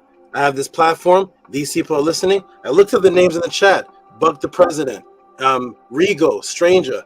There's about 50 people from the Killer Priest show that are all here right now from that one time I was on the Killer Priest show.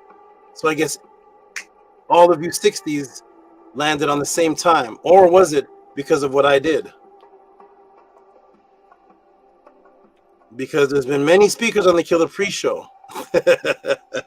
So I am doing something, and I'm willing to definitely share that to you, because the mind state and the matrix that Amun and Amun were under was completely different from the mind state of a Tefrem Kema'at, was completely different from the mind state of the Jed, was completely different from the matrix that Hush Nation was under, was completely different from the matrix of Robert Reyes, was completely different from the matrix of Shesh Shayet, completely different from the matrix of Minty, completely different from the matrix of was Lamar at that time, now he's Scribe, completely different from Saket, completely different from Harass did. All the 50 people, everybody was on a different time period, a different stage of life, a different matrix, and Tehuti came. I don't care what time you're on. I don't care where the jet is, but you're converted. Amun, you're on something. No, I refuse. F-Tep frame camera odd. You're the jazz. No, Nook Panuki, a little bit of a canal. Hush Nation. I don't care where anybody claim they are. All you, the entire audience of the Killer Priest podcast, almost everybody except for 10 people. Rasul and Rasul and about 15 other people. Lisa, Sash Wallet, all of them here at the Tehuti podcast because they saw me come on the channel. You see that? Even the new brother, the Tehuti. Tehuti said he's been looking for stuff for 10 years. Look at the level that Tehuti is on compared to M. Monroe. VRI, M. Monroe, Tehuti. But Tehuti could just see me a couple times on the Killer Priest. It doesn't matter where he's at. Doesn't matter what stage Tehuti's at. Where was Shesha at? These were a lot of these people were Christians and Muslims and all could just flying by night, didn't have nothing. Whether you're Tehuti, whether you're a Tefrem Kema'at, Amun, Amunet, Nukpu, Hush Nation, Scribe. When I come on the scene, I don't care where you are at. Why? Because wherever you are at, I'm gonna go there with you, and I'm gonna grab you, and I'm gonna go there with Amun, and I'm gonna grab him. I'm gonna go there with the jet. Oh, you're at this level? Oh, Jazz at this level? Let me say, I'm going to go there and grab him. I'm going to go there because everybody at any level, I'm going to reach you there and pull you all out. And 60 people woke up from my short little pass-through of the Killer Priest show. Killer Priest never gave anybody love as he gave me because it's a technique. It's a technique. So I'm going to do that. I don't want to waste any more time just talking about it. What I'm going to do, I'm going to read a couple more supports, and then I'm going to see who sends in a question of a friend, something, a hurdle that you can't cross. What is it that you think that where stage do you think that person is in that you need to get to that stage? I'm going to walk you through that particular person. Is it your girlfriend, your friend? Is it a person down the street? Is it your coworker? Is it a Christian, Muslim, 5%er? Whatever they're at, I'm going to give you the stage because when I come on the scene, I care not of your level. I care not if you're Tehuti on the high level of double split experiment. I don't care if you're a Christian. The last female moderator who's a moderator who's not here anymore, I met her on a bus. She's a moderator with the full Kemetic name. I met her on a bus. She said, all I care about is Jesus. She's a stranger to me on a bus. I saw her. I said, nice afro. That's all I said. Nice afro. As soon as she looked my attention, what are you into? Jesus? That's where you're at? Nania Setmer was full Kemetic. I met her in a Kemetic temple. I met Nania Setmer in a Kemetic temple. Titi Amu was the shy person who couldn't speak on a bus like this. Who couldn't look up and speak to much people. Shy. I came on the bus. I saw her. That's your level? Nania Setmer, you're fully Kemetic? No, you're not. Let me teach you what Kemet really is. This sister here, you're a Christian. All I care about is Jesus, sir. All you care about is Jesus? Wake up. That's what I do. So I'm going to teach everybody stages of how to do it. I don't care what level anybody's at. Everybody can be woken up and approached to some form of degree. And that is why everybody is here. You are all physical manifestations from Amun to Tehuti to Nukpu. Saket was a young... Saket was asking me about birds. So Saket... A lot of these people that you see were way low, way high, all different levels, all different things. It matters not to me because the Neteru worked through me to get to you. If I'm working through the Neteru, we've seen it all. Where are you at? Where are you at? One of the sisters that I've dealt with way before all of you, she's passed now. rest her soul. May her be going through the NETERT. Kemetic name, teaching, bringing friends to the knowledge. You know how I met her at TEF? You know what stage I met her at? No, Saba, what level? Purple rag, gang banging. Purple ragging it, gang banging it, get rolling 60, whatever what did you say? Watts, Grape Street. I said Grape Street. Whatever the most hood female you can think of, hooded out. Every day smoking. Every day. 7 cigarettes a day. Head wrap. Teeth missing. Teeth missing. Head wrap. You can't tell me N-word. What you talking about? Huh? What, that's the level you at? That's the level you are? Gangbang? Rolling 60s? Huh? Fighting on the streets? That's what you are? Wake up. You're a Christian? 60s? Rolling crip. Wait, bring them to me. Let me hear that everybody's on different levels. You're on this level now. Because almost everybody on the planet, their intentions are good. There's hardly any people on the planet who are naturally purely evil, like they want hell on the world. Most people want a good. You find that good and you work with them just where that good is, and you build with them there, and you can wake them up. So what I'm gonna do is I'm gonna read a couple supports, and then we're gonna get right into the next phase, everybody. So here we go. We got Nookpoo. And I think I can only do one person or two. I didn't know it was going to go this late because I have to wake up early in the morning to travel out of the city to take care of some situations and do some things. So I'm going to read a couple of these supports. And I'll probably do with one or two people's inquiries, and then we'll do it early on another pod class. So right now we got Nookpoo. Again, coming through. Amunet, can you read this for us, please? Yes, I can. 999 for Hotep Saba. Spiritual talks are offensive. How not to do so? So that's for the questions that you just asked for us to interact. Oh, oh, this is okay. So we'll get to this. Okay, we'll get to this. Let me say this. Okay.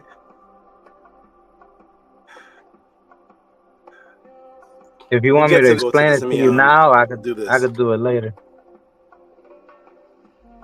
Do it later when I'm actually ready to address it. When we actually address it, and then you're gonna set up the specific scenario that you're speaking of, and then I'll walk you through. I need full details. Okay, so look, Pinnock, we'll get to that one. I'll read that one again. We got Basatut Maka Ox Effect. Oh, well, we actually have Saket. Okay, we have Saket popped up first. I see you, Basatut. And Saket is popping up with the Saket language. Saket language, which is doom, boom, boom.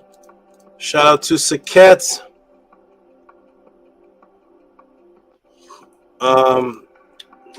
Read this for me, Hush Nation, please. No problem, Saba, for letting me read it.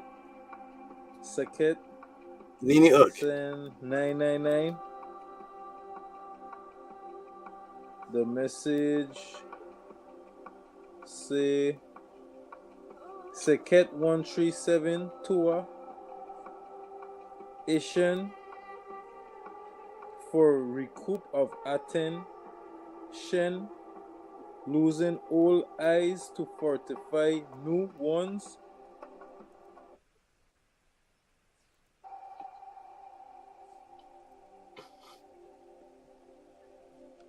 Petra Petra. Saket.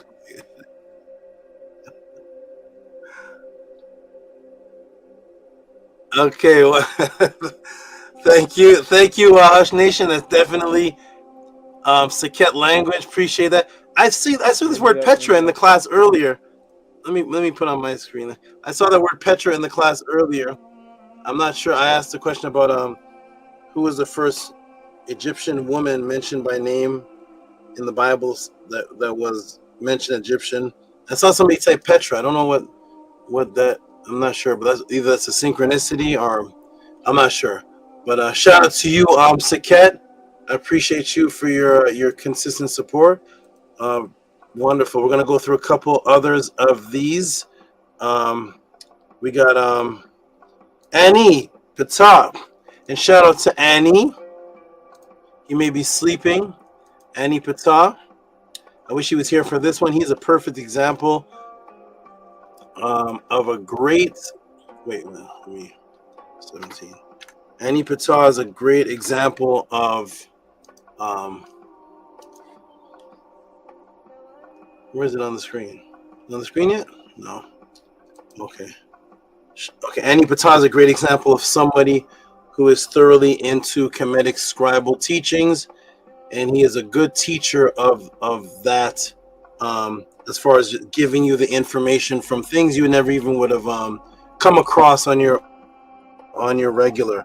I wish he was here for this one because him and everybody else, everybody needs to know how to speak to people that are not into that and to get them to wake people up. That's why we have every Elijah Muhammad, Noble Drew Ali, Farrakhan, Malachi Z. York. Everything that we have today, Marcus Garvey, everything is from people that were woken up from some stage in a mass amount, and it influenced all of us here. So shout out to Annie Patel. I think I called him my favorite Kemetic teacher, or the best Kemetic teacher on the internet.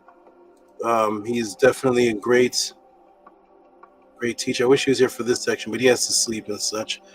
His work schedule and such. But I'm gonna read this one. Patah Ani attend Tehuti 33 to Osiris SABA 4 Sheshem and Ari, leading by example. Strange. Atef, give him some big noise for this, please.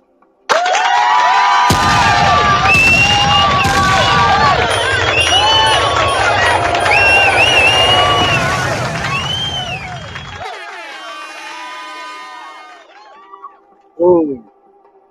Excellent. Thank you, Annie. Wonderful, wonderful, wonderful. And down here is the beautiful, Gabriella and Angela Gates. We got, with some big supports and donations. Shout out to, we'll go Angela first. Angela straight out the gates. I think this is the biggest support she has given. We're going to give her some monster noise for this. I appreciate this. Where are we? And we're going to get Amunet to read this one, which is 2 words and some symbols. Okay, shout out to Angela Gates with the monster support.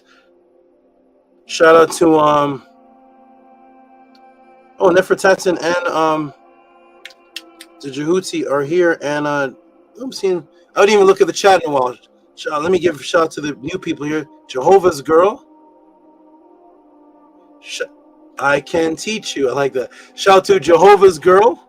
Wonderful. Hope you're learning. Hope you're advancing. Shout out to Tehuti. Tehuti is here. He's not on the panel, but he's in the chat. I'm going to shout him out. Don't forget to smash the like button. And Nefertata says, I actually haven't watched the class yet. Oh, interesting. Somebody typed in your Petra earlier. Shout out to you. And Jehovah's Girl again. Hey, okay, hey. Wonderful. So I want to give a shout out to the new people that come in. And I don't look at the chat too often, but I saw a lot of things pop up there. So shout out to Angela Gates and Amunet. Could you read that for us, please? Yes, I can. $55 for hearts, 2 axes, 2 feathers, and it says Tua Saba.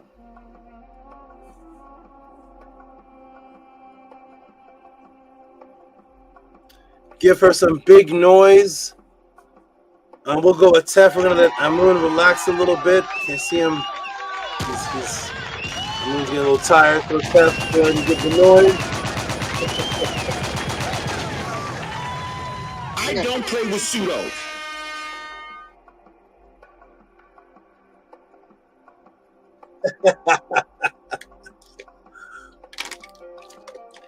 Was that a mixture? Who was that? Was that just all you, Tef? Or was that a mixture? Yeah, Saba, that was all me.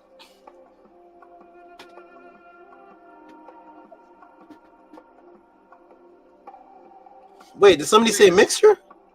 No, that was all me, Saba. Okay. All right, thank you. We're letting Amun take a little rest. But I actually may have Amun do the sounds because I may keep him awake for a couple of sounds. Okay.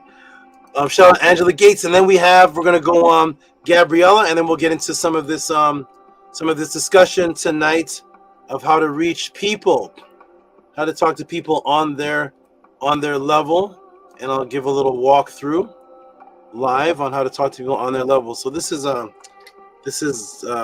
Gabriella. Is this a question? Wait, let me come back. Oh, it is a question. Oh, Gabriella, question in Gmail. Okay. Boom. From May what? May 10th. Okay. Okay. So get ready to get some huge noise to Gabriella, and then we're going to go into some of this discussion today. Tonight. Where is it? Gabriella's gone. What happened? Okay, Gabriella. There. Huge noise to Gabriella. Make some noise. It just says question in Gmail Tua. I'll find that question when I can and link it up with this. So give some big monster noise to Gabriella Lopez. $66.66. Make some big noise for her, please.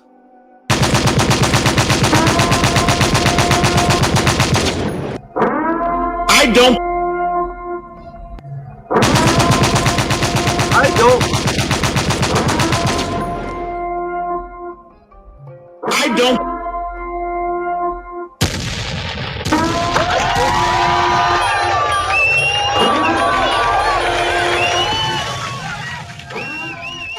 And yes, the HEQR really works.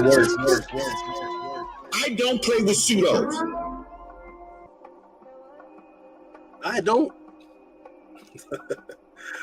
Okay, wonderful.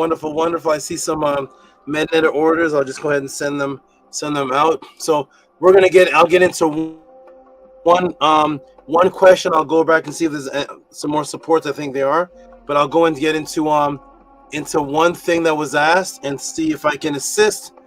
I think Nook sent the first, and Amunet sent the second. So we'll go to Nook, and we'll see what this is all about and see if I can assist with Nook. What was yours called, Nook? What was it called? Hotep Sabbath? No, that's not it. It's Sabbath like that sees me? nah, it's the one that it says people getting offense by spiritual talk. Being Got offended. it. Okay. So this is Nookpoo.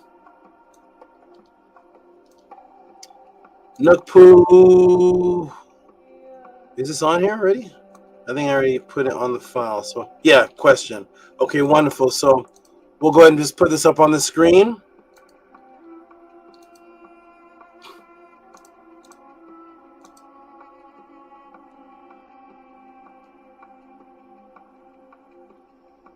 What? Am I seeing Jehovah's Girl speak Mennonite? Okay. Okay. It's a miracle. Nookpoo, go ahead and read. All right, Hotep Saba. This is Nupu. My What am I question. saying? Oh, she's. Oh, okay. She named the She Jed's converted. name. Okay, go ahead, brother. You never know what's gonna happen here. Okay. Hotep Saba, spiritual talks are offensive. Okay, go ahead. So spiritual talks are offensive. How not to do so. So basically, how to approach people that are, this is not for the person that's seeking. Let me take this on the screen. Yeah, so this is not for somebody that's seeking so much the truth, because like I was saying earlier on the panel, when somebody is seeking the truth, even if they're in a religious aspect or whatever, they want they're seeking out truth, so they're open to new ideas and new talks and new topics and things of that nature. This question is pertaining to people that are rooted into their beliefs. So, for instance, the best example is the Jesus spell is like the ultimate spell, and so like it's like when somebody's hardcore rooted into that, and then you start telling them, well, like you just give them little examples, like, well, Jesus, really doesn't exist. Something, in that instance, not necessarily that. Yeah, I don't try to jump all the way there. Let me stop you here. I know that I'm gonna stop you right here for a moment. But go ahead. I'm gonna stop you for a moment. So let me tell you something. In my beginning teachings, I was actually instructed not to say that. So we were not allowed to say Jesus. None of that. What you just said.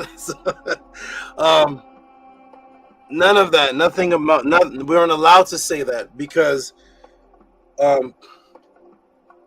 there are there's multifarious aspects in somebody's brain that attaches them to their religious belief system. There's about 12 of them. I don't know if I did a class on the 12 aspects of the brain, and the aspects of the brain create a web of attachment, where even if you diffuse one aspect, there's a support system of others that will abandon that one aspect and cling on to the rest. Family attachment, gatherings, church commitment attachment, the Bible belief attachment. There's several different things that hold people emotionally to a particular belief system. Whenever you speak to someone, never ever say that. And I noticed that in the Nook Panook mind, you said, yeah, I say even small little things to them, like, like Jesus doesn't exist. Like, you've said the biggest thing in the world. There's nothing bigger.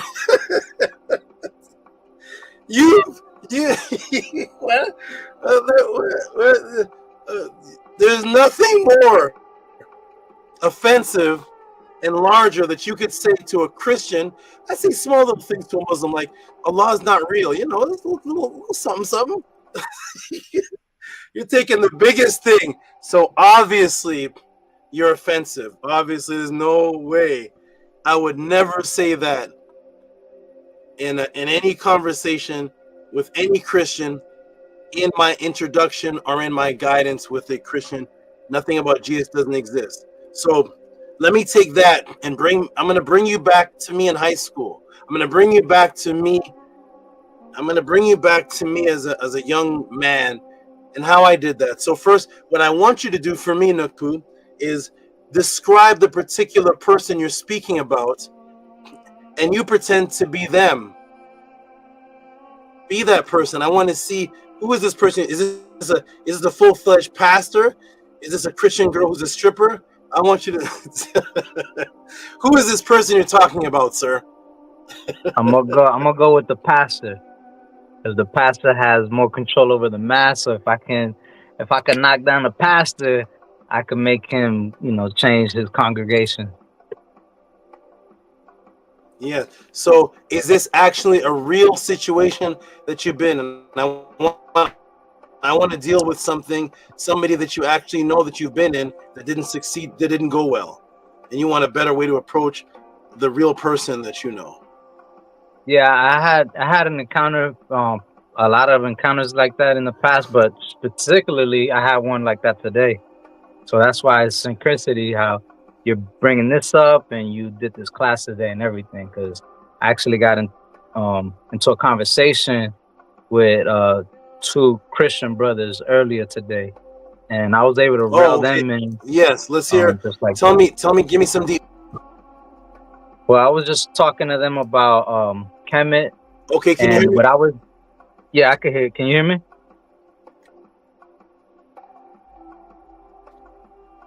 Can you hear me?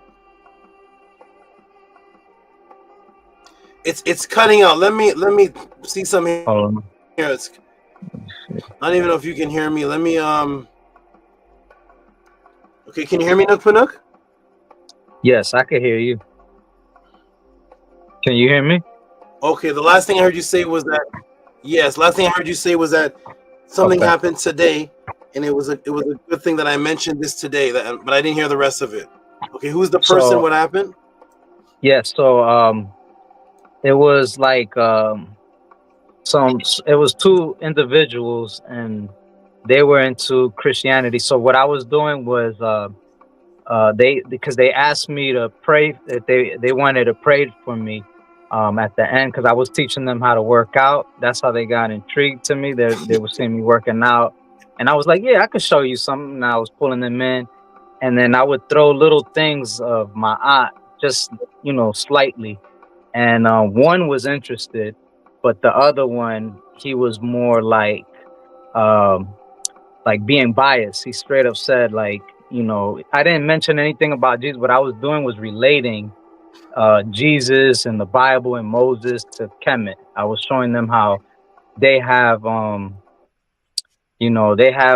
relations with KEMET, and I wanted right away to put the spirits at both of their neck and be like, nah, ain't no Jesus, ain't no Moses. But I approached them in the snake style, and that I noticed even then, this person, that individual, the other one was intrigued in seeing how much I knew about the Bible and with KEMET. So he was intrigued, but the other one was like, nah, Jesus healed me. He saved my life. He saved this person's life.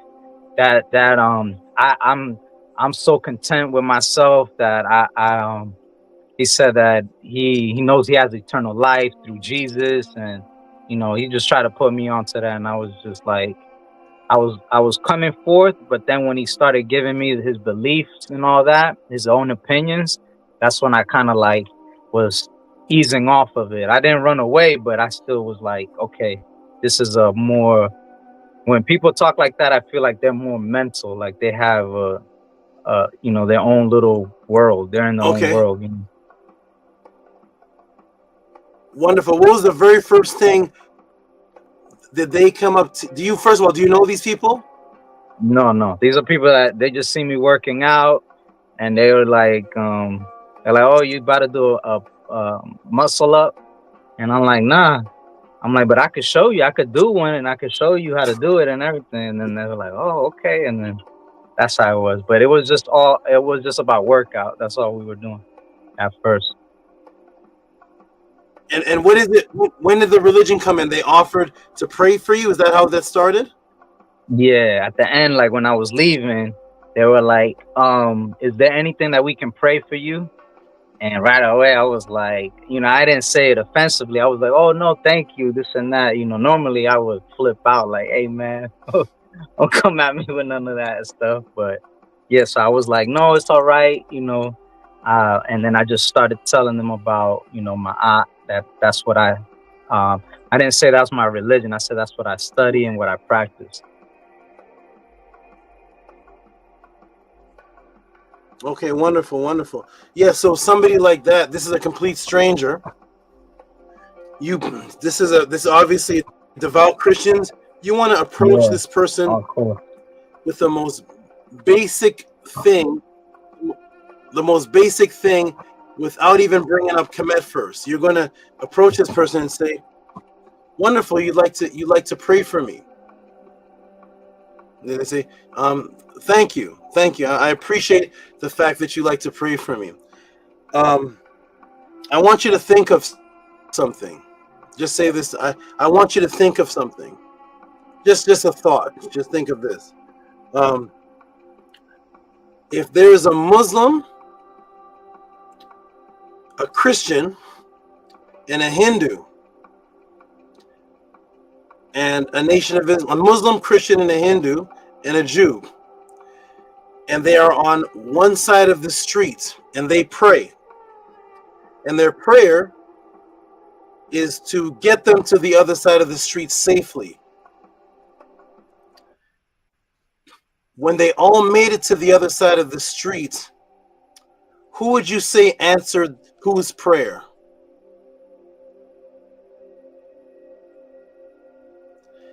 You're going to ask that person that question. The quietness that we just had, that will be the quietness that they have.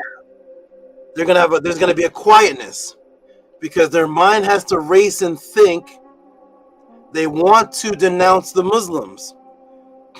But if the Muslim prayed to Allah to get to the other side of the street, and the Hindu prayed to Krishna, and the Christian prayed to God and Jesus, and the Jew would pray to Yahweh, and they all made it, the answer to their question is going to change their neurological thinking, because there's two ways to answer that question. One is, my God got me across the street. When they say that, the question was a snake style, but it's a subtle, smooth one. It's just to make them think. It's not really to trap them yet. But once they answer the question, the trap is they fall into it. So when they say, God, my God, answered my prayers, then I will say, wonderful, and I don't deny that. I like that. That is beautiful. That God, did he also answer the other three prayers? Or was it their God that answered them? Because all of them prayed. If they say their God answered the other three prayers, that opens a door now to say, beautiful. I agree with you. I agree. I agree that people can be of different faiths and pray to different energy forces, and your God will still answer them, even though they don't believe in him, they're blaspheming his name, and they're calling upon other gods. Your God will still work with them. They will be in dismay. They will be wondering what just happened. As they say that, then you say, I am not of the belief system of you, but I'd like to talk to you about it. And don't worry, God will work with me. Just like he worked with those other men and women that all prayed to get across the street, that you acknowledged that he helped them. Or was it their God that helped them? Or was it their God that helped you? These are the type of conversations and questions that are not offensive at all, because it's allowing the person leeway to answer and still stand on their God, while simultaneously acknowledging, one, their God helps others that believe in different things, or two, the other gods helped you get across the street. Because the second that Christians pray to get across the street and the Muslims prayed, and the Muslims get hit by a car, the Christians will say, see, should have prayed to Jesus. Should have prayed to Jesus. If they prayed to my Jesus, they wouldn't have got hit. What you're doing is you're opening doorways. This opens the doorway. It's extremely patient how I convert somebody. It's a very patient process, because in my mind is the Kur Abba. I got Neith on my mind, and I still gotta talk like a little baby. See, little baby, walk across your street, little baby. See, you got there. I still gotta talk like that, and on my mind are principles of Osiris that I've never even taught you. All type of things, the inner bodies of the working system, all type of things. But then they are open. They're open, and then say, This is a process too, and I want you to watch this part of the video. It's for you. Once they say that the other people were helped too, or they say no, God didn't help them because why? Because they didn't call upon God's name. Beautiful. No matter what they say, it's a beautiful answer. Every time they answer a question, your response is beautiful. Wonder. Anybody who emails me, anybody who texts me, my first answer, wonderful, wonderful, beautiful, wonderful. Everything is wonderful. I remember the brother Ahati used to get one. How come that's wonderful too? It's wonderful. That's right. Everything is wonderful. Because to me, my quest is to make you wonder. I know what it means. I want you to wonder. I want you to be on a quest. Continue asking. It's full of wonder what you're saying. Keep going. You don't know what I'm saying when I'm talking, but to you, wonderful means great. So wonderful, excellent. So therefore, when we pray, that example you gave, their prayers didn't get answered. They got hit by the other car or whatever. That's because they didn't call upon God's name. Excellent. And you say, what were you taught God's name is? Because I want to make sure when we do this prayer, we do it in the right name. And they're going to say Jesus. And I'm going to say, excellent. Wonderful. Hey, look, I just looked it up right now. Look what I just found right now. Hey, it says Jesus is a Greek word. Wasn't Jesus on the cross saying, Eli, Eli, lama sabachthani? He was speaking Hebrew. When Miriam went up to him, didn't she say, Rabboni, Rabboni? They're speaking Hebrew. Did Jesus ever speak Greek? So when he received his name, was it a Greek name or a Hebrew name? They'll have to say Hebrew. So say, do you know what that Hebrew name is? And they'll say, no. I would love to pray with you. But I think what we should do is exchange numbers first. When we talk, we're going to talk about why is it that you were so willing to pray, condemning the people for not calling God upon his proper name, but all these years as you as a Christian, you were never taught the proper name because whoever taught you told you Jesus was from Greece. Isn't that interesting? And they'll say, I never thought of that. You're not bringing nothing up about KEMET yet. This is how patient I am. Yeah, it's like, do we got time for all this? I do. This is how patient I am. Here's my number. When we get together the next time, we're going to talk on the phone and we'll get together and pray. And we're going to find out, a real ancient name that would have been said back then by the ancient people, like Abraham, because he was 1800 BC. The Greeks couldn't even speak yet. So we're going to go back to maybe some original name. Like, hey, I found one. It's called Yah. Yah's a name. You've said it before. No. I don't know what that is. Remember in church you said hallelujah? Remember that? You said that? Yes. Hallelujah. Who's Yah? Next time we talk, we're going to do some investigation and find out where this word Yah came from. And that's how you work them in. This is how you do it and you're not offensive. It's a smooth snake style where you're not trying to hurt anybody. You're just, let's talk about it. And you get on the phone, and then I'll tell you the next thing to say, and the next thing to say. And the next thing you know, these people were saying, a lot of these things I didn't know. You're not going to say nothing much about your belief until they ask you. I promise this. I promise this. The people I teach, they eventually say, so what is it that you teach? You done did it. Now you asking me a question? The second somebody asks you a question, their neurons go into student mode. They're not asking you sarcastically. You've posed so much thought in their mind, they're eventually going to say, what is it that you know about this stuff, man? I've been looking up this stuff. You're going to pretend to be a Christian with them. It's a process. That's what I would say to deal with these people when they say, I want to pray. Because if I say, I want to pray in the president's name, what would I say after that? What's the president's name? So I say, let's pray in the president's name. What?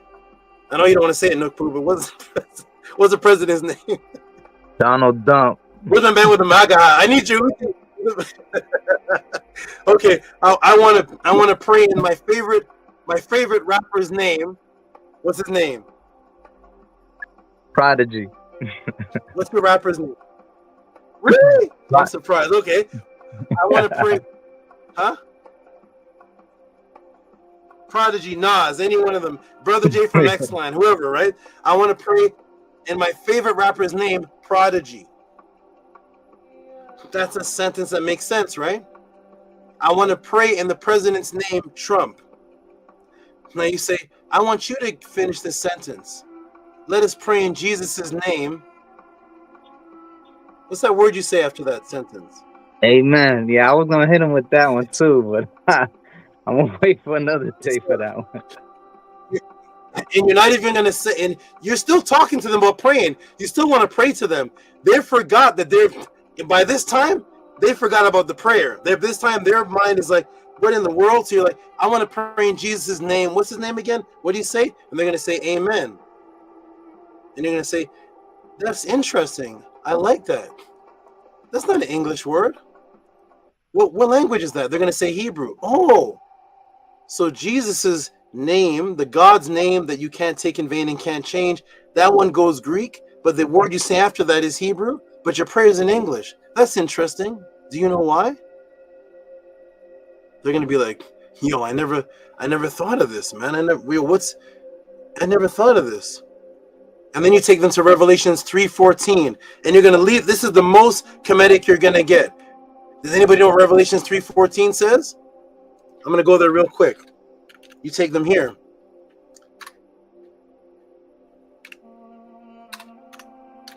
This is what I used to do when I was 18. This is where the pastor got riddled up.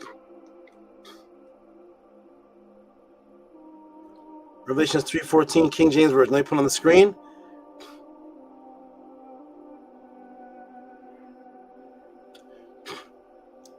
Now, when you take them to Revelations 3:14, you don't open the book yet. You're going to ask them, you're going to get them to say, I want to pray, but you say, let's pray in Jesus' name, amen. And you're going to say, who is amen? And they're going to say, amen is what you say at the end of the prayer. Why is that? What does it mean in English? They're going to say, I don't know. They don't know what it means.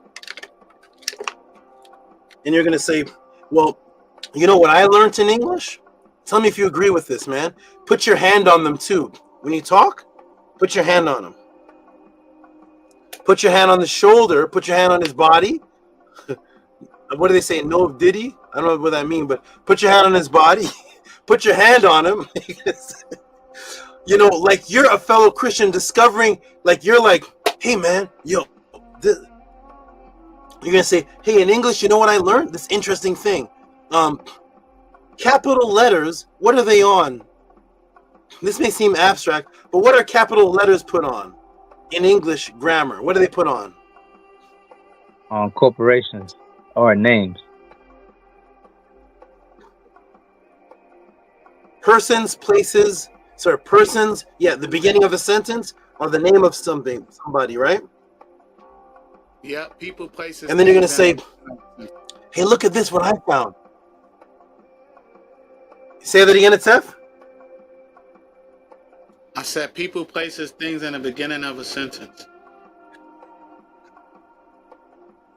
Right, right. And then you're just going to take them here and say, hey, look at this. Let's do this prayer right here because I don't understand. This is a little different, but could you all walk me through this one? Because I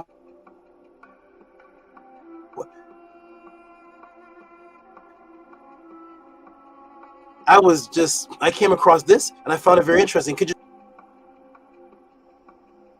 Oh, where was it doing that? Interesting. That's strange. What's happening here? Am I still okay? Yeah, you're like strange. froze. Is it showing anything? No, and it's 3:14 okay, it's right coming, now. It's coming. This is funny.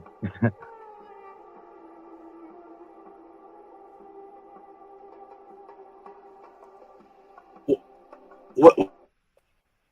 My computer's doing weird stuff. Hold on a second. One second. Hold on. Let me fix this. Let me fix this.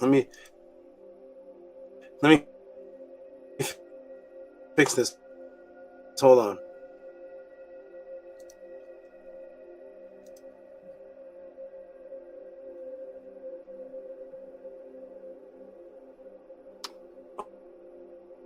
Okay. Saba, the time is 3:14, and you're talking about. Okay, I'll do it like this. Revelation This is 3:14. Oh man, strange stuff. You heard me, Saba? Yeah, that's deep. He got off, but yeah, that's deep, right? Atef? I'm loving it, bro. I'm Trying loving it. to. Saba's he's a real wizard, man. I'm loving it, bro. A true pharaoh, true per EE. I'm loving it. I'm Saba loving it. PC stick at 314. You know what I'm saying? Right. Exactly. Yeah, They you can't came. do that. They You came in and attacked him at 3:14. Yeah. Wow. Hey, Atef, don't tell me this don't feel like one of those Metal Netter Mondays now. I love it, man. That's what I, We bringing it back. I'm telling you, man. That's why I was like, man, my mate always tell me that, yo, I get it almost turned into an argument, and then she has to correct me. Saba, it's 3:14 right now. You talking about Revelation 3:14?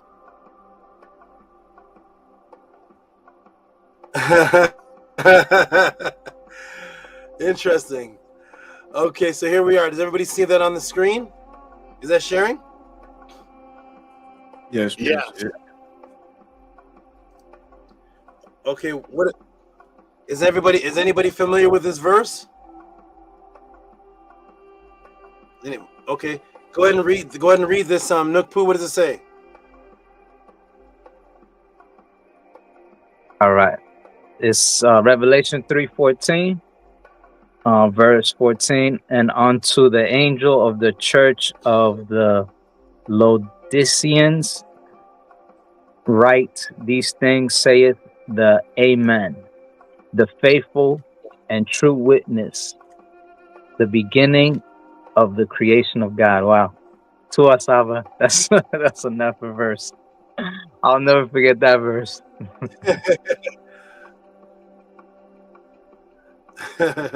Okay, so now what's happening here is you're going to get them to read that, and when they read that,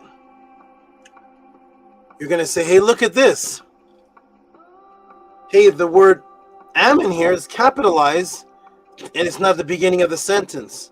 Now remember, this is after you've already made them commit to asking them, hey, what is that thing you're going to ask them, like you're remembering? What is that thing they say in school that capitals, what is it, a person? And they're going to say it. You never say it. Never say it. Just say, what is that thing that they do in the school where they taught us about capitals are for? What is it for again? They're going to say, oh, the beginning of sentences, persons, places, really persons, places. It's not even things, because chair is not capitalized. It's people and the beginning of sentences, and that's what it originally was for. So they're going to say, you're going to read this and say, look at this. Hey, isn't this the word that we were saying at the end of that you want to say at the end of your prayer? Hey, it's capitalized. Hey, look at this. Now, this isn't the beginning of a sentence, right? Is this a person? They're going to say, I don't know. I've never seen that before. Hey, look. It's talking. These things saith the Amen. The Amen is talking. That has to be a conscious being. Hey, look at this. Amen was a witness in the beginning of the creation of God.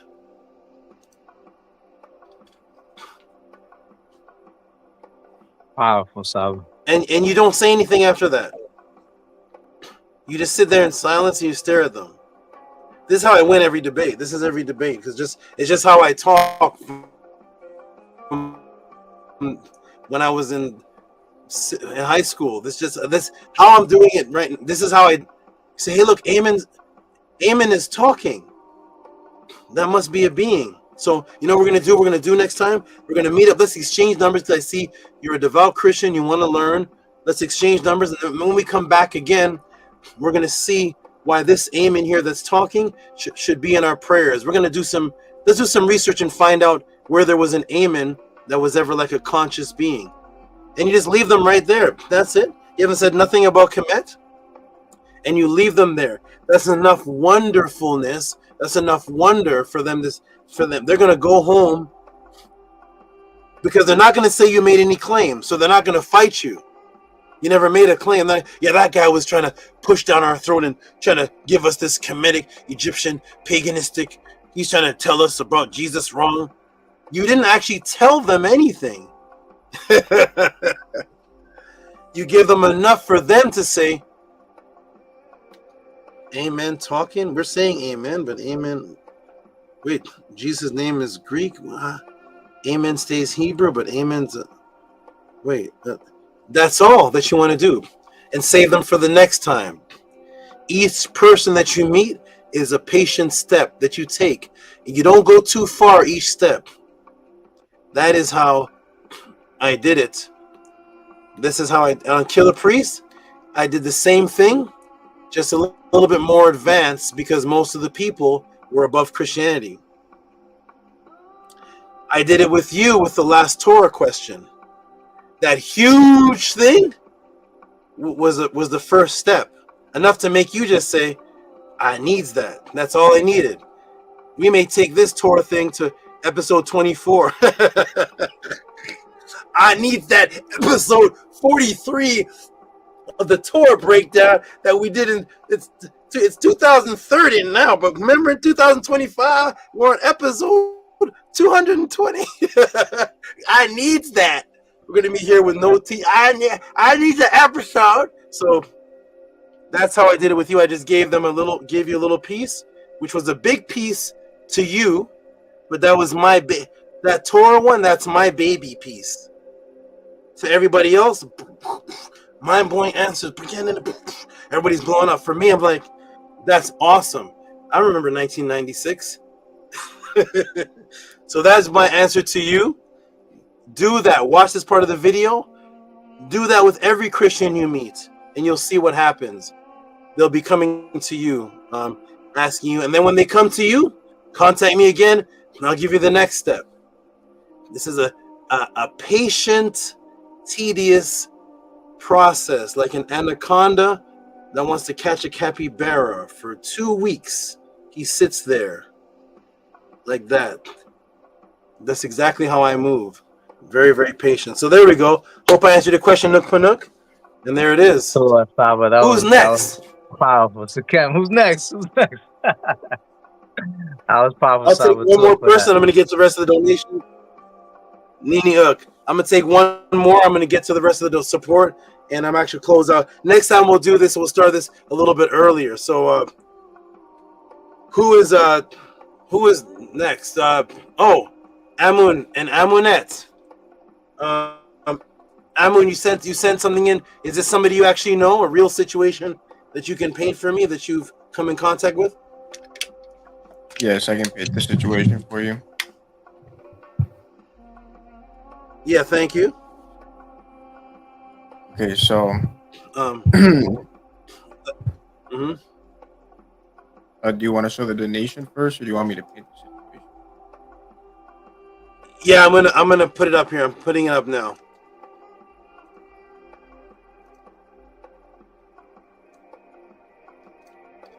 Let's put it up now.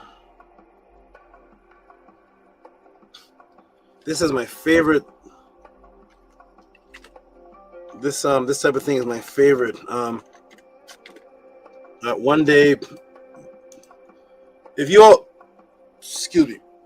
knew me in person, and you all were living around me back when I was motivated to do such, and even if this whole class was around me, I would take trips to different religious people with the whole class, and I would do it in front of you. And I would have you all having many questions on the side, talking to people, and you would see me doing this in front of you, and I would just tell you, listen to my words and look at the people's face, and you'll see when a person converts out of something, their facial features change, muscles drop, things change in their face, and I would get you to look at them. It's a true tedious process that I do. I'm looking at your face, I'm looking at your muscles drop, I'm looking at a smile when you're not supposed to be smiling. If I'm making a joke about God, you are not supposed to be smiling, sir. If you smile, ma'am, you're mine. All right, so go ahead. I'm gonna put it up on the screen right here, and let's see. Here we go. Boom, boom, and the question coming in. Amun and Amunets. How to convert an atheist? This is tough.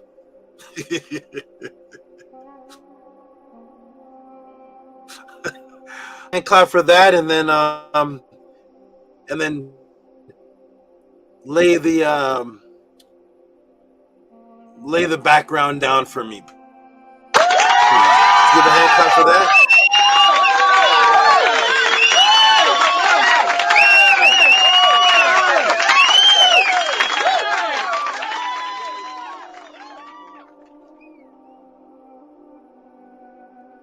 Okay, wonderful. I think that's off the screen now. Okay, so give me the story, the premise, background. Let's hear about where the conflict came. Okay, so at work, sometimes I have to work next to people, and I'm always thinking about how I can give them knowledge, get them to start thinking about certain things. And one of the first questions I like to ask people after I say hi and stuff like that, there's a particular person I asked him what ethnicity is he, what is his background, and this person said that they are part Native American and part African, and I told him how that's interesting. I personally love hearing people's backgrounds, and asked him like what does his Native American ancestors believe in, and he told me, and I asked him, does he believe in it? And he said, no, not really.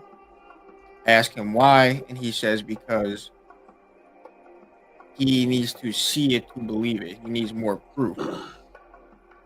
And specifically what he needed more proof on was like another life or a dimension past this one. So I asked him, because I didn't know at this point if he believed in anything or not. So I asked him if he believes in what his African ancestors. I'm listening. I'm gonna come off the screen for a moment. Okay. At this point, I asked him, does he believe in what his quote unquote African ancestors believed in, and he said no, for the same reason that he doesn't have enough proof. And I asked him, well, is he religious at all? Does he believe in God or anything like that? And he said no again, and that he doesn't have enough proof. So every time I ask somebody what they believe in and what their ancestors believe in, always ask me what I believe in next. So then I'm able to tell them about how I believe and what the ancient people of the Nile Valley believe in. That's what I follow. My ancestors followed. That is called Ma'at. Give a brief explanation of what Ma'at is. People say it means truth, order, consistency. And I explained, then the person asked me, he said, what is our afterlife? What's that like? And what's the religion, quote unquote, religion consist of? And I told him that we believe that. Let me. There's a lag here, so and I may come in like I'm cutting you off. Apologize for that, but there's a lag. I need to take it back to something.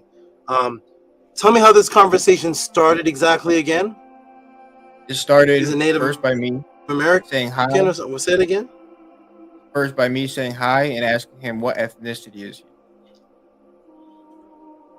And then he tells me ethnicity he is. I ask him if he believed in what those people believe in. He says no. I ask him why. And for both sides of his family, ethnicities, he said because he doesn't have enough proof in another life for what they believe in. Excellent. What is his ethnicity again?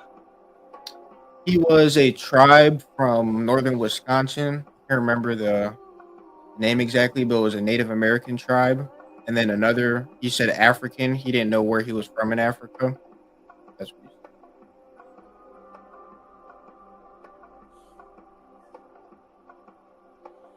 What a mix. That's interesting. He part African and part Native American. Yeah.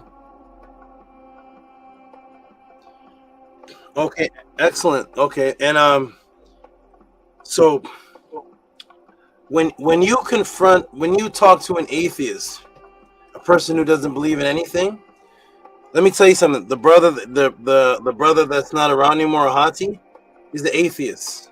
He was a Hebrew. He did not believe in any. He told me, I don't want to know nothing spiritual. I don't believe anything. Hebrew Israelites don't believe in anything. They don't believe in any spirituality or nothing like that. It's just strictly tribe of Judah, tribe of this, tribe of this. We're going to war. We're fighting the white man. It's strictly that. What you want to do is you want to speak to somebody until you find out something that they're interested in. This is the first step. You find out what are they interested in. So it would be better if these people, no, Nook were strangers. This seems to be a stranger to you too.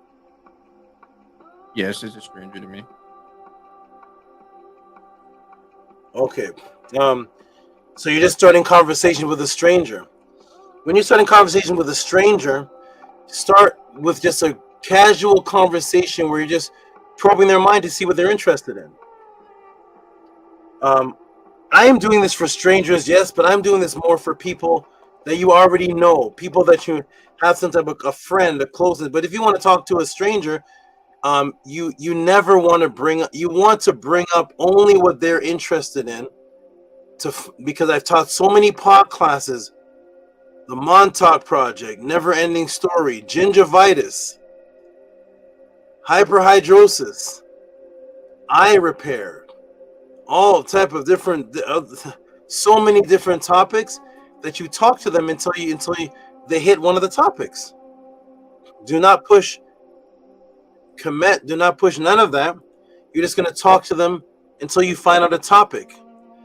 And being that I've taught so many classes, they may not be interested in spirituality, but they may be very interested in government conspiracies. A lot of government conspiracy people don't care nothing about a god or worship or nothing. You drop that Montauk class on them, you drop any of the PSYOPs class, any of the government, go back to my pod classes and find PSYOPs, so many PSYOPs classes, government, all type of plastic chips in people's, how many classes I've done? At least 150 on PSYOPs. You're gonna bring up based on a topic he's interested in, one of the PSYOPs, and just say, "Yo, look at this interesting thing I found the government's doing, man." And talk like that. Look at this weird thing. What is this weird? Any of my I didn't even know where to begin with the PSYOPs because I don't know where his head is at. You don't want to talk to him about George Floyd PSYOPs, and he doesn't even care about that. He may bring up COVID. Woo-wee. Yes. Please. It could be anything that I teach on, but definitely talk to somebody and get to know them first. When you get to know somebody, you get to know what their interests are. I purposely have done so many pod classes that they could bring up coffee. Go to my coffee class. I did classes about coffee. I'm out of Atlanta, talking about Ray, talking about them dash streaming street out New York. What you talking about? He ain't had to leave out the port for the on that. We play 21 Savage, got 21 albums. You know, red, wrong, red, blood money, red devil, Who's that? Out Atlanta, talking about Ray, talking about everybody mute right now. Mute. New York, what you talking about? He ain't had to leave out the port. Mute. George, who stood on that land. We played on the beach. You remember the same. Must be the jet. Hey, that's definitely not me.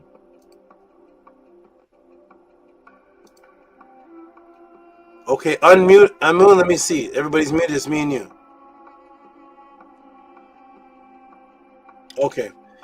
So I would say, I would have to know more about that person's interests. Get to know that person a little bit more. That's a brand new person. You don't know what to approach them with right now because you don't know anything that they're interested in. Talk to them, just have casual conversation. There's no rush. Have casual conversations until you find something that they may be interested in. Pull out one of my health classes. Pull out any of my classes on the E192. What is it? E192 that they're putting in the cereal. Pull out my class about the cereal classes and the oatmeal and any of my classes on government psyops. I've done so many. Just hit them with a little bit of that and say, yo, you ever heard about this? And always say, have you ever heard about it?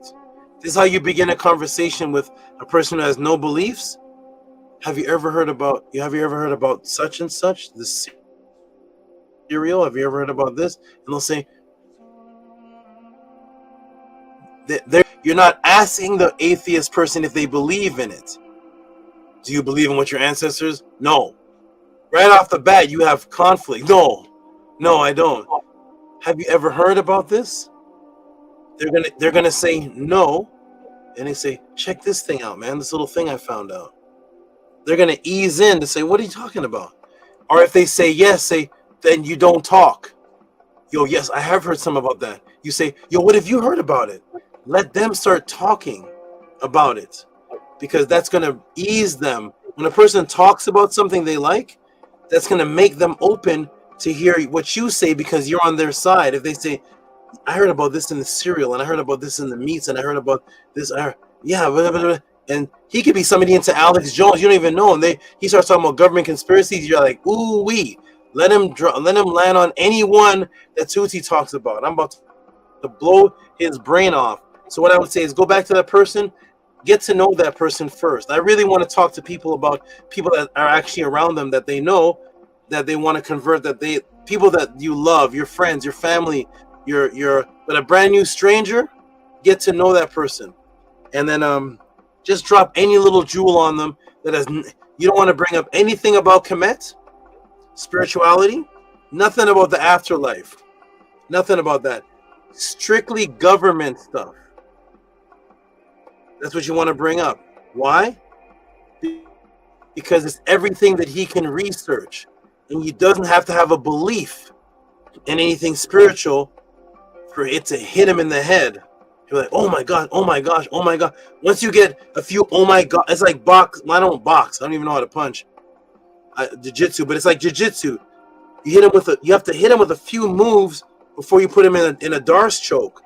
You want to soften him up. Then he's going to be like, what's going on in the world? Or this world is like, it's like trying to trap us. Now, that's where you got to get him to. Once he says, like everything is some type of you're gonna say like the Matrix, right? Or like everything's like some type of psyop. You're like, yeah, man, this is a lot of stuff, and he has no defense mechanism because you're not talking about God or beliefs. Once you get him to the interest of that, you take him to any one of my classes. But first, I want you to get him to that first. You take him to one of my classes that has so many things about atheists using spiritual symbolisms. You can take him to CERN using Krishna. You can take him to the company using the HEQR, all the things that I've talked about, that atheists using, what's that one using Sheshet? Is it Sheshet? What's that one? Yeah, Sheshet, the company that collects data, Sheshet. And you're gonna say, hey, look at this company. Yo, notice these companies here using this ancient symbolism. And say, yeah, I wonder why that is. And look at this company. He's using this ancient symbolism over here, and these are scientists. Hey, look at this. Look at these scientists over here. Look at this. They're using these in quantum physics. They're using the symbol of a goddess. Why would that be? Look at this. Some goddess named Neith. I don't know what is this. It's quantum physics, but hey, look, it's the Egyptian symbols, and you're gonna bring so much of that up to him that he's gonna be like. He's going to eventually say, why are they using it? Why are they using this? And you're going to say, because the Greeks, the PhDs originally, were Pythagoras and Aristotle. They were doctors of philosophy. And you're going to say, guess where they learned philosophy from? And bring them to straight history, just straight that. Look where they learned. Look how they sat for 19 years waiting. Look what they brought back. Look at this. They all went back to these scribes in Egypt, and they're still doing that today. So you know what, sir? You know what? A lot of the information on science was actually taught by our ancestors first. Isn't that strange? That would mean that our ancestors are ahead of the scientists. Let's check out some more of what the ancestors said. It's a process, though. So that's how I would say, find out from him what he likes, hit him with government conspiracy psyops over and over, government conspiracy until he says what's going on, then hit him with all the scientific researchers, even the Montauk Project, hit him with the Bennu bird, and every scientific people that use Kemetic symbols, the Bennu bird, they have Bennu satellites, Osiris satellites. Look at the satellite here, it's called Osiris. This one is called Bennu. Hey, this one over here is called a Pep. It's a meteorite coming to the planet. They call it Apophis. That's an Egyptian god. You're gonna hit him up with so many of that he's gonna be like, why are they using all this Egyptian stuff in science? Just let me know when he asks that. So that's what you want to do with that. That's what I would say for that person. I converted bring any atheist to me, except for Unc West.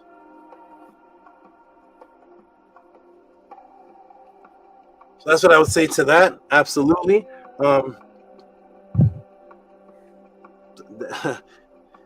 You want the focus of what I do is to make people question the world. It doesn't matter what they question their surroundings on. I just want people to question and not feel comfortable in this comfortable bubble of the matrix. I want them to feel uncomfortable, like there is an agenda going on that is controlling people. I don't care if you're an atheist, they're controlling you too. Hebrew, atheist, here's a psyops with you. Hebrew, here's a psyops with you. Christian, here's a psyops with you. Muslim, I'm gonna have atheists and everybody in one room saying, what is this world, man? And that's all I needed to say. Then I can slowly take them to KEMET by having them ask about KEMET. They're gonna ask about this. So that's what I would say. My advice to you: hit him with some government conspiracies. Little bit though, little bit. Don't riddle his brain. Just a little bit of the pod class, enough to make him ask more about it. Just a little bit. That's what I would say. So that's what I would say to you, good brother. Well, let me know what happens when you hit him with a little bit of the government psyops and come back. I will definitely let you know and keep you updated. Well, very much. It was definitely a lag. For what you did for Nukwu as well. That was extremely helpful for me. Excited to go to work now and use these new skills that I have. And well, very much, SABA, very helpful. I'm gonna rewatch this and definitely have a lot more scenarios to go over with you in the future. And yeah, I'm excited now. Thank you all very much.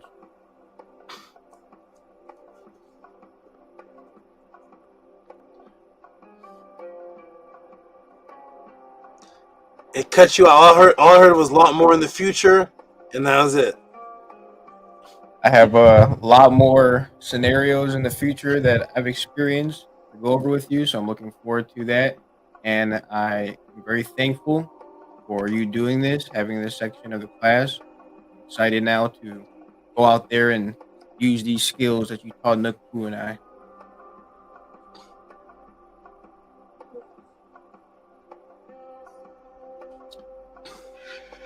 I heard use these skills and then it cut you off. To use these skills that you taught Nukwu and I. Okay, wonderful. Okay, everybody, what I'm going to do is I'm going to continue this the next class, but we're going to start a little bit earlier. It is actually extremely late, so I'm going to look at, I think Atef sent me something. I'm going to do a segment of this on the next class and start earlier so that we can end a little bit earlier because I still have some donations to read, and I do have to get up early in the morning. So shout out to everybody who asked these kind of questions. I hope that helped out a little bit. And I love doing this. This is my true favorite thing to do. I like breaking people out of the matrix more than I like teaching the pod classes. There's a certain thrill about taking somebody and waking them up.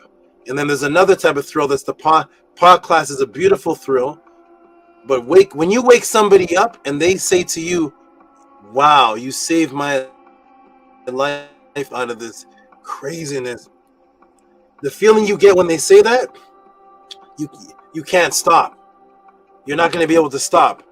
It's the feeling of saving somebody's life is uncomparable. It's like pulling somebody out of a swamp when they're about to die.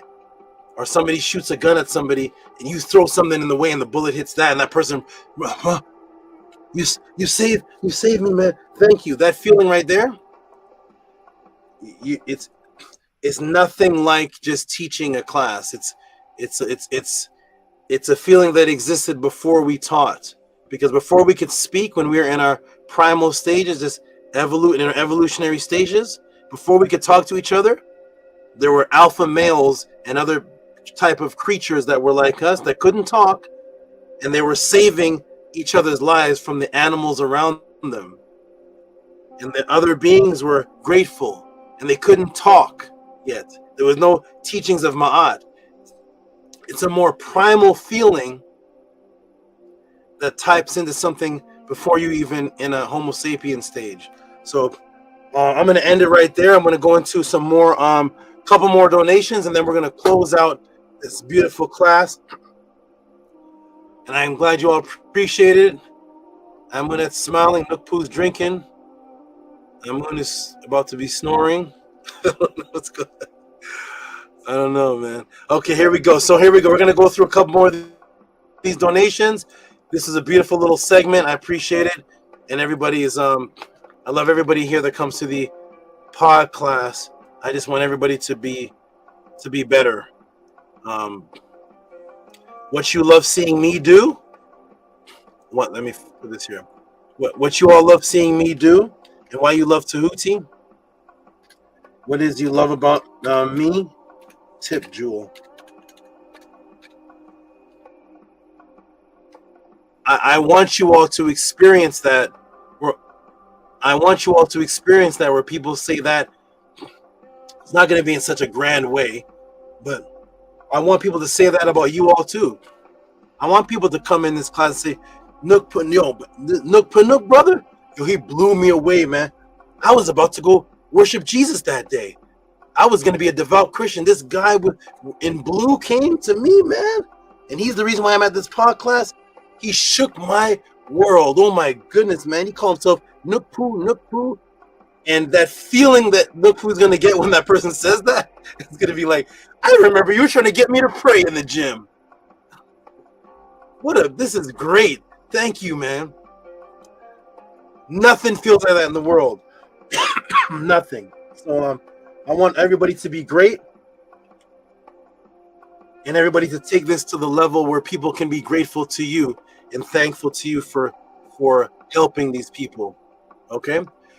All right, so this donation here is coming in from DJED, sent in $10. Tip for tonight's jewels. Give him a little hand clap for that, please. Any tips for jewels, get hand clap.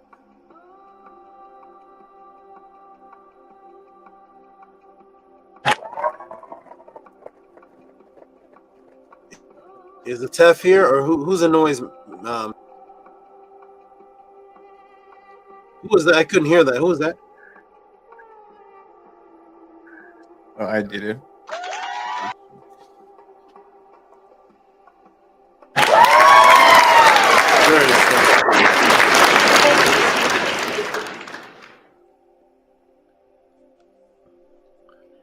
We got my good brother B. Get Leisure. B. Get Leisure, which is Maharu. He's going to send in a good question. I want it to be an official. He can send it in with a text or email. And it's going to be about, I think he's going to ask something about Planet X that I said that I didn't cover. So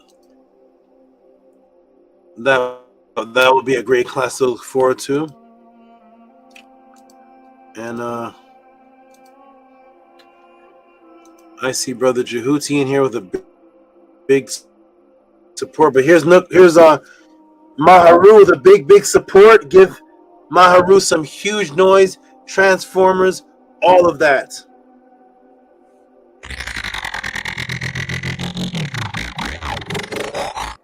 Forget that we the real champions around here.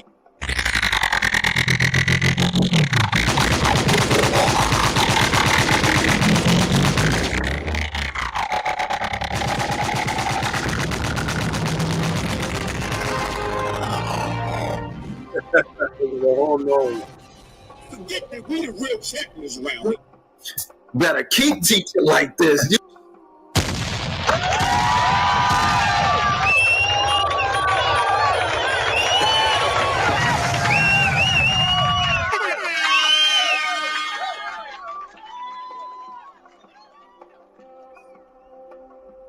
We gotta keep teaching like this.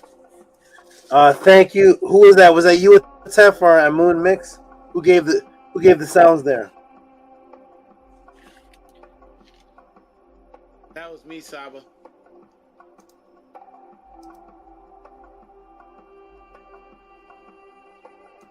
Thank you. And speaking of you, we're definitely going to get into this one next pod class in this section. The next time I do this section, I may even do this section in the next pod class. I like this, but it's going to be faster than this one because it's not going to be such an intro. I'm going to put here call it question. This is from a Tef, and a Tef sent in this. Where'd it go? He sent in this question here, which is a Tef. What was this question here? It was about a Muslim. You can go ahead and read it, please. Oh, Tef Great Saba, it says 1072 for what to say to a Muslim.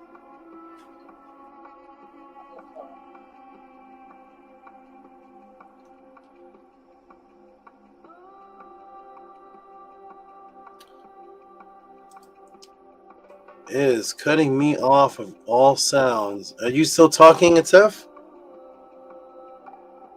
No, Saba. That's strange. Okay. All right. Thank you, Atef. We'll get to that. I'm going to put this in a certain. I'm going to label this for the next time we do this.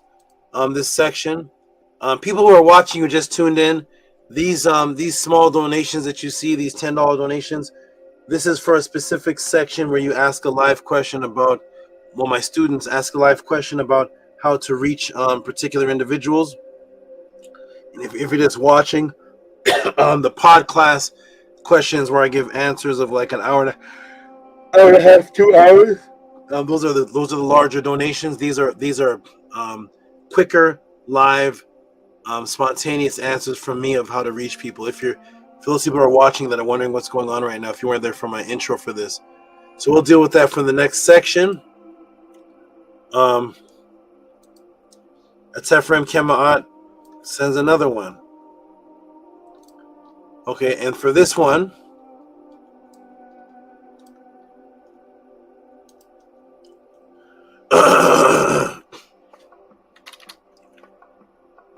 oh.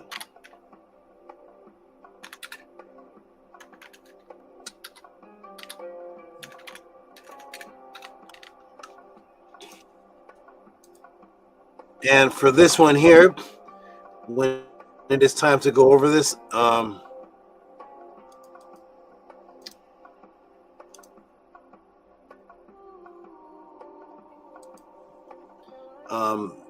several details, because of course there are different age children, different children of comprehension levels. This will be an interesting short answer, because when Atef gives me all the details, I'll be able to address this one easy. I actually do this one in I practice this one in my or practiced it when there's children around me in my in my day-to-day life. And Atef, are you there? I can't see you. Hotep, great You came time. I'm in? here.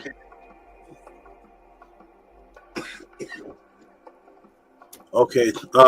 So there's been no children that have been around me for any period of time that have not had MetaNetter names.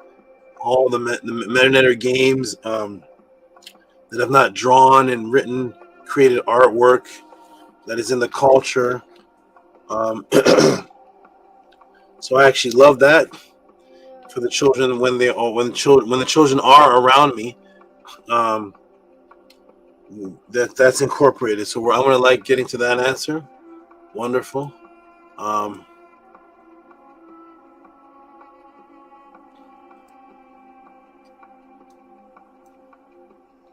And we're gonna go to Basatud Maka Ox Effect.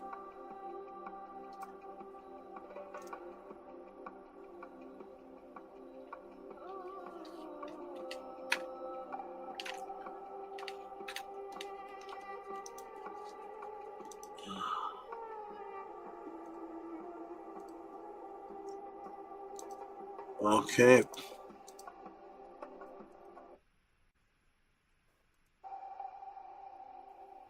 And then we got a huge one from Tehuti. I don't know if he is around, if he's in the chat.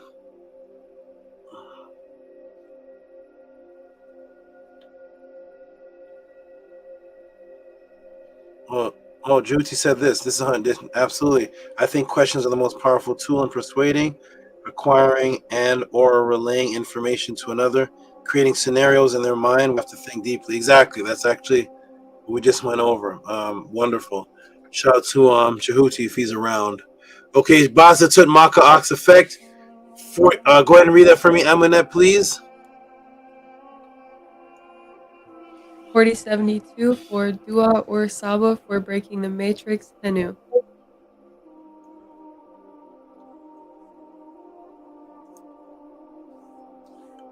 Okay, wonderful. Give Basatut some noise, please.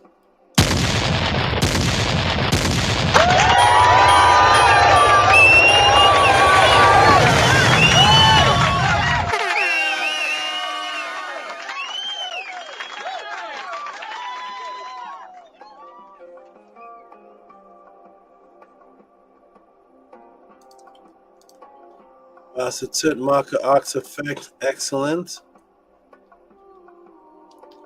I just found Gabby's question. I'm gonna put that with her her support. Where is she again? She's right here, right? Yeah. Okay. May 10th question. Okay, Gabby, I found your question. And it is logged in with your support donation. Wonderful. Okay, oh,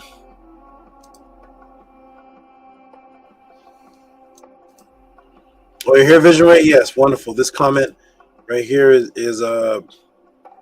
beautiful. I actually just spoke on this. You're probably there at the time. I'm not sure, but this is exactly, it's the questions that create scenarios in their mind. Exactly.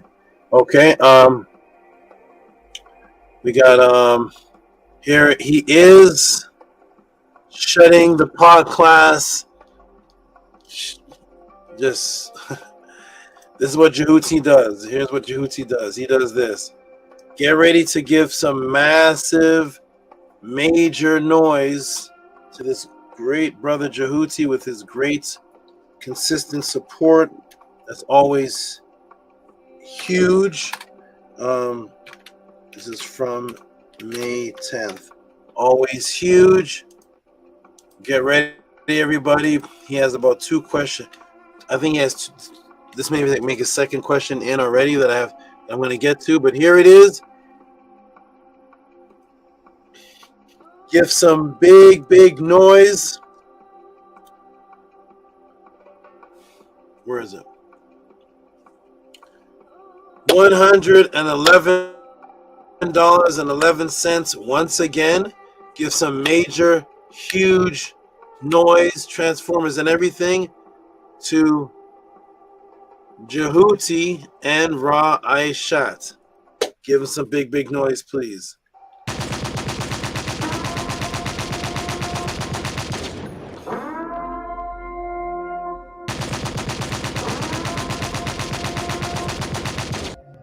don't play.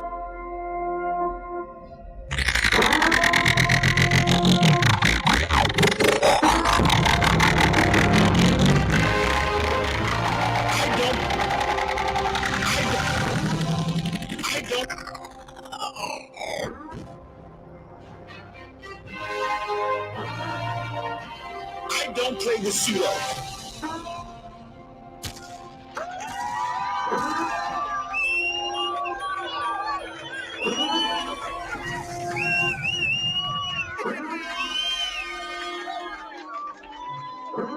Forget that we the real champions around here. Race is not where the line is drawn. It's God's side and the other side. And we don't care nothing about the other side.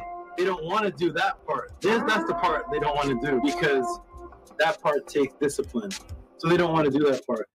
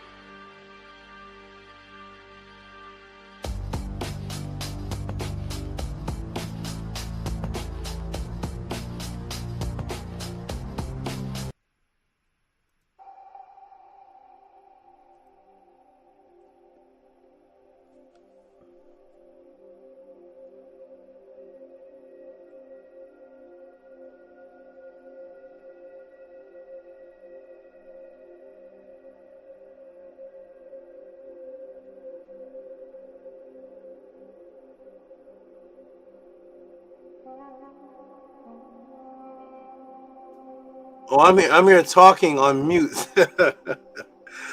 Okay, I said, Amu, did you say you have to go to work? No, I didn't say that. Oh, I said this computer's chopping. Earlier I said I'm excited to go to work, but that would be Tuesday. Oh.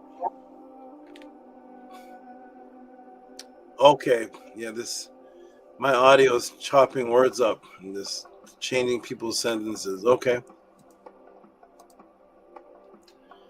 All right. And the question that Tehuti asked. Oh, look at it. This is longer than the Oh man. How long is this? Wait.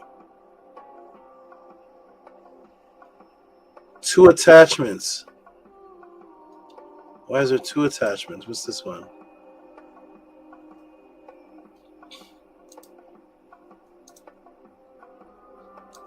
Oh, okay. Okay, so here we go with Tehuti's question. It's too large to put in one screen share, so I'll put this part here. I'll put it on the screen. I'll actually get Tehuti to read it when he comes to the Paul class again. It's a lot, and I'm sure he has a lot to elaborate in the question. So I'll just put it on the screen for people to see the set of questions he asked, and then he can read it when he comes to the panel again, because it's long, and then there's another whole section at the bottom. Another whole section at the bottom. So let me go and put it on the screen for people to see. Is that not even allowing it to? Okay, wait. Cancel. Here it is. Okay. Oh wow, this is okay. Here we go. It is not showing. Interesting. I wonder why that is. Okay, so we're gonna go to this. We're gonna go to save, and it is saved, right? It is saved. 25. Sorry, May 10th question.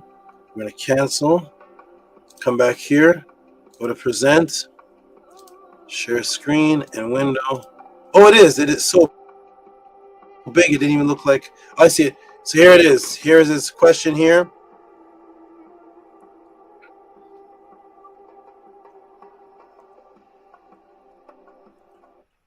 There's this question there on the screen. I'm going to look at it on my big thing because it's tiny.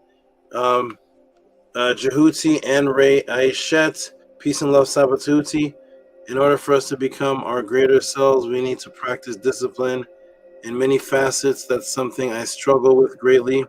Therefore, although my inquiries are selfish in nature, I affirm you will furnish answers that benefit the whole podcast phenomenon. That's literally what always happens. Yeah, like minds. What is discipline? That is a beautiful question already. What is discipline? What is self-discipline? There are many displays of Kemetic practices, discipline. What are some of the occult hidden examples that aren't so obvious at first glance of this great practice by our ancient ancestors? How can one implement practice discipline in the daily lives if they've been void of it, have been struggling with it, or have engaged in habits that are opposed to discipline, self-discipline? Is there such thing as oh my questions? Is there such thing as living as a free spirit, going with the flow of life and allowing it to take you where it seems fit? And is this opposite of discipline or spiritual line? How can one make discipline a consistent habit in the daily lives? Again, per usual, I thank you kindly for all the phenomenally insightful and enlightening spiritual meals you serve the podcast destined for our conscious consumption. It's greatly appreciated. Blickett, thanks for reading Peace and Love. And when he comes back to the panel and it's time for this question, I'm going to get him to read it again. So and there's a section at the bottom. I'm just going to save that for him to read later. Okay, wonderful, excellent. Oh no, that section is from, what's this? What is this? Oh, that's from Cash App. Okay, that's not from him. That's not from him. Okay, that's the end of his question. Okay, wonderful. That's a message from Cash App, it seems, about his question, about his support, their rules and regulations, something. But okay, shout out to Nukpu again.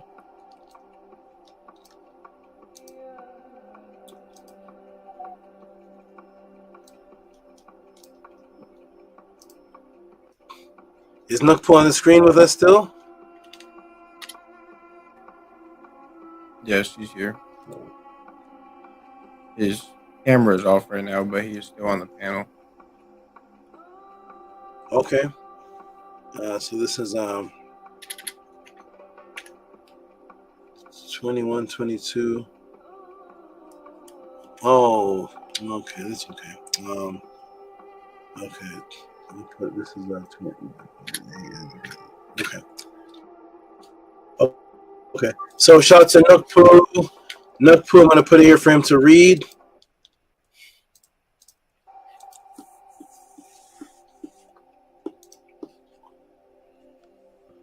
Nukpu, are you there with us? Ooh.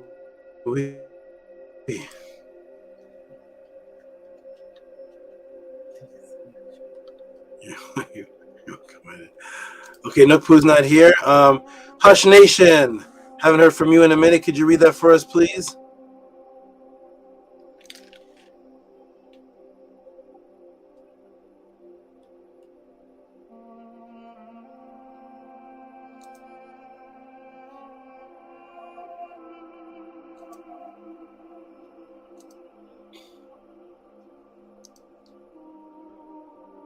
You're on mute.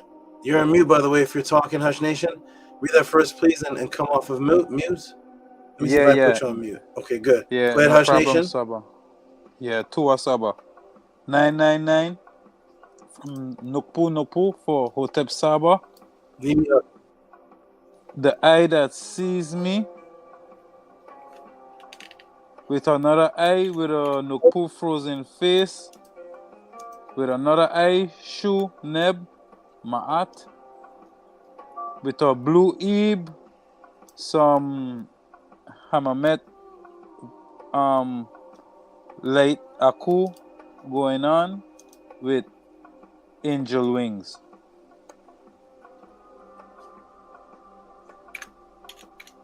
Okay, good. Give him a hand clap for that.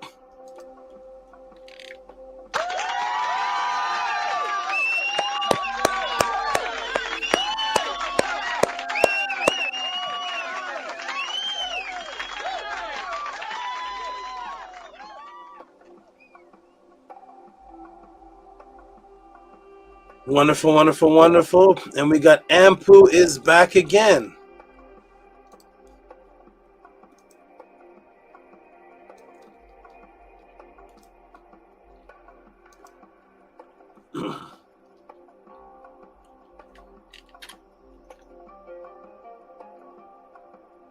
Oh, this is for MEDU. So Ampu is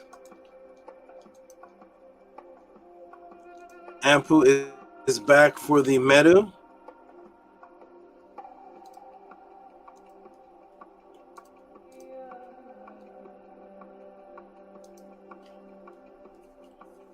And I can read this one. Simple. Ampu, $40 for the MEDU.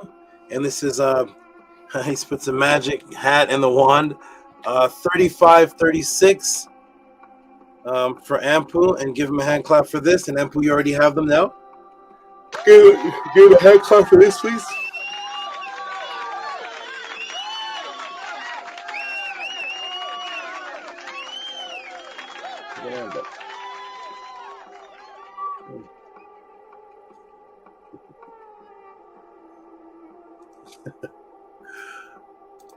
Okay, wonderful. And we got okay, I think that may be it. Nukpu again. We got Nukpu. I think it's Ephraim Kema'an, and then we can close the pod class. This one here has a bunch of laughing faces from Nukpu.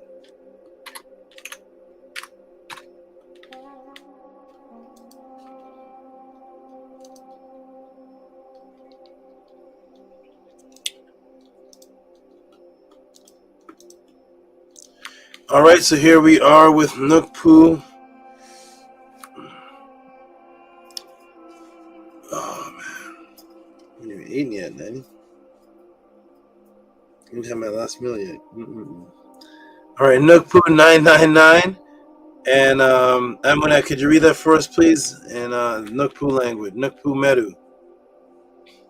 Yes, I can. 999 for Sa HEQR TCHA, you son of the Chet, with a whole bunch of, I think that's a smiley emoji, a laughing emoji, covering the face, a wink, and covering the mouth, and then it says Ma'at, with a blue Eve, some stars, and a wink. Thank you, Amunet.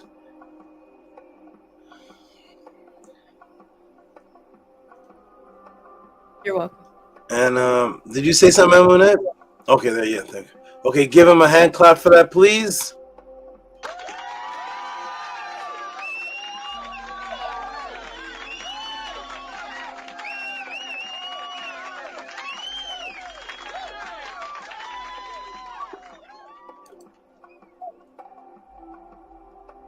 Okay, down to the wire. It is, I'm scrolling down. Okay, it's just a Tefrem Kim. Oh, who's this? I think Eric G just popped up. A Tefrem Kim. Is somebody I'm missing? Why is there? Who's this then? Oh no, that's not. Okay, that's not. Who's this then? Oh, Hush Nation. Interesting. How did I miss this? Okay, Hush Nation.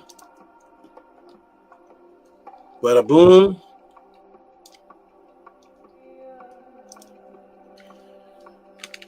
Bada bing.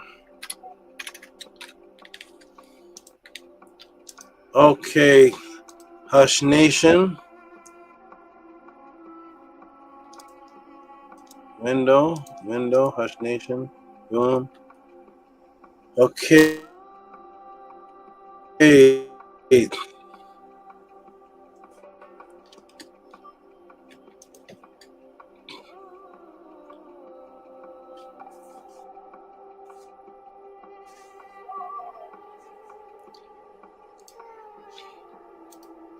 okay. I see what's happening. There it is.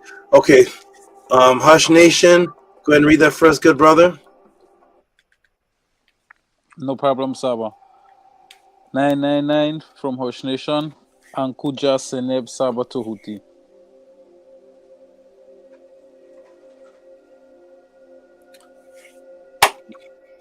Wonderful. Hush Nation has given many supports, so he's definitely over $20. Give him a hand clap for this. To a Hush Nation. Nini up.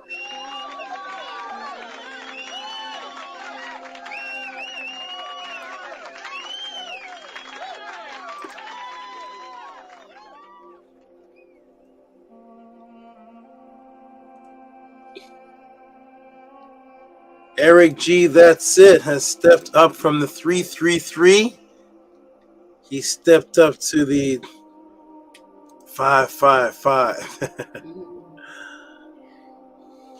He likes echoing 333 or 555. Okay.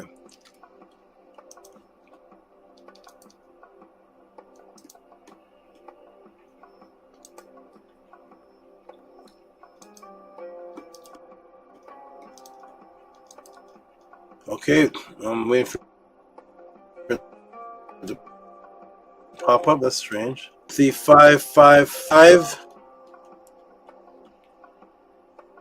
Nukpu's not here.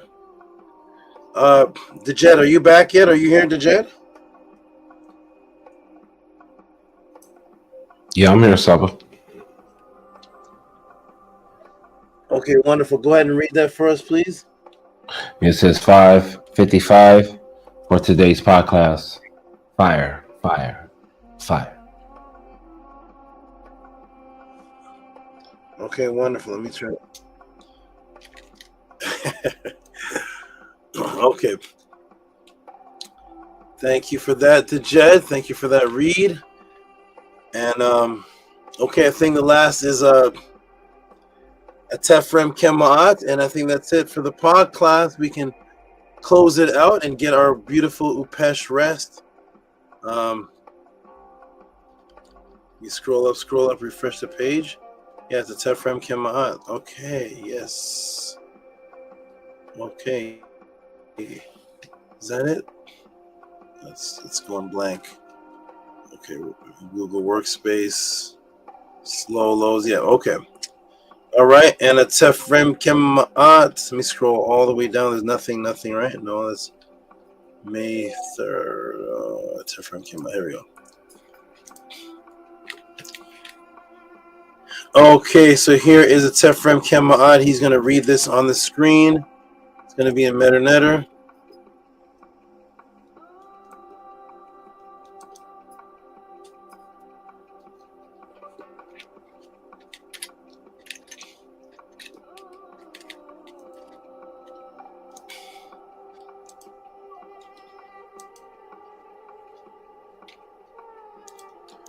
Oh, yes.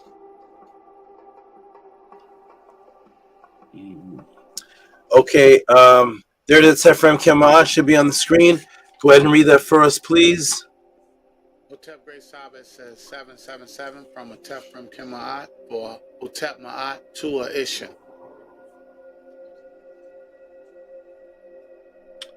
Thank you. Nini up. I'm gonna put the next one on. And then we can give make your noise for them completed.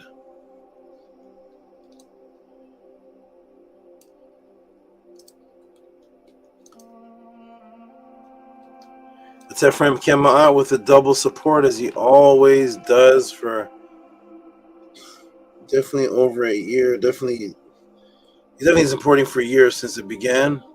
The double support, I don't remember when that began, but it's been at least 2 years, I'd say, going on. Ooh, what is this? Oh my. Let me get some water, please. Okay, Atefrem Kema'at. Here we go.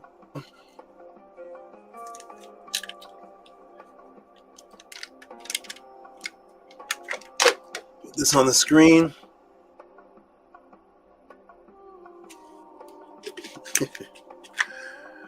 Okay. Okay, Atefrem Kema'at, go ahead and read this for us, please. Tua Great Saba is 2272 from a Tefrim Kema'at for a Hotep Ma'at Tua Ishin. Nini Uk. Make some big noise for him. He gave 2 supports as usual. Make some big noise for him or for yourself.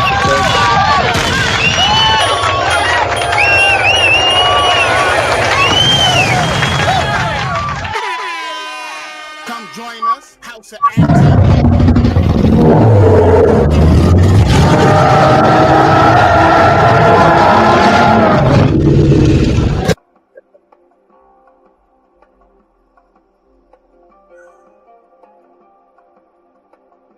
That was pure chaos. I don't know what that was. That was dinosaurs or something. Okay. Amuna, did you throw those sounds in there? Did you have something to do with that? I threw in the dinosaur at the end. I knew it. I was like, where did that come from? They look like they're up to something. Okay. Thank you, Atef. Thank you, Amunet, for the extra sounds. Okay, and that is it, everybody. Let me go ahead and go back for my business thing tomorrow. Oh, man, it's travel. How are we going to do this? Okay. That is it. Let me scroll again. Coyote Peters. Okay. All right, that is it, everybody. Wonderful. Thank you, everybody. You all give some closing beautiful words, and then we shall close out this wonderful pod class experience. 10 hours and 16 minutes. Beautiful frequency. We'll start with Amun and Amunet. Go ahead, Amun. Hotep, Uncle Justineb, you, Great Saba Tuyim Hotep Ra, Emery, you, to ladies around you for holding up your DJED, sustaining you with their ka, to all of your animals, the entire Aut, everybody on the panel, everybody in the HOA, all the supporters. You all for another beautiful pod class.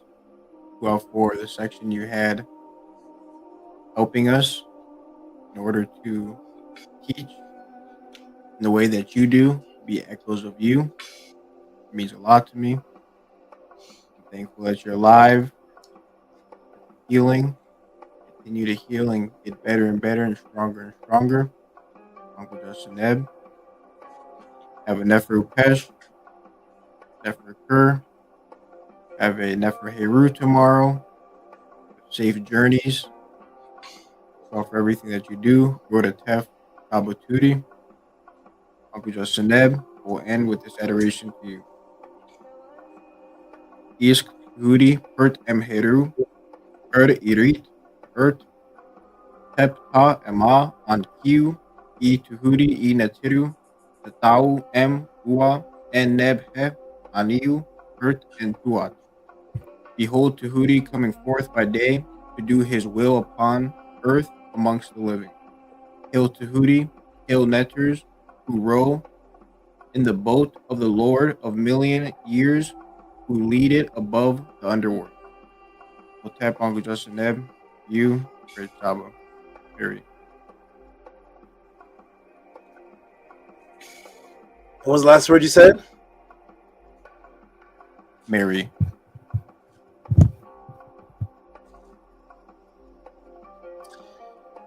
To you for the beautiful, beautiful words of adoration, appreciation, love, and Hanu. Beautiful, beautiful words as always. And That sounds familiar. Is a part of that what you type in the pod class? In the intro, and when you first come on, it sounds similar. One of the things sound the same. The beginning one. The first one. Okay. Yes, thank you for that. Thank you for typing it in the pod class. Thank you for reiterating again here. Beautiful words, beautiful appreciation. And to you for thanking you. Thank me for you and Nukpu. That's a unique frequency. You didn't just thank me for addressing you. You thank me for addressing you and Nukpu's questions. So that's a beautiful thing to be thankful for someone else. So Nini Uk, for everything you thank me for. I'm glad you appreciate it, and I will be doing this for as long as nature allows and the NETERT allow until they stop, until things stop. But I'm going to keep on doing this. So thank you, good brother Tua and Nini Uk, for everything you thank me for. Nini Uk, thank you very much for your beautiful words.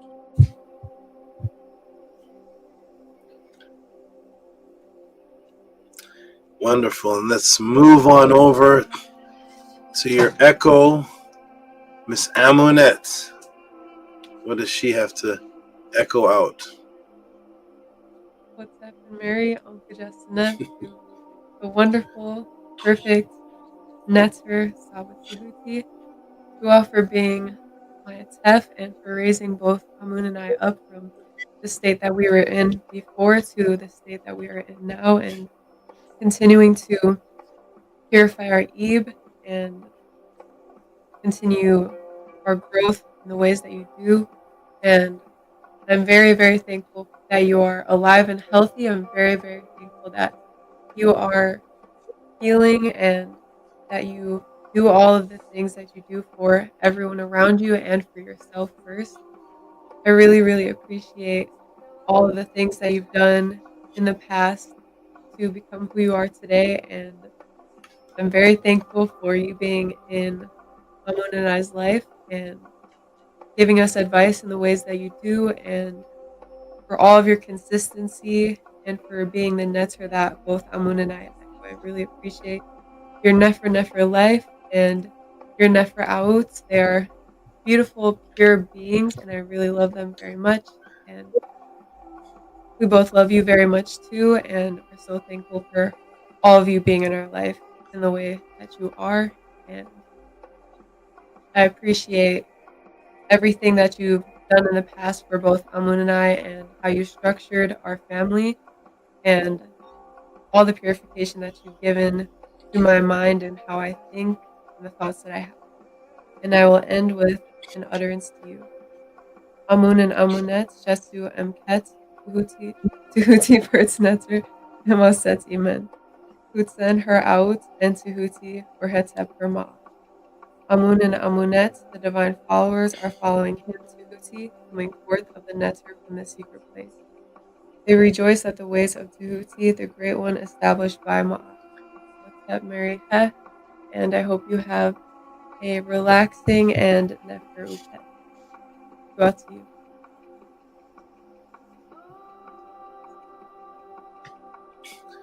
Wonderful. Tua, for the beautiful words of love, adoration, appreciation, and Henu.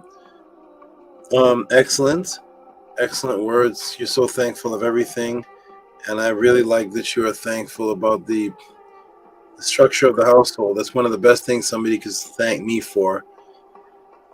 That this information and this guidance is structuring households. That's the building of a tribe. That's the building of the family. That's the building of everything, is the structure inside the household. So Tua, for that, Nini Uk, for everything you thank me for. Excellent adoration. When you were reading the NETERT, you started giggling. Did you read something off? Was it right? Or? Yeah, I accidentally combined two words. Oh, okay. For Tua, for that, I didn't even notice that, but Tua, for that. And Nini Uk, for everything you thank me for. You rest well as well. Tua so very much, and Nini. Say that again. It faded you out. Tua so very much, and Nini. All right, perfect. Okay, let's move on over to Hush Nation. He's been in quiet thought for the last 40 minutes. Go ahead and release some tones for us. Tehuti, appreciate you, SABA Tehuti. I want you to heal up, rest up. I know you have a lot to do. I know you have your journey coming up. Safe journeys. Anku Jaseneb. I want you to heal up. I want you to rest up. I want you to be better. Send more aku to you. To for the life savings. To for the guidance and protection. To for Ma'at. To for the MEDU nature. To for tonight's session. To for the extra guidance, the extra session on top of the class.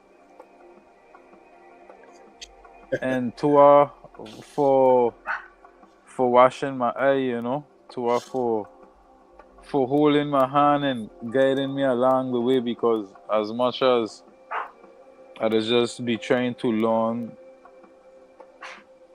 what going, as much as I just be trying to learn what's going on with me, you just still do it, no matter how slow I learning, no matter how long I taking to learn. So Tua, so much for your patience.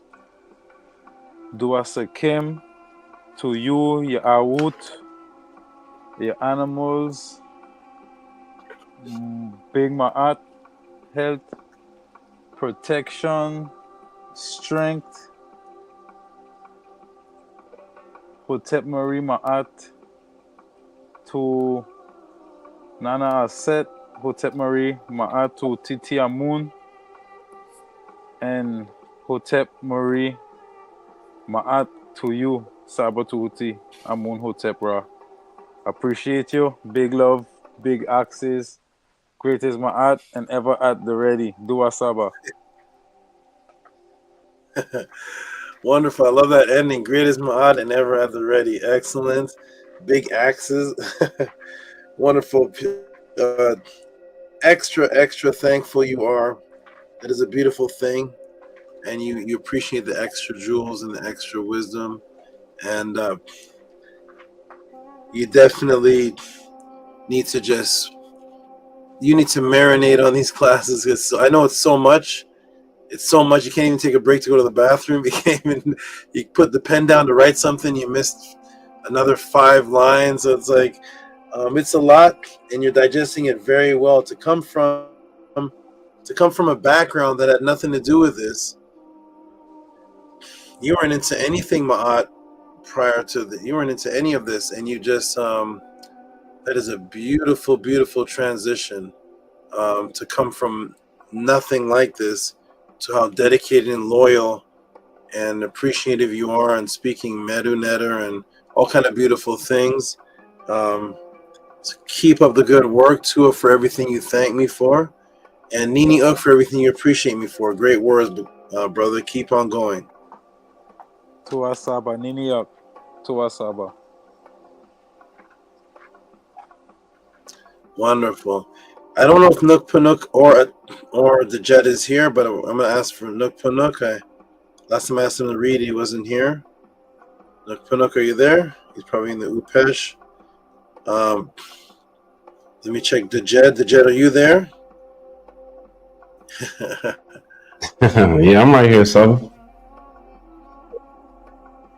Okay, good. Okay, the Jet, go ahead and give a summary. Then we'll go to a TEF, and then we'll fully close out with the affirmation. Yeah, do it to you, Big Saba. Appreciate you. Appreciate your consistency. Tua for once again giving us the teachings of the great Mother Neith. Definitely no one's doing that. No one's doing that. I've never heard anyone do that, and I said that earlier, and I'll say it again. You are courageously defending the Natiru, and I appreciate you for that, Great Saba. To you and your NETERTS. I appreciate everything that you do for me and my out. I'm grateful for Big Papa Kurt and Kurt T. You know, I appreciate you for them as well. I'll bring them on. Next podcast for sure. But I appreciate you for them. I appreciate your consistency, your love. Shouts out to everybody who supported, everybody who supported in the chat. All the future watchers, may you support the House of ATTON. Even if it's anonymous, just still do your thing and follow your Eve and Ma'at, because if you're consistently watching this, then Ma'at should be in your Eve if you're showing up every Saturday doing this. So to you, Great Saba. Appreciate everybody here on the panel. As always, may Ra grant you and your family health and prosperity. May your monument be established on the foundations of Ma'at, and may you all rise and come forth as conscious light, like the divine Ra, who rises and shall forevermore in Ma'at. I am DJED to Jim Ma'at, Hem Power Cooper, Rabbanah Natiru, Uncle Jasaneb, Hotep Henu, Neferu Pesh. Uncle Jasaneb. Neferu Pesh, beautiful words, excellent, excellent words again, as always. I love your ending. I love how fast you can recite off the ending. Wonderful that you appreciate all the extra jewels as you do. Always, you're doing great. I like how at the end of when I stepped off, I heard you just kept saying the word checkmate. So Sab was putting us in checkmate. He said it about 7 times. That was beautiful. And you keep it up. Keep up the good work, and you will definitely be a good teacher and a good what's going on? Oh, she's shedding. You'll be a good teacher and a good expresser of the knowledge. Your videos can be great tools in converting people over to the truth, and your transformation of doing it will help them too. So keep up that good work. I really appreciate your skill set in that. Uncle Justin Shina Ma'at to you, and Tua for everything you thank me for, and Nini Uk for everything you appreciate me for. Keep it up. Tua Saba, Uncle Justin. All right. Nini Uk. And on to the father of fathers. He may be my father. King Lemuel. Hold on. King Lemuel has finally King Lemuel has appeared right at the end of the podcast. How you doing, King Lemuel? We're about to close out, but welcome to the last few minutes. I know you'll rewind it and watch it again. He says, much love and power to all of y'all, with some symbol, three hands in prayer. And he says it's 3:30 a.m. where he is, our central time. Okay, wonderful. Good to have you here for the last few minutes. I'll check to see if you threw a donation before I close out. But good to see you alive and well. All right, it's Ephraim Kema'at, father of fathers, probably my father. Give us a close out and Henus. Hotep Henu, Great Saba. Tua for your wonderful class, Great Saba. This class was absolutely excellent, phenomenal. Tua, for all that you do in teaching us and guiding us, and helping to expand my consciousness and raise my consciousness so that we can help raise up our people. Great Saba, I'm eternally grateful for you, Saba. Because of you, people are seeing things in me and recognizing something that a light or something that I truly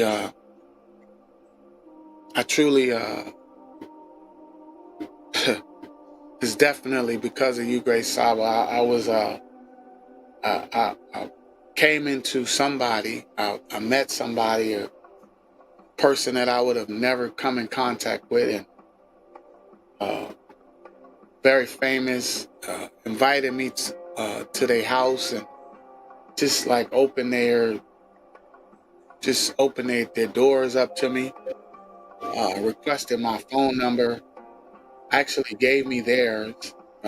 It's definitely because of you and your guidance, and I definitely look forward to your continued guidance. As I said before, the more I become familiar with our history, the theme that echoes very loudly is definitely the guidance of Tehuti. So Tua for that, for you and the energy and all that you do and your guidance, and I'm just eternally grateful, Saba. When I put it all together, it just makes sense, and I'm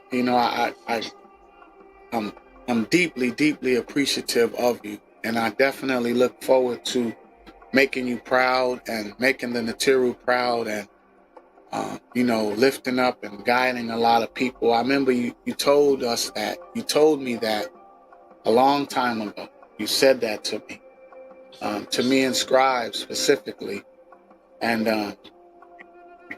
it's there's things that are happening. There's a lot of HEQR going on around me that I'm recognizing that, before you, I would not have been confident in not messing it up. And I know that I'm not gonna mess this up this time, because I truly, truly understand how important the guidance of Tehuti is, and what the Neteru mean to me, and how I've been being guided unbeknownst to me. I've just been being guided, and I know this for a fact. So I just want to say Tua to you and your family, Hinu to your mates and you and your animals, and I definitely look forward to your continued guidance. And I'm grateful, Great Saba. I truly am. And it's a checkmate. It's definitely motivating me to become the ATTON, reflection of light. That we all are, and that you're teaching us to be. So, Otep Hinu to you. May you advance your station among the venerables. May your Ka contend with your enemy, and may your Ba learn the ways leading to the portal of the one who closed the weary one. May Amun be satisfied. Otep Hinu to you, Great Saba.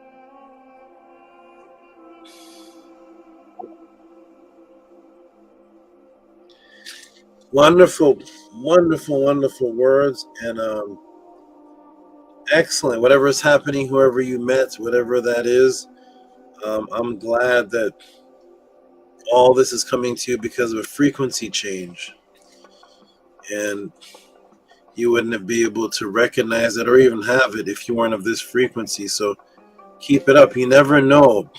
I say to everybody, I say all the time, you could teach this information to somebody's grandmother, and that mother or grandmother or daughter changes their life, or the person you're talking to, famous people that can actually change things in your life or change things with the pod class. And they're like, hey, that was That was my grandmother. And 50 Cents comes says that was my grandmother, and she's so happy. What are you about? So you never know who you're talking to. You never know who you're going to wake up, and you never know if it's going to be that one person or two people that may cause a dramatic change in how the pod class is functioning, or even your own life. So to you for continuing the frequency to allow that wave to come into your life, because it's the isfed and negativity that blocks our opportunities, and the beautiful wave allows it in, like a beautiful wave that now flows. It just allows the energy in. So Tua, for your beautiful words, and Nini Uk, Tua, for everything you thank me for, and Nini Uk, for everything you appreciate me for. Great opening and summary. Nini Uk, great SABA.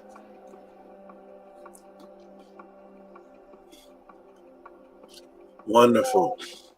Okay, and that's everyone, correct? Okay, it is the next day. Let's go ahead and close out with the opening and where is it? Let's go ahead and close out with the affirmation, and then I'll go big screen, and I'm going to do a very fast closeout. So the affirmation is going to be led for all the new people, anybody watching. It's always led by a Tef Rem Kema'a that is a part of our particular ritual. He was the first to be he was the first of the students to be completely in love with the affirmation, sticking up on the wall, doing all type of things, and for that he gets to say it every time to end. So I'm going to put on the screen and go ahead, Tef, and lead us out. Tua, great SABA. On the count of 3. 1, 2, 3. Unki and Ma'at. Un and S. Intet or set and Ma'at. Min Hepapet and Ma'at. Her in Huqui. Her Iku. I live from Ma'at. I exist within her. I do not speak in the place of Ma'at. Every day I advance Ma'at. My being is surrounded in darkness. I come forth as conscious light. 1, 2, 3, 4, 5, 6, 7. Okay, wonderful. Peace and love to you, Amun and Amunet. Rest well. Contact me. Tomorrow is going to be a much different as far as the time of when we speak. We'll talk about that more. Send me a message. But you all have a great rest. Have a good night, and Nefru Pesh to you.